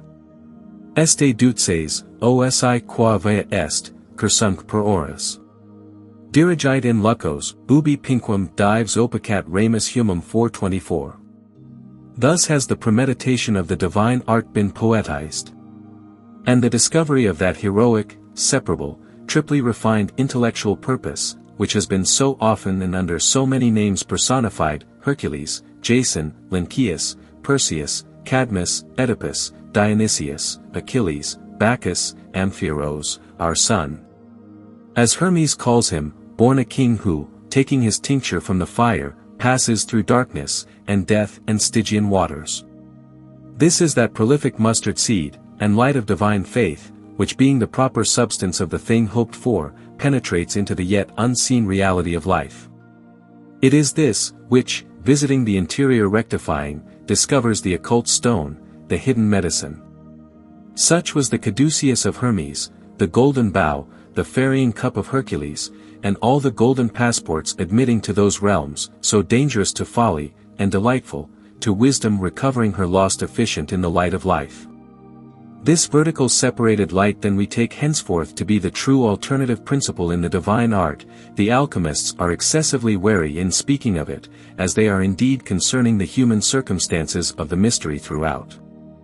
For as we may be by this time perceive, it is no common light that enters into divinity, but a congenial ray, a power which glancing forth from the capable will of such only as are divinized, is essentially divine.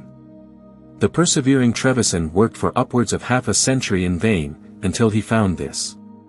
And Pontanus in his epistle confesses how he erred 200 times, experimenting even after he had attained a general knowledge of the matter and method of its use. Never correctly diving the identity of the singular thing itself. Seek therefore, he says, writing to his friend, seek to know this fire with all thy soul, that so thou mayest attain to thy desire, for it is the key of all the philosophers which they have never openly revealed. But profound meditation alone can give it to thee so thou mayest discern, and not otherwise. 425. Other examples we have in Zachary, and in Flammel, who, after he was conversant in the mat, and had both fire and furnace indicated to him by Abraham the Jew, wandered in the wilderness of uncertainty for 3 several years. Mata then, another celebrated adept, practiced for 5 years together unsuccessfully, until at last, he says, after the 6th year, I was entrusted with the key of power, by a secret revelation from Almighty God. 426.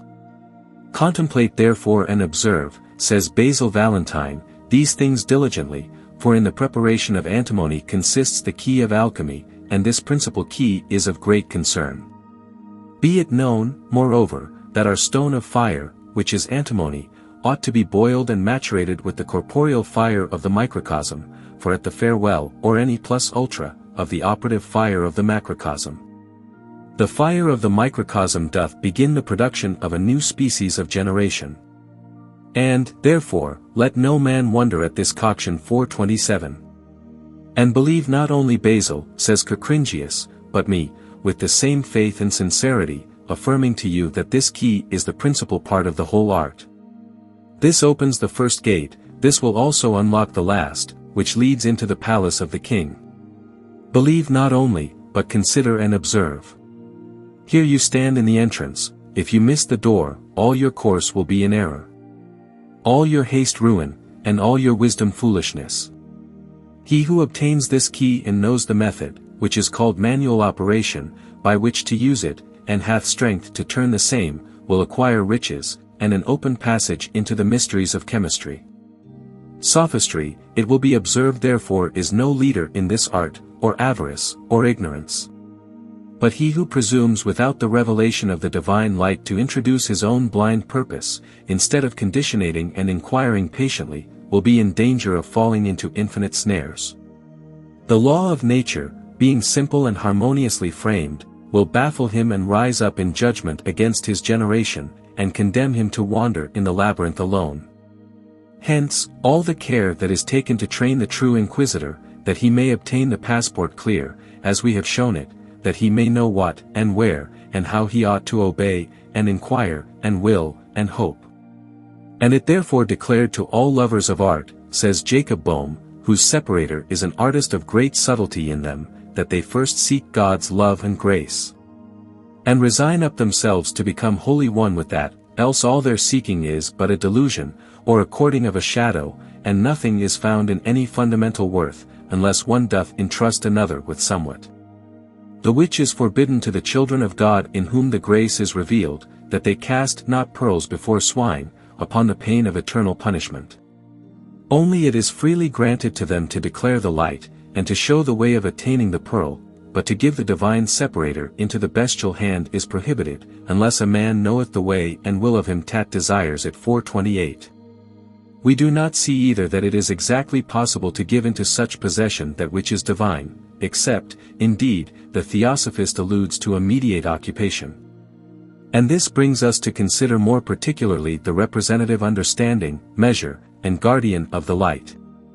For, as we may remark in the fables, the heroic adventurer with all his divine equipment, though he loses his first companion, never goes through the labors alone, but is aided by stratagem and wise counsel in the way. Without Ariadne's conduct, Theseus could not have tamed the Minotaur, or Jason, but for the ready counsel and assistance of Medea, have obtained the fleece. Eurystheus set Hercules to the performance of each separate labor, his mother aids Achilles. Minerva, Ulysses, and the Sibyl accompanies Aeneas through the infernal shades. In alchemy too, the moon is singularly honored, for it is the passive intelligence which, freed by art and set in conjunction, responds to the will of her seeking reason. Discovers the way of progress, unraveling the context of each involuted thought, and setting aside obstacles with utmost discretion, passes with him through the abyss, as it were the very kingdom of confusion, triumphant over all and unconfounded. It is from within that the knowledge springs together with the true efficient, which are indeed one in principle, but in their practical operation and for the sake of offspring are distinguished and separately represented in the art, revealing at the same time their origin, essence, and destination. The mode of analysis however is directed, and the means for the most part provided by the passive understanding gotten in transcendental contemplation of herself. Isted est vas Hermetis, quod stoici cultivirant, ing non est vas nigromaniticum sed est mesnura ignis tuae 429. Both therefore have to be prepared, the spiritual agent and the spiritual patient according to those words of the Smuggardine table. That which is above is as that which is below, and that which is below is as that which is above, for performing the miracles of the one thing whence all the rest proceed by adaptation. It is not lawful therefore, in this work, to conjoin unlike natures, but, in order to bettering in the offspring equal spirits are allied, as Hermes says, both need the help of the other, for the precepts demand a medium 430. That as the crude natural life was in the first place bettered in the natural, so the supernatural may be so much further advanced within themselves, even to the order of bodies permanent, being changed from a corporeal to a spiritual extreme. Ouvrir, sur tout I cure que l'art imite la nature. Externe feu de charbon rend la matière alterée. Mais interne idéal artherie fire ton ouvrage bon 431.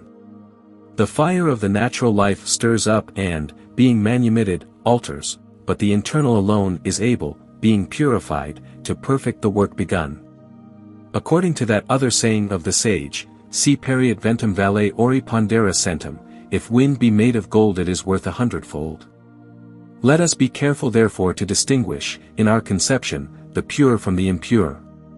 The rectified spirit of universal reason and its intelligence from the gross ether and perplexed understanding from the gross ether and perplexed understanding of this mundane sphere. For there cannot come of anything that virtue which it has not, though that which it has indeed may be improved and magnified.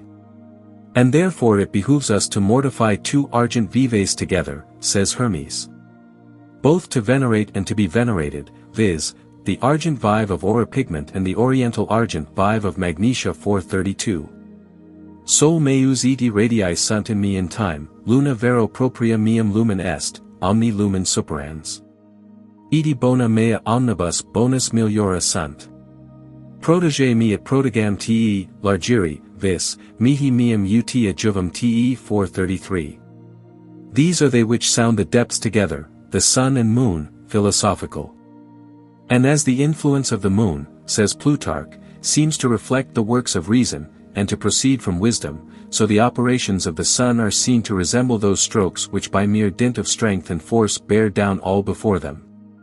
You also have been initiated in those mysteries in which there are two pairs of eyes, and it is requisite that the pair which are beneath should be closed when the pair which are above them perceive. And when the pair above are closed those which are beneath should be opened. Think therefore, says Synesius, explaining the same Egyptian mythology of Isis and Osiris, that this is an enigma indicative of contemplation and action, the intermediate nature alternately energizing according to each of these 434.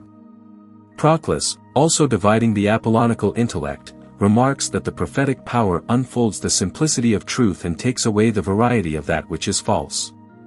But the arrow-darting power exterminates everything, furious and wild, and prepares that which is orderly and gentle to exercise dominion, vindicating to itself unity. 435.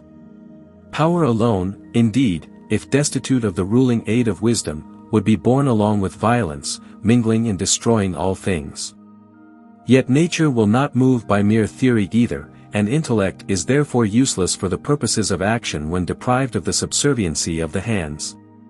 But these two concurring, wisdom with power in subtle and firm texture of divine splendor and prophetic companionship, the will may descend in safety to the abodes of power. A wise man is strong, says the wise king, and knowledge increaseth strength. Two are better than one, because they have a good reward for their labor, as in water face answers to face, so the heart of man to man. 436. By mutual confidence and mutual aid, great deeds are done and great discoveries made. The wise new prudence from the wise acquire, and one brave hero fans another's fire. 437. And as the rational efficient, armed with a bright intelligence, discovers the evil of its first conception, now appearing manifold within the veil, it proceeds even to a dissolution of the vital bond, continually imaging its revelation in act. Beloved brother, advises the experienced and earnest Bohm, if you would seek the mystery, seek it not in the outward spirit, you will there be deceived, and attain nothing but a glance of the mystery. Enter in even to the cross, then seek gold and you will not be deceived. You must seek in another world for the pure child that is without spot, in this world you will find only the drossy child, that is altogether imperfect. But go about it in the right manner, enter I even to the cross in the fourth form, there you have soul and Luna together. Bring them through an anguish into death, and bruise that composed magical body so long until it becomes again that which it was before in the center of the will, and then it becometh magical and hungry after nature. It is a longing in the eternal desire, and would fain have a body, give it soul, viz., the soul, that conjoining they may conceive a body according to that soul. So the will springs up in paradise with fair golden fruits. We speak not here of a glass or image, but of gold, whereof men vaunt themselves, their idol god. 438. In such few words does the Theosophist comprehend the end and beginning of the sacred art, the sum of the divine intention and its vital fruits. For by death and contrition of the agent and the patient, and vice versa, the old life is finally crucified, and out of that crucifixion, by reunion of the principles under another law, the new life is elicited. Which life is a very real and pure quintessence, the mercury so much sought after, even the elixir of life. Which needs only the corroborative virtue of the divine light which it draws, in order to become the living gold of the philosophers, transmuting and multiplicative, the concrete form of that which in the dead metal we esteem. O nature, the most magnanimous creatrix of natures! Cries the Master, which containest and separatest all things in a middle principle. Our stone comes with light, and with light it is generated. And then it brings forth the clouds, or darkness, which is the mother of all things. 439. Let us pause here, then, to consider what it was the philosophers really searched for and discovered in this stone. That we may be prepared to learn some more definite particulars of their practice, and in what condition the vital elements are placed during their experiment and recreation. We have seen that, next to the first preliminaries, the object was to produce an alteration in the vital spirit, and that this was operated by a true rational analysis, which, repeatedly passed through, leads on to a dissolution of the whole natural-born hypostasis, and is the condition proper to induce a new life and growth into consciousness. That which they sought after, and profess accordingly to have discovered, therefore, is this miraculous principle of regeneration, by which the relationships of the vital elements are exchanged. The sensible medium, which in this present birth is dominant, being made occult, and the occult supernatural reason of life, which is Catholic, becoming manifest in self-evidence and power. And this is the true way and means by which the metaphysical body of gold will be made profitable, and in no other way, as the adepts teach. But by taking that body, when it is found, and joining it with a spirit that is consanguineous and proper to it, and circulating these two natures one upon the other, until one have conceived by the other. Pinge duos angs, cries Cornelius Agrippa, or, to proceed in the more suggestive language of his ingenious disciple, take our 2 serpents, which are to be found everywhere on the face of the earth. They are a living male and a living female, understand in relation to the spirit always without all corporeal illusion, tie them in a love knot and shut them up in the Arabian Karaha. This is the first labor, but the next is more difficult. Thou must encamp against them with the fire of nature, and be sure thou dost bring thy line round about. Circle them in, and stop all avenues, that they find no relief. Continue this siege patiently, and they turn into an ugly venomous black toad, which will be transformed to a horrible devouring dragon, creeping and weltering in the bottom of her cave, without wings. Touch her not by any means, continues the adept, not so much as with thy hands, for there is not upon the earth such a vehement transcendent poison. As thou hast begun so proceed, and this dragon will turn into a swan, but more white than the hovering virgin snow when it has not yet sullied with the earth. Henceforth I will allow thee to fortify thy fire, till the phoenix appears. It is a red bird of a most deep color with a shining fiery hue. Feed this bird with the fire of his father and the ether of his mother, for the first is meat, the second is drink, and without this last he attains not to his full glory. Be sure to understand this secret, for fire feeds not well unless it be first fed. It is of itself dry and choleric, but a proper moisture tempers it, gives it a heavenly complexion and brings it to the desired exaltation. Feed thy bird then as I have told thee, and he will move in his nest, and rise like a star of the firmament. Do this, and thou hast placed nature in the horizon of eternity. Thou hast performed that command of the Kabbalist, unite the end to the beginning as the flame is united to the coal, for the Lord is superlatively one and admits of no second. 440. Consider that it is you seek an insoluble, miraculous, transmuting, uniting union, but such a tie cannot be without the first unity. For to create and to transmute essentially and naturally without violence is the proper office of the first power, the first wisdom and the first love. Without this love the elements will never be married. They will never inward and essentially unite, which is the end and perfection of magic. 441. Thus Vaughan, the italics, copied from the original, serve well to denote where a latent meaning is implied and those analogies which are aptly referable throughout the process. The following verses translated from the Aquarium Sapientum of about the same period, may help to elucidate the subject further and lead on the discerning mind. The spirit is given to the body for a time. And that refreshing spirit washes the soul by art. If the spirit suddenly attracts the soul by art, then nothing can separate it from itself.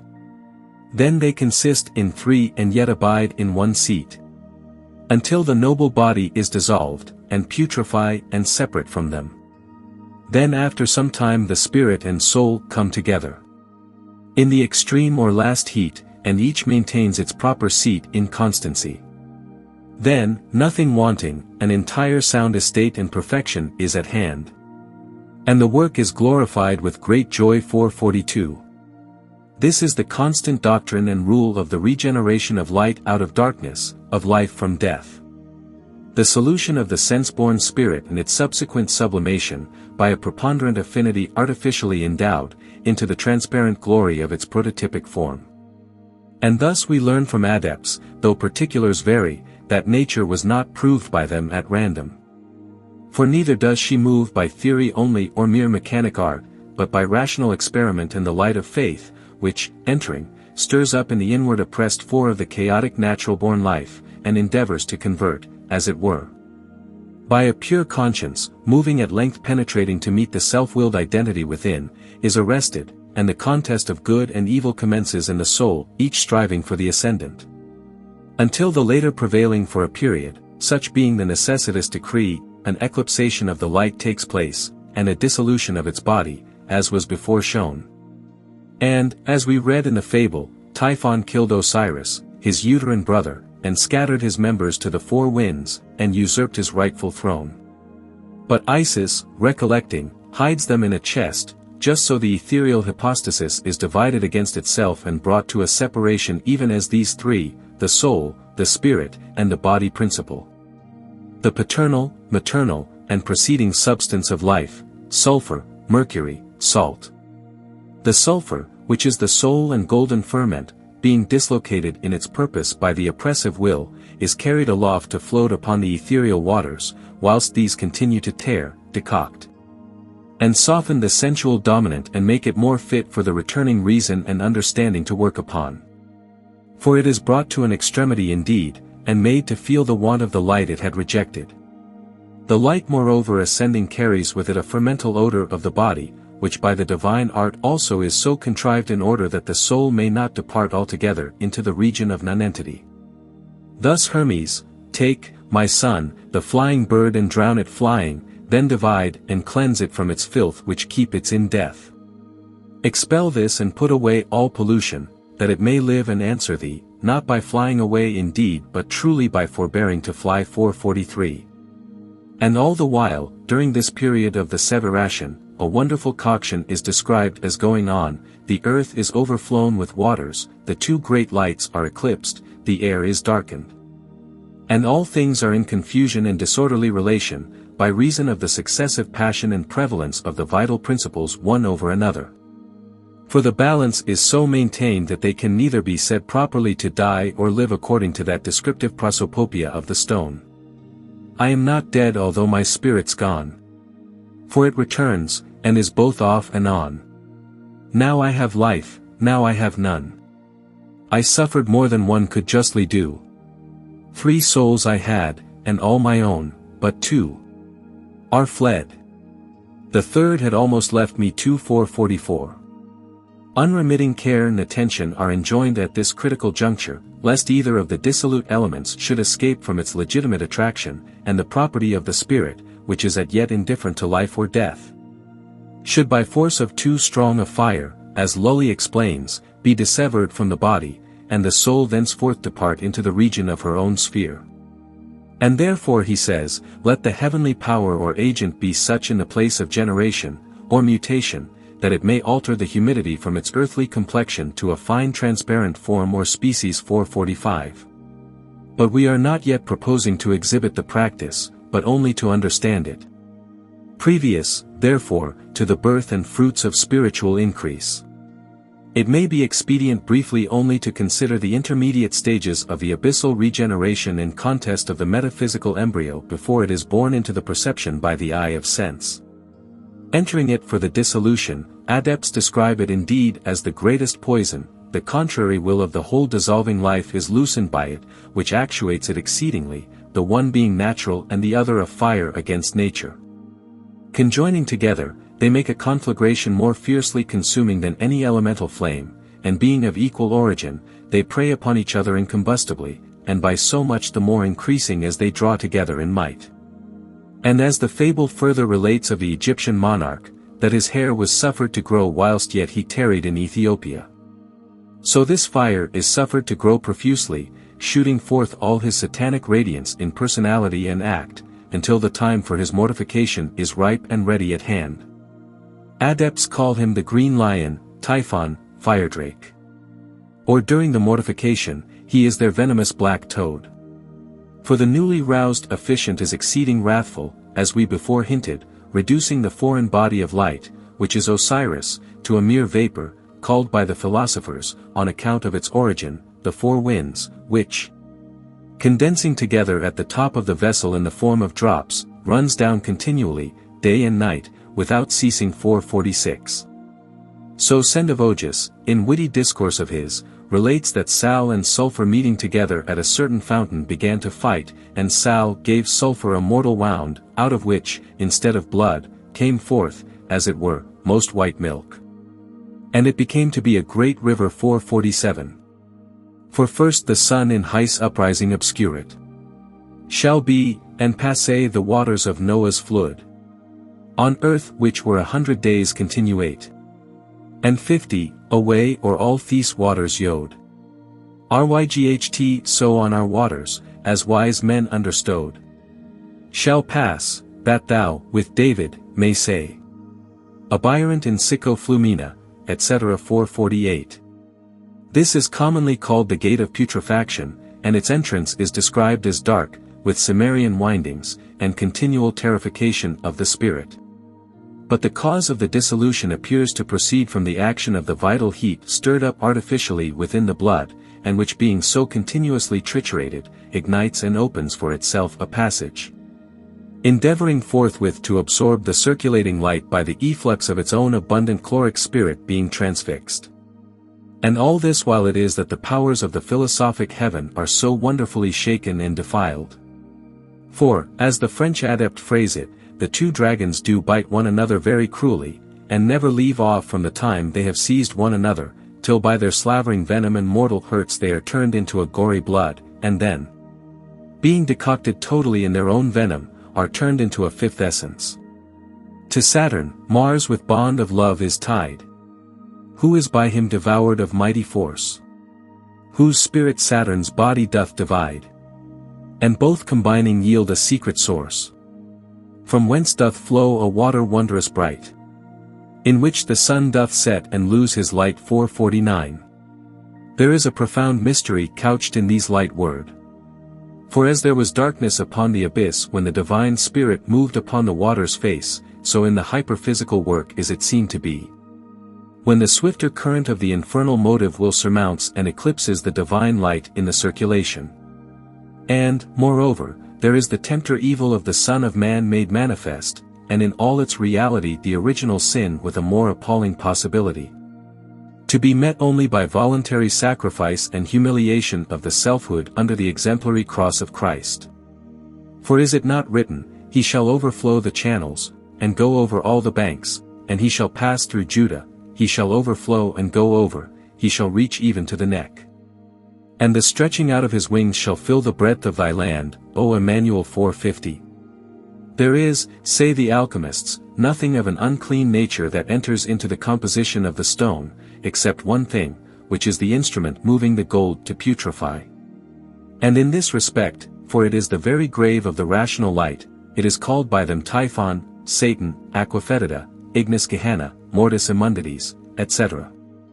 And because the philosophers are obscure concerning this principle, lest the rational inquirer should be led into troublesome error by their sophistication, we are induced to dwell rather and explain at length that, though impure in the beginning, and manifestly evil, it is nevertheless a necessary ingredient, and when finally brought through the natural alembic, and returned, it constitutes the natural alembic, and returned, it constitutes the force and integral perfection of the divine superstructure. And although sulfur and mercury, says the adept, should be already described and known, yet without salt no man can attain to this sacred science. 451. Hermes, alluding to the same, says, the dragon dwells in all the threefold nature, and his houses are the darkness and blackness that is in them, and while this fume remains they are not immortal. But take away the cloud from the water, the blackness from the sulfur, and by dissolution thou shalt obtain a triumphant gift, even that in and by which the possessors live. 452. And although Hermes does not speak of it openly, because the root of this science is a deadly poison, yet I protest to you, says Maria laconically, that when this poison is resolved into a subtle water, it coagulates our mercury into most pure silver. O all tests. 453. But whilst it remains in the natural state, in the evil of its original conception, no good can come until it is overtaken and resolved. Then like as Sauls after pains of purgatory, be brought into paradise, where ys joyful life, so shall our stone after his fartens in purgatory be purged, and joined in elements without strife, rejoicing in the beauty and whitings of his wife, and pass fro the darkness of purgatory to lyght of paradise, in whitings elixir of great might, and like as ice to water doth relent, whereof congealed it was by violence of Greek cold, when Phoebus whitey smiteth his beams influent, ryght so to water mineral reduced ysr gold, as writeth plainly Albert, Raymond and Arnold, white heat and moisture by craft occasionate, white congelation of the spyrite. 454. By craft occasionate, he says, because, it is by the attractive grace of the connate spirit that the self-willed agent is finally seen to be subdued and betrayed to self-mortification, as it were, by a conscience moving contrite in the law of her light. Here, therefore, Sol being eclipsed, the lunar Vulcan acts a principal part, as Isis in the Mysteries, where she is also called Athena, to express that self-motion and intelligence with which this spirit is endowed. In like manner they gave to Typhon, in this predicament, the name of Seth, Bebo, and like words, as Plutarch explains, importing a certain violent, forcible restraint, contrariety, and subversion, all which Osiris, i.e. the divine light, suffers in passing through the voluntary axle in the regeneration. But tempered by the benign offices of Isis, he, Typhon, is likewise gradually enthralled, and the opposive principles are, through her artful intercession, finally reconciled, and remain together, circulating with her in equilibriate accord. Canst thou draw out Leviathan with an hook? Or his tongue with a cord which thou lettest down? Canst thou put an hook into his nose? Or bore his jaws through with a thorn? Will he make many supplications unto thee? Will he speak soft words unto thee? Will he make a covenant with thee? Wilt thou take him for a servant forever? Wilt thou play with him as with a bird? Wilt thou bind him for thy maidens? Shall the companions make a banquet of him? Shall they part him among the merchants? Canst thou fill his skin with barbed hooks, and his head with fish spears? Lay thy hand upon him, remember the battle and do no more. Behold, the hope of him is in vain. Yet shall not one be cast down even at the sight of him? None is so fierce that dare stir him up, who then is able to stand before me? Who hath prevented me, that I should repay him? Whatsoever is made under the whole heaven is mine. I will not conceal his parts nor his comely proportion. Who can discover the face of his garment? Or who can come to him with his double bridle? Who can open the doors of his face? His teeth are terrible all about. His scales are his pride, shut up together as with a close seal. One is so near to another, that no air can come between them. They are joined to one another, they stick together, that they cannot be sundered. By his neesings a light doth shine, and his eyes are like the eyelids of the morning. Out of his mouth go burning lamps, and sparks of fire leap out. Out of his nostrils goeth smoke, as out of a seething pot or cauldron. His breath kindleth coals, and a flame goeth out from his mouth. In his neck remaineth strength, and sorrow is turned into joy before him. The flakes of his flesh are firm in themselves, they cannot be moved. His heart is firm as a stone. Yea, as hard as a piece of the nether millstone. When he rouseth up himself, the mighty are afraid, by reason of the breakings they purify themselves. 455. The sword of him that layeth at him cannot hold, the spear, the dart, nor the habergeon. He estimeth iron as straw, and brass as rotten wood. The arrow cannot make him flee, sling stones are turned with him into stubble. Darts are counted as stubble. Darts are counted as stubble, he laugheth at the shaking of a spear. Sharp stones are under him, he spreadeth the deep to boil like a pot, he mocketh the sea like a pot of ointment. He mocketh a path to shine after him, one would think the deep to be hoary. Upon earth there is not his like, who is made without fear. He beholdeth all high things, he is a king over all the children of pride. 456. Much might be added, and innumerable similitudes belonging both to this rebellious principle and to that identical representative of him which the divine art requires. In order that his stolen forces may be drawn forth and spent in the sanguinary conflict which he provokes in life.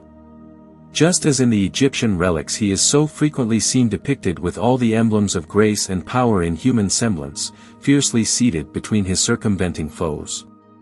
For the Orient animal must be stripped of his skin, not with arrows or clubs, but with the hand, as adepts say.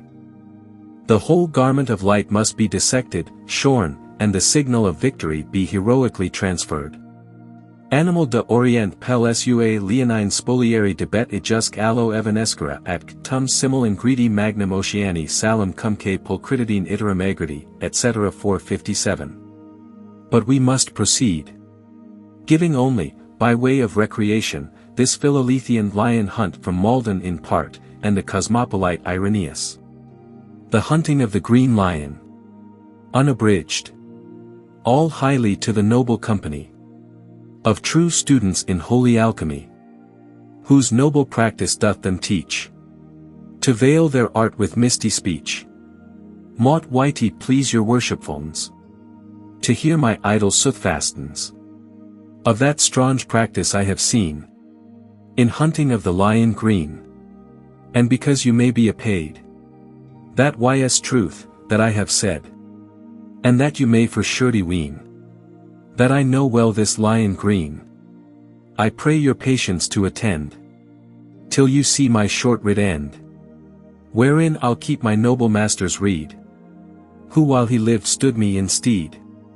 At his death he made me swear hym to that all the secrets I should never undo, to no one man, but even spread a cloud over my words and rites, and so it shroud that they which do this art desire should first know well to rule their fire.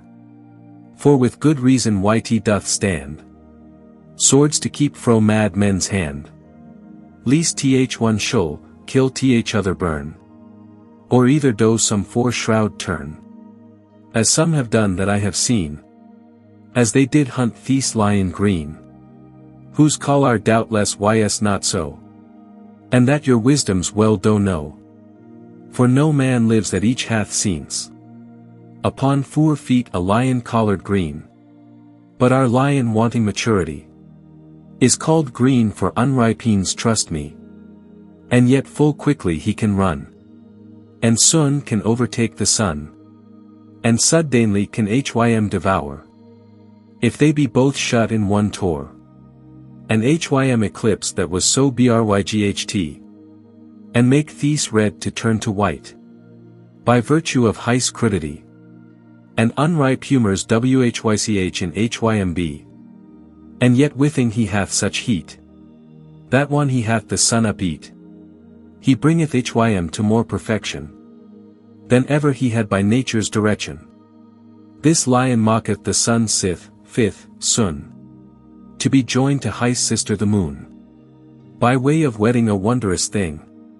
This lion should cause him to beget a king, and 'tis as strange that this king's food can be nothing but this lion's blood, and 'tis as true that this ys none other than ys at the king's father and mother. A wonder a lion, and sun and moon, all these 3 one deed have done. The lion ys the praised, and the sun and moon the wed, yet they were both born in the lion's bed. And yet this king was begot by none other but by sun and moon his own sister and brother. O noble master of pardon I you pray, because I did well near bewray the secret which to me ys so dear, for I thought none but brothers were here. Then should I make no doubt to have written plain layout, but for my fealty I must keep I'll turn my pen another way, to speak under benedicity of this noble company, which now perceives by this that I know what our lion ys. Although in science I am no clerk, yet I have labored in this worka, and truly withouten any nay. If you will listen to my lay, something thereby you may find that well may content your mind. I will not swear to make you give credence, for a philosopher will find herein evidence of the truth, and to men that be lay, I skill not greatly what they say, for they ween that our lion ys common quicksilver, but truly they miss, and of this purpose evermore shall fail, and spend heist thrift till to avail, that weeneth to work a heist will thereby, because he doth so readily fly. Therefore leave off ere thou begin, till thou know better what we mean. Whych one thou doest then wilt thou say that I have taught thee a good lay, in that whych I have said of thee before. Wherefore listen and mark well my lore. One thou hast they lion with soul and luna well fed, and laid them cleanly in their bed, an easy heat they may not miss, till each the other well can kiss, and that they shroud them in a skin, such as an egg yelk lieth in. Then muse thou draw from thence away a right good secret withouten any nay, which must serve to do thee good. For ys the lion's blood, and therewith must be the king fed, when he ys risen from the dead.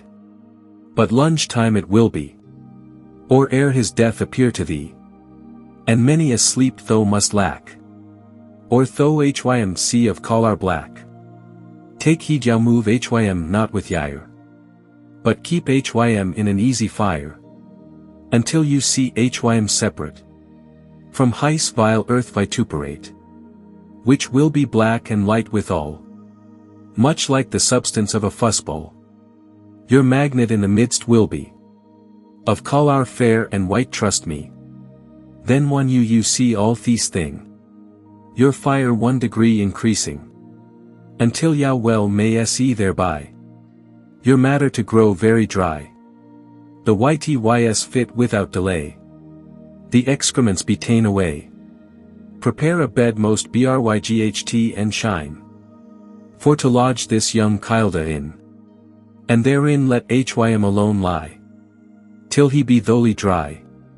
Then ys time as I do think, after such drouth to give him drink, but thereof the truth to shew, is great secret wek I know.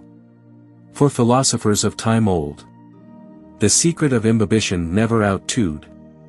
To create magnesia they made no care, in their books largely to declare, but how to order it after his creation, the left poor men without consolation. So many men thought they had perfection, but they found nothing in their projection. Therefore they marred what they had made before, and of alchemy they would have no more. Thus do old fathers hide it from a clerk, because in it consisteth the whole subtil worka, which if ye lift of me to know, I shall not fail the truth to shew. One your pure matter in the glass is fit, before that you your vessel shit, a portion of your lion's sweat must be given it for to eat, and they must be grounded so well together, that each fro other will flee now wither. Then must you seal up your glass, and in his furnace where he was, you must set them there to dry, which being done then truly, you must prepare like a good physician, for another imbibition, but evermore luke that you dry up all his drink, that none lie by. For if you make hym drink too free, the longer will your working be, and if you let hym be too dry, then for thirst your child may die.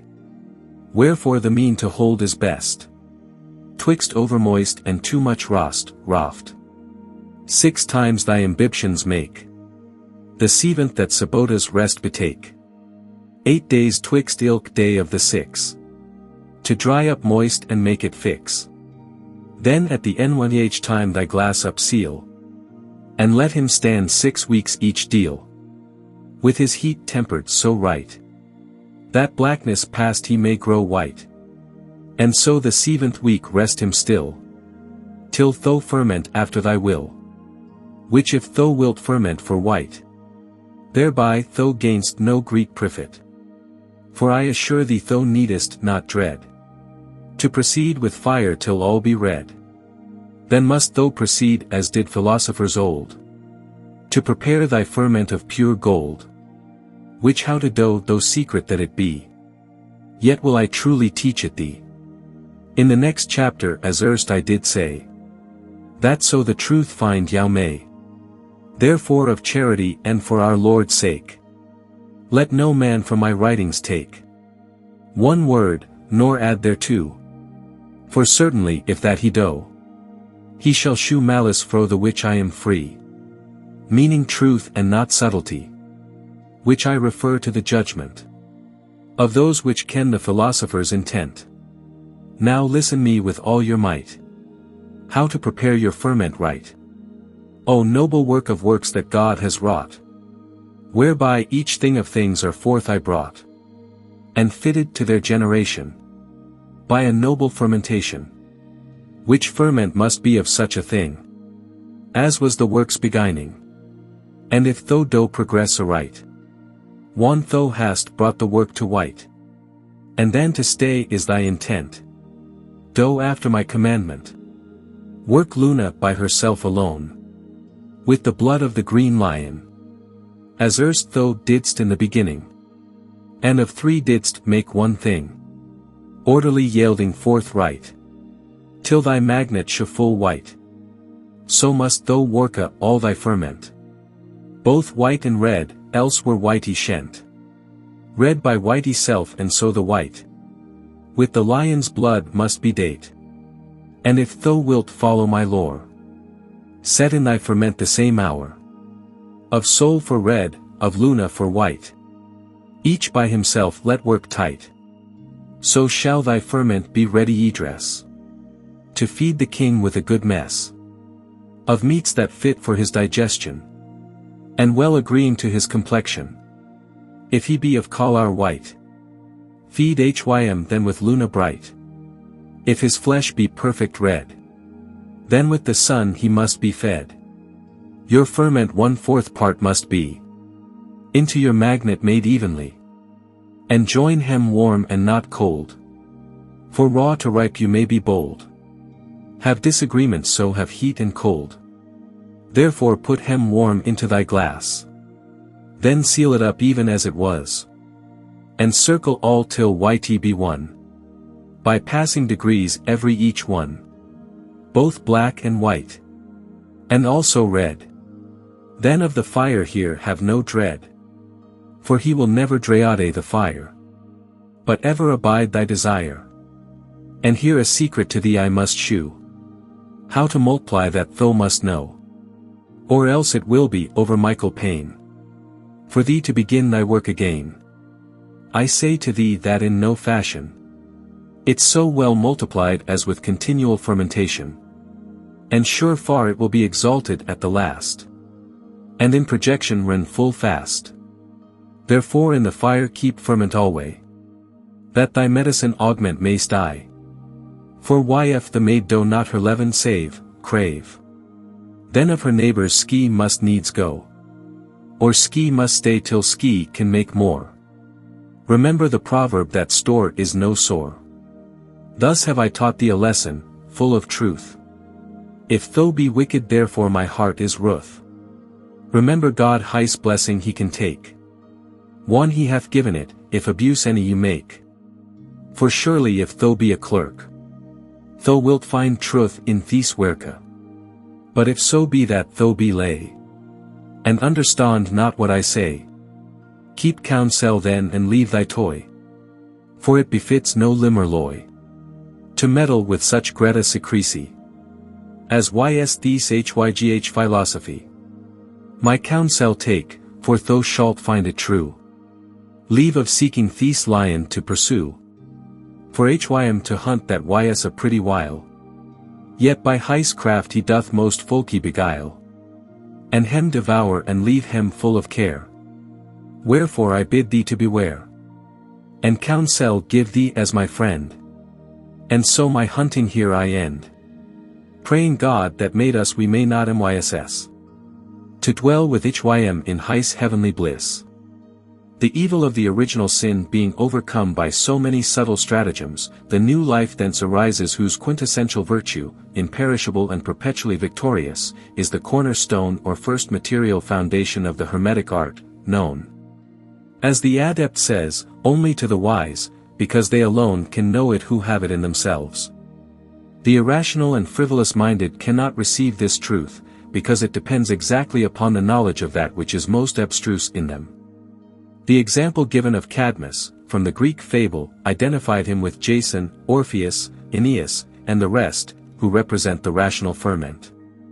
The associates are taken to signify the other faculties of the mind originally attendant on this, but which are drawn away afterwards into the vortex of the opposive principle, rapidly attracting them when it is freed, and reveling with which it becomes satiated and more easily ensnared. As it is told of Saturn, likewise, that he was inebriated when he was bound in fetters by his son, and by the advice of the goddess, too, according to Orpheus, the subtle stratagem was contrived. When stretched beneath the lofty oaks you view Saturn, with honey of the bees produced. Sunk in ebriety, fast bind the god. For the Saturnian will, being allowed to revel without limitation or rational restraint, throughout te subordinate faculties, becomes intoxicated, his desires are more than satisfied, and, as the image runs, from the effect he sleeps. It is then the watchful eye of intellect, well advised and able, prepares to cut him off, and drawing forth all his brazen strength, plants it in the newly furrowed soil, whence springs another armament, which, still rebellious, contending with each other for the selfsame stone, are by it once more annihilated and again raised up. So the bath of Diana is prepared out of the blood of many battles, where the innocent suffer for the guilty, and many barbarous images befall, until the identical spirit arises, pure, bright, and contrite, from its primeval elementum, and free in legal subordination only to its own perfect law. The matter first of metals mercury. A moisture is which wetteth no the hand, yet flows, and therefore is named water dry. The vulgar is at every one's command. But this is not the water we desire. For in our water is our secret fire.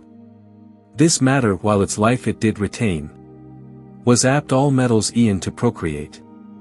The life when gone, then dead it doth remain, till a new soul shall it reanimate. This matter is to metals all of kin, all which do hide a mercury within.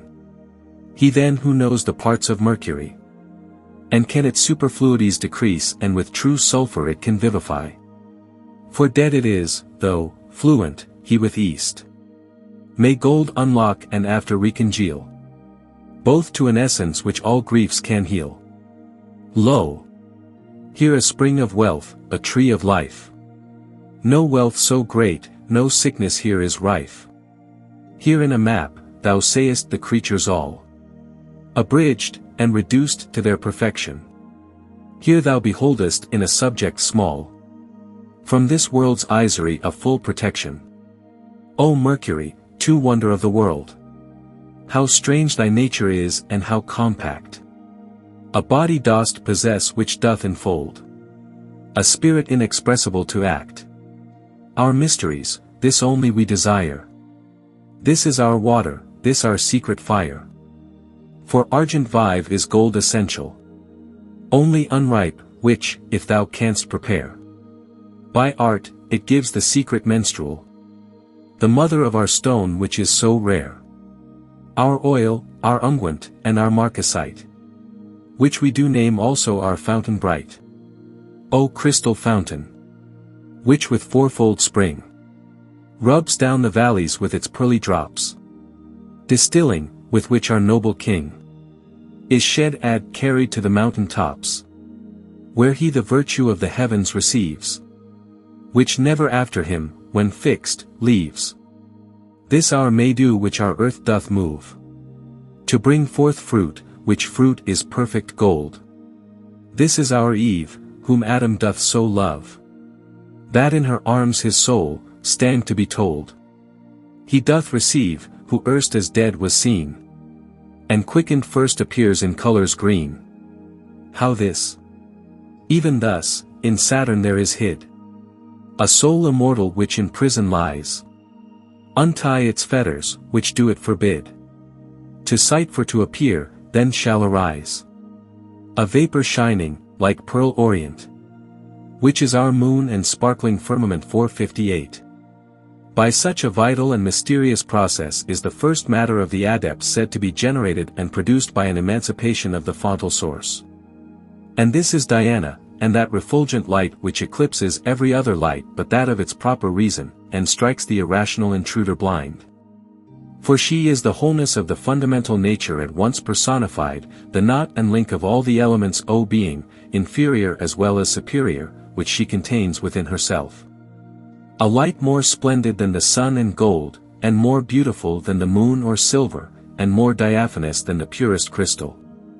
Inasmuch transcendent, says the acute Helvetius 459, that most recreant beauty can never be blotted out from my mind, though it should be rejected by all, and disbelieved by fools and the illiterate. For though our art is unknown, we do assert, according to experience, that this mystery is to be found, but only with the great Jehovah saturninely placed in the center of the world.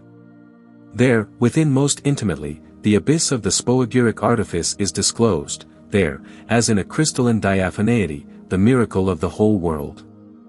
There, in that region, no longer fabulous but by art made natural, is seen the salamander casting out the ethereal waters, and washing himself in the flames. There the river Nemesis, in which Aeneas, bathing, was absolved from his mortality, and by command of Venus was transformed into an immortal god. There, also, is Eridanus, and that Lydian river Pactolus transmuted into gold as soon as Mygdonian Midas had washed himself in the same. Also, as in a beautifully pictured series, there is displayed every mythological antique device. Apollo and the Muses, and Parnassus and the fountain struck from Pegasus, and the fountain of Narcissus, even Scylla washing in the flood, beneath the fervent rays of the meridian sunbeams. There, too, the blood of Pyrames and Thisbe, which turned the white mulberries to a deeper dye. The blood of Adonis transformed by Venus into an anemone rose, that blood too, of mighty Ajax, out of which sprung the fairest hyacinth flower. There are also the drops of water decocted by Medea, out of which such a verdure sprang up suddenly to cover the bleached earth. And that potion which the enchantress boiled out of so many herbs gathered 3 days before the full moon, for the healing of Jason, when that hero had grown infirm. The gardens of the Hesperides, also, are in Elysium. And here Hippomenes runs the race with Atlanta, and vanquishes by stratagem of the golden fruit. Here, too, magnanimous Hercules, having burnt all his maternal body upon a pile of wood, revives entire and incombustible, as the phoenix on her pyre, and is changed into the likeness of an immortal god. Such are a very few of the games and choice spectacles which tradition commemorates as instituted by wisdom, for the benefit of souls emerging from Lethe and Egyptian darkness to the glorious liberty of the freed will in life. And it is that kindling of divine ecstasy, in connection with its source, that attracts the whole phenomenon of nature to its desire, and works the total miracle of the Hermetic art in life, exalts mind by the understanding of causes, and confirms it. But in the summary language of the Greek saint, since here it becomes us not to assert no, says Synesius, that the quintessence and hidden thing of our stone is nothing else than our viscous celestial and glorious soul, drawn by our magistery out of its mine, which engenders itself and brings itself forth, and that water is the most sharp vinegar, which makes gold to be a pure spirit, nay, it is that blessed nature which engenders all things, but by usurpation, in each particular universally and without return. These plain words, supporting the evidence which has gone before, will leave less doubt, if we yield them credence, with respect to the method and true basis of the Hermetic experiment. Reason, aided by a perspicacious imagination, will attain readily to the idea, and research may further assist the faithful to confirm it. We cannot, however, quit a subject, the preliminaries of which are so important to establish, without adverting to certain Kabbalistic and other Greek concordances, in the hope that their separate witness may tell favorably toward the development of this material of mind. Chapter 2. A further analysis of the initial principle, and its eduction into light. Deus, cum solus fuesit in principio, crevit unam substantium, hanc prima materiam nominamus. Milius Phil. Reform, Pars. 6, Lib 1. The philosophy of the Kabbalah, as delivered in the only genuine Hebrew remains and their commentaries, is eminently comprehensive and sublime, and these characteristics are mainly dependent on its very great simplicity.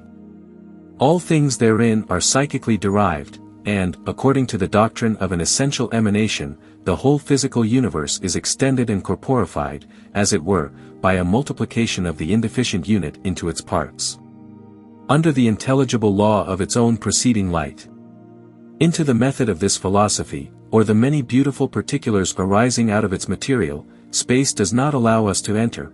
They who are desirous may conveniently examine for themselves either in the Latin editions of Rosenroth 460, or to begin with, Frank's very excellent History of the Kabbalah, which contains, besides numerous translated passages from the Hebrew, commentaries and notes, that we have read with no less instruction than Delight 461. The initial principle, however, which we have been discussing, and to which it will be necessary to confine inquiry for the present, is in the Zohar designated by the name of wisdom, or the supreme crown. That is to say, after it has become into manifest being. But in the beginning, for reasons metaphysically explicable, the divine hypostasis is distinguished by the epithet of unknown, and described according to its negative absoluteness, in the sum of 2 or 3 paragraphs. As follows. All things before they became manifested were concealed in the unknown and incomprehensible infinite, and this subsistence, whence all proceeded, was but as an interrogation, an imperceptible sufficience, having neither mind, nor figure, nor self-comprehension, or being, properly so called.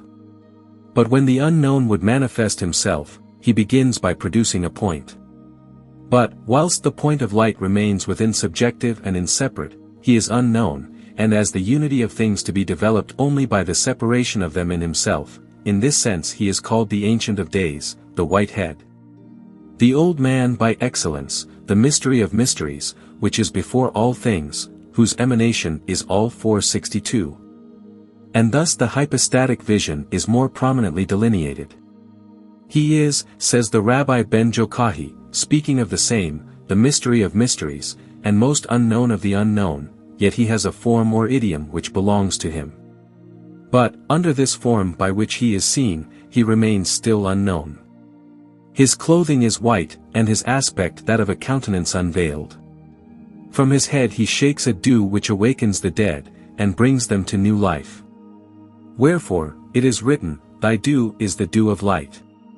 It is this which nourishes the most exalted saints, the manna which descends into the field of sacred fruits. The aspect of this dew is white, as the diamond is white, the color which contains all 463. This white appearance of the primeval splendor in the abyss, is very constantly notified. Thus we reading the Apocalypse, of the white stone with the new name written upon it, and in the vision of the Son of Man, of the snowy whiteness of his glory, whose hair was like wool, and white as snow 464. And I beheld, says the prophet in Enoch, the Ancient of Days, whose head was like wool, etc. 465. But these, and all such revelations, will be esteemed fanciful or figurative, perhaps, or arbitrarily, since they are not commonly conceivable, and the worldly mind is shut out from the imagination even, of occult truth. They only who have entered experimentally within to know themselves, have been satisfactorily able to recognize the ground. And they only who are gifted with an approximately faith, to discriminate their universal testimony from amongst so many fanatical delusions, will be inclined, or able either, to advance to the contemplation of their proofs. But to continue. As all colors in their prismatic unison are white, just so is the universal nature, described as appearing in the evolution of her fontal light. And Paracelsus gives it as a reason, that there should be a simple ground of all diversity without confusion whereon to recreate, omnia in de manu alba sunt. Is eas tingit ut volt, all things in the hand of God are white, says the Magian, he colors them according to his pleasure. Agreeably, the author of the Lucerna Solis writes, he matter will become white like a hoary man, whose aged complexion resembles ice, it will also whiten more afterwards, like silver. Govern your fire with a great deal of care, and afterwards you shall see that in your vessel your matter will become white as snow. Then is your elixir perfect as to the white work. This agrees with the descriptions of Arnold, Lully, Artephius, and the rest cited in the theory, which, in the original verse, runs thus. Acquirit canadium viri senis. Albicabit fir ut argentums. Summa dilignitia ignum rege. Vides bisque sequenter moderiam in vitro. Albera omnino candor nivli. Et tum confectum est elixir ad album 466. The same Sendivogus, in his new light, call the water of our sea, the water of life, not wetting the hands, and believe me, he says, for I saw it with my eyes, and felt it, that water was as white as snow 467. And Irenaeus, but we will not enlarge, for is not this the matter already defined so often by the old alchemists, saying, it is no common water, but an unctuous mineral vapor, universally subsisting? Bodies, therefore, say they, are to be turned into such a vapor, and this vapor is the stone known and proven in the Book of Life, Sumiter lays in capitulous notice, such is the subtle phrase of the Arabian. And this is the matter everywhere alluded to, and so often denoted in the mysteries, which in demoniacal forms is at first in vision made apparent, nor known until the eye of mind, regardant and purifying, meets its first source. For are we not all verily, such stuff as dreams are made of? Yet the discovery of it is no dream, if we may believe the experienced. But, on the contrary, every fantastic desire and imagination is alienated and merged in intellectual contact of the thing itself, which is our identity. This is the true Hermetic material, which is celebrated by all his disciples. That recommended by Orpheus to be taken in the cave of Mercury, and carried in both hands away. And this is the power borne by the centaur Cheiron, the monster tutor of heroes, cloud-begotten, sprung from out of the nebulous impure ether, with a duplicate real, and promise of a more perfect life to come. The same in Silenus is satirically personified the most venerable preceptor of the god of wine. And this is Pan, and the foundation of the great Saturnian monarchy of the freed will, which was once circumscribed in intellect, for the manifestation of its light. This same, the Arabians call flas salis albi, the flower of white salt, and thus the substant hypothesis is said very truly to be designated. And this is the white sand, quellum, which Van Helmont speaks of as manifesting itself forth in a vivid vital soil, which spade or mattock never pierced. 468. This is the true magic earth wherein is the recreative fire, even that land of Havilah, where good gold is, and this fire binds the parts thereof spontaneously to himself, coagulates them, and stops their flux. And this salt is the water that wets not the hands, and that identical magnesia that was exhibited in the mysteries, the white island of Vishnu, the Lord of Radha. The white paradise, which the author of the Round Towers, with an exclusiveness, pardonable for its enthusiasm, mistook for his emerald home. 469.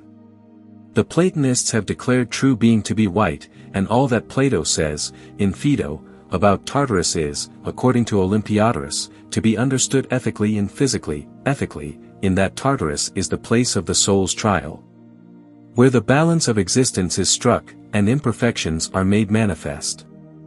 Physically, in that it is the wholeness of existence. And what is written about rivers and seas by Plato, which is ridiculous in an external sense, is to be psychically understood, as when he says that the taste and color of these waters is according to the quality of the earth through which it flows. This also indicates, adds our exponent, that souls, in which reason does not preside as a charioteer, are changed according to the subject temperament of the body. But when reason has the dominion, the soul does not yield, but, contrariwise, assimilated herself to the supreme virtue. 470. And her first motion towards this from her ultimate artificial recessure is the true origin of matter, according to these philosophers, and the primary cause of all. When the generative virtue is drawn up into intellectual alliance with the medial life and light. In the third book of Reuchlin, De Arte Cabalistica, we read, Nihil est in principio nisi sapientia. Nothing is in the beginning but wisdom, or sapience. It is this which we are accustomed to call the three persons in divinity, the which is an absolute essence, that, whilst it is retracted in the abyss of darkness, and rests still and quiet, or, as they say, having respect to nothing, is for this cause termed by the Hebrews, ein, i.e., to say, nihil quod nos, nothing or no entity as respects us. Because we, being affected with inability in the conception, do judge and imagine of those things which do not appear immediately as if they were not at all. But when it has showed itself forth to be somewhat indeed, and that it does really in the human apprehension exist, them, continues the Kabbalist, is dark Aleph converted into light Aleph. As it is written, the night shineth as the day, the darkness and the light are all alike to him, tenebri sunt ei sicut ipsa lux. C2, Deus meus, illuminavris me lux fiant tenebri me. So paradise was opened in the seer, and by that kindling of divine enthusiasm in conjunction with its source, the soft lenient light was created, which he celebrates, and whence all things are said to emerge, and whither they return. But without our cognizance, who are chained to these exterior surfaces, content with the bare tradition of a life to come. But in that place, whither he was snatched up, the prophet describes them, and what he beheld of the radical essence, and the manifold glories of that mystical Adamic soil. And this I beheld, says he, the secret of heaven and of paradise according to its divisions, and there my eyes beheld the secrets of thunder and lightning, and the secrets of the winds, how they are distributed as they blow over the earth. The secret of the winds and of the clouds, there I perceived the place whence they issues forth, and I became saturated with the dust of the earth.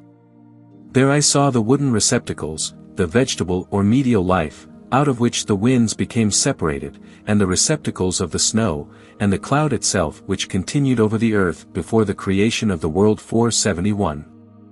This nebulous apparition of the Catholic embryo before its birth, some modern Kabbalists have explained to be an absolute concentration of divinity within its original identity, which, as a cloud before the falling shower, gives birth to the primitive ether, which is the pure attracting vacuum, or understanding whereby the central efficient is drawn forth to will and operation.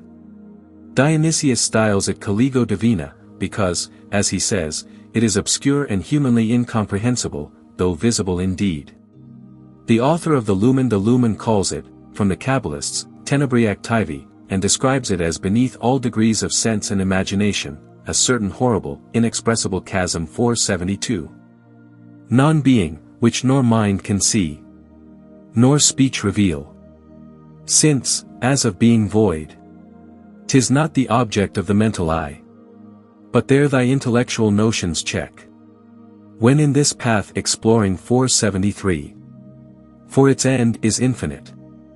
As the oracle forewarns, stoop not down, for a precipice lies below in the earth, it is nothing as respects the consciousness before it is conceived. Nothing, as Dionysius adds, of those things that are, or of those that are not, in an empty destructive sense, but it becomes that only true thing of which we can affirm nothing, whose theology is negative, but which constitutes the perfect possession of the most happy life. This Bohm also declares, God, incomparably good and great, out of nothing created something, and that something was made one thing in which all things were contained, both celestial and terrestrial.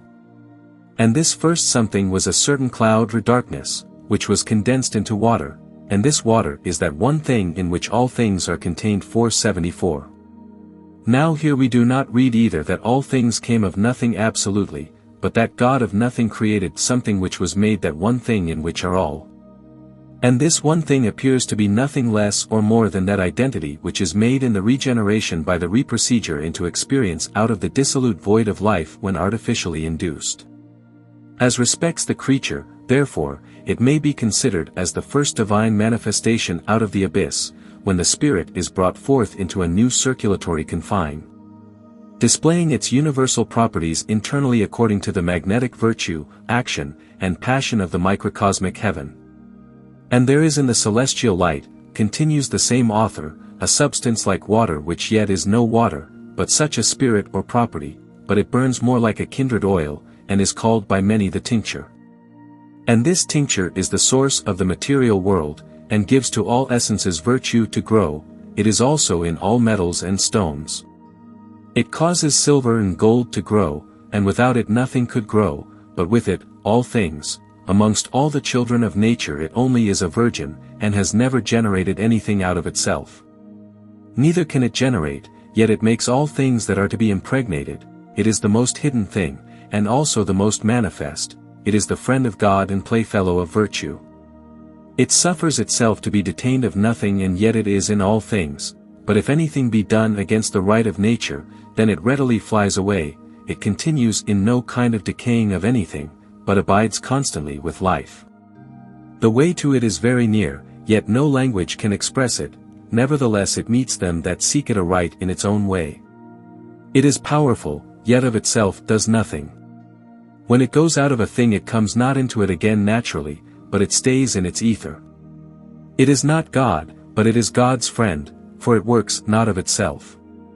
It is in all things imperceptibly, and yet it may well be overpowered and used, especially in metals, there it can of itself, being pure, make gold of iron or copper, and makes a little grow to be a great deal. For it is as subtle as the thoughts of Ma, and his thoughts do even arise from thence. All things are thence arisen through the divine imagination and do yet stand in such a birth, station, and government. The four elements have likewise such a ground or original, but the understanding and capacity is not in nature's own ability without the light of God. But it is very easy to be understood by those who are in the light, to them it is easy in plain 475. I have myself seen this knowledge, continues our author in another place, with those eyes wherein life generates in me, for the new man speculates into the midst of the astral birth or geniture, and thus, he adds, in explication the method of his experience. At last when, after much Christian seeking and desire, and suffering of much repulse, I resolved, he says, rather to put my life to the utmost hazard than to give over and leave off. The gate was opened to me, so that in 1/4 of an hour I saw and knew more than if I had been many years at the university, at which I did exceedingly admire, and knew not how it happened to me.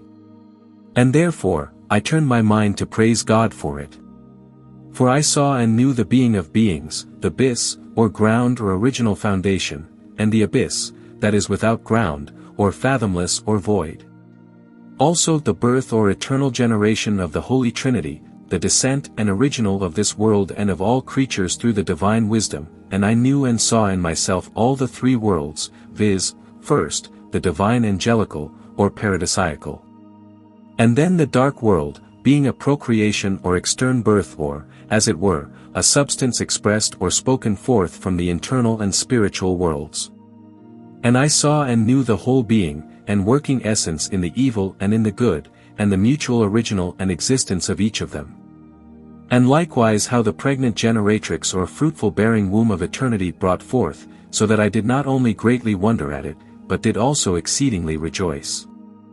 Albeit, I could very hardly apprehend the same in my external man, and express it with my pen. I saw as in a great deep in the internal. For I had a thorough view of the universe as in a chaos wherein all things are couched and wrapped up, but it was impossible then for me from time to time, as a young plant, and came forth into the external principle of my mind. And thus I have written not from instruction or knowledge received from men, nor from the study of books, but I have written out in my own book which was opened in me, being the noble similitude, the book of the most noble and precious image of God. And therein I have studied as a child in the house of its mother, which beholdeth what the Father doth. I have no need of other books, my book hath only 3 leaves, the same are the principles of eternity. Therein I can find all whatsoever Moses and the prophets, Christ and his apostles have taught and spoken. I can find therein the foundation of the world and mysteries. And yet not I but the Spirit of God doeth it according to the measure as he pleaseth 476. Here we have modern testimony agreeing in all particulars with the most ancient Kabbalah and profound experimental divinity.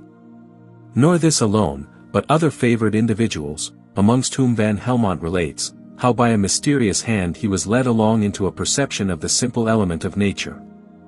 And while I variously wandered that I might view the tree of life, says the physician, at length without the day and beyond the beginning of the night, I saw, as in a dream, the whole face of the earth even as it stood forsaken, and empty or void at the beginning of the creation. Then afterwards, how it was, while, as being fresh, it waxed on every side green with its plants, again, also, as it lay hidden under the flood. For I saw all the species of plants to be kept under the waters, yet presently after the flood, that they did all enter into the way of interchanges enjoined to them, which was to be continued by their species and seeds, etc. For in the sky of our Archeus, aspectual ideas are deciphered as well from the depth of the starry heaven of the soul itself, as those formed by the erring or implanted spirit of the 7 bowels 477. Here is this sphere those mighty wonders are, which, as the sporting of the deity, themselves display. Wonders indeed they are, which do exceed man's comprehending far. Here 'tis that God himself himself displays, from whence the sense arises up in joys. 1,000 things for I arise. Eternal waters and eternal skies 478. Basil Valentine also, before proceeding to a description of the philosophic matter, opens his discourse in effect as follows: when at a certain time an abundance of thoughts, which my internal fervent prayer to God suggested, had set me loose and wholly free from terrene business, I purposed in myself to attend to those spiritual inspirations of which we have need for the more accurate scrutiny of nature. Therefore I resolved to make myself wings, that I might ascend in high and inspect the stars themselves, as Icarus and his father Daedalus did in times past. But when I soared too near the sun, my feathers with its vehement heat were consumed, and I fell headlong into the depths of the sea. Yet to me, in this my extreme necessity, invoking God, help was sent from heaven which freed me from all peril and present destruction. For one hastened to my assistance who commanded the waters should be still. And instantly in that deep abyss appeared a most high mountain upon which at length I ascended, that I might examine whether, as men affirmed, there was indeed any friendship and familiarity between inferiors and superiors, and whether the superior stars, i.e. id divini mentis, have acquired strength and power from God, their Creator, to produce any one thing like to themselves on earth. And having searched into things, I found, viz. in the metaphysical chemical analysis, that whatsoever the ancient masters had so many ages committed to writing and delivered to their disciples, was true as truth itself in very deed, that I may expound the matter in a few words. I found all things which are generated in the bowels of the mountains to be infused from the superior stars as light, and to take their beginning from them in the form of an aqueous cloud, fume, or vapor, which, for a long time fed and nourished, is at length adducted into a tangible form by the elements. Moreover this vapor is dried, that the wateriness may lose its dominion, and the fire next by help of the air retain the ruling power of water, fire, and of fire, air and earth are produced. Which notwithstanding are found in all things consisting of body before the separation of them, but this water therefore containing all, which by the dryness of its fire and air is formed into earth, is the first matter of all things. 479. In this allegory the whole metaphysical chemical analysis of the universal subject is displayed, the separation, introspection and reunion of the vital elements in their ethereal accord. And for this reason adepts have concluded this identic salt to be the true grain, since it cannot be annihilated, but survives the wreck of the whole dissolute being throughout, the seed not only of this world but the next. For all things, whether organized or otherwise, decay and pass away into other elements, but this mystical substance, this root of the world, returning immediately upon the dissolution of its parts, renews them. Nor will then be quiet, but Proteus-like runs from one complexion of light into another, and from this color to that, transmuting himself before the regardant eye into a strange variety of forms and appearances, exhibiting the universal phenomenon of nature in recreant display as he runs forth from green to red and from red to black, receding thenceforth into a million of colors and transmigrating species. Verum ubi corruptum minibus, vinclisque tenebis. Tum varii illidnet species, ac ora ferierum. Fiat enim subito sus horridus, attract tigris. 480.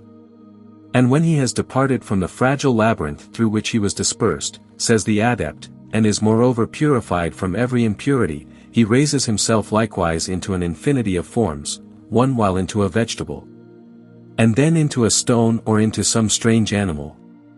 Now he transmutes himself into the sea, becoming a pearl, or a gem or a metal, beautifully shining with red flames, and iridescent with myriads of colors. And thus he lives perpetually the worker of miracles, an indefatigable Magian, by no means wearying in his labor but growing young evermore and increasing daily in vigorous display and strength. 481. And these miraculous alterations will not cease, as Democritus hints, until the matter has worked out its own restitution and is brought by art into the supernatural fixity of its final cause.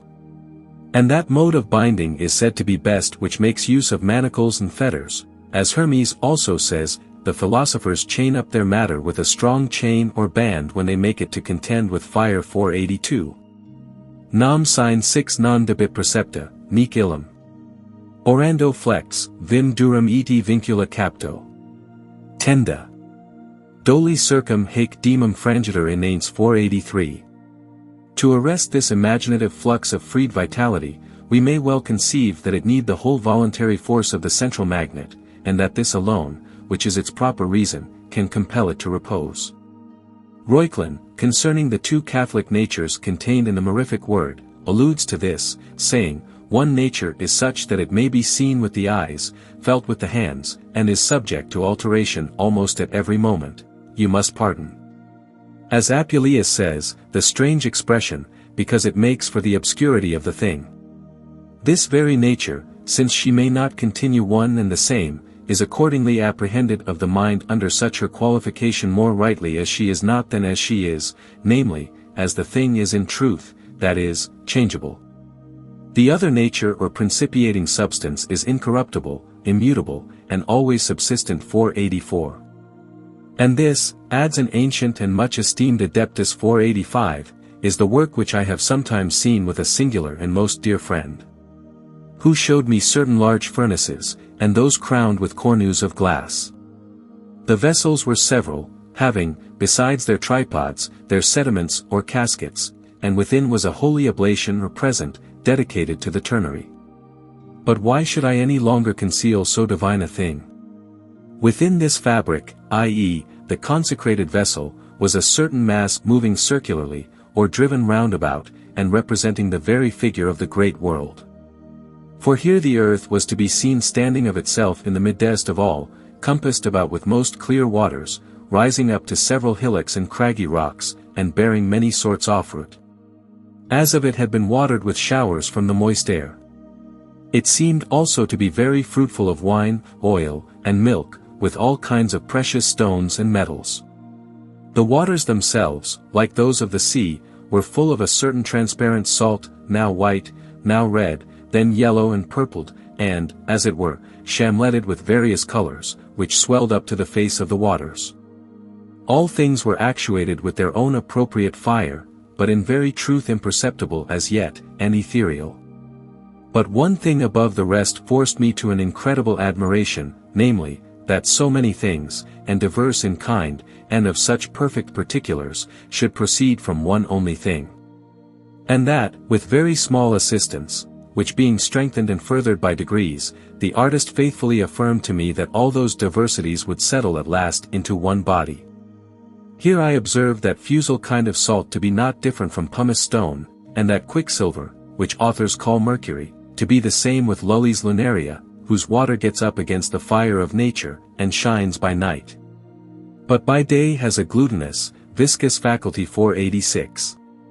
Here we have the whole Hermetic laboratory, furnace, fire, matter, and vessels, with their mysterious germinations, subtly depicted and set apart. For this clarified hypostasis, shall we not believe in it? Is the stage of all forms, and here they are spontaneously produced, not in mere imagination, or as we might conceive imaginatively, or, as in a dream, shadowly, but as the true genesis of light. Haec dedit argenti rivos, erisque metalla ostendit Venice, ac plurum affluxit haec genus aer virum, marsos pubenc sabella assemtuc, malo ligurum valcosque verutos extulit, haec decios marios, magnos camillos. Salve magna parens frugum satinia tellus magna virum. And though these images, with the rest, may appear extravagant, and Virgil refers all the compliment to his native soul, yet the truth, gathering strength by detail, may plead through the whole accord. Such are a few only of the remarkable declarations of individuals who, by an experimental ingress, as they acknowledge, to the vital radix, have discovered the Catholic original of nature, intellectual and material. With the ground of every phenomenon, through the arising spectacle of the creative majesty within themselves. Many might be added of good repute and accordant, but numbers would not ensure more credence for them, who ought, on their own authority, to be believed. And have been and will be always by those who are able to glance freely, without imaginative hindrance, into the capability of mind. And, by analogy of their own clear reason, can judge of that fontal revelation which, when entertained in consciousness, becomes efficient, and in consciousness, becomes efficient, and, in its simultaneous energy, divine.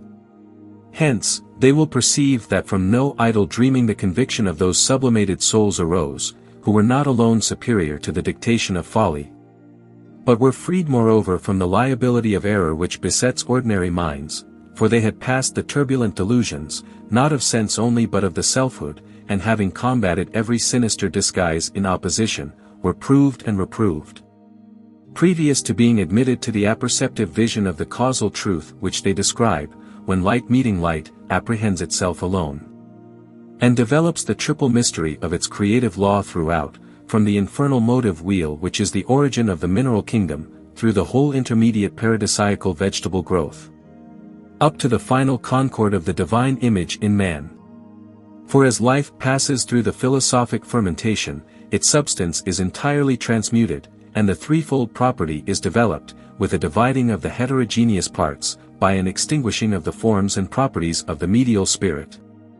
And not only is it resolved into these three principles, which Van Helmont also calls salt, sulfur, and mercury, but there is a procedure towards a radical destruction, almost annihilating the components of the former life, which at length, in its extreme exigence, draws a new seed to begin a new generation. And this is the way of the recedure to the night of Hippocrates, leading thenceforth into the day of Orpheus. It is not a little remarkable that the same ideas, even to their expression, are to be founding the metaphysics of modern Germany as in the Kabbalistic commentators and mystics of the Middle Ages. Yet the surprise which this might otherwise awake is diminished, when we consider the universal characteristic of reason. Whence it happens accountably that truth which common logic arrives at by abstraction as an inferential necessity, is the same which the rabbis, ontologically experimenting, and guided by the same law, affirm out of their own more proving observation and experience. And thus we may illustrate the point. All things, says the German philosopher, Hegel, have their commencement in pure being, which is merely an indeterminate thought, simple and immediate. For the true commencement can be nothing else, but this pure being is no other than a pure abstraction. It is a term absolutely negative, which may also in its immediate conception be called non-being. 487. Such is the conclusion rationally arrived at by sensible abstraction, Kant, Fichte, but more especially Schelling, whose intellectual penetration appears to have passed beyond these two, carried metaphysics into the same void non-entity at last. Hence the skeptical result of their transcendental labors, which, too far surpassing sense and its phenomena to accept their proof, stopped short nevertheless of objective realization on their own ground. Their being arrested, faithful and as it were in view, without a means of passage to the promised shore. Yet so it is, that very hypostasis which bounds reason in transcendental abstraction, when met by contact of the inquiring light within, is that absolute identity which it seeks after, which, before all duality of consciousness, is the fortitude and life of all. But let us revert to the learned Rasbai's advice concerning the true nature of divine inversion, for Ben Jokai and his disciples also affirm that God created all things out of nothing, and this not dubiously, said quasi-auctoritatem habens. But in what sense this nothing is to be understood, we are thus, differently than by the German, informed. When the Kabbalists affirm that all things are drawn forth from nothing, they do not intend, says the rabbi, from nothing in the common sense acceptation of that word. For being could never be produced from non-being, deficiently understood, but by non-being they mean that which is neither conceivable as cause nor as essence, but yet is in fact the cause of causes. It is that which we call the primitive non-being. Because it is anterior to the universe, and by it we do not signify corporeity either, but that principle or wisdom on which it is founded. Now if any one should ask what is the essence of wisdom, and in what manner she is contained in non-being, no one can reply to this question, because in non-being there is no distinction, as of subject and object in the consciousness by which it can be truly said to be known, no mode of true existence. Neither can we, therefore, comprehend, so to say, how wisdom becomes united to life. 488. Now this doctrine is precisely in accordance with the Hermetic philosophy, and these definitions of the primitive non-being, perfectly corresponding with the Platonic theology. And Aristotle's discourses concerning the origin of things and incomprehensible nature of the objective contact in identity. And as to the dogmas of the rest, as of Thales, Pythagoras, Anaxagoras, Parmenides, Empedocles, and others, which men have been accustomed neglectfully to run over. It may not be amiss, as Lord Bacon advised, to cast our eyes with more reverence upon them. 489. For, although Aristotle, after the manner of the Ottomans, thought he could not well reign unless he made away with all his brethren, yet, to those who seriously propose to themselves the inquiry after truth, it may not be displeasing to regard the positions of those various sages, touching the nature of things and their foundation. Nor ought we, in this our state of inconceptive ignorance, to conclude, as many have done, that these men spoke ill, or arbitrarily, imagining causes whereof to make a world, for it was not so. Their elements, atoms, numbers, mathematics, physics, and metaphysics, or by whatever names their principiating ideas were distinguished, all their philosophy, in short, was confessedly established, and belonged to an experience and method of observation, unknown to the profane multitude. For they discovered, and have asserted, that there are methods by which an ascent may be effected from the oblivious bondage of this existence, and, through a gradual assimilation, to a survey more or less immediate of the causal source. And thus, neglectful though it has seemed in general of facts, and common sense observation, these Greeks too derived nature immediately from a certain intellect and energy, but without distinction, fixing her true being in the law of universals. Those even who appear to differ, as for example, Thales, and the physiologist Empedocles, substituting elements as principles, do so in the choice of expression chiefly, and in the manner of regarding. For the substance alluded to by them all is the same, for the substance alluded to by them all is the same, for the substance alluded to by them all is the same. As we may judge by their definitions, which agree not with any material of elements, or intellect, or atoms, that we discern or understand at all. But they speak, as before said, out of another perception of things, exhibiting the phenomena of the substantial world. It may not be improper here to delay a short time, in order to point out to the more studious, how it happens, that so many mistakes have arisen about their doctrine, and that language apparently divergent, may, nevertheless, harmonize at its source. For that these philosophers have discoursed variously, is very certain, some saying indeed of the initial principle, that it is one and finite, others infinite, some, as Heraclitus, according to essence, have denominated it to be fire. Another, as Thales, looking to the first material manifestation, teaches that all beings have their beginning from water, whilst Timaeus, with no less reason or authority, mentions a certain earth as antecedent, and the most ancient element.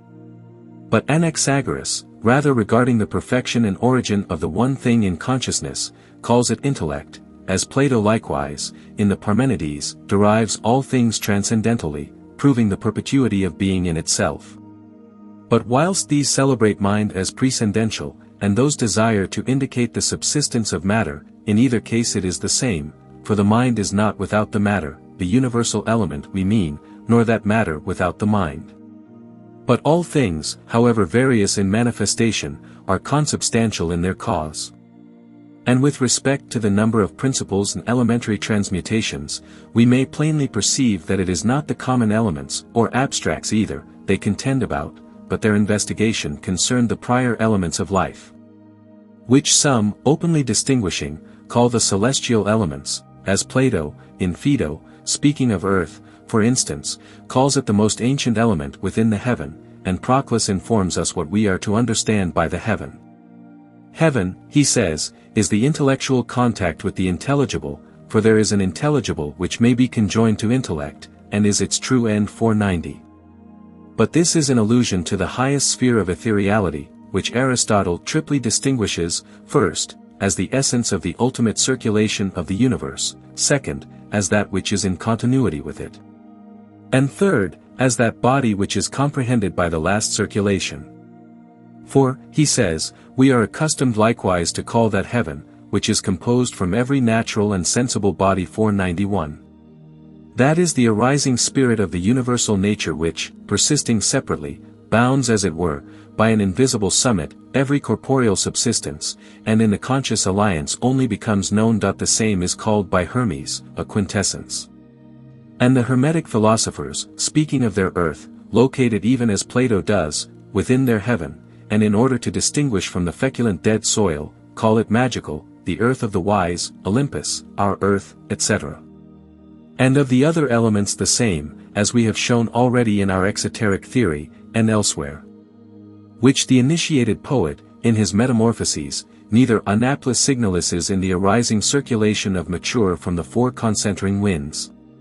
Haec super imposut liquidum et gravitate currentum. Ethera, non quicquam turinae facis habentum 492.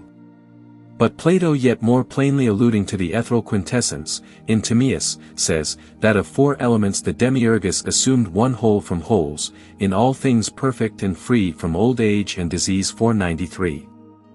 As Aristotle again, where he says, that the world, being composed from all sensible matter, is one alone and perfect, cannot mean this world, which is neither uniform nor free from age or disease, or perfect in any way.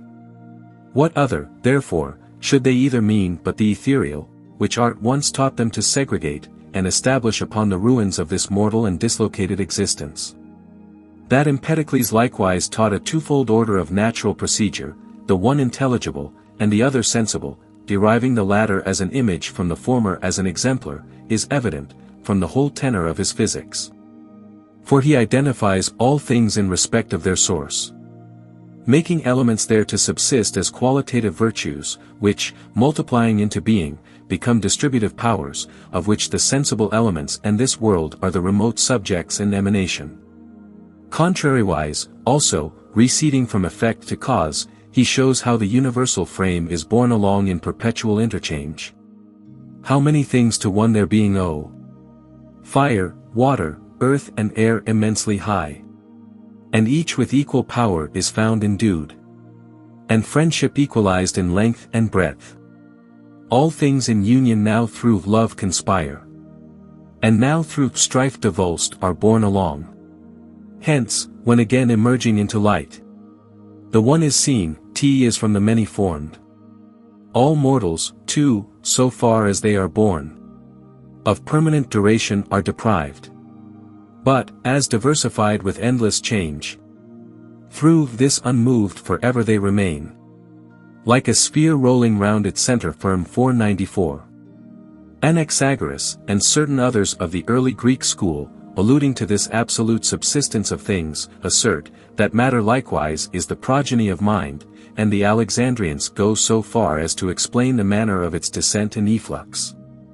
As if they too in alliance had known these things, and by analogy, through their own, the structure of the universe. Observing so many fine distinctions and such a subtlety of ontological operation as was extremely difficult to delineate by words, or consistently in writing to unfold, many, therefore, adopted fables, symbols, similitudes, enigmas. And the license of poetry they also called in aid, as well on this account, as to veil their meaning from vulgar misprision and debate. But Aristotle preferred an abstruse style of diction to every other disguise, that he might be comprehensible to the profound only. As, when writing to Alexander about the publication of his Achromatic Ethics, he avows that none but his own pupils would be able to understand them 495. And with respect to those strictures on the writing of his predecessors, we are disposed to take them in a particular application only. His most erudite translator, Thomas Taylor, having also shown that their reference has been alienated and widely misunderstood. The Aristotelian philosophy is built on similar grounds, and arrives at the same conclusion as those whom it rebukes. But the method is different, and herein the Stagirite lays claim to superiority, rather than by professing any new basis of argument or superior knowledge. The differences that arose in philosophy owing to men regarding the same nature from diverse points of view, and the contradictions that occur in language, offended his accurate genius. And he was desirous that they should harmonize in the expression of that truth in which they, by co-knowledge, were agreed. That thereas, for instance, Pythagoras would explain essence in number and define it by mathematical reasons, as Plato by ideas, mingling these with geometric symbols, Parmenides and others, by atoms, elements, and by so many various ways.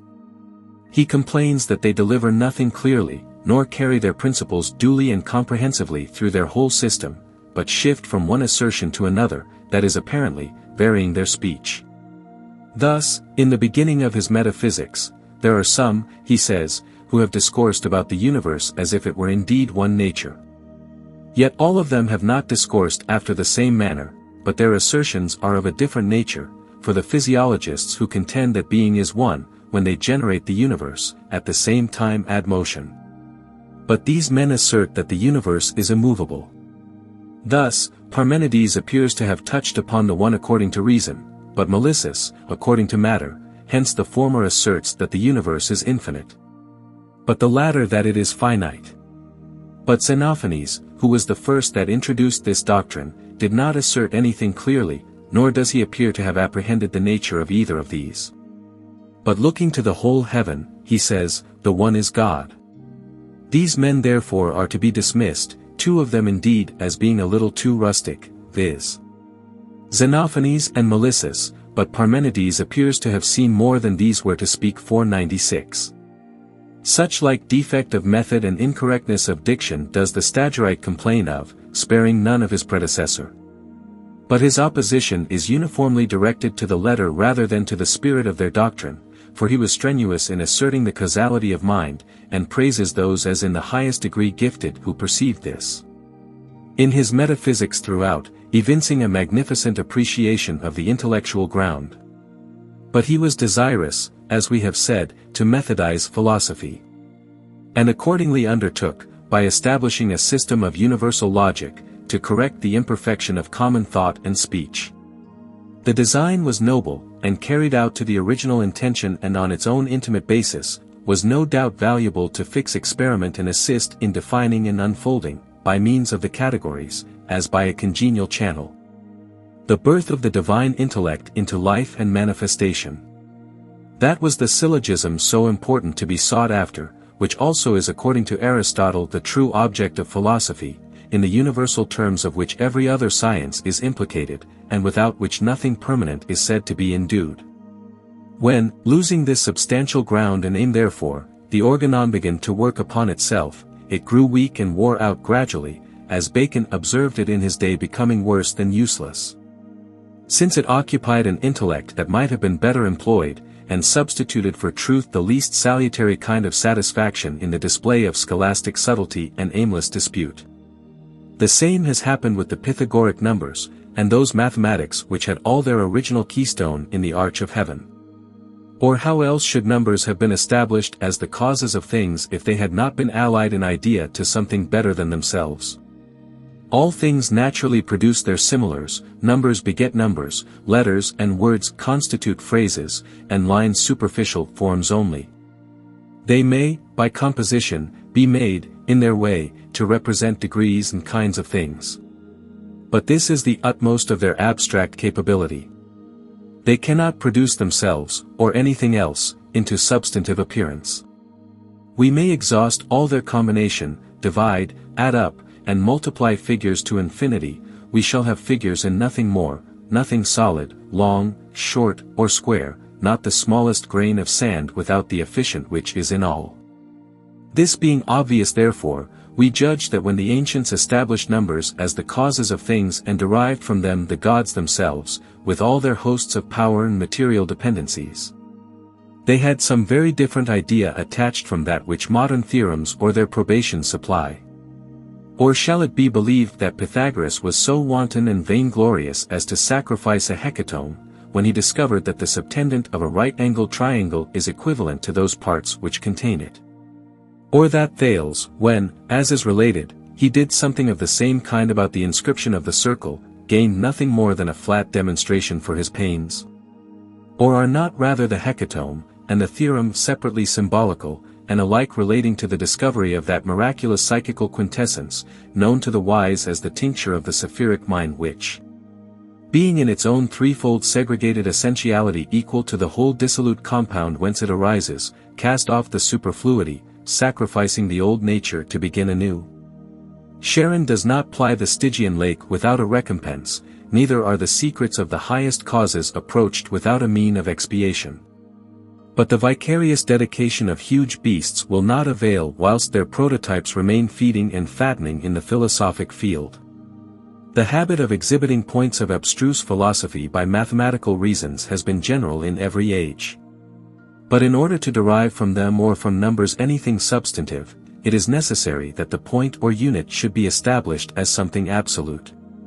That every dependent partaking, whether multiplied, added, or divided amongst each other, may be essentialized in the same. Hence Zeno said, of Elia, not the Stoic, that if any one should undertake to demonstrate the philosopher's unit, he would unfold being. For the one of these philosophers is the fountain of all being. And just as there is a descent from unity into multitude, and all that multitude is implied in the one. And this furthermore fills all and each of its dependent multitude, as one is in two, and two in three, and three in four, and four in five, and still that unit, which is in the beginning, is implied in all and all in each. And every part of each in all, from the equilibriate eternal center to its infinite extremes. And as the smallest fragment of the lodestone remains perfect in two poles, and each particular spark of fire contains the principle and developing force of the entire kindred element. So may we not conceive every portion of existence to be continent and comprehended proportionally of the great whole? All those amongst the Greeks who have written concerning this whole, and who appear to have arrived at an experimental conception of its reality in the self-knowledge, unanimously assert that it is simple. And not so much therefore an object of reason as of contact and intuition. They contend moreover, with the alchemist, that there is a certain pure matter subsisting about intelligibles which is universal, and the proved origin of every vital and corporeal existence. That though occult in nature, it can be made manifest to sense even, and exhibited in divine and practical effects. But it was forbidden by the mandate of the mysteries that their revelation should be communicated to the profane. And the modern alchemists are, with few exceptions, silent respecting the metaphysics of their art. The Neoplatonists were, however, more communicative, since forbearing direct allusion to the practice, they feared less to speak of principles and the procedure of mind. Their writings appear indeed as so many auxiliaries to the perception, and images are admirably adapted to stimulate that faith, dormant as we now are in the corporeal darkness, glows notwithstanding responsive to the truth within. If we desire to investigate principles and the highest causes, let us inquire now therefore of them briefly, how we may begin to learn. And concerning this pure matter, whether it is, what it is, and after what manner it ought to be conceived of, what the perception of it resembles, and what relation it bears in general to the reasoning power. And finally how it comes forth are of the causal fountain to be in effect. The following summary gathered from the scientific conduct of Plotinus and Porphyry may not be acceptable to the philosophically inquisitive reader.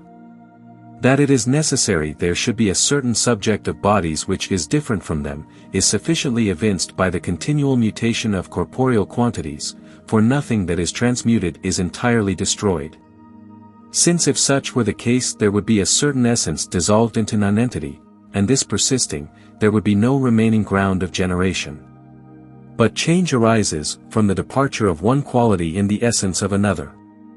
The subject matter, however, that which receives the forms and reflects them, always remains the same and proceeding and receding continually into itself.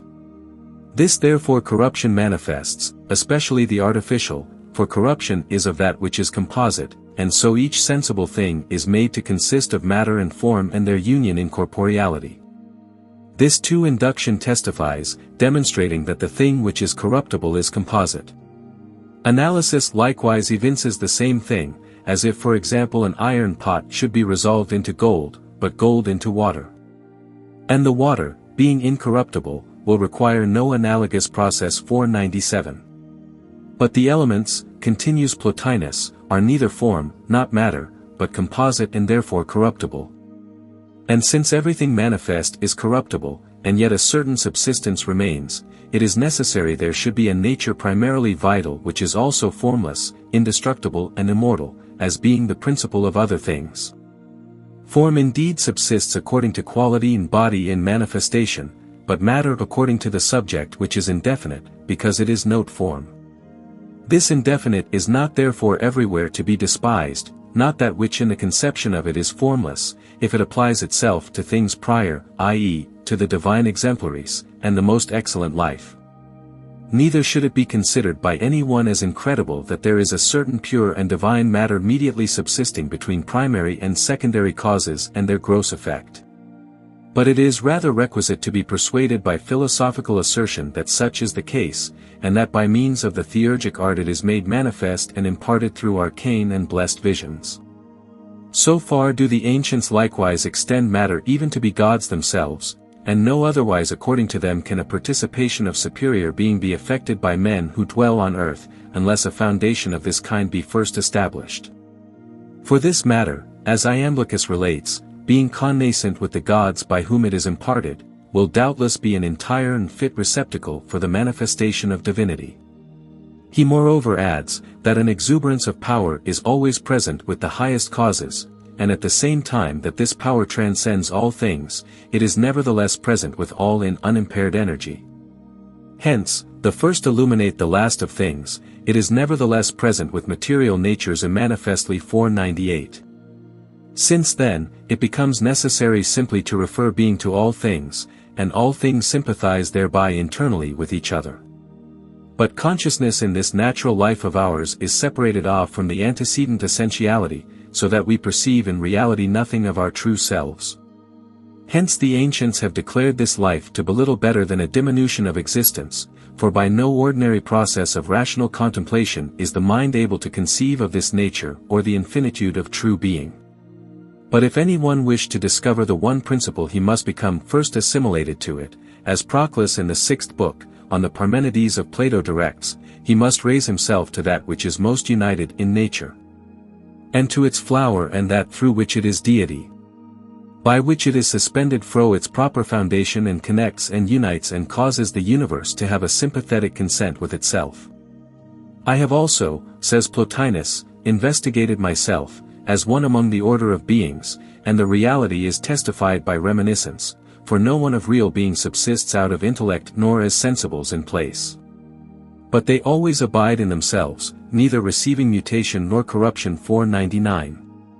And again in his treatise concerning the descent of the soul, the same author relates, often when by an intellectual energy, I am roused from body and converted to myself, and being separated from externals, retire into the depths of my essence, I then perceive an admirable beauty, and am then vehemently confident that I am of a more excellent condition than of a life merely animal and terrene. For then especially, I energize according to the best life and become the same with a nature truly divine. Being established in this nature I arrive at that transcendent energy by which I am elevated beyond every other intelligible, and fix myself in this sublime eminence as in an ineffable harbor of repose. But after this blessed abiding in a divine nature, falling off from intellect into the discursive energy of reason, I am led to doubt how formerly and at present my soul became intimately connected with a corporeal nature. Since in this deific state she appears such as she is herself, although invested with the dark and overflowing vestment of body. And since there is a twofold nature, one intelligible and the other sensible, it is better indeed for the soul to abide in the intelligible world, but necessary from its condition that it should participate of a sensible nature. Nor ought it to suffer any molestation because it obtains only a middle order in the universality of things. Since it possesses indeed a divine condition, though it is placed even as in the last gradation of an intelligible essence, bordering, as it were on the regions of sense. For our souls are able alternately to rise from hence, carrying back with them an experience of what they have known and suffered in their fallen state, from whence they will learn how blessed it is to abode in the intelligible world. And by a comparison, as it were of contraries, will more plainly perceive the excellence of a superior state. For the experience of evil produces a clearer knowledge of good, especially where the power of judgment is so imbecile that I cannot without such experience obtain the science of that which is best. 500. These things supposed then, we proceed to a more intimate consideration of the material principle which, according to these philosophers, the divine experience imparts. That we may judge how far they agree or whether they differ at all in their definitions from those of the foregoing Hermetic philosophers and adepts. These Greeks wishing indeed to exhibit, as well as words might enable, the peculiarities of this matter when they assert that it is one, immediately add that it is all things. By which they signify that it is not some one of the things with which sense brings us acquainted. And in order that we may understand that the identity of every being is something uncompounded, and that the mind should not fall into the error of coacervation, they say it is one so far as one, depriving the idea of multitude and dual, i.e. reflective, contemplation.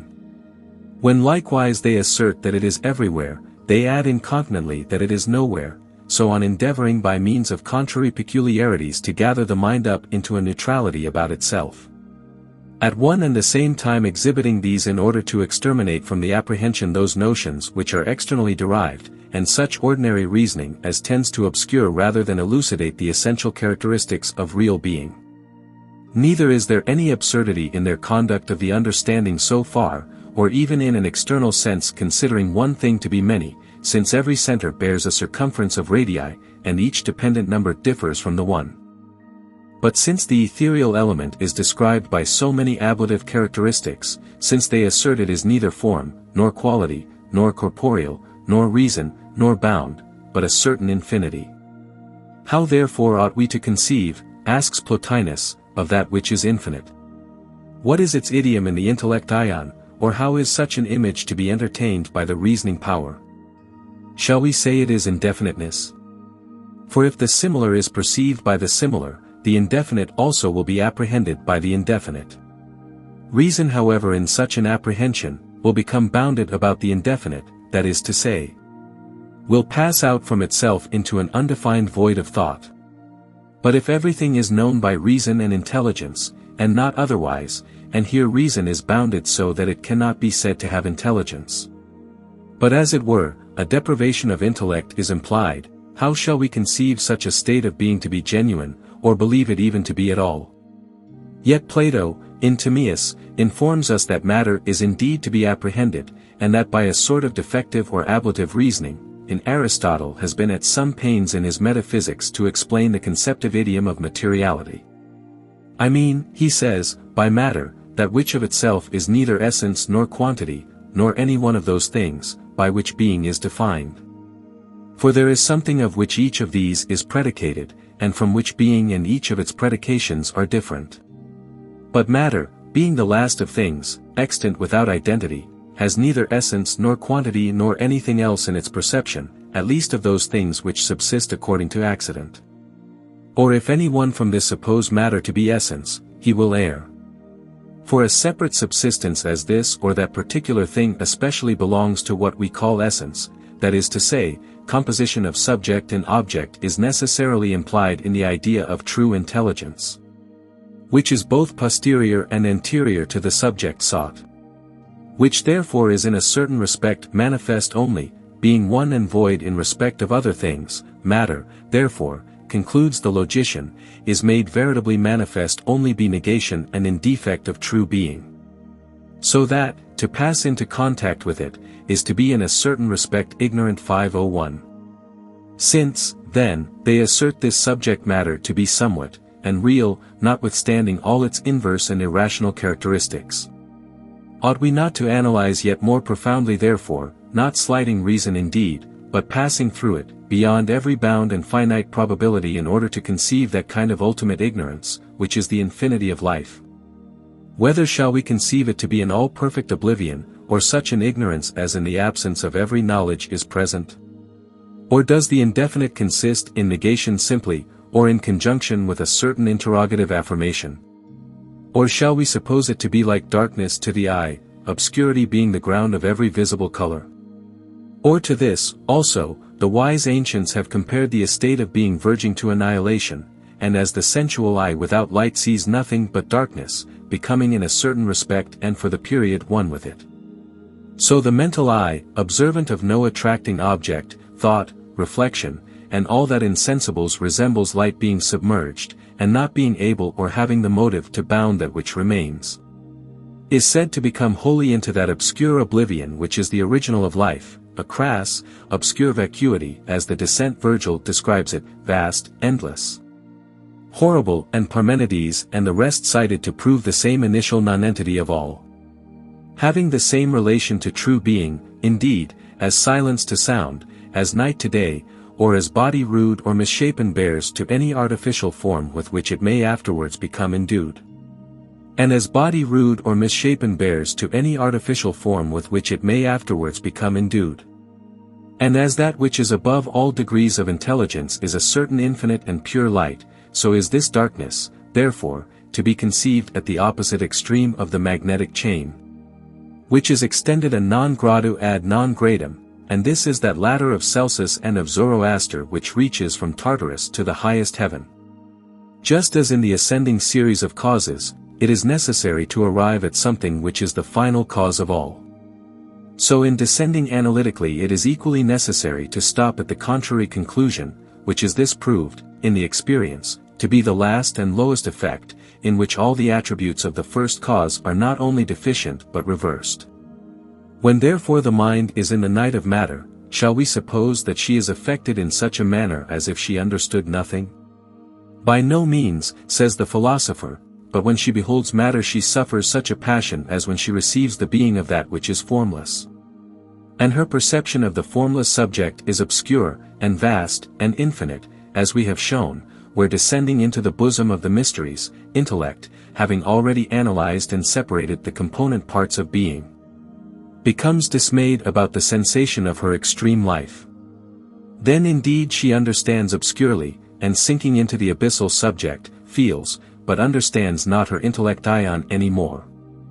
Until, pained with the void of the retreating infinitude, such being the divine decree, and as if afraid of being placed out of the order of things, the soul retracts, rallying about her last deserted unit. And not enduring any longer to stop at nonentity, becomes into true being. So true is it, that death is the way of life, and that the fear of God is the beginning of wisdom. For self-knowledge is impossible unless every other knowledge is deprived. As this selfhood likewise is obliterated in the overwhelming attraction, which raises it into the first place. And thus extremes are said to be present at the new birth, when light springs forth to manifestation out of the abyssal darkness, which is then alone before its creator, and is brought forth by him for a first matter to give contrasting substance to his revelation, and understanding to his act. As the motto simply expresses it, Deus, cum solus fuisit in principio, crevit unam substantiam, hanc prima materiam nominamus. And since it is given us in theory to understand that such an hypostasis is in the beginning without all affirmation, being neither in life, nor intellect, nor reason, nor bound, for it is infinite, nor power from itself, but falls off from the consciousness of all these.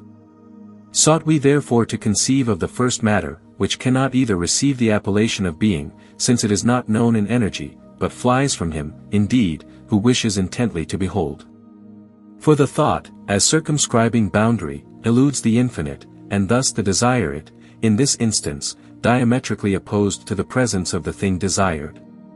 When therefore, as the Platonist and the Kabbalist teach, it is unknown, or known as nothing, it is rather probably present, but is not perceived by him who strives self-actively to comprehend it. And this the poets signify in the story of Actaeon, who for his presumptuous intrusion was disgraced by the goddess and hunted thereafter by his own distracted thoughts. But to the sleeping Endymion she vouchsafed her willing presence, and the vast benefits of her love. Queries multum et non invenis. Fortas invenis cum non queries.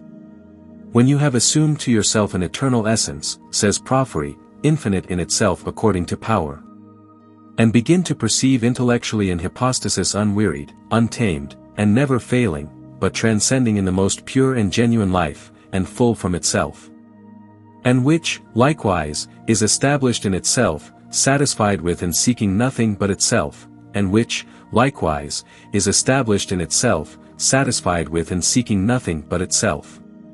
To this essence, if you add a subsistence in place, or a relation to a certain thing, at the same time you diminish this essence, but you separate yourself from the perception of it, by receiving as a veil the fantasy which runs under your conjectural apprehension of it. For you cannot pass beyond, or stop, or render more perfect, or effect the least change in a thing of this kind, because it is impossible for it to be in the smallest degree deficient.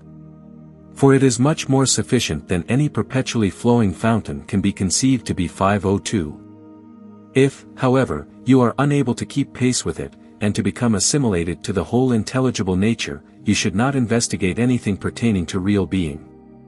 Or if you do, you will deviate from the path that leads to it, and will look at something else. But if you investigate nothing else, being established in yourself and in your own essence, you will be assimilated to the intelligible universe, and will not adhere to anything posterior to it. Neither therefore should you say, I am of a greater magnitude, for omitting this idea of greatness, you will become universal, as you were universal prior to this. But when, together with the universe, something was present with you, you became less by the addition, because the addition was not from truly subsisting being, for to that you cannot add anything. When, therefore, anything is added from non-being, i.e., from the subjective selfhood, a place is afforded to poverty as an associate, accompanied by an indigence of all things. Hence, dismissing non-being, you will then become sufficient. For when anyone is present with that which is present in himself, then he is present with true being, which is everywhere. But when you withdraw from yourself, then likewise you receded from real being. Of such great consequence is it for a man to be present with that which is present with himself, that is to say, with his rational part. And to be absent from that which is external to him. 503. Add to this, that contraries are always consubsistent in the divine original, the small, the great, the deficient, and the exceeding. For as a mirror is, to external images, passive, neither able to itself to withhold, nor yet to pass away, so is this ethereal glass to intellect, subsisting according to procedure and in defect of all imagination.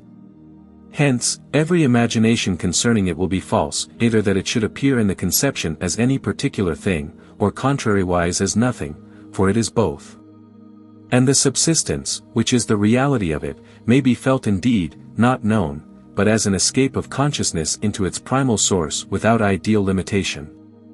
Thus it is said to be formless, variable, incorporeal, infinite.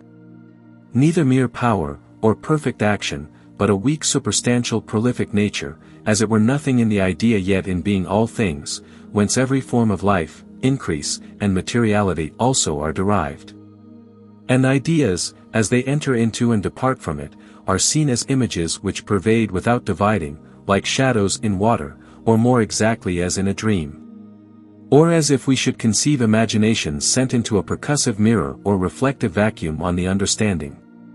And the passive nature ought indeed to be a thing of this kind, pure and indeterminate.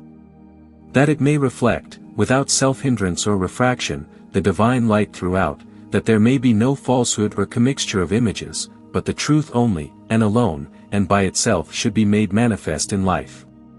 Such was the matter so often celebrated by the alchemists, the quintessence of Plato, the water of Thales, the non-being of Parmenides, and that abyss of the Kabbalists, styled also by them unknown, void, nothing, infinite.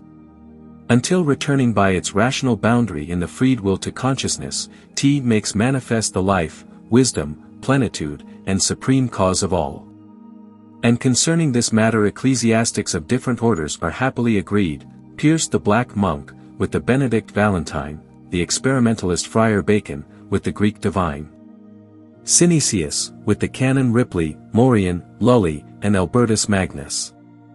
The Mohammedan princes Khalid, Geber, and Avicenna, with Paracelsus and the Christian Brotherhood of the Rosy Cross, who, having searched into nature by their proper reason experimentally, found hers, and used it, giving thanks, and adoring the perfection of the Almighty Creator in His discovered light. For in the natural world there is no such matter to be found, but the purest is defiled with the imagination of forms externally introduced. Nothing therefore is generated truly, i.e., we mean, simply so as to represent the formal agent alone, or can be. For nature is bound magically, nor is she able of herself to loosen the bond of coagulation by which her inner light and principle of perfection is everywhere shut up. She cannot enter into the true light. For, as the adept says, she has no hands 504, nor intellect sufficient, nor a free will to vindicate her final purpose in life. It is therefore she proceeds to generate in monotonous retrogression, always circulating into herself. If indeed things beheld in nature were such as the archetypes, whence they are derived, it might be said that matter is passive to their reception, but that which is seen as that which sees is falsified, and nothing possesses a true similitude. All is mixture and an adulterous manifestation, so far as the phenomenon of the external nature is concerned. Without the magical solution and human aid to fortify, the spirit is not able to forsake her extraneous forms even, much less can she conceive herself singly in the universal anew. Wherefore she reads this important lesson to Madadan, who thinking, in his ignorance, to make the philosopher's stone without dissolution, receives this check, and tu nunc cochleas vel cancros cum testis devorare niteris. A non prius avitastissimo planetarum coquo maturari et preparari illos opertet? Dost thou think, says she, to eat the oysters, crabs, shells and all? Ought they not first to be opened and prepared by the most ancient cook of the planets? If any one now, therefore, by hazard should lightly propose to himself to probe this matter, yet without risking anything, or devoting his life, as philosophers did formerly, to the pursuit, but thinks the times are altered, and that his mind, being on the alert, will discover it, or that some entranced sleepwalker will reveal the truth to him, if there be any, without delay, let him be advised by these monitions. Since life and nothing but life, and no other fire but that of intellect, sublimed and fortified in its efficient source, discovers the true matter of the adepts. And this, as we are abundantly instructed, by a dissolution of the vital spirit and alienation of its natural bind, flesh and blood cannot enter into the kingdom of heaven, neither doth corruption inherit corruption. The sting of death is sin, but the strength of sin is in the law of dual generation. Debit modo ergo lapidem solvas. Et inequaquam sophistico. Sed potia secundum mentem sapientem. Nullo corrosivo adhibito. 505.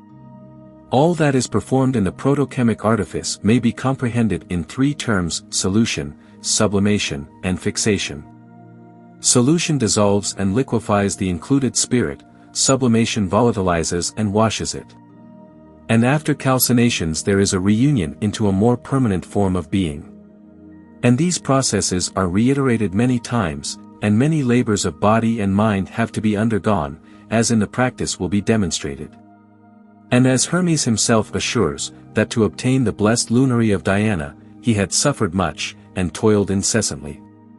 For the spirit is in the beginning, even in the seat-disposed subjects, terrestrial, heavy, fantastic, and proves rebellious everywhere at its source. And, as in the Sphinx's fables, we read that when vanquished, she was carried within the temple upon the back of an ass. This is to signify the simple estate of being to which such a nature is to be reduced by deprivation of all passion, will, imagination, purpose, or reflective thought. Neither, perhaps, is the patient suffering that has afterwards to be endured, in bearing and bringing forth the burden of the divine mystery, unaptly represented under this same guise of an ass. For it is not until the conquered elements return under the humiliating cross of dissolution that the Catholic wisdom is made manifest, and brought to hand. Agrippa, in his Vanity of the Sciences, has written many things in favor of this asinine condition, which is very necessary, he says, for a disciple of wisdom to undergo. For this beast is an example of fortitude, patience, and clemency, and his influence occultly depends on Sephiroth, i.e., Chokmah. He liveth on little forage, is contented with whatsoever it be. Is ready to endure penury, hunger, labor, stripes, and persecution, is of a very simple, indifferent understanding, yet withal has an innocent, clean heart, without choler, and peaceful, bearing all things without offense. As a reward for which virtues, he wanteth lice, is seldom sick, and liveth longer than any other beast. So runs the parallel according to the magician's mind, and the ass, he goes on further to observe, does also many labors above his part. For he breaketh the earth with the plough, draweth many heavy carts and water in mills, grinds corn, etc., and these things willingly, for against his will he does not go. All which qualifications are, in their similitude, very applicable and necessary to be found in the philosophic subject, and without which it does not serve to carry out into operation the divine behests. But many wonderful stories are related of this allegorical ass in former times, and of his qualifications, which the familiar quadruped is no more known to exhibit. Nor is he even treated with that kind of consideration which tradition has secured in certain instances for things less celebrated and as unworthy. For did not the Saviour signalize this beast above every other, making choice of it on the occasion of his greatest earthly triumph? Of Abraham, too, the father of the faithful, we read that he constantly travelled with his asses. And that one, ridden by the prophet Balaam, was notoriously clear-sighted and, more discerning than his master, intelligibly spoke. A story, little less astonishing, is related of Ammonius, the philosopher, that he admitted an ass daily to be the auditor of his lectures, and join in fellow scholarship with Origen and the Greek Porphyry. Who would believe it? Yet this same ass has been accounted a worthy companion of the wise in all ages, and has borne the burden of the mysteries from time immemorial. Jews, ethnics, Christians, have in turn, identifying, honored him. Neither, perchance, had Apuleius honored him, neither, perchance, had Apuleius of Megara been admitted to the mysteries of Isis, if he had not first of an inquisitive philosopher been turned into an ass. There is no creature, concludes the panegyrist, that is so able to receive divinity as an ass, into whom if ye be not at length turned, ye shall in no wise be able to carry the divine mysteries. 506. For nothing that is defiled by information, or inconstant, or impassive, or selfish, or impure can attract divinity. All mixed unguents are hateful to Minerva. The goddess scorns all mixture of her pure and simple oil. 507. And, as in the mysteries, the aspirant entering into the interior to behold the adytum, leaves behind him all the statues in the temple. So must the mind be prepared to depart from all images and intellections, whether self-originating or impressed, before it can entertain the simple unity of light within. The wise Hierophants indeed appear to have signified by these illustrations the order in which divinity is perceived.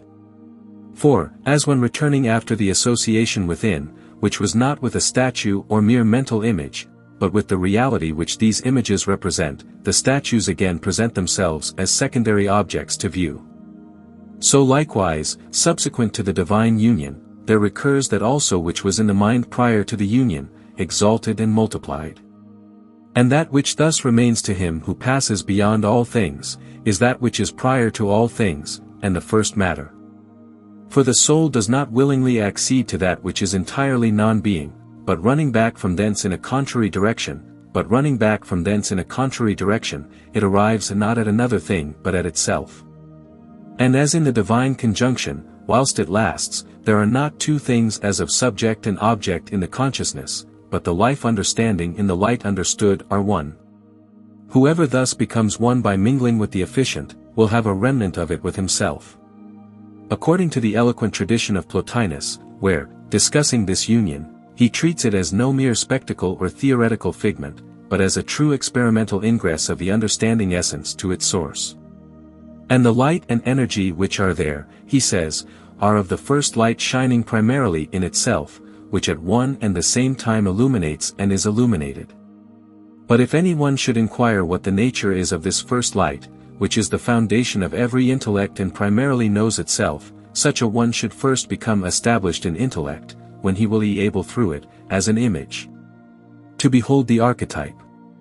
And this, continues the philosopher, may be effected if you first separate body from the man and its defilements, and that which becomes generated of intelligence, after everything foreign is removed, is the original of all.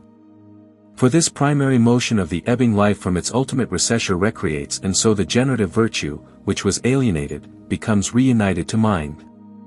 And here we observe the rule of thought to be invariable, whether theoretic or in actual operation, whether, according to strict analysis, reason becomes bounded about its own inversion, as with common logic is the case. Or, experimentally proving, it effects that inversion, strictly followed either way, it arrives at the same truth, though in different relations, the one in light, the other in life, the one by inference, the other in absolute identity. Proving the first source. The differences and inconsistencies that occur in the ancient writers and those faults which now to verbal writers and those faults which now to verbal critics are most apparent, vanish for the most past in their right understanding. And might cease to be regarded as such, could we but for an interval only enter into their original light. The proud spirit of modern science might then be taught to venerate the wisdom it has so long in ignorance despised. Even to honor the very contradictions, which not from levity or indistinctness of thought arose, but from such an excessive subtlety in refinement of reason rather, as, seeking to find utterance, was blurred by inadequate reception. And the duplicity of common speech.